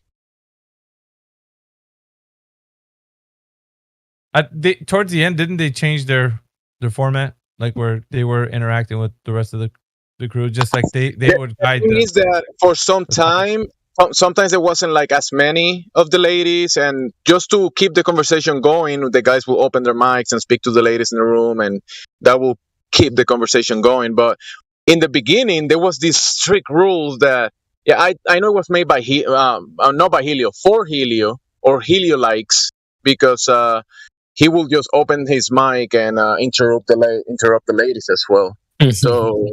So we will do that as well sometimes. So yeah, I think giving the power to the ladies at that during that night is definitely it works. It's just that if there's no lady speaking, then I'll open my mic and hey, what's up, ladies? Let's talk about whatever. Jem, so you triggered the bot, man. It's like 6 o'clock. Hilly already drunk. You making it awkward, bro. Man, he didn't even hear it. He's deafened, which means he's already drunk. He's sleeping. Dude, remember that time Helio was deafened and he didn't know it, and he was like talking for like 40 minutes straight? Oh, yeah, you unmuted him. He was still Sounds talking. like something he would do. And like we couldn't get his attention. We're like typing in the chat, "You're deafened," like, and like, you know, you can't yell at him. He can't hear you. So it's like, what the hell? And the classic move is Helio, you're hot micing by Jemsy. And okay. It's like, let me mute Helio real quick because he's hot micing. No, my favorite Helio move. No, serious. My favorite Helio move is, okay, I'm gonna just shut up. Yeah, announcing your silence. Yeah, and I always found that funny too. And then as soon as someone else starts talking, he starts talking. Yeah, he starts talking. You know what? That's my number one, but my number two is like, I'm gonna be honest. Oh, so that means you haven't been honest the last 2 hours. If we're grilling Helio, dude, like if he'll interrupt you, and you try to keep talking, he'll get louder, and it's like, dude, Helio, dude, Helio's funny, man. Yo, I swear to God, he says, "I'm just gonna shut up and stop talking," and then like he's that's like his cue. He's like he's trying to figure out if anyone's listening to him, and then obviously if he shuts up and then other people start talking, they were listening. So as soon as they talk, they'll just start talking again. He's like, good, they were listening. I'll keep talking. Hey, CB, add to the bot 10 seconds later or something like that. Exactly. Hey, I'm gonna shut up. I'm gonna mute, and then you add 10 seconds later, and Helio is speaking again. I just want to get in here real quick here. Listen, I mean, just like Helio, dude, you're a funny guy. Helio, if you're listening on YouTube, we still love you. Oh, yeah. Absolutely. This whole place wouldn't be the same without him. The live stream, all that stuff. So as much as we give him a hard time, there's definitely a lot of love for you, big guy. Best thing about Helio is that he can take the bullshit we give him. You guys are dicks. All right, I love when he snaps out. You guys are assholes, but it's okay because I'm an asshole. It do what it do. It do what it do. And you know when Uncle shows up to the party, he's already like, "Oh shit, man, here he comes!" Like he already knows what it's gonna be. Yeah, we're Ixnay on the. I can like get the archive, but they didn't save the actual videos. It only saved the video links, so it's gay. So we'd have to go through the proper like method to get it undone. Yeah, I might have that one saved somewhere because I did download a lot of videos back in the day. And Helio might have, or Jose might. How much content? It's on another laptop. What was it? Oh, you have to fish through your content like in order to find it. No, yeah, I think it's on another laptop. I don't even know if I got the charger for that shit anymore. Isn't that like the Super Mario Brothers? Princesses in another castle kind of thing? Bro, yeah, well, I mean, I had like 3 computers, man, and I was just like freaking saving shit on all of them. But yeah, you'd have to Plus, I got a whole hard drive. How long is it going to take you? You'd have to fish that shit out from like wherever it is. Like that's work in and of itself. Where's Clipcord at? Instead of the laptop. Of course, bro. See, all right. Let me plug my server real quick because we don't hang out in my server. But that's the reason why it's effective is because we can go back and find this shit. You know what I'm saying? They're not just 12-hour clips lingering out there. Clipcord is clipping them out, labeling them, and putting them in a spot that everyone has access to. So if you do that, then it's basically an archive. We're creating an archive because if you put it in the live stream, it's like an ocean. It's gonna get washed out. So I've made this place where these clips can go, where you can go grab them and put them here, or flip them from here and put them there. But yeah, I'll grab a link because this is what we should have been doing the whole time, archiving all this stuff. I'm sure people have, but just dude, fucking So- Bandy Lights and the YouTube live stream text chat. What the? When did you come back? Do you figure out if hills are mountains, or mountains are hills, bro? Where's that meme at? Well, whatever it is, however you traverse a mountain, it's a fucking straight line. So straight line, bro. No, that guy is saying that I made up the distinction between hills and mountains. Like that's what he said. What? That I made it up. Like I'm trying to say God. that there's a difference between hills and mountains. I'm like, dude, that's the fucking definition of a hill. Like it's not a mountain. Like he's like, well, what about the thing that's in between a mountain and a hill? That's ambiguous. Like how are you gonna know what that is? No, there is no in between. There's a fucking set thing where we say if it's over 3,000 feet, it's a mountain. There's no in between. He said I made up the definition of like the distinction between what they are, what both are. And he's like, you're the one making it up, bro. So you got to back it up. And I just pulled up the definition and shit. It's like, what says it right here, man? Like what? And there's even a little graphic. I think the USGS has a cutoff of it's either 3,000 or 3,500 feet. That's the cutoff, whether something's a hill or a mountain above sea level. There's freaking here. But if it's water, But unless it's water, then like it's just a giant mountain. then they're all hills. Yeah, it's a level hill. Okay. It's a level, Yeah, exactly. a level mountain. Hey, check this out. Oh my gosh. That's the most level mountain I've ever seen. I like so this the Planar graphic Walk 'cause- video was around 2/26/2020, so somewhere around there. Check out that graphic I put in live stream voice text. I already knew what you were posting, bro. I was there for that. That was the most out of pocket thing. These Globers say the most craziest stuff, dude. Crazy. Here's another. I should have put this one. Oh my god, you're gonna like this.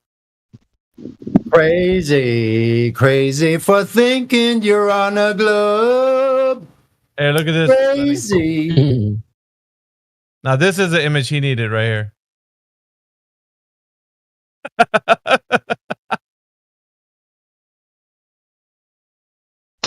Hills and mountains know the difference. Hills versus mountains.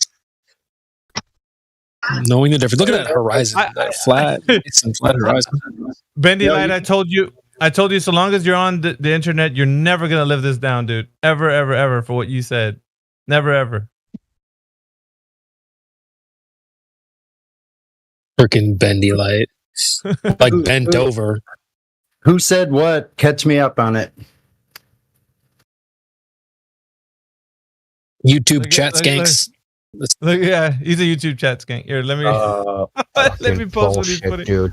CNN has an article called "Flat Earth Conspiracy is Spreading Around the Globe." What the fuck?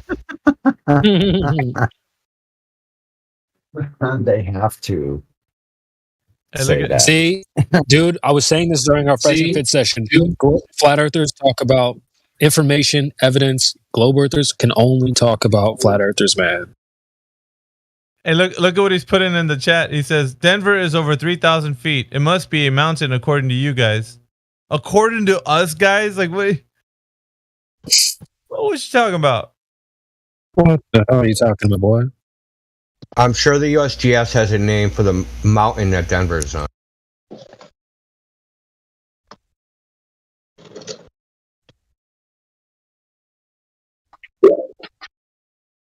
Isn't Denver a city or an area, a region of an area, and that might be located on top of a mountain or something like that, in a high altitude?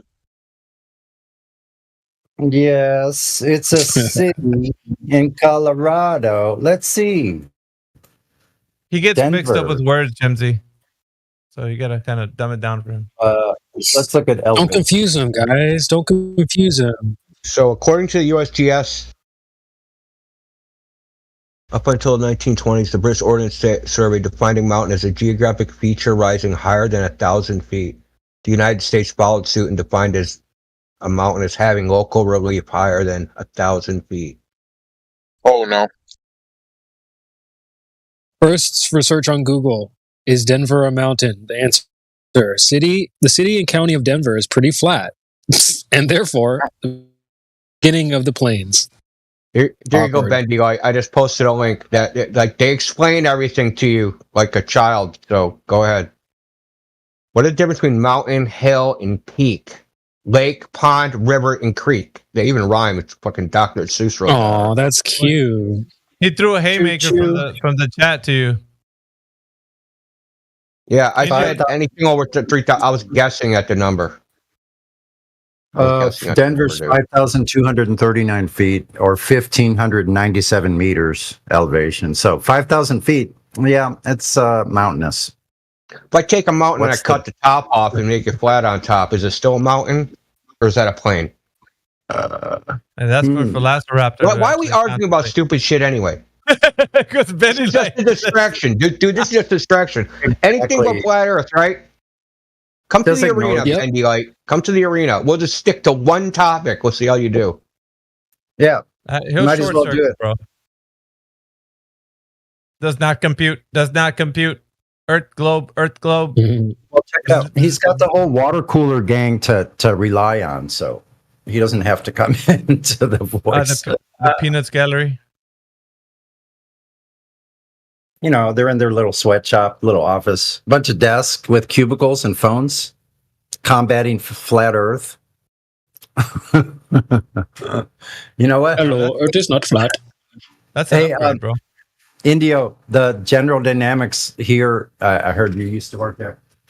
Over there, but the General Dynamics turned into, first it was SPA War, which is Space Warfare. It's Space Warfare Engineering Center or Command Center. They changed the name to Space and Electronic Warfare. And the thing's like a mile long. This place is like at least a mile long of nothing but hangars.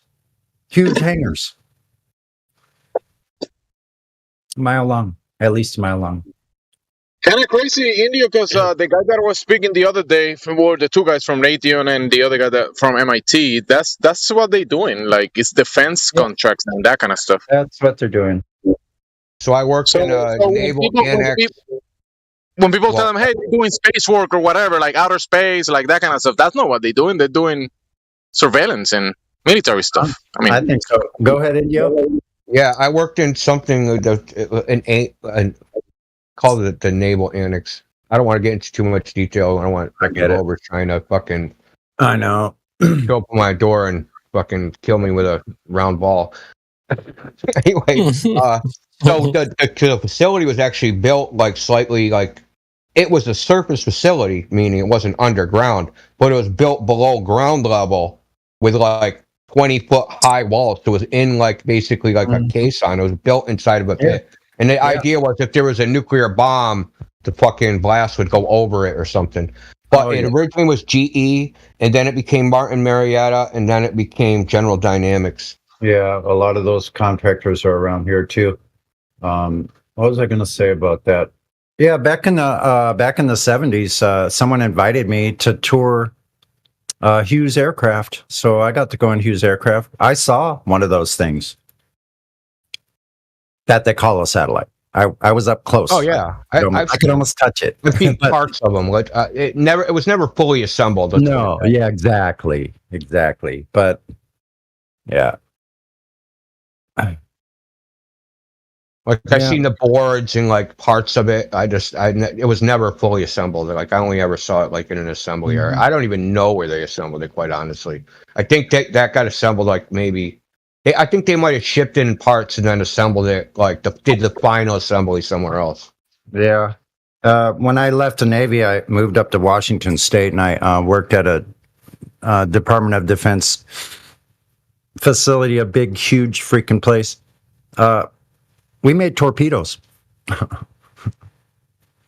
It was like back then. It was like the buggy whip factory because nobody had used a torpedo in anger since like the Korean War or Vietnam. Actually, I think Well, supposedly where I worked in the 60s and 70s, they made nuclear missiles, ballistic missiles, parts for them. I don't know.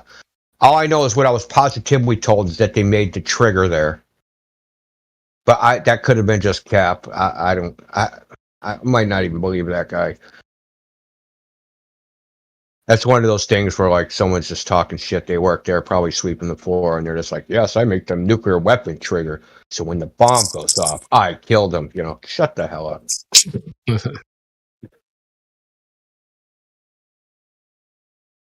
Right. I know what one thing they made there. I'm trying to think of this. Yeah, I don't. There's no this secret. I don't think a lot of things they did. The Aegis gun system. A lot of old stuff that they have to like. So General Dynamics will take up old contracts to like older military equipment that's still in use. Right. Kind of why I got hired, because I could make all the old shit work. Because they like some of the stuff was designed on software that like that company doesn't even exist anymore. The hardware it was designed for, that company doesn't exist anymore. Can't get drivers, can't get like, okay, so they gotta like print this blueprint on a giant 10-foot wide plotter, and the file format for the plotter takes, that is only done in a particular piece of software. That software company does not exist. Nobody knows what the file format is. No one knows how the freaking plotter reads anything, right? And it's running on like a Windows 3.1 fucking computer. Yeah, So you were basically doing job to bring their legacy system into like an upgraded version of. Yes, that's just like something I'm good at. I know how all the old shit works, so I can So like they're trying to- straddle the new shit and the old shit. So they're trying to like upgrade. They're just doing an upgrade, right, to get it to work again. No, they don't. There is no upgrade. There's making sure the old shit keeps working, because there is no upgrade. There's no way to upgrade to anything else. Yeah. The upgrade would mean like they would have to like print out all their fucking this particular piece of thing. They would have to actually, the only way they could print it was on this big ass like 10-foot wide plotter. They would have to print out the entire fucking all their blueprints that they have archived, which is probably like millions of fucking blueprints, because they're actually schematics of electronics that are blown up, right? So they would have to take that, and then they would have to convert all those blueprints into a modernized format. And they're just like, fuck that. That's too crazy. We're just keep this shit working. Right. So like I had to maintain stuff. Like sometimes we had to like scavenge like parts, because like you can't buy like a freaking memory stick that's like 40 years old, like, you know, at the store. Like they don't even make that memory no more. Computers had like freaking not even like 8 megabytes of RAM. It's like ridiculous.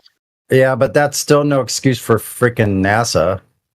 Well, a lot of the things this place did was validating old stuff, right? So just making sure, because the military is always like behind, you know what I mean?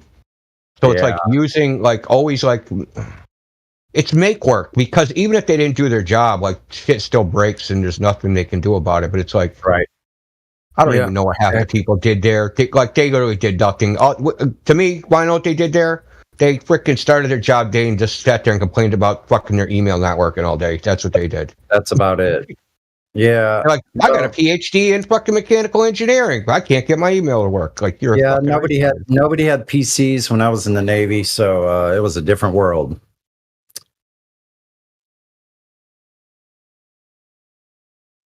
They haven't even started.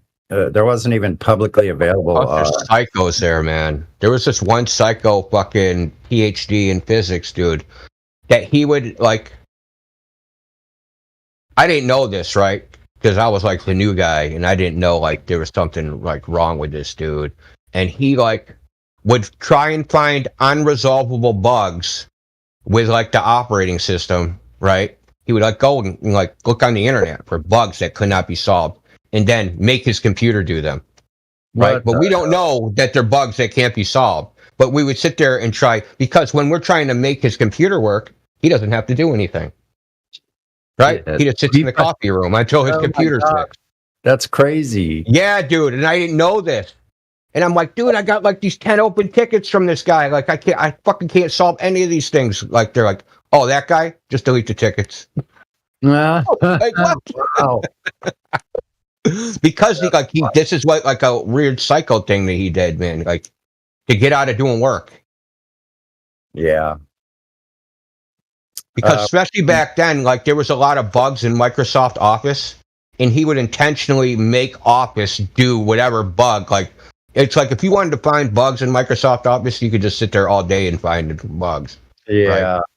Yeah. Yeah. So that's what like was his hobbies: to go to work, try to get out of work. That was his job, and he probably got paid like upper six figures to fuck off. Think about how many people are sitting around and doing that for like 20 to 40% of the workplace. Oh, look, dude, now I think about it, dude, it's really messed up. People would try to delete their hard drive and be like, oh, I lost all my stuff. I can't do anything. But we backed up everything to like a network hard drive. Exactly. So like it never worked. But like so many people was out, I just deleted everything. Oh my God, I got to go home. No, you're not going home. We're just going to restore that shit. It'll take about 5 minutes. Good thing now you have a fresh install right now. Here you go. Oh, we don't even have to install it. It all gets like mirrored over the network to another drive, and it's constantly updated. It never stops. Dude, they're like, dude, you know how corporations think like this is our data. You're not allowed to delete that shit. They're right. And then that data, right? The data for like overnight, the entire network, we're talking 2,000 computers, would all get backed up to these tape drives, and those tape drives would get archived in like Cheyenne Mountain. Yeah, what a trip. Yeah, so they got archived underground somewhere, buried, like, you know what I mean, every single day. Yeah, I just got a brand new upgrade to my Linux system. It's freaking awesome, man. It's getting better and better. Hey, I'm actually, it's like 80-something degrees out. I'm going outside. Are you serious? 87? Yeah, 87 degrees. What the hell? Like, what's happening here? Hold on. It's only like 65 degrees here. It's kind of hot. So yeah, everything looks good outside, bro. Go out. I'm out. Yeah. I mean, I was already outside. I went to the gym and shit. Fucking, it's so hard to go to the gym.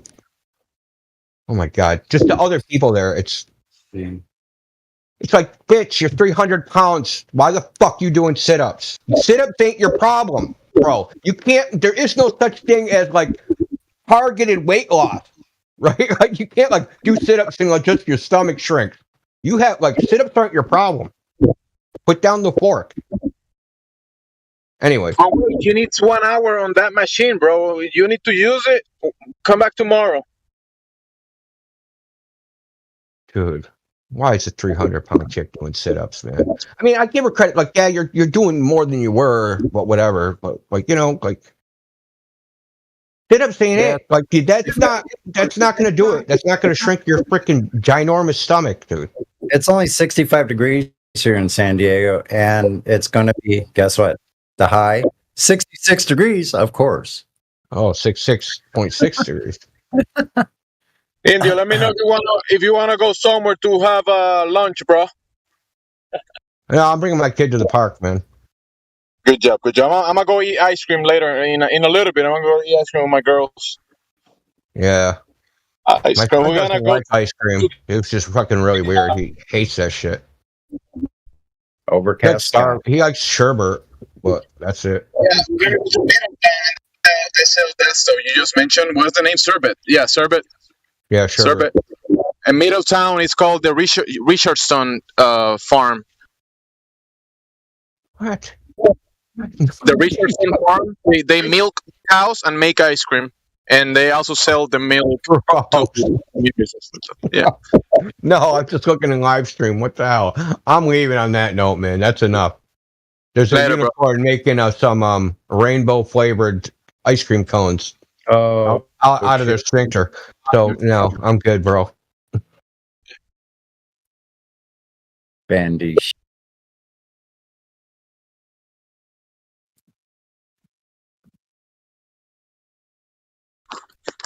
Is that Bendy Light Shop? I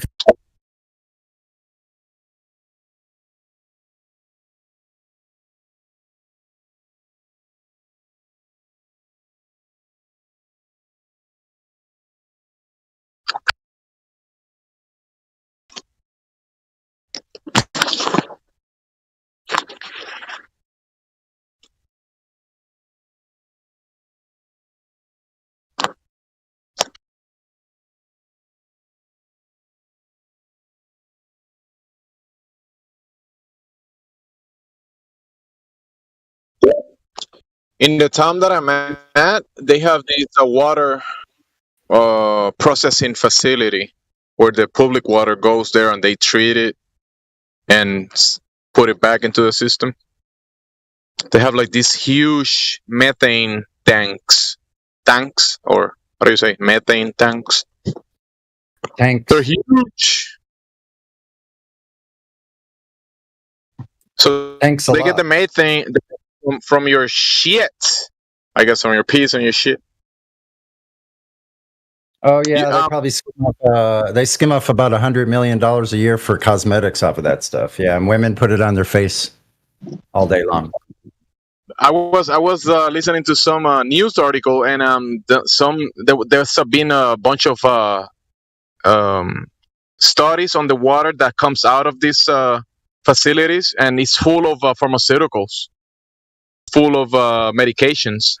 The Yeah. clean water that comes out of your tap, full of pharmaceuticals.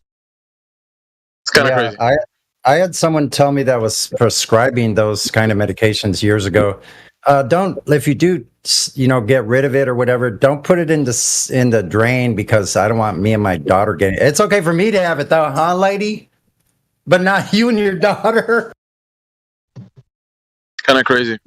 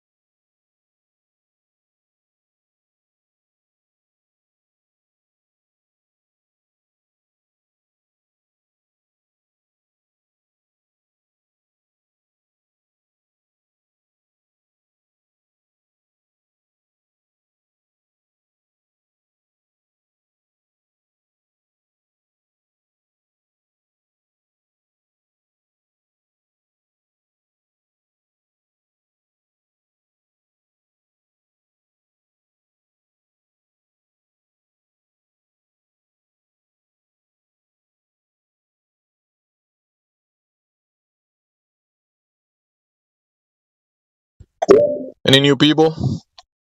Still mute some people, it seems.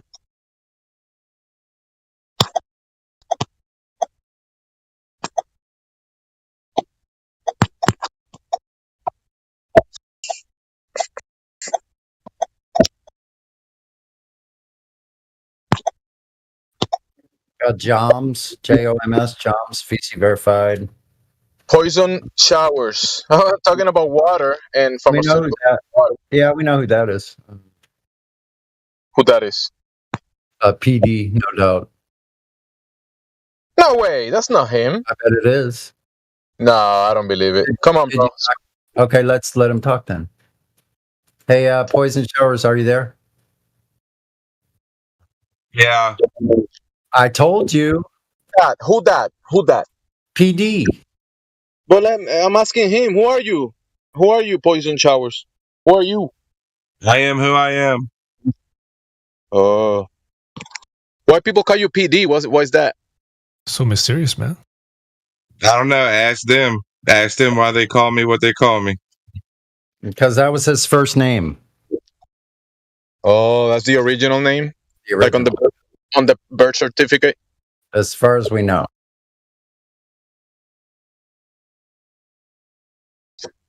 Bro, I'm the one that have muted you 3 consecutive days, and I've been trying to, I talked to you before. I remember your voice, but what's going on, dude? Like, what's the whole deal with you in like joining the server and doing like making all the accounts? Well, what's happening? Tell me. Can you tell me, or is it like classified information?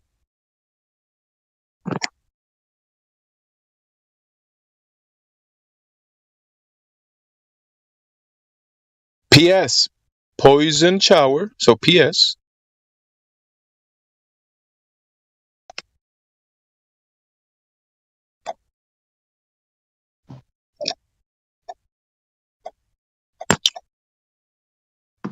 Anyways.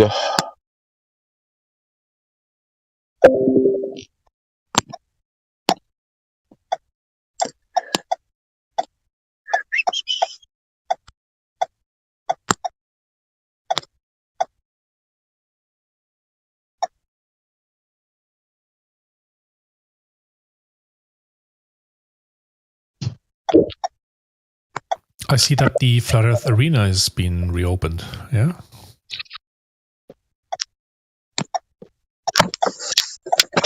Wanna go there and debate Poison Shower?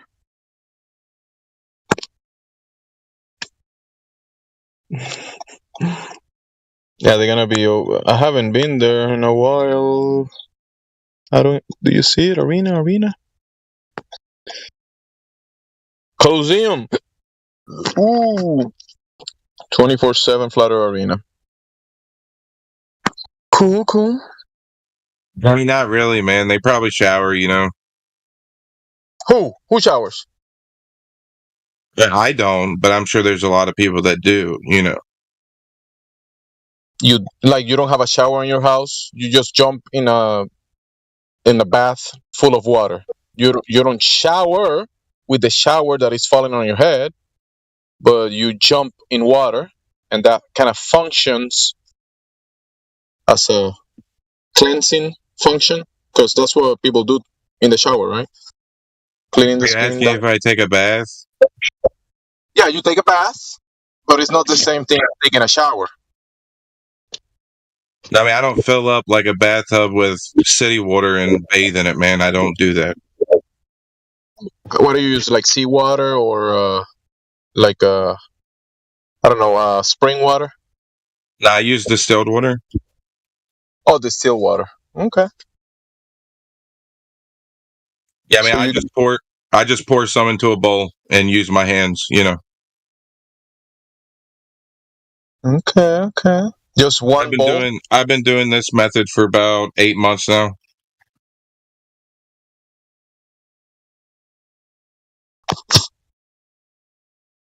I used to shower in really heavy well water, and since I stopped showering, there's a lot of contaminants coming out of me, so that's a good thing. But I kind of learned my lesson, don't shower in well water.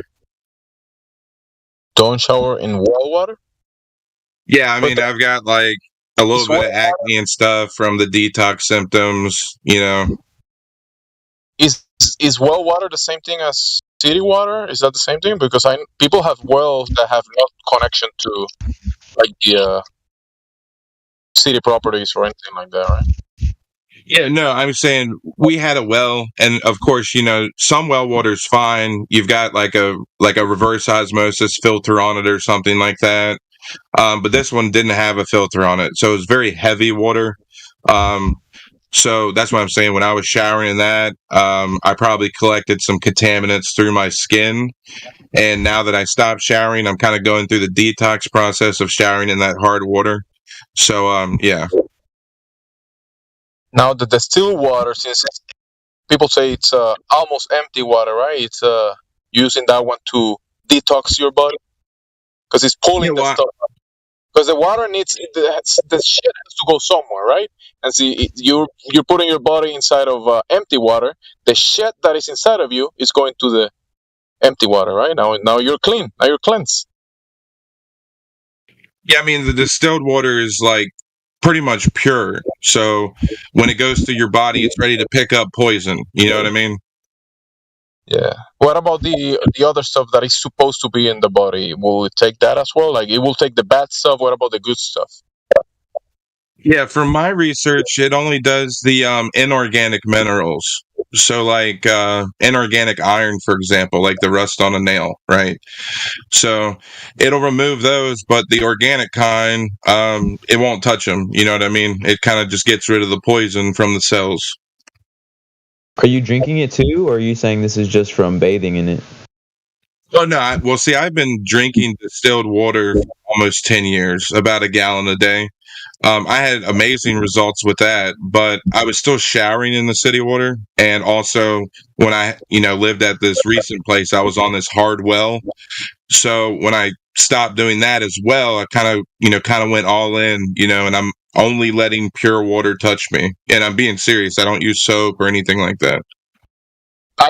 I mean, I'm not more about that of your results that you've had over the years and everything, because I know there's a lot of different ideas out there surrounding. Some people say distilled is like right now I currently drink like alkaline water, like very, very alkaline. It's not distilled. I think it still has like sea salts and stuff in it, but I actually have been like putting off showers. Like I only shower like once every other day, every 3 days, because after I shower I can feel all like the chlorine from the city water and stuff. Like, I really hate it, and I've been looking for another solution. So you'd recommend just like basically getting a washcloth and bathing from distilled water, or? Yeah, and that's actually what I do. And I just pour a little bit into a bowl. I mean, there's very little waste, And like when the skin comes off of you, like when I'm doing my legs, for example, you'll see the skin cells in the water, so you'll know when to like change the water out. You know what I mean? But yeah, distilled water for sure is the way to go. What about microplastic? Like, where are you getting? Are you just buying your distilled water, or are you distilling it yourself? Or because I know microplastics is a thing too. Yeah, no, and I 100% agree. If you can afford it, definitely distill your own. Kind of want to make sure it's glass or stainless steel. If you want to be like super particular about it, and you should, right? You should, because it's your health. At the end of the day, you want to make sure you're not putting toxins on your body or eating the toxins. You know what I mean? So yeah.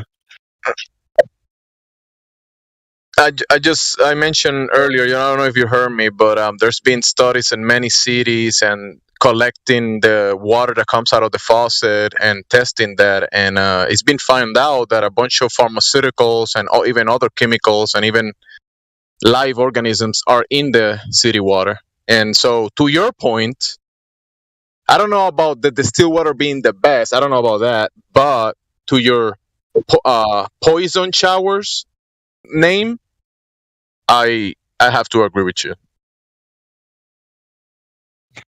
Yeah, I mean, it's mainly bleach, like calcium hypochlorite. I mean, you could research this, but yeah, I mean, it kills living things, right? And I this stuff is in the water. That's how they quote unquote clean it, And I say, well, you're a living thing, right? You definitely don't want to shower in calcium hypochlorite water. Mm-hmm. Exactly, and all the other pharmaceuticals and chemicals that are in the water, because they filter and they cleanse for certain things, but then there's other stuff that they're not doing anything to take off the water, and then they're putting that used water back into the system.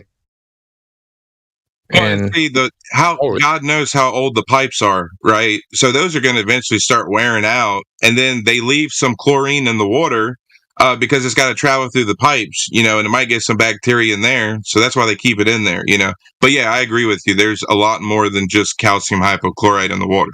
Have y'all seen those videos of people that will like they'll like test the chlorine in like tap water, and then they'll put their finger and like just swirl it around and then test the chlorine, and there's like none in there, and apparently it absorbs. Because I used to think that, if I'm just drinking healthy water, I mean I can shower in tap water and it'll be fine. But what I've realized, especially recently, is that the skin, especially like when it's hot water, when your pores are all open, it absorbs chlorine and all this stuff. Like it's almost, you might as well be drinking it. Yeah, a lot of people say, no, I don't drink the tap water. That's disgusting, and then they go shower in it, and then cook in it. I don't drink it. They cook with it, shower with it, but they don't drink it. Yeah, they'll boil their rice. That's really dumb.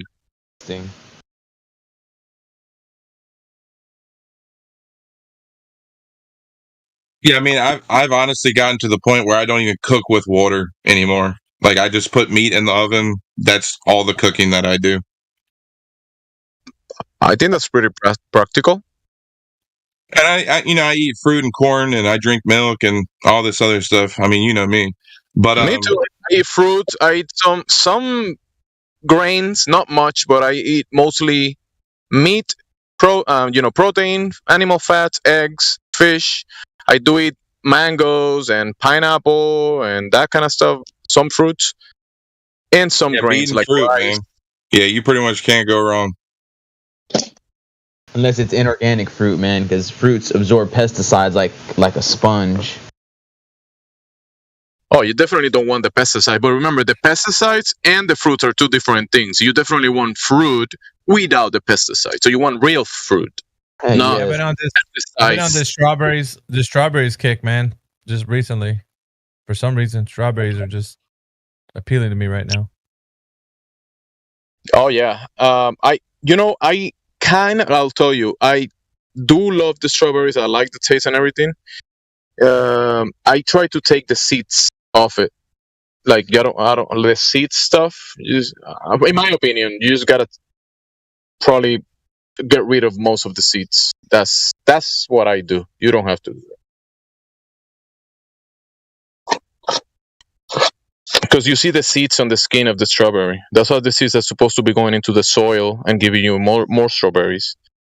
Maybe we should be eating them and then pooping them. That's probably part of the cycle, of the life cycle of the strawberry. Because once you poop it, the seeds, it's already fertilized. I think that's how they get, made into their, the strawberry plant will grow. Yeah, because naturally you'll be like a poison shower. You'll have like a separate location away from your house where you go and poop there, right? Poison showers. You don't poop where you shower, do you? Because a lot of people do. Yeah, remember, man, I don't shower. Okay. Oh, my bad. Where you clean? Do you poop where you clean? Where you cleanse yourself? Do you poop in the same spot?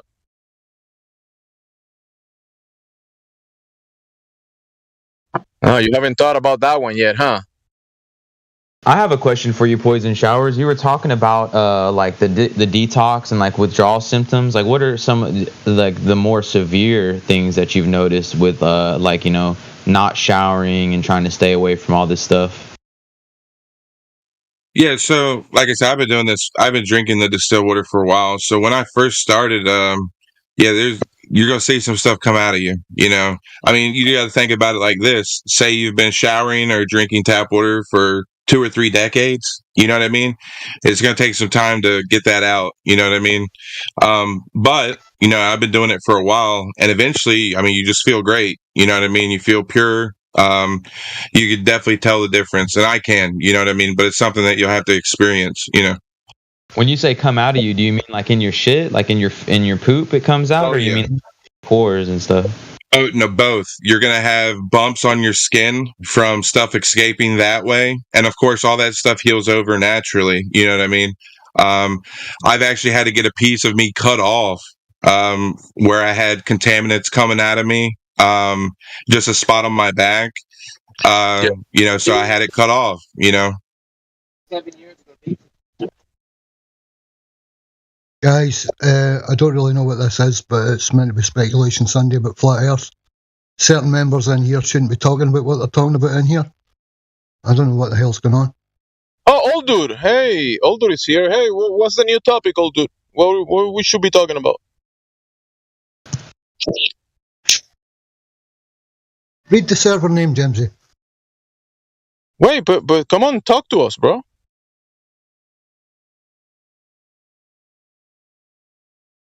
Hello? Yeah, we got also Lo-Fi Life that's jumped in here just right now too. Hello? What are you guys up to? You know, like it's Sunday, bro. So what are you up to? Work. I heard you were having strife with talking to people about the flat Earth topic. Dude, yeah, it's been unnecessary. Yeah, it's been literally because like the Lo-Fi server has like a silly amount of people in there, almost 1 million people in there, and it's like I mentioned it, and then we had Jedi and other people come in, and the moderator got involved. It's funny looking. It was actually really funny. The whole thing was funny, but like it got to a point where like now everyone is just very distant and reluctant to talk to me because they think I'm genuinely insane. And I can admit my faults. I can admit if I'm wrong about things. And I like to verify things. I'm open to the discussion. But are the people in the Lo-Fi server are the ones doing this? The ones that in real life. So like literally in IRL, I had a friend join the live stream a couple days / weeks ago. And she literally changed the way she treated me right after we had that live stream. Yeah, like she appeared to be open-minded and wanted to talk about things, but then she's just like, "There's no way. I really don't. She's like, I wanted to be open-minded, but I just don't see it." I'm like, "What are you talking about? Like, I don't understand." Like, but she agreed to come on here, right? Like, she agreed to come into the channel and all that stuff. Like, it wasn't like you just sprung it on her. Like, oh, by the way, check it out. Like, I'm talking to people. Yeah. I was just. They're like, so because when I do podcasts or live streams, and this part sometimes of my podcast is. They're just like, so what are you doing? Like, who are you talking to? What are you talking about? Like this whole globe and flat Earth thing going on. Like, what's happening with you? I'm just like, well, I just question things. That's all. And then they pull you in quick. They're like, oh yeah. So what do you mean? What do you mean? What do you think? And then they attack you for what you're saying. And then it's just a circle. It doesn't make any sense. Oh yeah. By the way, I'm at a smoke shop right now working, and I'm just trying to figure out my life. And I think this is the only sanity I have. Like, I'll subconsciously open my phone and like look at Discord and be like, hey, what is the FE server doing right now? Because I don't know if I can really resonate with anyone who doesn't genuinely want to know the truth about things. And you don't have to know the truth, but at least be on the road to try to figure it out. Or at the very least, reject something that's not true. I.e. your filters up, right? Because if you want to participate in different communities, you're not going to be talking about this topic everywhere you go or with everybody. But at the least, it serves as a information filter, because from your perspective, at least now you know that there's people trying to sell you. Their core. It's their core, though. It's the foundation of who they are. It's the bottom of the cake. Like, it is on top. They put cartoons and coloring and crayons on top of the foundation. Right. But hey, I sat down and I asked questions, and they were simple questions. And they may not even have to do with the Earth. It could just be about space. It could be anything. And I just simple a 5-minute sit down. A 5-minute sit down to ask questions is all it took me. And that's all it takes anybody. Is 5 minutes to be like, wait a second. And then they're like, whoa, what? Like, what? And then everyone's like, well, why did I not think about this before? It's because they never questioned it. They never question anything. They don't even know they don't even know how to explain what they believe in. That's deception. That's insanity, really. It's crazy. And so that's like a fundamental core value of a person, where if they just take it by face value and they don't ask questions, that's a literal enslavement mentality. It's an enslavement mentality. Dude, like literally, like if you told people this or that, they'll be like, oh wow, or the TV, I should say. The TV has people still. It's absolutely hysterical to see. It's like the face I make when someone's telling me what they saw on the news. It's like, come on, dude. So do they think that you're speculating with this information, or did you like have a conversation with it? Because I know that was a pretty rough thing, you know, for somebody who's never heard of like the topic the way we spoke of it. I remember the conversation when she was in here. She was like kind of liking what people were saying, but towards the end, she was a bit apprehensive. She was like, yeah. It's not, well, because it sucks to know there's a rebuttal to anything that she was saying. It's just like, how do you verify it? When someone gets a reply from their standpoint and their belief, right? Go, oh, some I learned from whatever years of education and indoctrination. I learned all this, and they probably barely ever heard any replies to whatever proof they think they have, even though they don't have anything. They never. Well, this is the simple way to say it. It's childish. It's just not taking responsibility. That's all it is. It's rejecting responsibility. Because there is children, right, that are just children that we shouldn't be pushing a lot of stuff into the children, right? Because they're just children. Then there's the minor mentality, which is, let's say you're already like, I don't know, 18, 19, 20 years old, around that age, but you still think like a minor. And a minor needs someone to do everything for him, like administrate their accounts, administrate the information filters. A minor has a minor mentality. Then there is the adulthood. When you're an adult, you start actually making adult decisions, and you can verify things instead of just taking everything as face value. With the as an adult, you should be able to depict, separate things from fantasy and reality. And when these children, or what you're saying, or the minor mentality is still there, they don't want to be adults. They're just saying, "Oh, I just want to stick with what they told me in the coloring books, right? The balls, the cartoons, the moon." That's right, and it goes back to the not taking responsibility. Yes, it's rejecting discussion. It's rejecting facts, reasoning. It rejects just doing whatever it takes to figure out if something's honest or true. I had people kind of saying that to me, but since I don't have the authority certificate of engineering or whatever they think science is, then they look down to you and they say, "Hey, okay, I heard what you said," but no, they don't even look down on you. They just look down on the fact that they know they can't explain what they're saying, and you don't even have to be a scientist is someone who seeks knowledge by experiment and result. Yeah, but people say, and that's literally everyone is a scientist. Everyone's a scientist if you think about it. Some people actually, from the beginning of the conversation, since you're not a scientist and there's some guy out there saying stuff, they trust that guy. They never met that guy, and they're in front of you. But right. Well, I've said before, people believe in aliens before they believe in themselves. And that's a genuine problem. I mean, it's just so. I was at the grocery store the other day, and I was thinking about how genuinely expensive everything is. I'm just like, wait a second, why is this coffee almost $7-8? That's like insane for a cup of coffee. It's just like, or not even a cup of coffee, but like a drink. And it's normal. It's normalized. Everyone has normalized the painful society that we live in. It's like, yeah, man, you just got to grind. You got to do 40, 60, 80 hours, man. You got to go hard. You got to screw people over. You got to do this and that. And it's pure chaos at all times. And it's miserable. It's just, I've literally hung out with people that make millions of dollars and so entitled. And it's just, I just don't understand what we're missing here. Perhaps the truth. Even people that make millions of dollars, they still have a slave mentality. Yeah, to themselves, dude. They're not happy. Like, they're not grateful. It's like it's impressive to reach a certain amount, but then it's like, well, who are you as a person? Who are you as a person?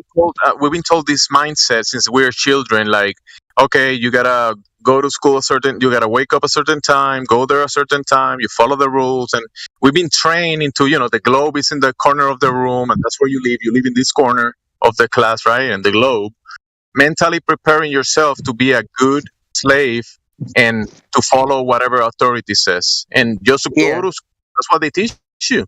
And then the economics, because the thing is, they teach you in school that you have to be ready to go to the world to create wealth, to acquire wealth. I know, it's painfully obvious too. They know this. People know that. They understand that it's a system. The wealth and the resources are already there. Yes, that's so true. Unbelievably true too. Unbelievably true. To spend your time and time that we're supposed to be spending with your family and being productive on other things, they want you to do it for someone else. For you. It's such a.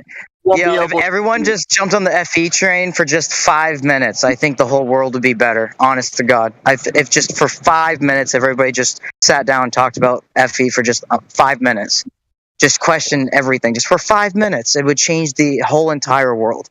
It's just people are just too conked up in misery because everything enforces it. People think it's funny. People think it's hilarious when you watch someone drunk, stressing out, getting like Rick and Morty. Everything is just so in your face to just condition you to be miserable and okay with it. It's enslavement. It's it's a sci-fi movie in real life, yo. It's a sci-fi movie in real life.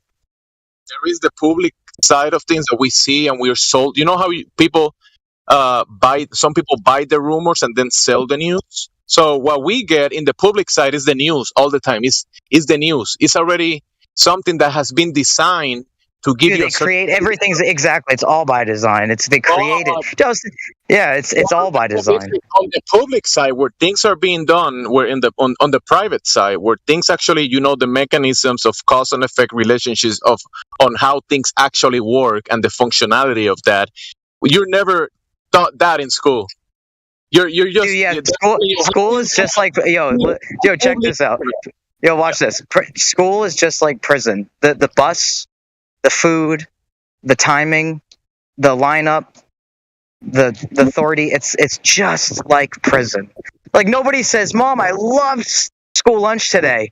Nobody says that. Everyone hates it, and it's actually unnecessary for development as well. It's literally enslavement, yo. It's the approach, it's the mentality that is being sold. Because in a school, in a community school, where parents get together and want to teach or have an environment where children can engage in activities and learn things, learn skills, maybe learn some history, biology, learn different things. You could have different, or even better, just let people be. Honest to God, just let people be to do whatever they want, as long as it's not imposing their will on others. I mean, honestly, that would literally make an incredible society. It's just don't everyone thinks that imposing will is justifiable, and it's not. It's absolutely not. And think about the difference if we were teaching the children practical things versus what we're teaching them right now. Like in 1776, there was these guys that were shooting each other, and that's why we gotta put them on a pedestal, And this is how they get you, right? So they overflow your mind with information, ungodly amounts of information in your brain. They just dump all of this useless, stupid, meaningless information, and it causes your brain to just be like, where am I supposed to organize this information? Why am I receiving this information? What does it do for anybody? It does literally nothing. It's literally nonsense. It just doesn't do anything for anybody. And so everyone's carrying all this useless information, and then we live in a society where everyone's miserable. Everyone's struggling, and it's just it's normal for people to struggle. Well, not people everyone. Have to have it's a struggle, right? I mean, the thing is, life is a struggle no matter what. But if we concentrate on the practical, functional things, like the information that we need to have a healthy, functional family, therefore a healthy, functional community, therefore a healthy, functional nation. If we concentrate on that, maybe we'll be doing better. But right now, all this BS that is being to the And children. since it's speculation Sunday, I agree with what you're saying, but I would just sum it up to just say follow God. That's it. Oh, God Just follow God. You know, that's it. That's it. I think, in my opinion, that's like a north, because since I realized that they were lying to me about there was no creator, and because I knew there was a creator since I was a child, but this I knew about I kind of knew when I came into here. I heard about people talking about design before, and I had the pieces, but I didn't know how to put the pieces together, like to make the puzzle look like something that is an makes actual. sense. Yeah. Yeah. So I had the pieces, but I didn't have all the pieces, and I still don't have all the pieces. But for me right now, with design or creation, information creator or creator, I think the puzzle it's more it's the more fact clear. that is, you're right. You're right. The fact that it's by design is exactly what I always tell people. If somebody says, "Hey, how do you have the nerve to say that there's a creator?" I say, "Well, because everything's by design." And I always like to spice it up and say, "It's not an oopsie daisy." I'm just like, this is not this is way too precise. This is way too precise to be an accident. It's by design. We count on so many things to happen. It's like literally psychic. You know what's going to happen tomorrow. You know tomorrow's happening. You know tonight's happening. Like we count on things. It's by we already know we're taken care of. We don't even really worry that much. And like when we do worry, sometimes we talk it about out loud. We're like, well, what was I worrying about? But yeah, this planet's made for us. Obviously, it's made for us. We coexist with it. It lives with us. We live with it. And by demonstrating actual examples that you can do yourself to understand a bigger model of it makes complete logical sense. And that's what everyone here does. And then you determine what you do with that understanding. Like the water in the containment thing is wild for me.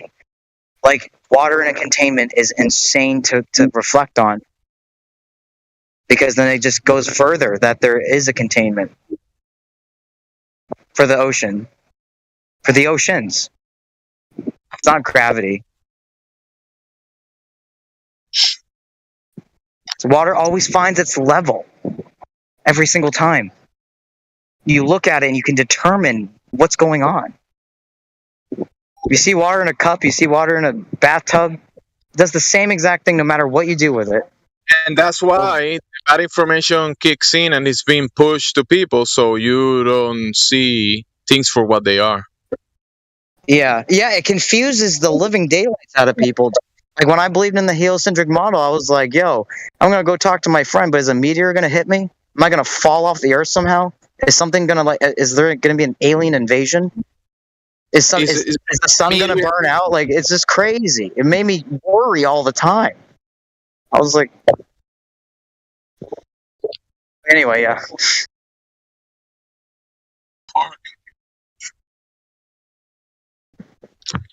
Hey, you don't have to be the flat earth superhero to your friends. If you join the server, if you have people that want to talk about it, just bring them in and you can talk about it here. Yeah, for sure. No, absolutely. And I've been thinking about that since the last time I did it. It's true, because like if you can't, it's actually kind of on a serious level though, where it's like if you can't speak the truth 100%, then what are you really doing? If you can't go down that road, if you can't sit down in that chair, if you can't dance that dance, like what is the end result going to be? Well, what you don't want is a target on your back, on your forehead, and a label. You don't really want that. I mean, some people enjoy that kind of stuff, but if you want, I think it's genuinely overwhelming.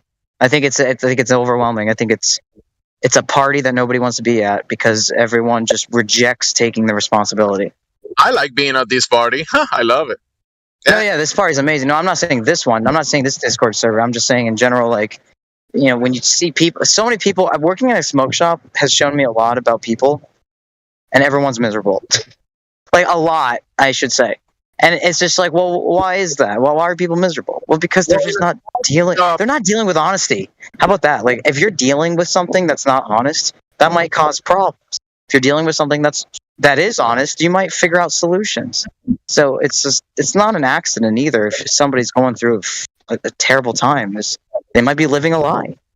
Well, let me tell you, right? In a smoke shop, people go and spend money, right? And they spend money on things that they don't actually need. And a lot of people are broke, and whenever they have some money, they go to you to spend it there, and they definitely feel miserable. Yeah, so the energy is whack. I used to think it was going to be fun, and it has been fun sometimes, but it's just like it's super negative. But it's not everybody. Like you get a lot of customers. I'm almost certain. I don't know that, but you probably get some people that are just. Oh yeah, everyone you could think of, lawyers, doctors, cops, everybody is feeling the wave, yo. Everyone feels the same, yo. It's so true, though. It's so true. And so, I guess that's why I always try to talk about, like, hey, so perhaps you should question this and that, and then go down the puzzle and then figure it out. And then once you figure it out, you can freak out. But then what happens then? You're free. You're free when you accept it. You're like, what if I told you if you just accept it, then you're free, and then you have freedom. You don't have to believe all the nonsense. You don't have to do everything you're told. You don't have to follow every single thing that's being demanded of you. You just kind of shake off the deception. Today, the guys were pointing out the fallacies, the logical fallacies, and I think that has to be foundational to teach young children. Not young children, but when they are of age or certain, maybe middle-aged children, you could definitely teach them about the fallacies and how to be logical about things. Because I heard of these fallacies here in this Discord.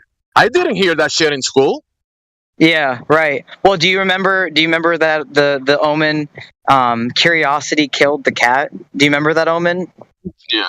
Everyone in the world knows that omen, right? Everybody. Doesn't matter who you are. And the reason why everyone knows it is that saying was pushed on people so they weren't curious. They're like, oh, if I'm curious, am I going to die? Oh, if I ask questions, am I going to die? It was enforced on people. Everything was just so imposed on people. That one is like ignorance is bliss. Oh, yeah, exactly. And it's so not. Ignorance is poverty. Ignorance is misery. Ignorance is living a lie. Honestly, today that I've noticed. Some of the worst advice. Worst advice ever. It's not even advice. It's an instruction manual for devastation. Oh, my Lord. I mean, honestly. Honestly. Situational awareness. And someone that is ignorant about their situation... It's bad. It's bad news. It is, and it sucks because it doesn't have to be that way. Like, a lot of people can team up, a lot of people can get together and do something together, creative or whatever, business, and because one person or another person might not want to, like, really be honest or really take responsibility, it screws up everything. I'm not saying it's easy, I'm not saying that person is 100% wrong, but it's just taking responsibility and understanding that maybe I was wrong. Maybe I was lied to. Maybe this person wasn't honest. Maybe the idea that someone put in your mind since you were a child, maybe that idea is wrong. That doesn't mean that you are wrong yourself. It's just you have to maybe look incorrect about the information that you thought was true. Yes, I would say that better. That's a better saying. Yes. And there is another alternative that this might be the right one. Let's check that one out. Oh, this is the correct information. This is how this works. Oh, perfect. Now you know. Right. Ignorance is bliss. What a wild thing to say. Ignorance is blissful. Gosh, is that so not true? What if a man was ignorant of a cliff? He had no idea it was a cliff. And he just keeps walking. He's ignorant. He's blissful, right? The saying ignorance is bliss. So he's blissful ignorant. He's walking and he falls off the cliff. And he's just like children from his hand. He's holding his children. Oh, let's go this way. Ignorance is bliss. Let's go walk off the cliff. What they're telling you, yo, that saying is dark as fuck, yo. Like telling somebody that it's good to not know things. Like that's literally what that saying is saying. Is, hey, buddy, it's good to not know things. It is okay to not know something. Literally stupid. Like, how crazy? It is okay to not knowing things. I'm not saying. Right. No, I know that. I know what you mean. No, I know what you mean. Yeah, like you could probably live your whole life not knowing what this person did or that person did or whatever. That's But totally what fine. what the saying is like knowing who you are, knowing where you are, knowing what is happening, knowing what's around you. Fucking ignorance is bliss. Wowzers. That's insane. I never and if- thought of how fucked up that saying is. If someone is ignorant and then in top of that it has the incorrect information and it's putting on top of their ignorance, it's claiming and functioning with the correct incorrect information, it's a recipe for trouble. Yes, and not knowing and ignorance is completely different. Ignorance is actually like you just refuse to acknowledge. You refuse to want to understand something. It's like, no, I don't even give a shit. Oh, I don't care. I'm ignorant. I don't give a shit. They praise that. Look at our society. Look how entitled people are in a drive-through. They're in a drive-through and they're entitled, like as if waiting for food that they're not making themselves. And it's just like, it's their job. It's like, buddy, if you want your coffee made the right way, then do it yourself. I mean, really. I've seen that happening times. Yeah, People like just it's insane, yeah, right? Like the entitled, the people just. There's people that go to a place to order food, and their food takes, I don't know, 10, 15 minutes, 20 minutes, and they get upset like, why is my food taking so? Bro, go cook it yourself if you want it to be. Exactly. Like literally the expectation. Oh, what? Because of $25-$30? Because of $40? I mean, like really. Like it's fuck, dude. If anybody made me food, I would never be like, this is fucking terrible. You need to fuck yourself. It's like, bro, even if it was true, I would deliver that with common courtesy, not like a tapping my glass, like you come over here. Like I deserve to be treated like a king because I spent $35. It's like people are so entitled. It's disgraceful. You know, it's disgraceful. It really is. It's disgraceful. Listen, with the service, I think good service is a good thing, right? Okay, so good service should be replicated, right? Like the person that's receiving the service should be grateful for the service, not demanding and fucking expecting. Some type of king that because you're paying, that means that you can treat people like shit. Right, exactly. Like exactly my point. Like as if $35, $40, $50, $70, whatever it is for a dinner is like worth treating someone like shit. Like that's where we are in society. I mean, that shit happens at McDonald's. I mean, that happens at fast food restaurants. People are angry because there's a car in front of them. Like, oh my lord! Like it's just this is where it's WALL-E in real life. Disney created it's WALL-E. It's WALL-E in real life. That's where we are in society in 2023. Is that people we're just fucked. It's just people they can't get it together for some reason. I'm not saying I have it together. Like I'm just saying.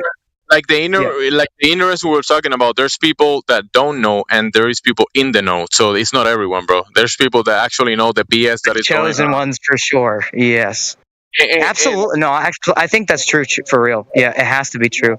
The chosen ones, people that are willing to want to know. They're willing to know. They want to know. It's like a fight, right? It's like you get in a cage in an MMA fight. And the guy has like a lot of skills. Is like, I don't want to fight that person. I don't even want to train with that person. It's like what I know is enough, and I don't want to improve my life. And I don't know. I just wish people would want more for themselves. Just want a little bit more for yourself, like higher standards. It's gonna be willing.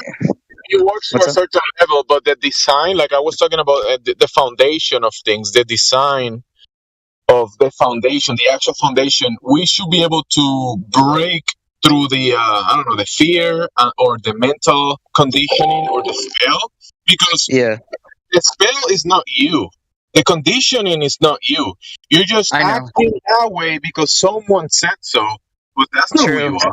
So you should that. Yeah, true that. Hey, that's a good question. And grab the wheel and drive the car At least at least that car. You can. I don't think you can drive everybody's cars. You can't do that. But at least you should be able to drive yours. Yeah, at the very least. And also, that reminds me of an excellent question that people should always ask themselves in every aspect of life: is whatever you're thinking the product of your own conclusion? Did you sit down and think about why you believe what you believe in, or why you do the things that you do? Is it your plan? Is it your design, or is it somebody else's plan? And while we're talking about other people's plans, like if you fall into someone else's plan, like they have nothing planned for you. No government, nobody. Like it's just nobody's coming to save you, and you really gotta either follow God or just follow yourself. Do something that puts you in a better position in life, because this society is whack. It's literally clown world. But that's what I'm saying. There is a functional system in place that can the machine can work correctly, and then you have the pieces of the machine or the extras of the machine that don't know how the machine works, don't know any of anything, and they just, I mean, it's just like inefficiencies of the machine, and it's gonna be like that. The machine is working, bro. I see functional things. I see things working correctly almost everywhere. Like I woke up every day and things are working. But the thing is, they don't want it to. They don't want people to be free, though. So they're always going to have reasons for people to work at Burger King and McDonald's, and people that don't have any faith in themselves. Like AI, I think everything that the media says, you have to kind of like invert it a little bit. If they say that you're in a simulation, you're not in a simulation. The only, and I can explain why. The reason why they want you to believe in your simulation is so you question yourself. You don't even know who the hell you are. You don't trust anything. There's a difference between questioning things and not trusting anything, not trusting who you are. Believing that there's like a system that we allow to happen. Actually, that is what is happening. People allow it to happen. No, I'm just rambling now. I'm sorry, guys. I do love the Speculation Sundays, though.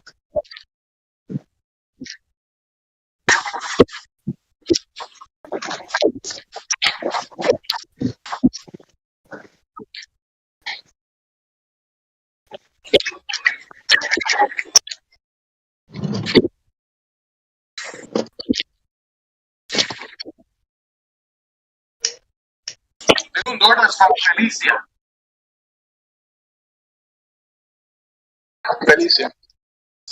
Pan sub, Greek salad, cheesy bacon fries. Thank you.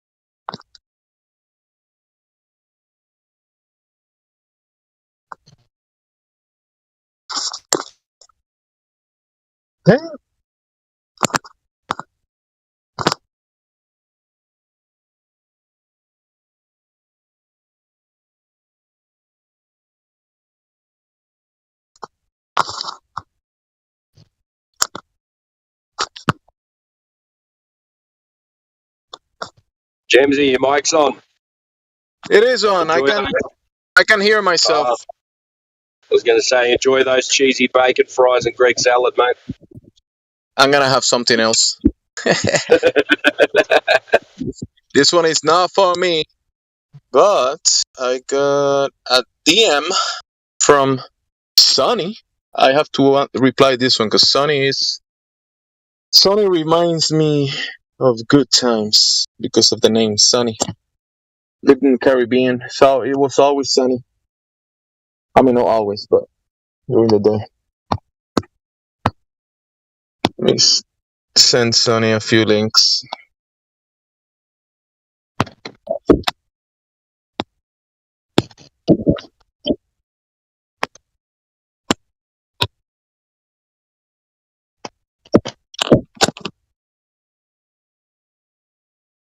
Sonny, you have a YouTube video and a link for the treasurydirect.gov to make a treasury account. Everybody, I encourage you to do some research about how actual the finance, because we've been lied. That's why they don't teach us how to be productive. That's why they waste our time, because the foundation of this place was put in place by by the creator. This place works because it was designed correctly or to be functional and work. But the obfuscation and the waste of time that we've been sold since we are newborns, I mean, that is what's keeping us away from the real wealth that actually exists already, that has been here since the first day that it was put in place, and our ancestors worked really hard. Everybody has worked really hard for for things to work, and the wealth is already here, guys. Just that we're giving it away to other people. That's the problem. We've been told and taught to be slaves and to create wealth for others and not for you, your family, and your community. It's creating wealth for other people. And as a let's say truth community, I think finances is one of the topics, or money, or how to be productive, and how to keep your efforts and keep your wealth. Because I imagine many of you guys in here, and ladies and gentlemen, you put a lot of energy and effort into the system, and it's hard to keep that wealth that you have been created, because it's just being drained away from you. But there's ways to keep it, and I think that's a topic that people have to explore a little bit and learn from. I mean, I'm not the expert on that, but just as this information that we got how many years ago, and it made a lot of sense, the same thing happens with many other topics. Things start falling in place, and then you can make better decisions, including for the cosmology of the earth and how things work in reality. That includes economics, finances, and how money works. And the same thing with your health. Exactly the same thing with health and food, that we talk about all those things here. Economics is the same thing, guys. It's just that when we're ignorant, we don't know. That's it.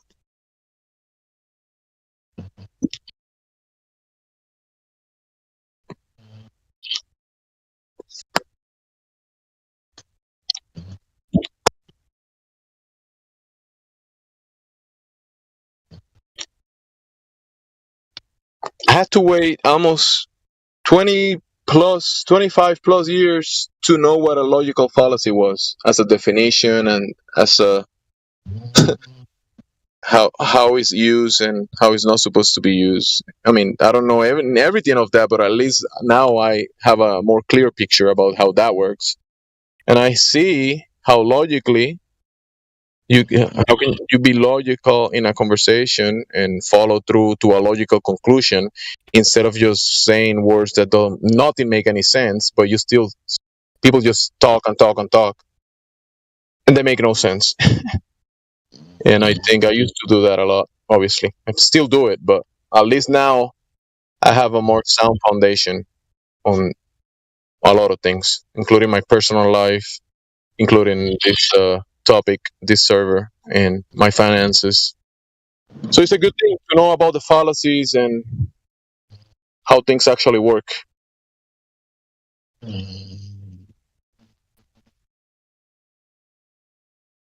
Can I get an amen? Just kidding.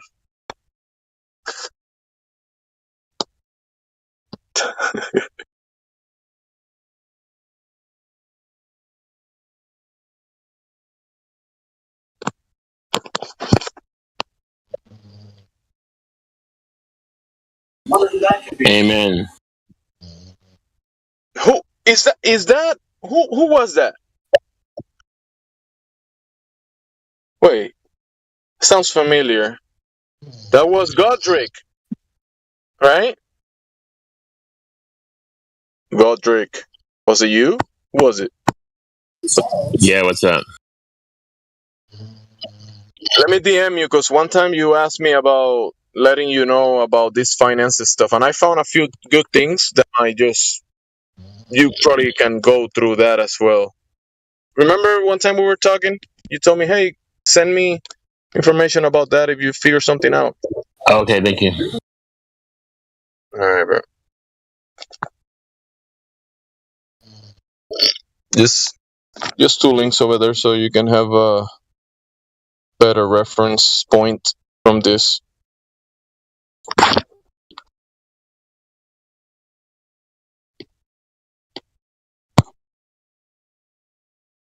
Ooh la la.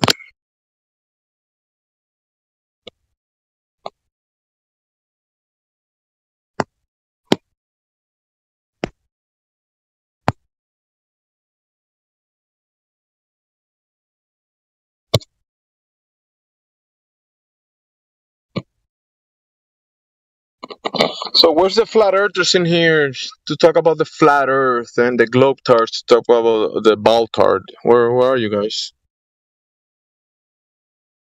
Because you don't want to hear what I'm talking about, but you want to hear about flat earth. Come on, bring a topic up. You lazy flatties.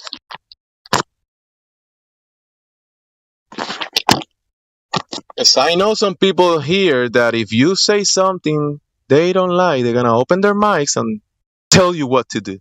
Right, guys? Right? Hey, Jemsy, I don't want to burst your bubble, but Earth's the ball. I'm sorry, Jemsy.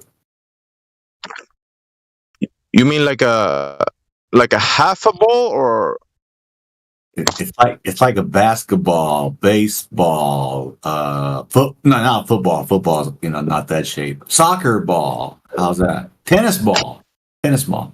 That ball has a bunch of flat surfaces on it, like the soccer ball?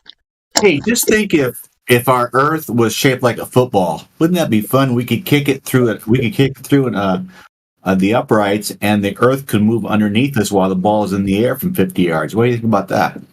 I like that. You know, man, if I wish it was a spinning ball because I could just go up on a hot air balloon and wait for China to come to me, and I can go to China. Well, I dug my way 1/3 of the way to China one time. I got tired, came back. You got tired? I came back, yeah. I got tired. You didn't think about the logistics. I want to go to China. Let me start digging. Then 2 feet after that, you were like, oh my goodness, I'm tired. I got to 2,625 feet, not 2,625 miles, and I got tired, turned around, came back. Wow. Oh, yeah. Hard work. Somebody's got to do it. Somebody's got to prove the radius of the Earth because it's never been proven before. Somebody's got to prove the mass of the Earth that's never been proven before.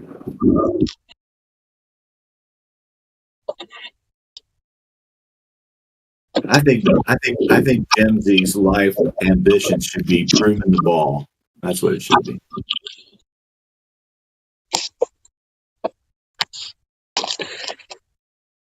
Hey, I have a cat and he likes balls because he plays with the balls all day long. Even though he's on a motionless level surface, but he loves balls. He just likes them. What can I do?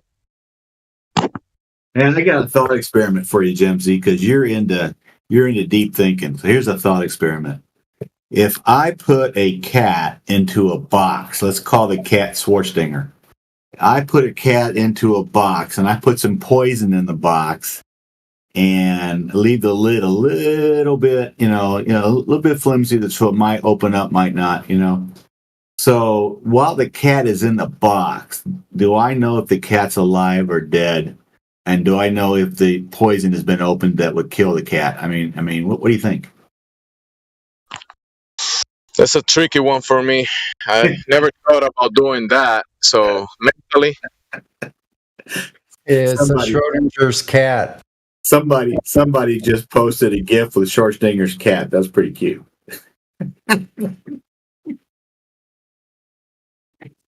Oh my goodness. That's funny.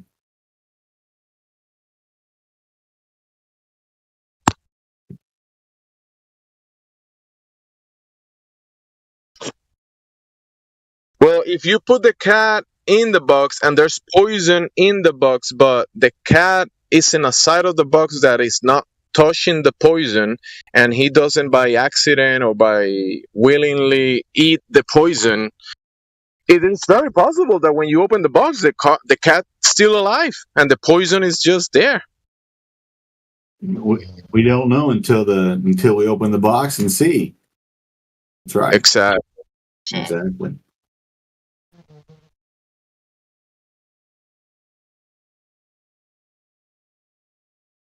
But I know it's a ball because balls.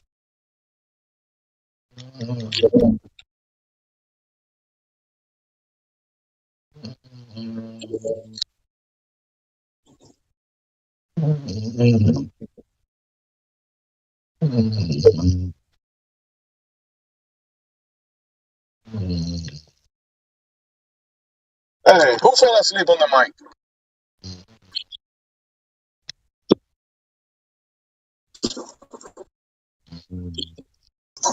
Is that here, Leo? No. Looks like maybe black market 24/7. Hey, Gemsy, I just posted in the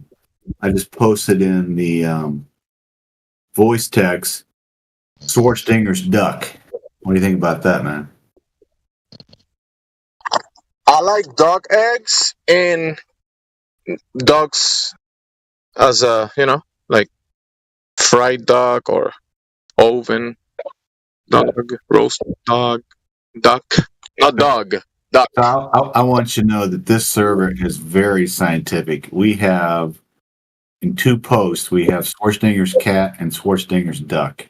That is how deep this server is, man. I'm telling you.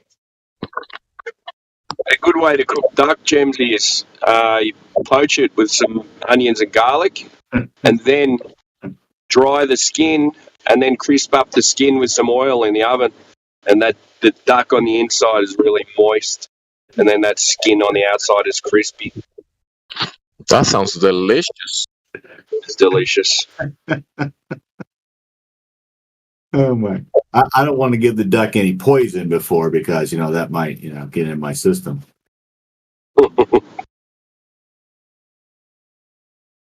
Yeah, but don't worry about that. Just make sure the duck is fat and big. Don't worry about the adverse reactions of feeding him poison. Schwarzenegger's duck. I like it. I like it, man.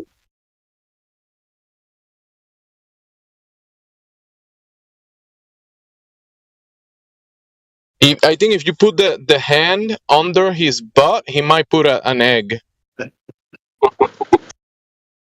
And it could be golden egg as well. You never heard that? Golden eggs. That's a goose, isn't it? Oh, yeah, goose. You could do the same thing with goose, yeah. Oh, you know what? I never had a goose egg. I don't think I have either, but duck eggs are delicious. I love them. Yeah, they're good. The yolk is so rich and full of fat. It's delicious. I was consuming duck eggs for almost a month and a half straight, almost every day. And as a type 1 diabetic, I gained weight, like almost like over 10 pounds in body mass, which is a good. Muscle size or in fat muscles? Or yeah, also like I'm not fat.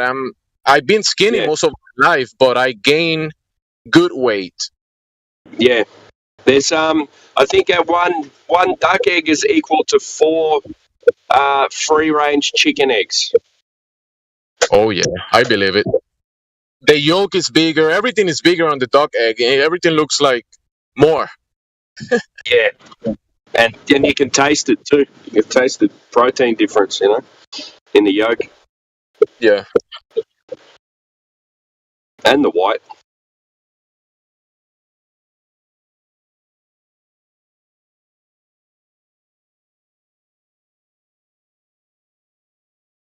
I'm not gonna say muscle weight because I'm not doing like lifting exercise or anything, but I do some basketball sometimes, and I do a lot of walking and not heavy lifting, but stuff that is heavy, that is not exercise, but is work.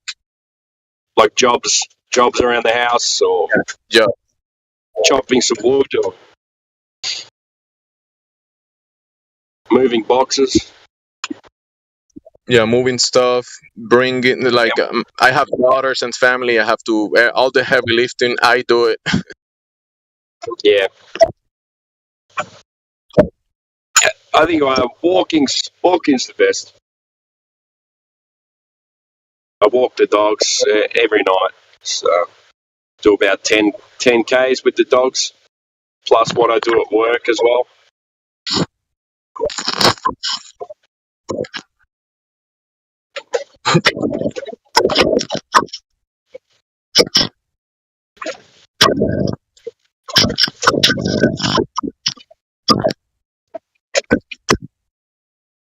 What you been feeding your dogs?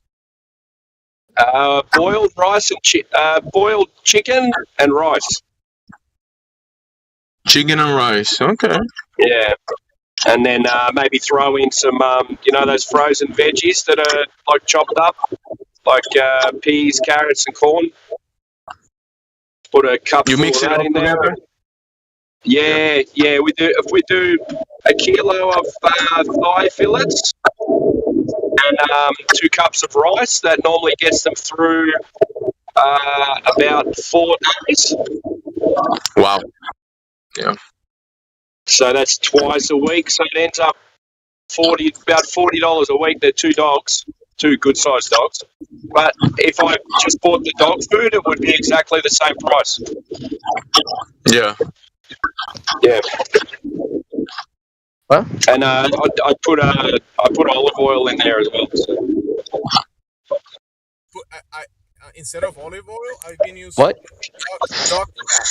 Instead of oils, I've been using fat, and many times it's dog fat or tallow, which is beef. Yeah, I've got duck fat around because that's how I cook my potatoes.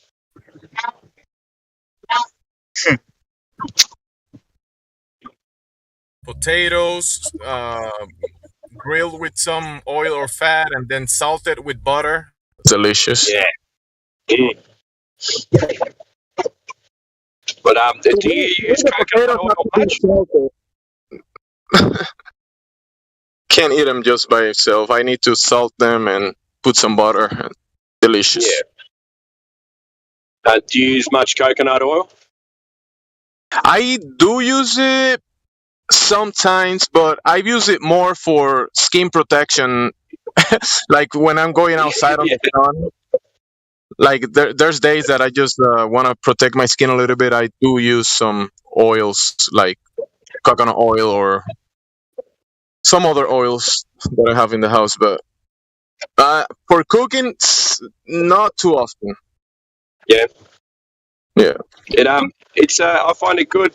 It's pretty good for frying because it doesn't burn. So just shallow frying, like if you're going to cook like a schnitzel or something like that, Mm-hmm. There is a coconut oil that has no smell of coconut. Like it doesn't smell like coconut at all, but it's 100% coconut oil. But I like that better. When I use the coconut oils, I use that one that has no smell, no odor of coconut. Because that smell can change. Any recipe can be changed by the oil smell. Yeah. Sometimes it's like you wouldn't use it to cook a steak, like because that's.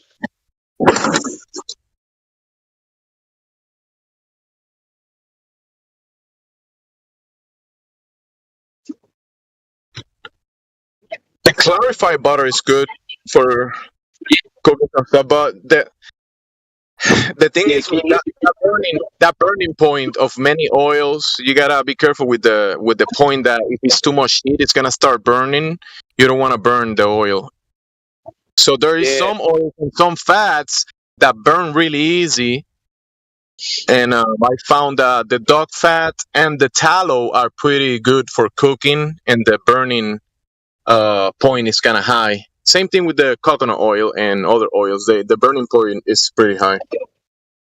Yeah, if you actually mix butter with oil and cook like that, the butter won't burn. I do that. I've done that. Yeah, I've done it. Yeah. Well, but actually, I've done the butter with the tallow or the dog fat, and it helps it not to burn. Yeah. And the ghee, which is Oh, the clarified ghee, butter. yeah. Yeah, I use ghee all the time.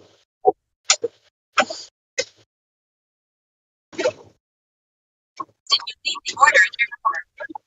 They added the following instructions. Leave at my door. That's crap. I'll be back.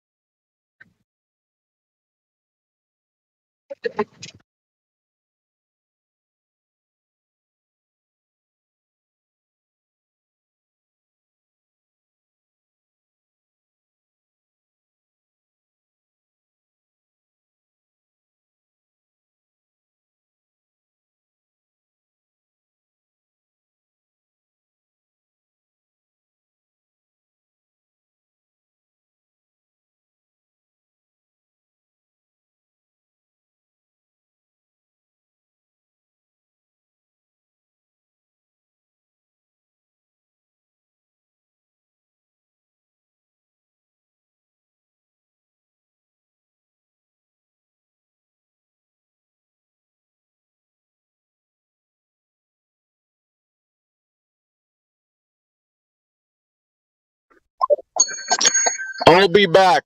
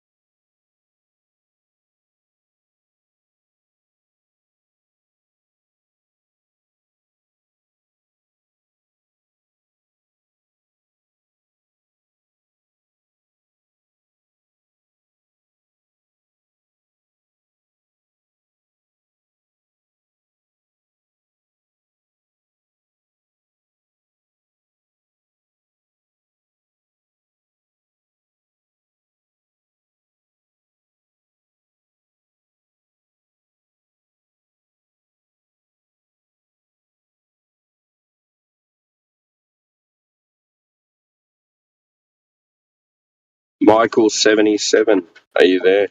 You have control of your mic.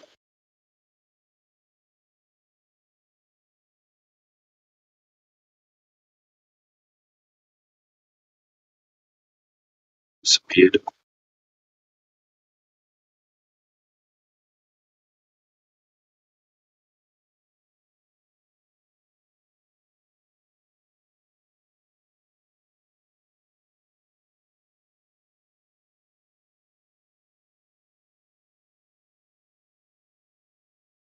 Joms, are you there?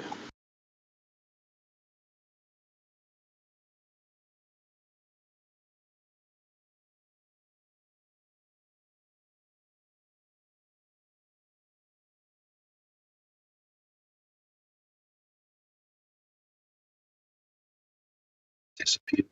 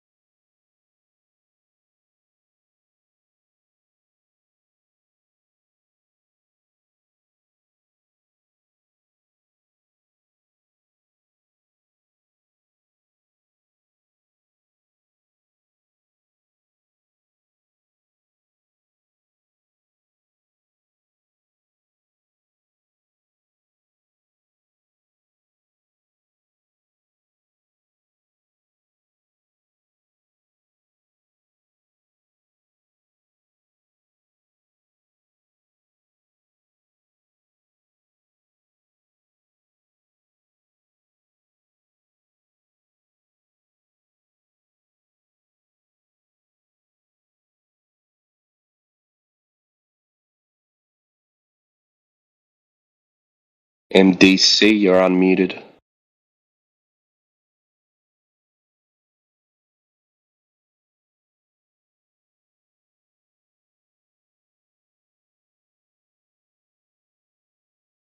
Sir.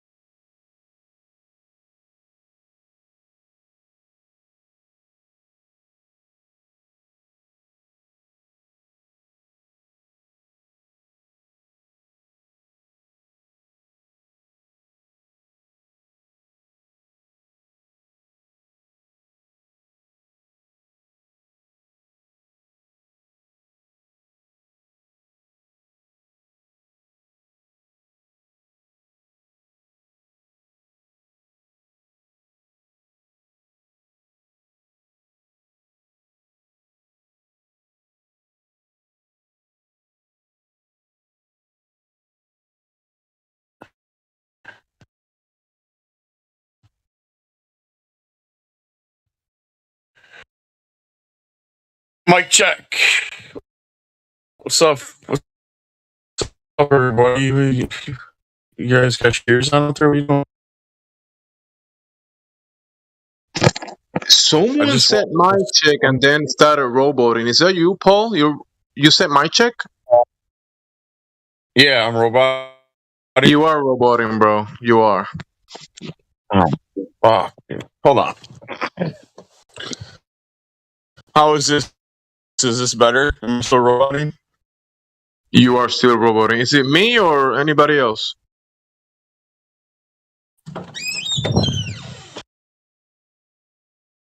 All right, how about now? Is this better? Am I still roboting? Am I sounding clear ever at all? That's clear. This one is clear. Yeah, now it's clear. Yeah.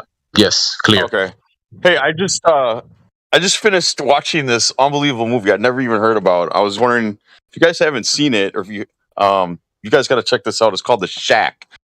It was made in 2017. It's one of the most powerful movies I've ever seen. I forget the guy's the main actor in it, but he's grieving. He lost his daughter in a horrible way, and so he's just totally grief stricken. And I don't want to say anything else about it because I want you to discover it on your own where it goes. But it is unbelievable. Very good. It's one of the best movies I think I've ever seen. That's The Shack. I'll post a link. Okay.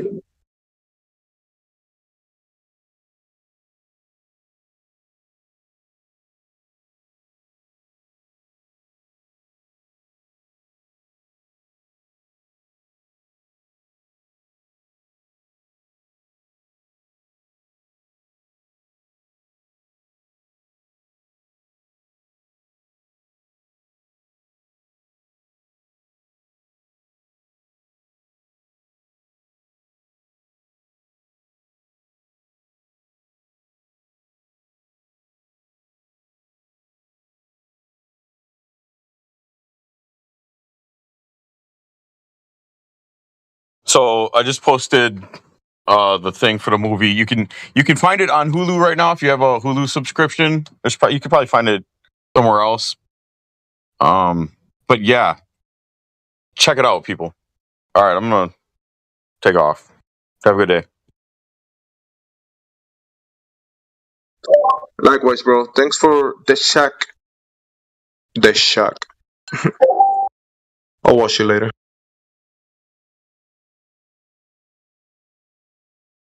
How's everybody doing tonight?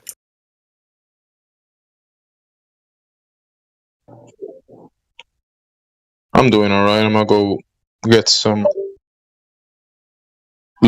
6 p.m. dinner in a little bit.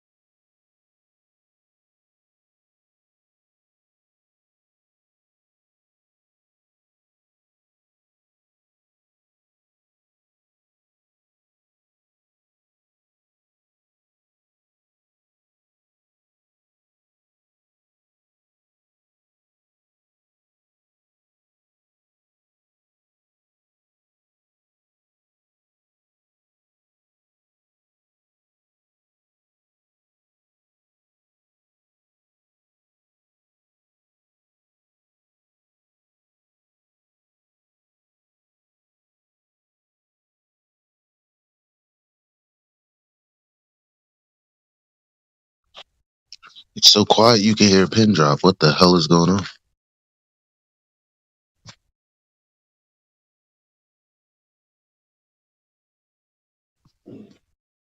Don't make me start DCing all of you. You can't have a room full of people, nobody saying shit, man.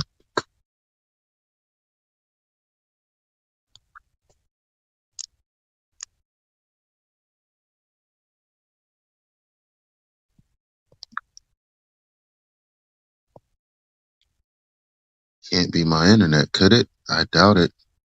What are you guys doing?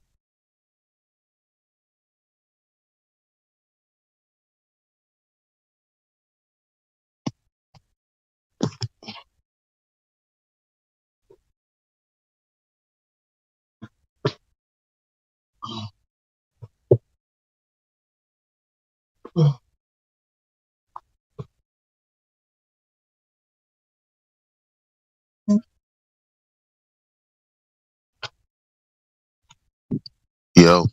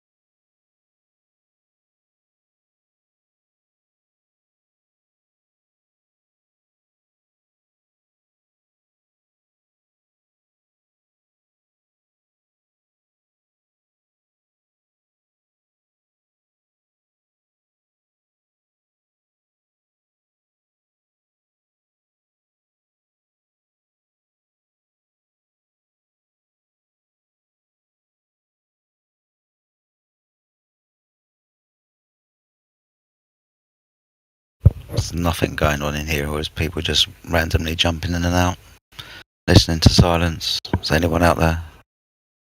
Anybody who's got evidence for the Earth being a ball, for example? Evidence for space, the vacuum of? Anybody got any? I think it's still even speculation Sunday, so we can sit here and talk about whatever we think the fucking world is. Is it infinite? I don't think so. Is it finite? Yeah, it's probably a contained system. I would have thought so. We've got gas pressure, the very thing that disproves outer space. But yeah, if there's anybody out there watching on YouTube and you think you've got the balls, interesting, right? If you think you've got the balls to show us flat earthers what the Earth really is, and hit the link provided by Nightbot. Go to voice checker number 1, speak to us lovely volunteers, because we don't get paid for this shit. It's all love. It's not fun. Yeah, if you think you've got the balls, come and join voice checker number 1. Speak to one of the volunteers. We give you the voice verification role, and you can come and speak to us. Quite a few lovely flat earthers who seem to primarily be in the Discord server at the moment. But yeah, we are still here, guys. Yep. So, if you've got the balls to present your ball, present your ball. I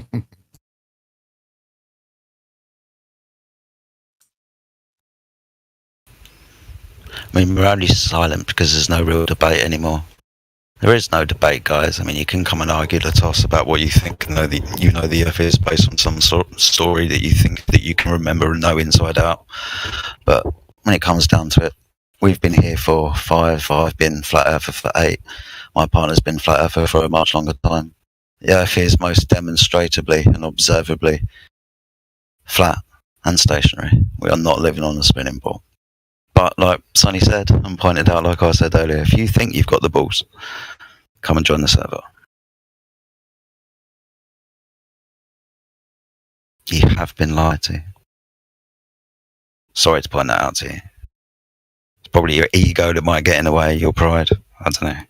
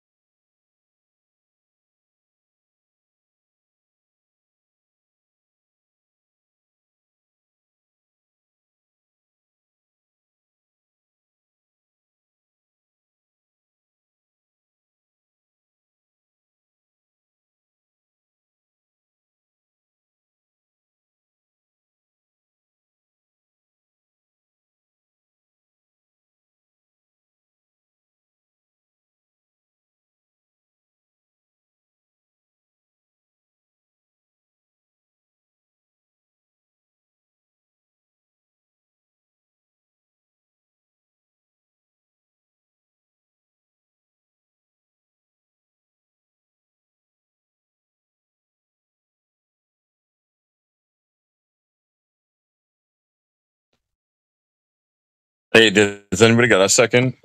I got a question about.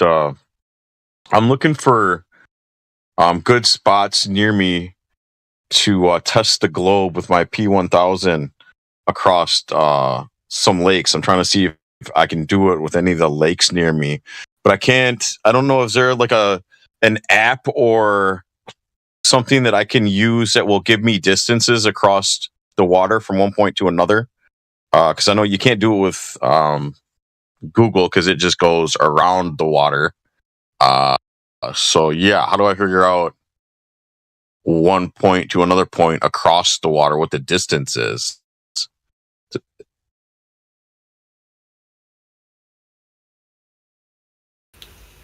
Is there not a function on Google Maps that does that? It's quite. There are. Oh, there is a function. Yeah, as far as I know. Oh, Google okay. Earth. You got to use Google Earth, and then you press measure, and then you pick a point, and then you drag it to the other point, and it'll give you exact distance. Google Earth. Thank you.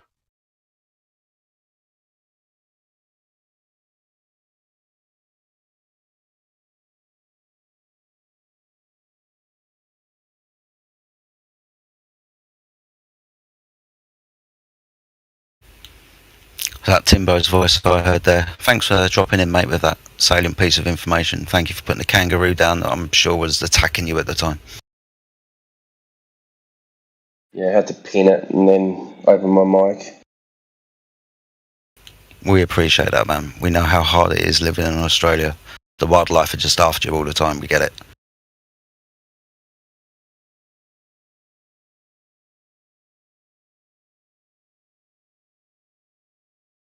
Just making noise in the background, mate. That's why I've got my mic shut.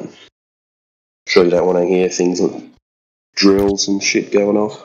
It's probably the background noise of didgeridoos, right? This is usually accompanied an Australian man on his travels.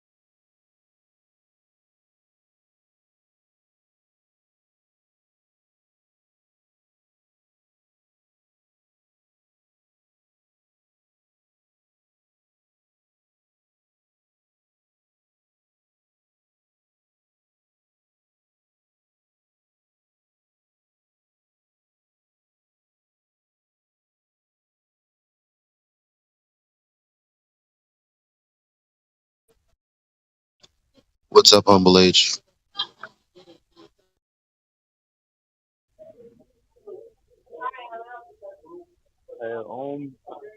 What like what do you have any deals like the 2 piece?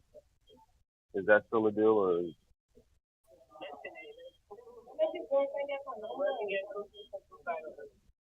um fries and mashed potatoes?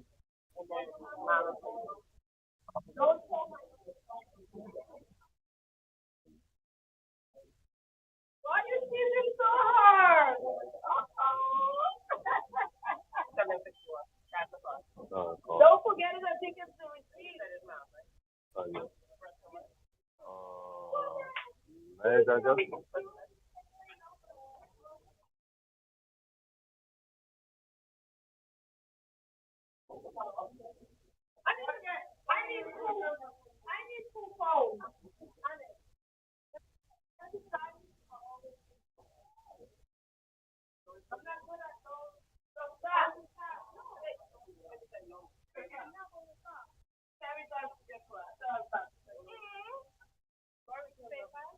Yeah, can I also get you,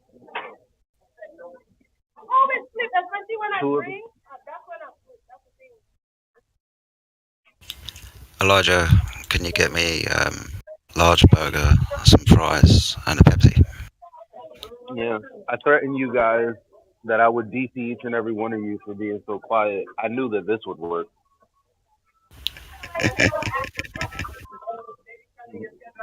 Just making me Hello? hungry.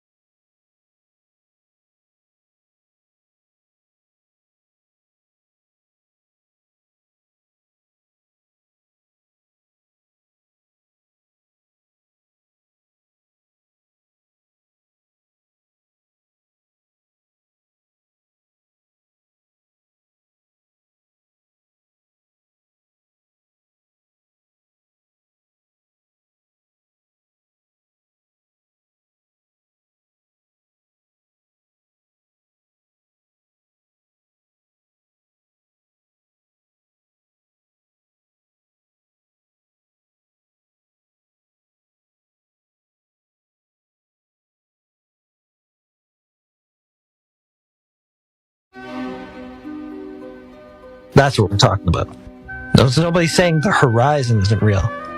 We're saying that interpretation of the horizon, we need a demonstration to back that. Right, so if you don't have that, don't have the physical demonstration out of geometric horizon, or you just told me you don't have a convex body of water to show us, and that's the thing that you're invoking with sunsets, right? Pretty illogical, man. I don't know what to tell you. There's lots of evidence for convex bodies of water, including sunsets, including pictures from space, including eyewitness testimony, including the way that navigation works. I mean, there's dozens of proofs, but you don't buy It's any just of them. So weird how all the evidence is never an actual demonstration of just a convex body of water.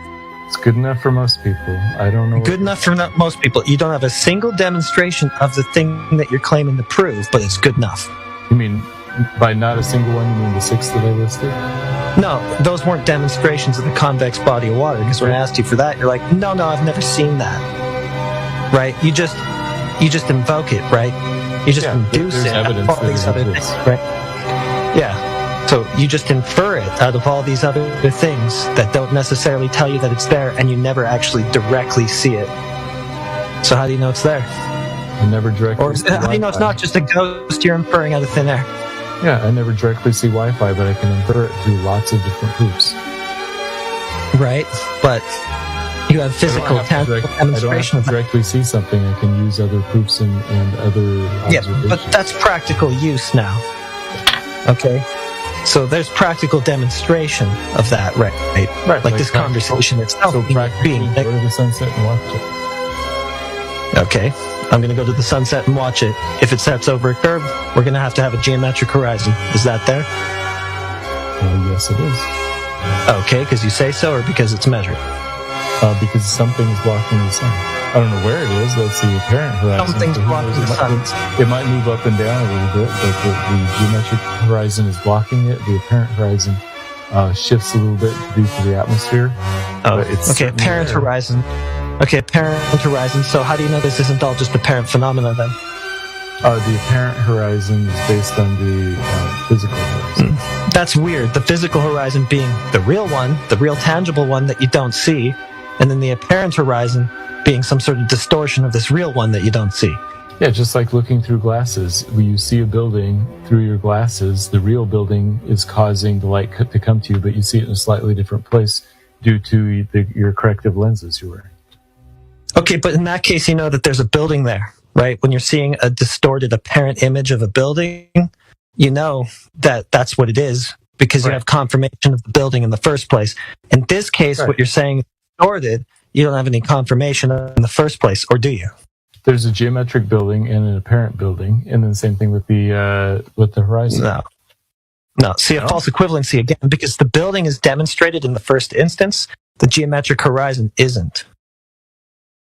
Yeah, but just claiming false equivalency doesn't prove that. No, I didn't just claim false equivalency. I described the false equivalency incorrectly. No, not incorrectly, because we have validation of the building's existence in your example, right? We don't have validation of the existence of the geometric horizon, the thing that you say is being shifted and distorted in that scenario. We don't have that. I do. Or do we? You don't. Okay, where is it? Now you're going to point at sunsets again and just imagine that it has to be due to the geometric horizon. You didn't see that you said was shifted and distorted. Dude, people have understood that sunsets prove the Earth is round for hundreds of years. Did they understand that, or did they just think it for no real reason like you do? The main reason why people throughout history have believed that the Earth is round. And yeah, I'm but sorry that you don't, you can't catch up with the rest of humanity and understand something simple. Oh no, it's not that. I'm ahead of those guys. It's not that I'm not caught up to them. I was already where they were at. You're behind the curve. Most of my life. Yeah, no, I'm ahead of it. I got ahead of the curve, right? I was stuck where you guys were at for most of my life, right? But I managed to supersede the curve. That's not how I would characterize it. Yeah, I know you wouldn't because you're still stuck behind it or on it, I guess. Yeah. But I apologize. You don't need me telling you guys that you're not understanding things correctly because the rest of the world does. So I don't need to repeat that. Well, the rest of the world doesn't. If this is their understanding, Matthew, if it's the same understanding that you gave us here, then they don't. They don't actually have any. They just have a blind belief, right? No. I'm sorry. I meant the rest of the world, like your friends and your family and all the people that you know in real life are already telling you all that type of stuff. So you don't need me to say it. Right. Exactly. Everybody has this religion. It's the one that we're brought up. I must be getting tired if I'm getting cranky, so I should probably go to bed before. No worries. But it was nice chatting, as always. Yeah, go to bed. Biatch.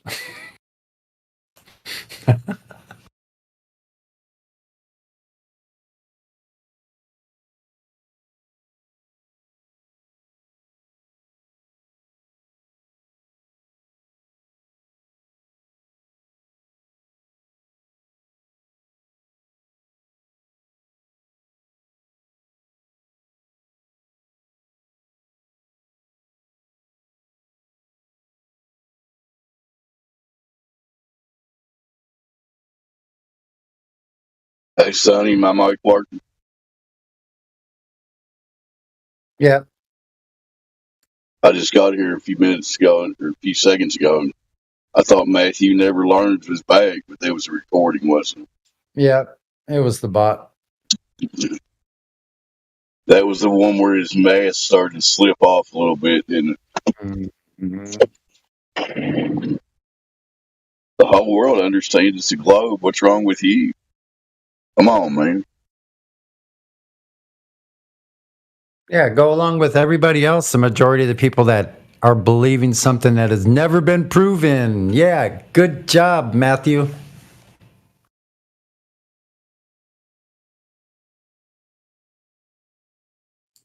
Go along with the rest of the lemmings that are at this moment falling off the cliff as we speak. And you're in the same line, Matthew. You're urging people to go off this cliff.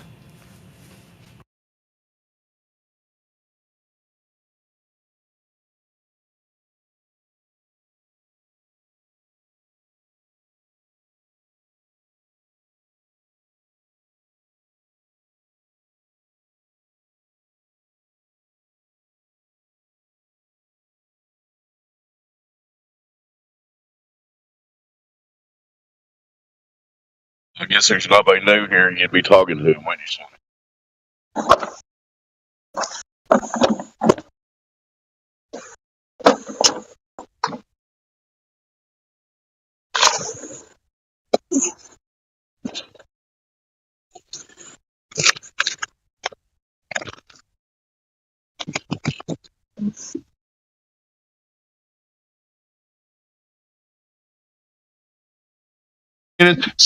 Someone bring up the Black Swan and talk have to me. Have another beer, dude. Man. Shut up.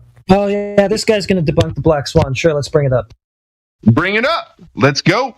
Let's go. All Let right. me see that platform be lower than the other. Real Let quick. me see your proof that horizon's at 1.2 miles. Me. I'm not muting him. I did. Oh, yeah. Okay, we got a 10-mile horizon I can't take him seriously anymore. Sorry. Yeah, fair. I'm with you. Let Heretic do what he's gonna do. Dude, he got the Black Swan. For real, Yeah, dude. yeah, it's hilarious. We got a 10-mile horizon there. Geometric claim of the globe is that it's at 1.2. Any proof it's actually at 1.2? Okay, no, someone give me the full spiel. That's it. Any proof that 10-mile horizon's at 1.2 miles? We're not gonna waste the full spiel on you, man. What was the wavy oil rig your proof of that? Supposed to be? No, my proof of the globe Earth is both of these rigs are the same size. One is apparently lower than the other. Oh, I get it. Okay, so I get it. I got it. You're misinterpreting perspective, and therefore you think a 10-mile horizon is at 1.2. Perspective of the horizon. Okay. Yeah. What? The horizon that's at 10 miles, the one that geometrically must be at 1.2 on the ball that you think talking about the rigs helps you prove? What are you talking about? But what did you wanted to tell me when I said the further away rig appears lower than the closer one? I wanted to tell you to focus because the Black Swan argument is not about either rigs. It's about the horizon. It's not very well focused. Yeah, you said it's not very well focused. You aren't. That's the whole point. You said you were going to debunk the Black Swan, but so far you haven't even figured out what the argument is. So you're going to have a tough time. It's the horizon behind it. I get what you're saying. Yeah, it's the horizon. So the only way that you can come out of this proving a globe is to somehow show that 10-mile horizon's at 1.2 miles. In fact, that won't even prove it. That'll just be an affirming the consequent at best, but that's the best thing you can hope for. Do I have to show you a theodolite where actually it shows the curve? No, dude. I just told you what you have to show me. You got to show me that 10-mile horizon's at 1.2. I can show you illusions too.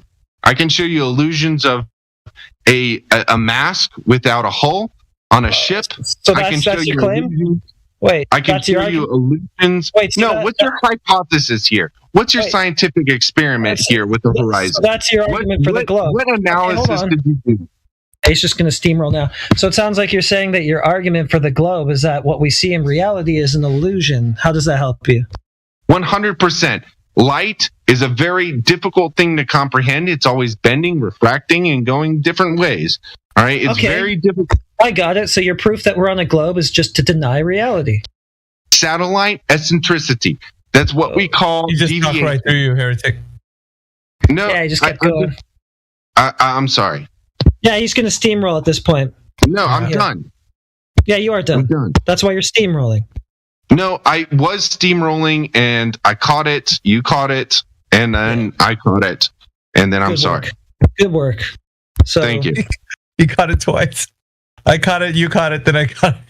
Yeah, we all caught it. It's honestly how it happened. We all caught it. We all caught that there was no 1.2 mile horizon in that picture with the 10 mile horizon, so no proof of a globe. Only thing you can do is deny reality to argue that there's a globe. Clipboard, we got some good clips off of this one, man.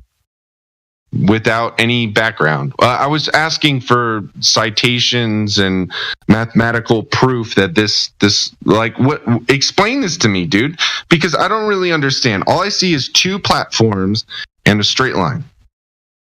Two platforms and a straight line. Well, they're basically just there as like tape measures. Just think of them that way. The furthest one is at 9.4 miles. The horizon is behind it, so that's telling you that the horizon is further than 1.2. It's also further than 9.4. Can't be at 1.2, therefore. What's a 1.2? That's the geometric distance of the horizon on the globe. Okay. And then there's no illusion that would fix that. So your argument for a globe is that reality is an illusion. Not very compelling. No, it's not a very good argument, but this is not the reason why I believe in the globe Earth. Like, light is really hard for me to comprehend. I'm not a photographer. I'm not a videographer. I'm not a surveyor. That's fine. So you can't comprehend things, therefore you will win that argument. You will win that argument against me like 9 times out of 10. All right, thanks.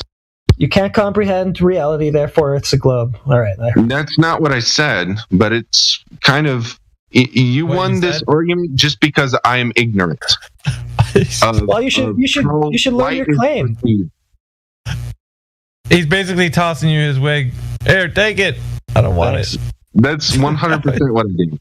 I said, like, hey man, like, I don't really know what you're talking about, and maybe you're right, but honestly, no. There's other factual proof. Such as? Where? Well, we'll get back to this. You want to get back to this? Because any factual proof that you come up with will also somehow have to prove that 10-mile horizon is actually at 1.2. Do you actually think you have anything like that? Well, what I'm saying is I don't understand how light refracts, what light does, how it bends. Gravity bends time. All right. So how wouldn't it bend fucking light? Your argument for the globe is you don't understand reality. I got it. No, I don't understand this one picture and why it makes flat Earth real. That's what I don't understand. Falsifies the globe radius. Falsifies the geometric claim of the sphere. I falsify the flat radius. So where's the flat? Where's the flat?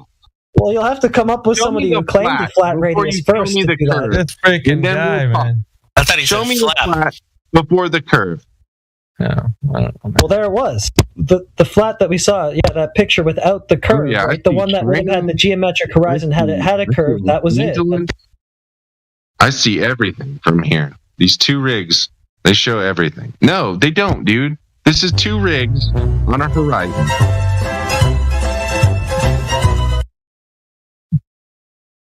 At this point, I mean, jeez. Yeah, that's good enough. I don't know. Someone else can talk. It's like, we're just... Okay, can we talk about satellite?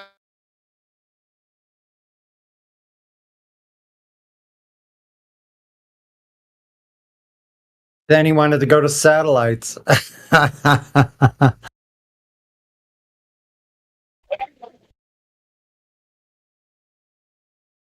Freaking hilarious. The globe nonsense is just such great fun.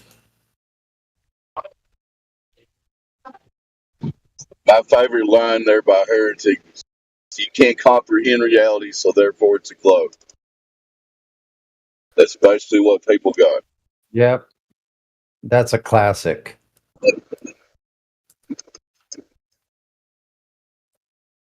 Hey guys.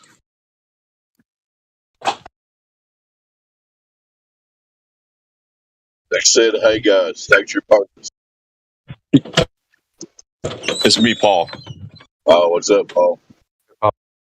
So check this out. I'm looking for a good spot to test a globe near me, at a lake close by, and I found a spot where I can set my camera up, and go across the lake, and I can set something up across the lake, and the distance is 5.72 miles, and it gave me then a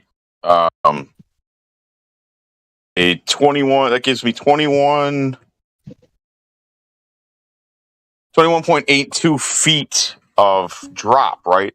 So then do I take how high my camera is off the water and just subtract that from that number? And that's the actual drop over distance? You should. You're talking about an experiment that I didn't record it, but I actually did this back in 2015. The best thing for you to do is do a mirror flash of sunlight across that body of water. Okay. You can record it with your camera if you want, but just use the Earth curve calculator to, get as low to the water as you can, like 2 or 3 feet, maybe 1 foot if you can, and just put it in the Earth curve calculator. It'll tell you. Well, the Earth curve calculator I used, it didn't have a place for me to enter the height of my camera. It just wanted to know the distance between my 2 points. So, yeah, maybe the wrong one. Then you need one that gives you your height, your measurement of height, viewer height. There has to be look at other calculators. A lot of them have Earth. Well, Walter Bislin has it.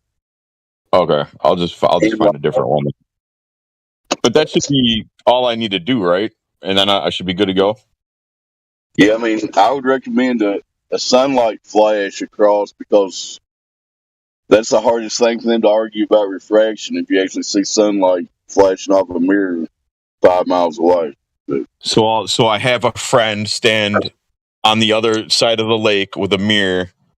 Yeah. And adjust it to the sun. Okay. Yeah, that sounds cool. Now, do I have to take does the mirror have to be a certain height off the water too then? How does that work? Well, what I did, I just put it, the guy had it on the beach, pretty much on the water level. I guess it was like a foot off the water at the top of the mirror. I had it laying on its side. I'm going to have to be a couple of feet off the water because the points I'm going to be at are elevated walking areas across the water. So they're going to be raised probably a good 2 or 3 feet off the water. I mean, that's fine that you're trying to do that. I would try to do a little further distance. I did 8.5 miles, but that's the longest distance you can cross the lake. It's fine. Yeah, I can't find. There's no good lakes around me that. I mean, they're big, but I can't get long distances across the water without obstruction. This is like the best one I've found so far. That it's close by without really traveling. But I do plan on next year. I'm gonna me and my fiance are taking a trip across country, and we're gonna go all the way to Northern California and then back up around like the old Route 66. So I plan on doing it somewhere on a beach once I get to the West Coast. But I thought just for shits and giggles, I could do it on one of my lakes over here. But yeah, it's like I said, the lakes are there's not a good really place with a long distance that isn't obstructed. Man, make sure you get your kicks while you're on Route 66. I had to say that. Yeah.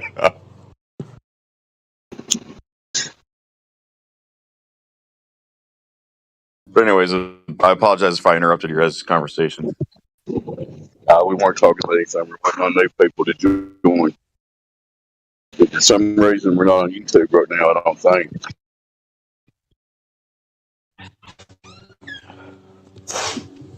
Sonny was getting ready to say something. No, weren't you, Sonny?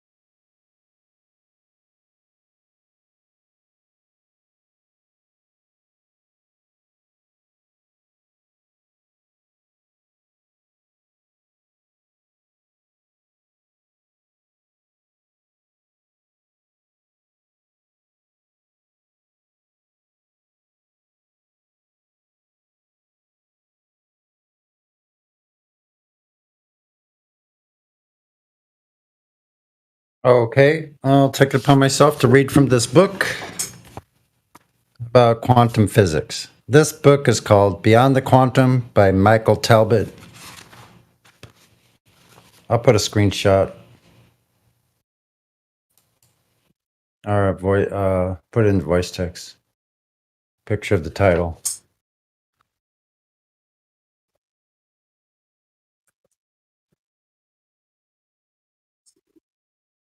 This book is also free PDF online as well, so you can get it and read it yourself. It's pretty interesting. A lot of it talks about paranormal, but there's quite a bit of it is in the quantum physics area.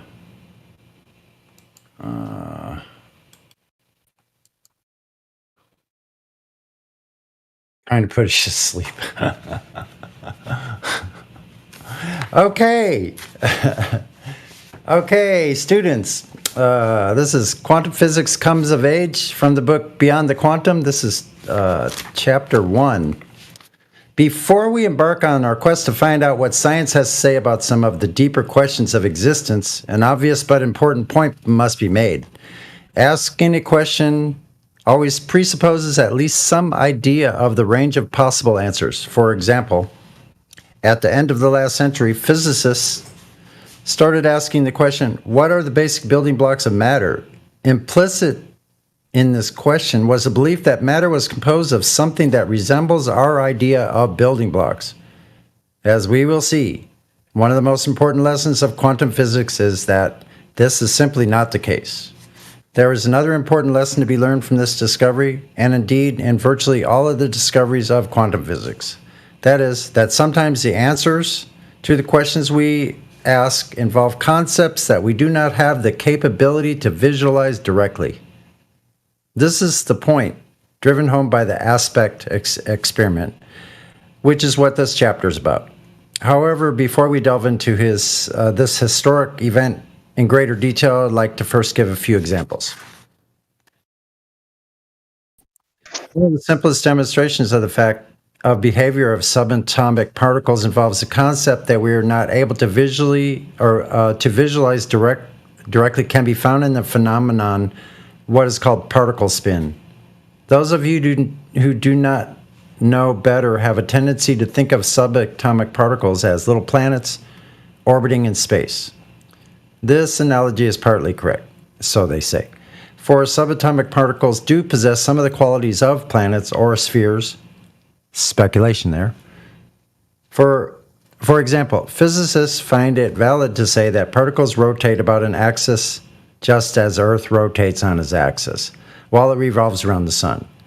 However, when compared with one with another, it has been found that different particles spin in peculiarly different manners, and these differences can be represented by numbers. So I'm not going to get too much into this. I'll skip ahead a little bit. Although the strangeness of this state of affairs may initially elude the layman, in his book Superforce, Paul Davies provides a way of visualizing what is meant by these numbers, and you can look into that on your own if you have more about the Standard Model that you need to know. As every school child knows, if you have a globe of Earth and you want to turn it around until it's once again in the same position as it started, you have to turn it a mere 360 degrees. Not so with the electron. If you turn an electron 360 degrees, you'll find it is only halfway around. This seems to go against our common sense understanding. I'm going to skip ahead again. Why is this so? Davies suggests that perhaps on the subatomic level, reality possesses an extra dimension that requires a full 720-degree rotation to take in its entire sweep. And just to interject here, I don't know how they would know that these particles are spinning like that. Anyway, I digress.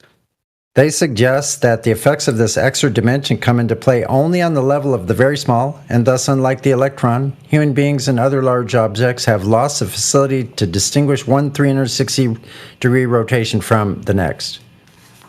Whatever the explanation, the curious extra dimensionality of the electron does have some measurable effects on our own level of existence. For example, But the magnetic field produced by an electron when it spins is exactly twice the value that we might expect it to be if it were produced by the spinning of an electrically charged sphere. Anomalous spins are only one of the strange properties of particles in the subatomic landscape. The tunnel effect. This is something that Indio and I were talking about a while ago. Equally disconcerting is the phenomenon known as the tunnel effect. This is the ability of particles such as electrons to pass, under certain circumstances, through seemingly impenetrable barriers. Imagine standing at the bottom of a huge stainless steel bowl and trying to roll a cannonball up the bowl's steep incline and to the outside world beyond. If the edge of the bowl is very steep, no matter how hard you try to roll the cannonball, it will keep returning right back to where you're standing. But imagine giving it a particularly vigorous toss, and instead of returning at a certain point in its transit up the side of the bowl, the cannonball simply vanishes, and you hear it rematerialize on the other side and fall to the ground below. Although this goes against common sense, it is precisely what happens during the tunnel effect. Imagine instead of a cannonball, an electron, and instead of a stainless steel bowl, an energy barrier, which should be as effective obstacle to the electron. If the energy barrier is strong enough, an electron fired at it will simply bounce back, but unlike a cannonball, an electron seems to know beforehand the limitations of the obstacle it is approaching. If the energy barrier is a little weaker, instead of bouncing back, the electron will disappear before reaching the barrier and rematerialize on the other side. As Rockefeller University's physicist Heinz Pagels says, right through the wall. The tunnel effect also has measurable effect on the level of everyday life. For example, it has been discovered that tunneling can be used to amplify electronic signals in practical applications. This has enabled us to develop technological advances as transistors. To some extent, quantum tunneling is also responsible for nuclear radioactivity, so they say. Like the stainless steel bowl in the common cannonball experiment, the nucleus itself acts like a wall that imprisons the particle and it will eventually emit as radioactivity. Particles have no precise location. If the particles spin and the tunneling effect have not dispelled the notion that subatomic particles are not objects as we know them, pointing out one final characteristic, they possess will. Subatomic particles also have a wave-like nature, and this, among other things, means that it is sometimes very difficult to speak of them as even existing in a single and precise location. This disturbing fact was first clearly articulated in the early part of this century by German physicist Werner Heisenberg, one of the quantum theory's founding fathers, and his now famous uncertainty principle. What Heisenberg's uncertainty principle dealt with specifically is the idea of trajectory. For example, when a bullet is fired from a gun, both classical physics and our common sense notions of the world tell us that it is possible at any given moment to measure both the bullet's speed and its position in order to chart its path as it hurtles through space. This path is the bullet's trajectory. What Heisenberg pointed out is that it is impossible to do the same for a subatomic particle, such as an electron. Using one experimental method, we may determine its speed or momentum. Using another experimental method, we may determine its position. But we can never perform both measurements simultaneously. Consequently, we may know that at one instant an electron is leaving its source, and we may know that a few moments later it is striking a photographic plate. But we can never know how it got from its source to the plate. As Heisenberg's uncertainty principle articulates, it is thus completely meaningless to speak of a particle as possessing a trajectory or path of continuously connected points through space. University of Texas physicist John Wheeler has likened the particle to a great smoky dragon whose head and tail we can locate, but whose body is destined to remain forever lost in an indecipherable mist. It is important to note that the fact that we can never know a particle's place and motion at the same time is not merely a result of some clumsiness in our ability to measure it. It is a quality intrinsic to the subatomic world, and once again, its effects can be perceived on our own level of existence. For example, one of the most basic tenets of physics is that when you cool a substance, it passes through progressively denser states. Water freezes into ice, and so on. Even gases can be frozen, as anyone who has handled dry ice or frozen carbon dioxide can attest. However, physicists have discovered that helium never becomes a solid, no matter how cold it gets.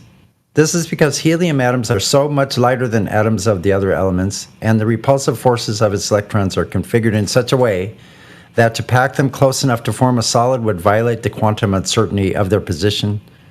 This is something that nature does not allow. The fact that a particle seems to possess a certain degree of uncertainty about where it is only part of the problem. It even seems to be unsure about what it is on some occasions, displaying the characteristics of a particle, and on the other occasions, displaying the characteristics of a wave. To explain how the quantum physicist accounts for this seeming paradox brings us to the very crux of quantum theory and a 300-year-old debate that began with Sir Isaac Newton and culminated only recently with the aspect experiment, which is pronounced aspe. Bodies into light. In 1690, the great Dutch physicist Christian Huygens advanced his theory that light was transmitted in spherical waves spreading out from the luminous source. Because waves, like the waves in an ocean, cannot exist without a supporting medium, Huygens further postulated that such waves of light were transmitted through space on a ghostly and hypothetical substance he called the ether. He based this theory on the fact that light possesses the ability to diffract. That is, it is slightly deflected from a straight line when it passes over the edge of an opaque object. For example, rays of light passing through a small opening into a dark room spread more widely on the opposite wall than straight lines from the source to wall would warrant. Huygens confessed, however, that he was unable to explain why, when it was not being diffracted, light was able to travel in such unerringly straight lines. For idiosyncratic reasons, Sir Isaac Newton was more persuaded by light's ability to travel in straight lines. He rejected Huygens' wave theory of light, and in 1704 published his own belief that because light did travel in straight lines when it was not being diffracted, it must therefore be composed of innumerable tiny particles or corpuscles moving through space. Needing no ether in his theory to explain how such particles were transmitted, he rejected that also, like Huygens. However, he confessed that he was unable to explain the phenomenon of diffraction. At the end of his treatise on light, Newton also listed 31 queries for further consideration. Among these strangely prophetic questions was one that seemed to intuitively brilliant as it was poetic. Why may not nature change light into bodies, Newton asked, and bodies into light? Had Sir Isaac Newton and his illustrious rival realized that the paradox that light behaves on some occasions as a wave and on other occasions as a particle was not an indication that one of their theory was in error, but an anomaly intrinsic to the fabric of reality itself, they might have invented quantum theory on the spot.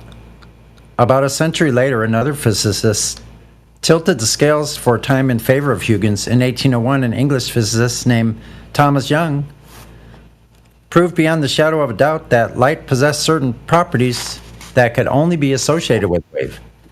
Young, a medical doctor. Hey, Sonny. Yeah? That part you just read about, they made it up on the spot. Can you go back to that for a second? I want to make sure I heard you correctly. So, Yeah. So they just invented it and it doesn't. No, they said they might, if they, let's see. I'll read the paragraph. It's a short one. Had Sir Isaac and his illustrious rival realized that the paradox that light behaves on some occasions as a wave and other occasions as a particle was not an indication that one of their theories was an error, but an anomaly intrinsic to the fabric of reality itself, they might have invented quantum theory on the spot.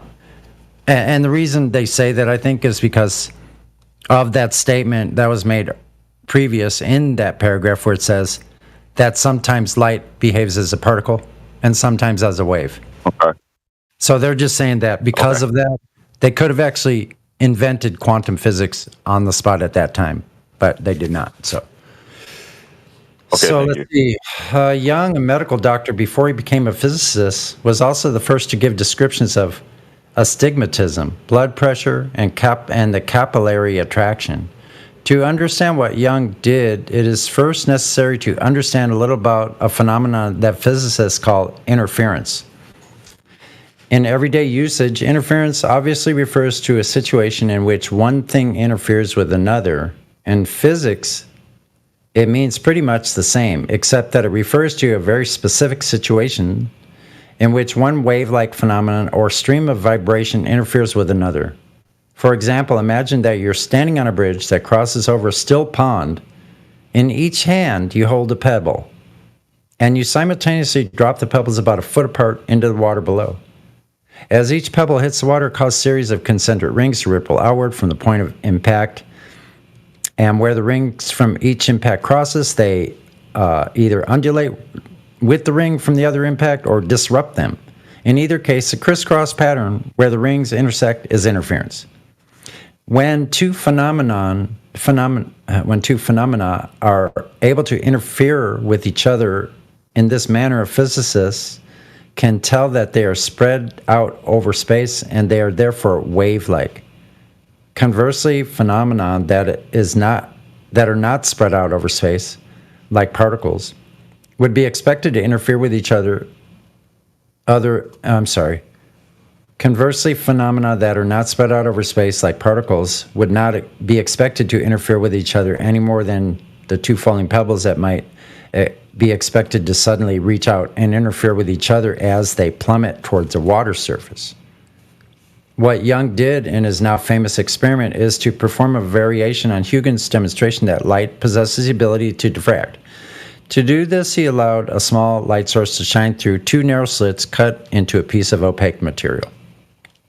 After the light passes through the slits, he then allowed it to project onto a screen. What he discovered was that instead of ending up with just two bands of light on the second screen, as would be expected if the light were composed of particles passing like bullets through the two adjacent slits, he ended up with a series of bright and dark bands of varying intensity. Young concluded that such a phenomenon or pattern of interference could only be explained if one assumed that the light possessed wave-like properties. After much debate, it was generally accepted that light was a wave, and this view persisted for about another 100 years. Then two events occurred that brought back the old debate with a vengeance. The first was a discovery that is not generally considered to be the founding of quantum theory. In 1900, while studying the way that objects glow when they are heated to a very high temperature, the German physicist Max Planck discovered that the frequency of radiation given off by the objects as they grew hotter did not rise continuously, but in clear, defined spurts. In the classical understanding of physics, this was as strange as if one had happened upon a stream where the water did not flow continuously, but moved along in great glacier-like chunks followed by moving patches of dryness. As Planck later put it out of sheer desperation, he proposed that the radiation emitted by such objects must therefore be quantized or divided into spurts of energy called quanta. The second event came 5 years later when young Albert Einstein made a stupendous conceptual leap, proposing that even energy itself is quantized. In studying the photoelectric effect, the ability of a beam of light to cause a metal surface to give off electrons, Einstein became convinced that the metal was reacting as if it were being struck not by waves but by little particles. As a result, he once again advanced the outrageous notion that light really should be viewed as composed of particles or discrete quanta he called photons. The 200-year-old debate had come full circle. For a time, Einstein's assertion was widely greeted with skepticism and even derision. After all, Young demonstrated that light possessed wave-like properties seemed indisputable. It wasn't until 1923 that Einstein's photon theory of light received experimental vindication. That same year, a young French physicist named Louis de Broglie dropped another bombshell, intrigued by the notion that light, which so clearly behaved as a wave, could sometimes behave as a particle. De Broglie wondered if particles like the electron might also sometimes behave as if they are waves. Using the equations of Planck and Einstein, de Broglie sketched out the mathematical picture of the possible wavelength of such particle, and 2 years later his predictions were experimentally confirmed. It seemed that not only were waves particles, but particles were also waves. In some strange way, Newton's prophecy, which was also to be proved correct in another way by Einstein's E equals mc squared equation, had come true. Light had been turned into bodies and bodies into light. I'll end with this last paragraph. What did it all mean? At first, the world of physics was in an uproar. The evidence was as clear as it was perplexing. The universe was composed of quanta that could behave at times as if it were particles and at other times as if they were waves. The only problem was that such a state of existence does not manifest itself on the level of everyday life. For example, when one is in a boat on choppy water, one does not see the water hovering between two states of existence, composed first of waves, which fade suddenly into a shower of bullets, and then back into waves. In his classic remark, Heisenberg summed up his own confusion on the matter as follows. I remember discussions with Bohr, which went through many hours till very late at night and ended up almost in despair. And when at the end of the discussion I went alone for a walk in the neighboring park, I repeated to myself again and again the question, can nature possibly be as absurd as it seemed to us in these atomic experiments?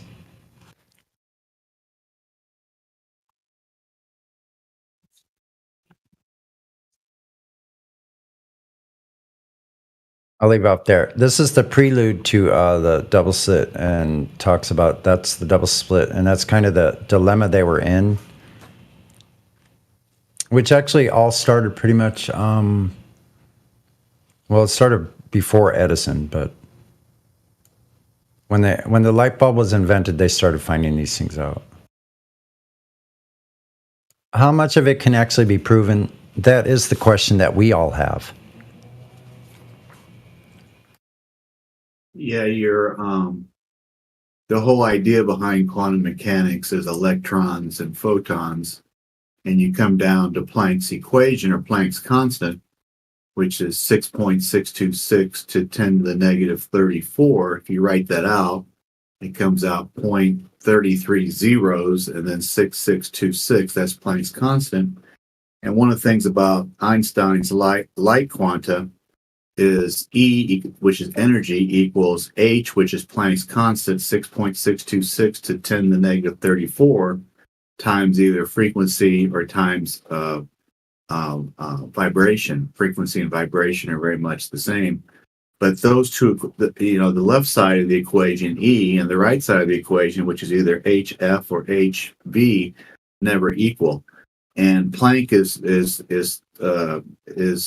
been told that we're being told that Planck said that his Planck's constant, 6.626 to 10 to the negative 34, was an act of despair because he had to come up with something because Einstein was around. And so Planck, in the end part of 1900, started giving lectures on his Planck's constant, and then Einstein stole special relativity in 1905, and then obviously he stole special general relativity in 1915. So it's just really interesting how quantum mechanics can never ever be proven other than possibly wave superposition. And the easiest way to talk about wave superposition is to imagine two boats going by each other,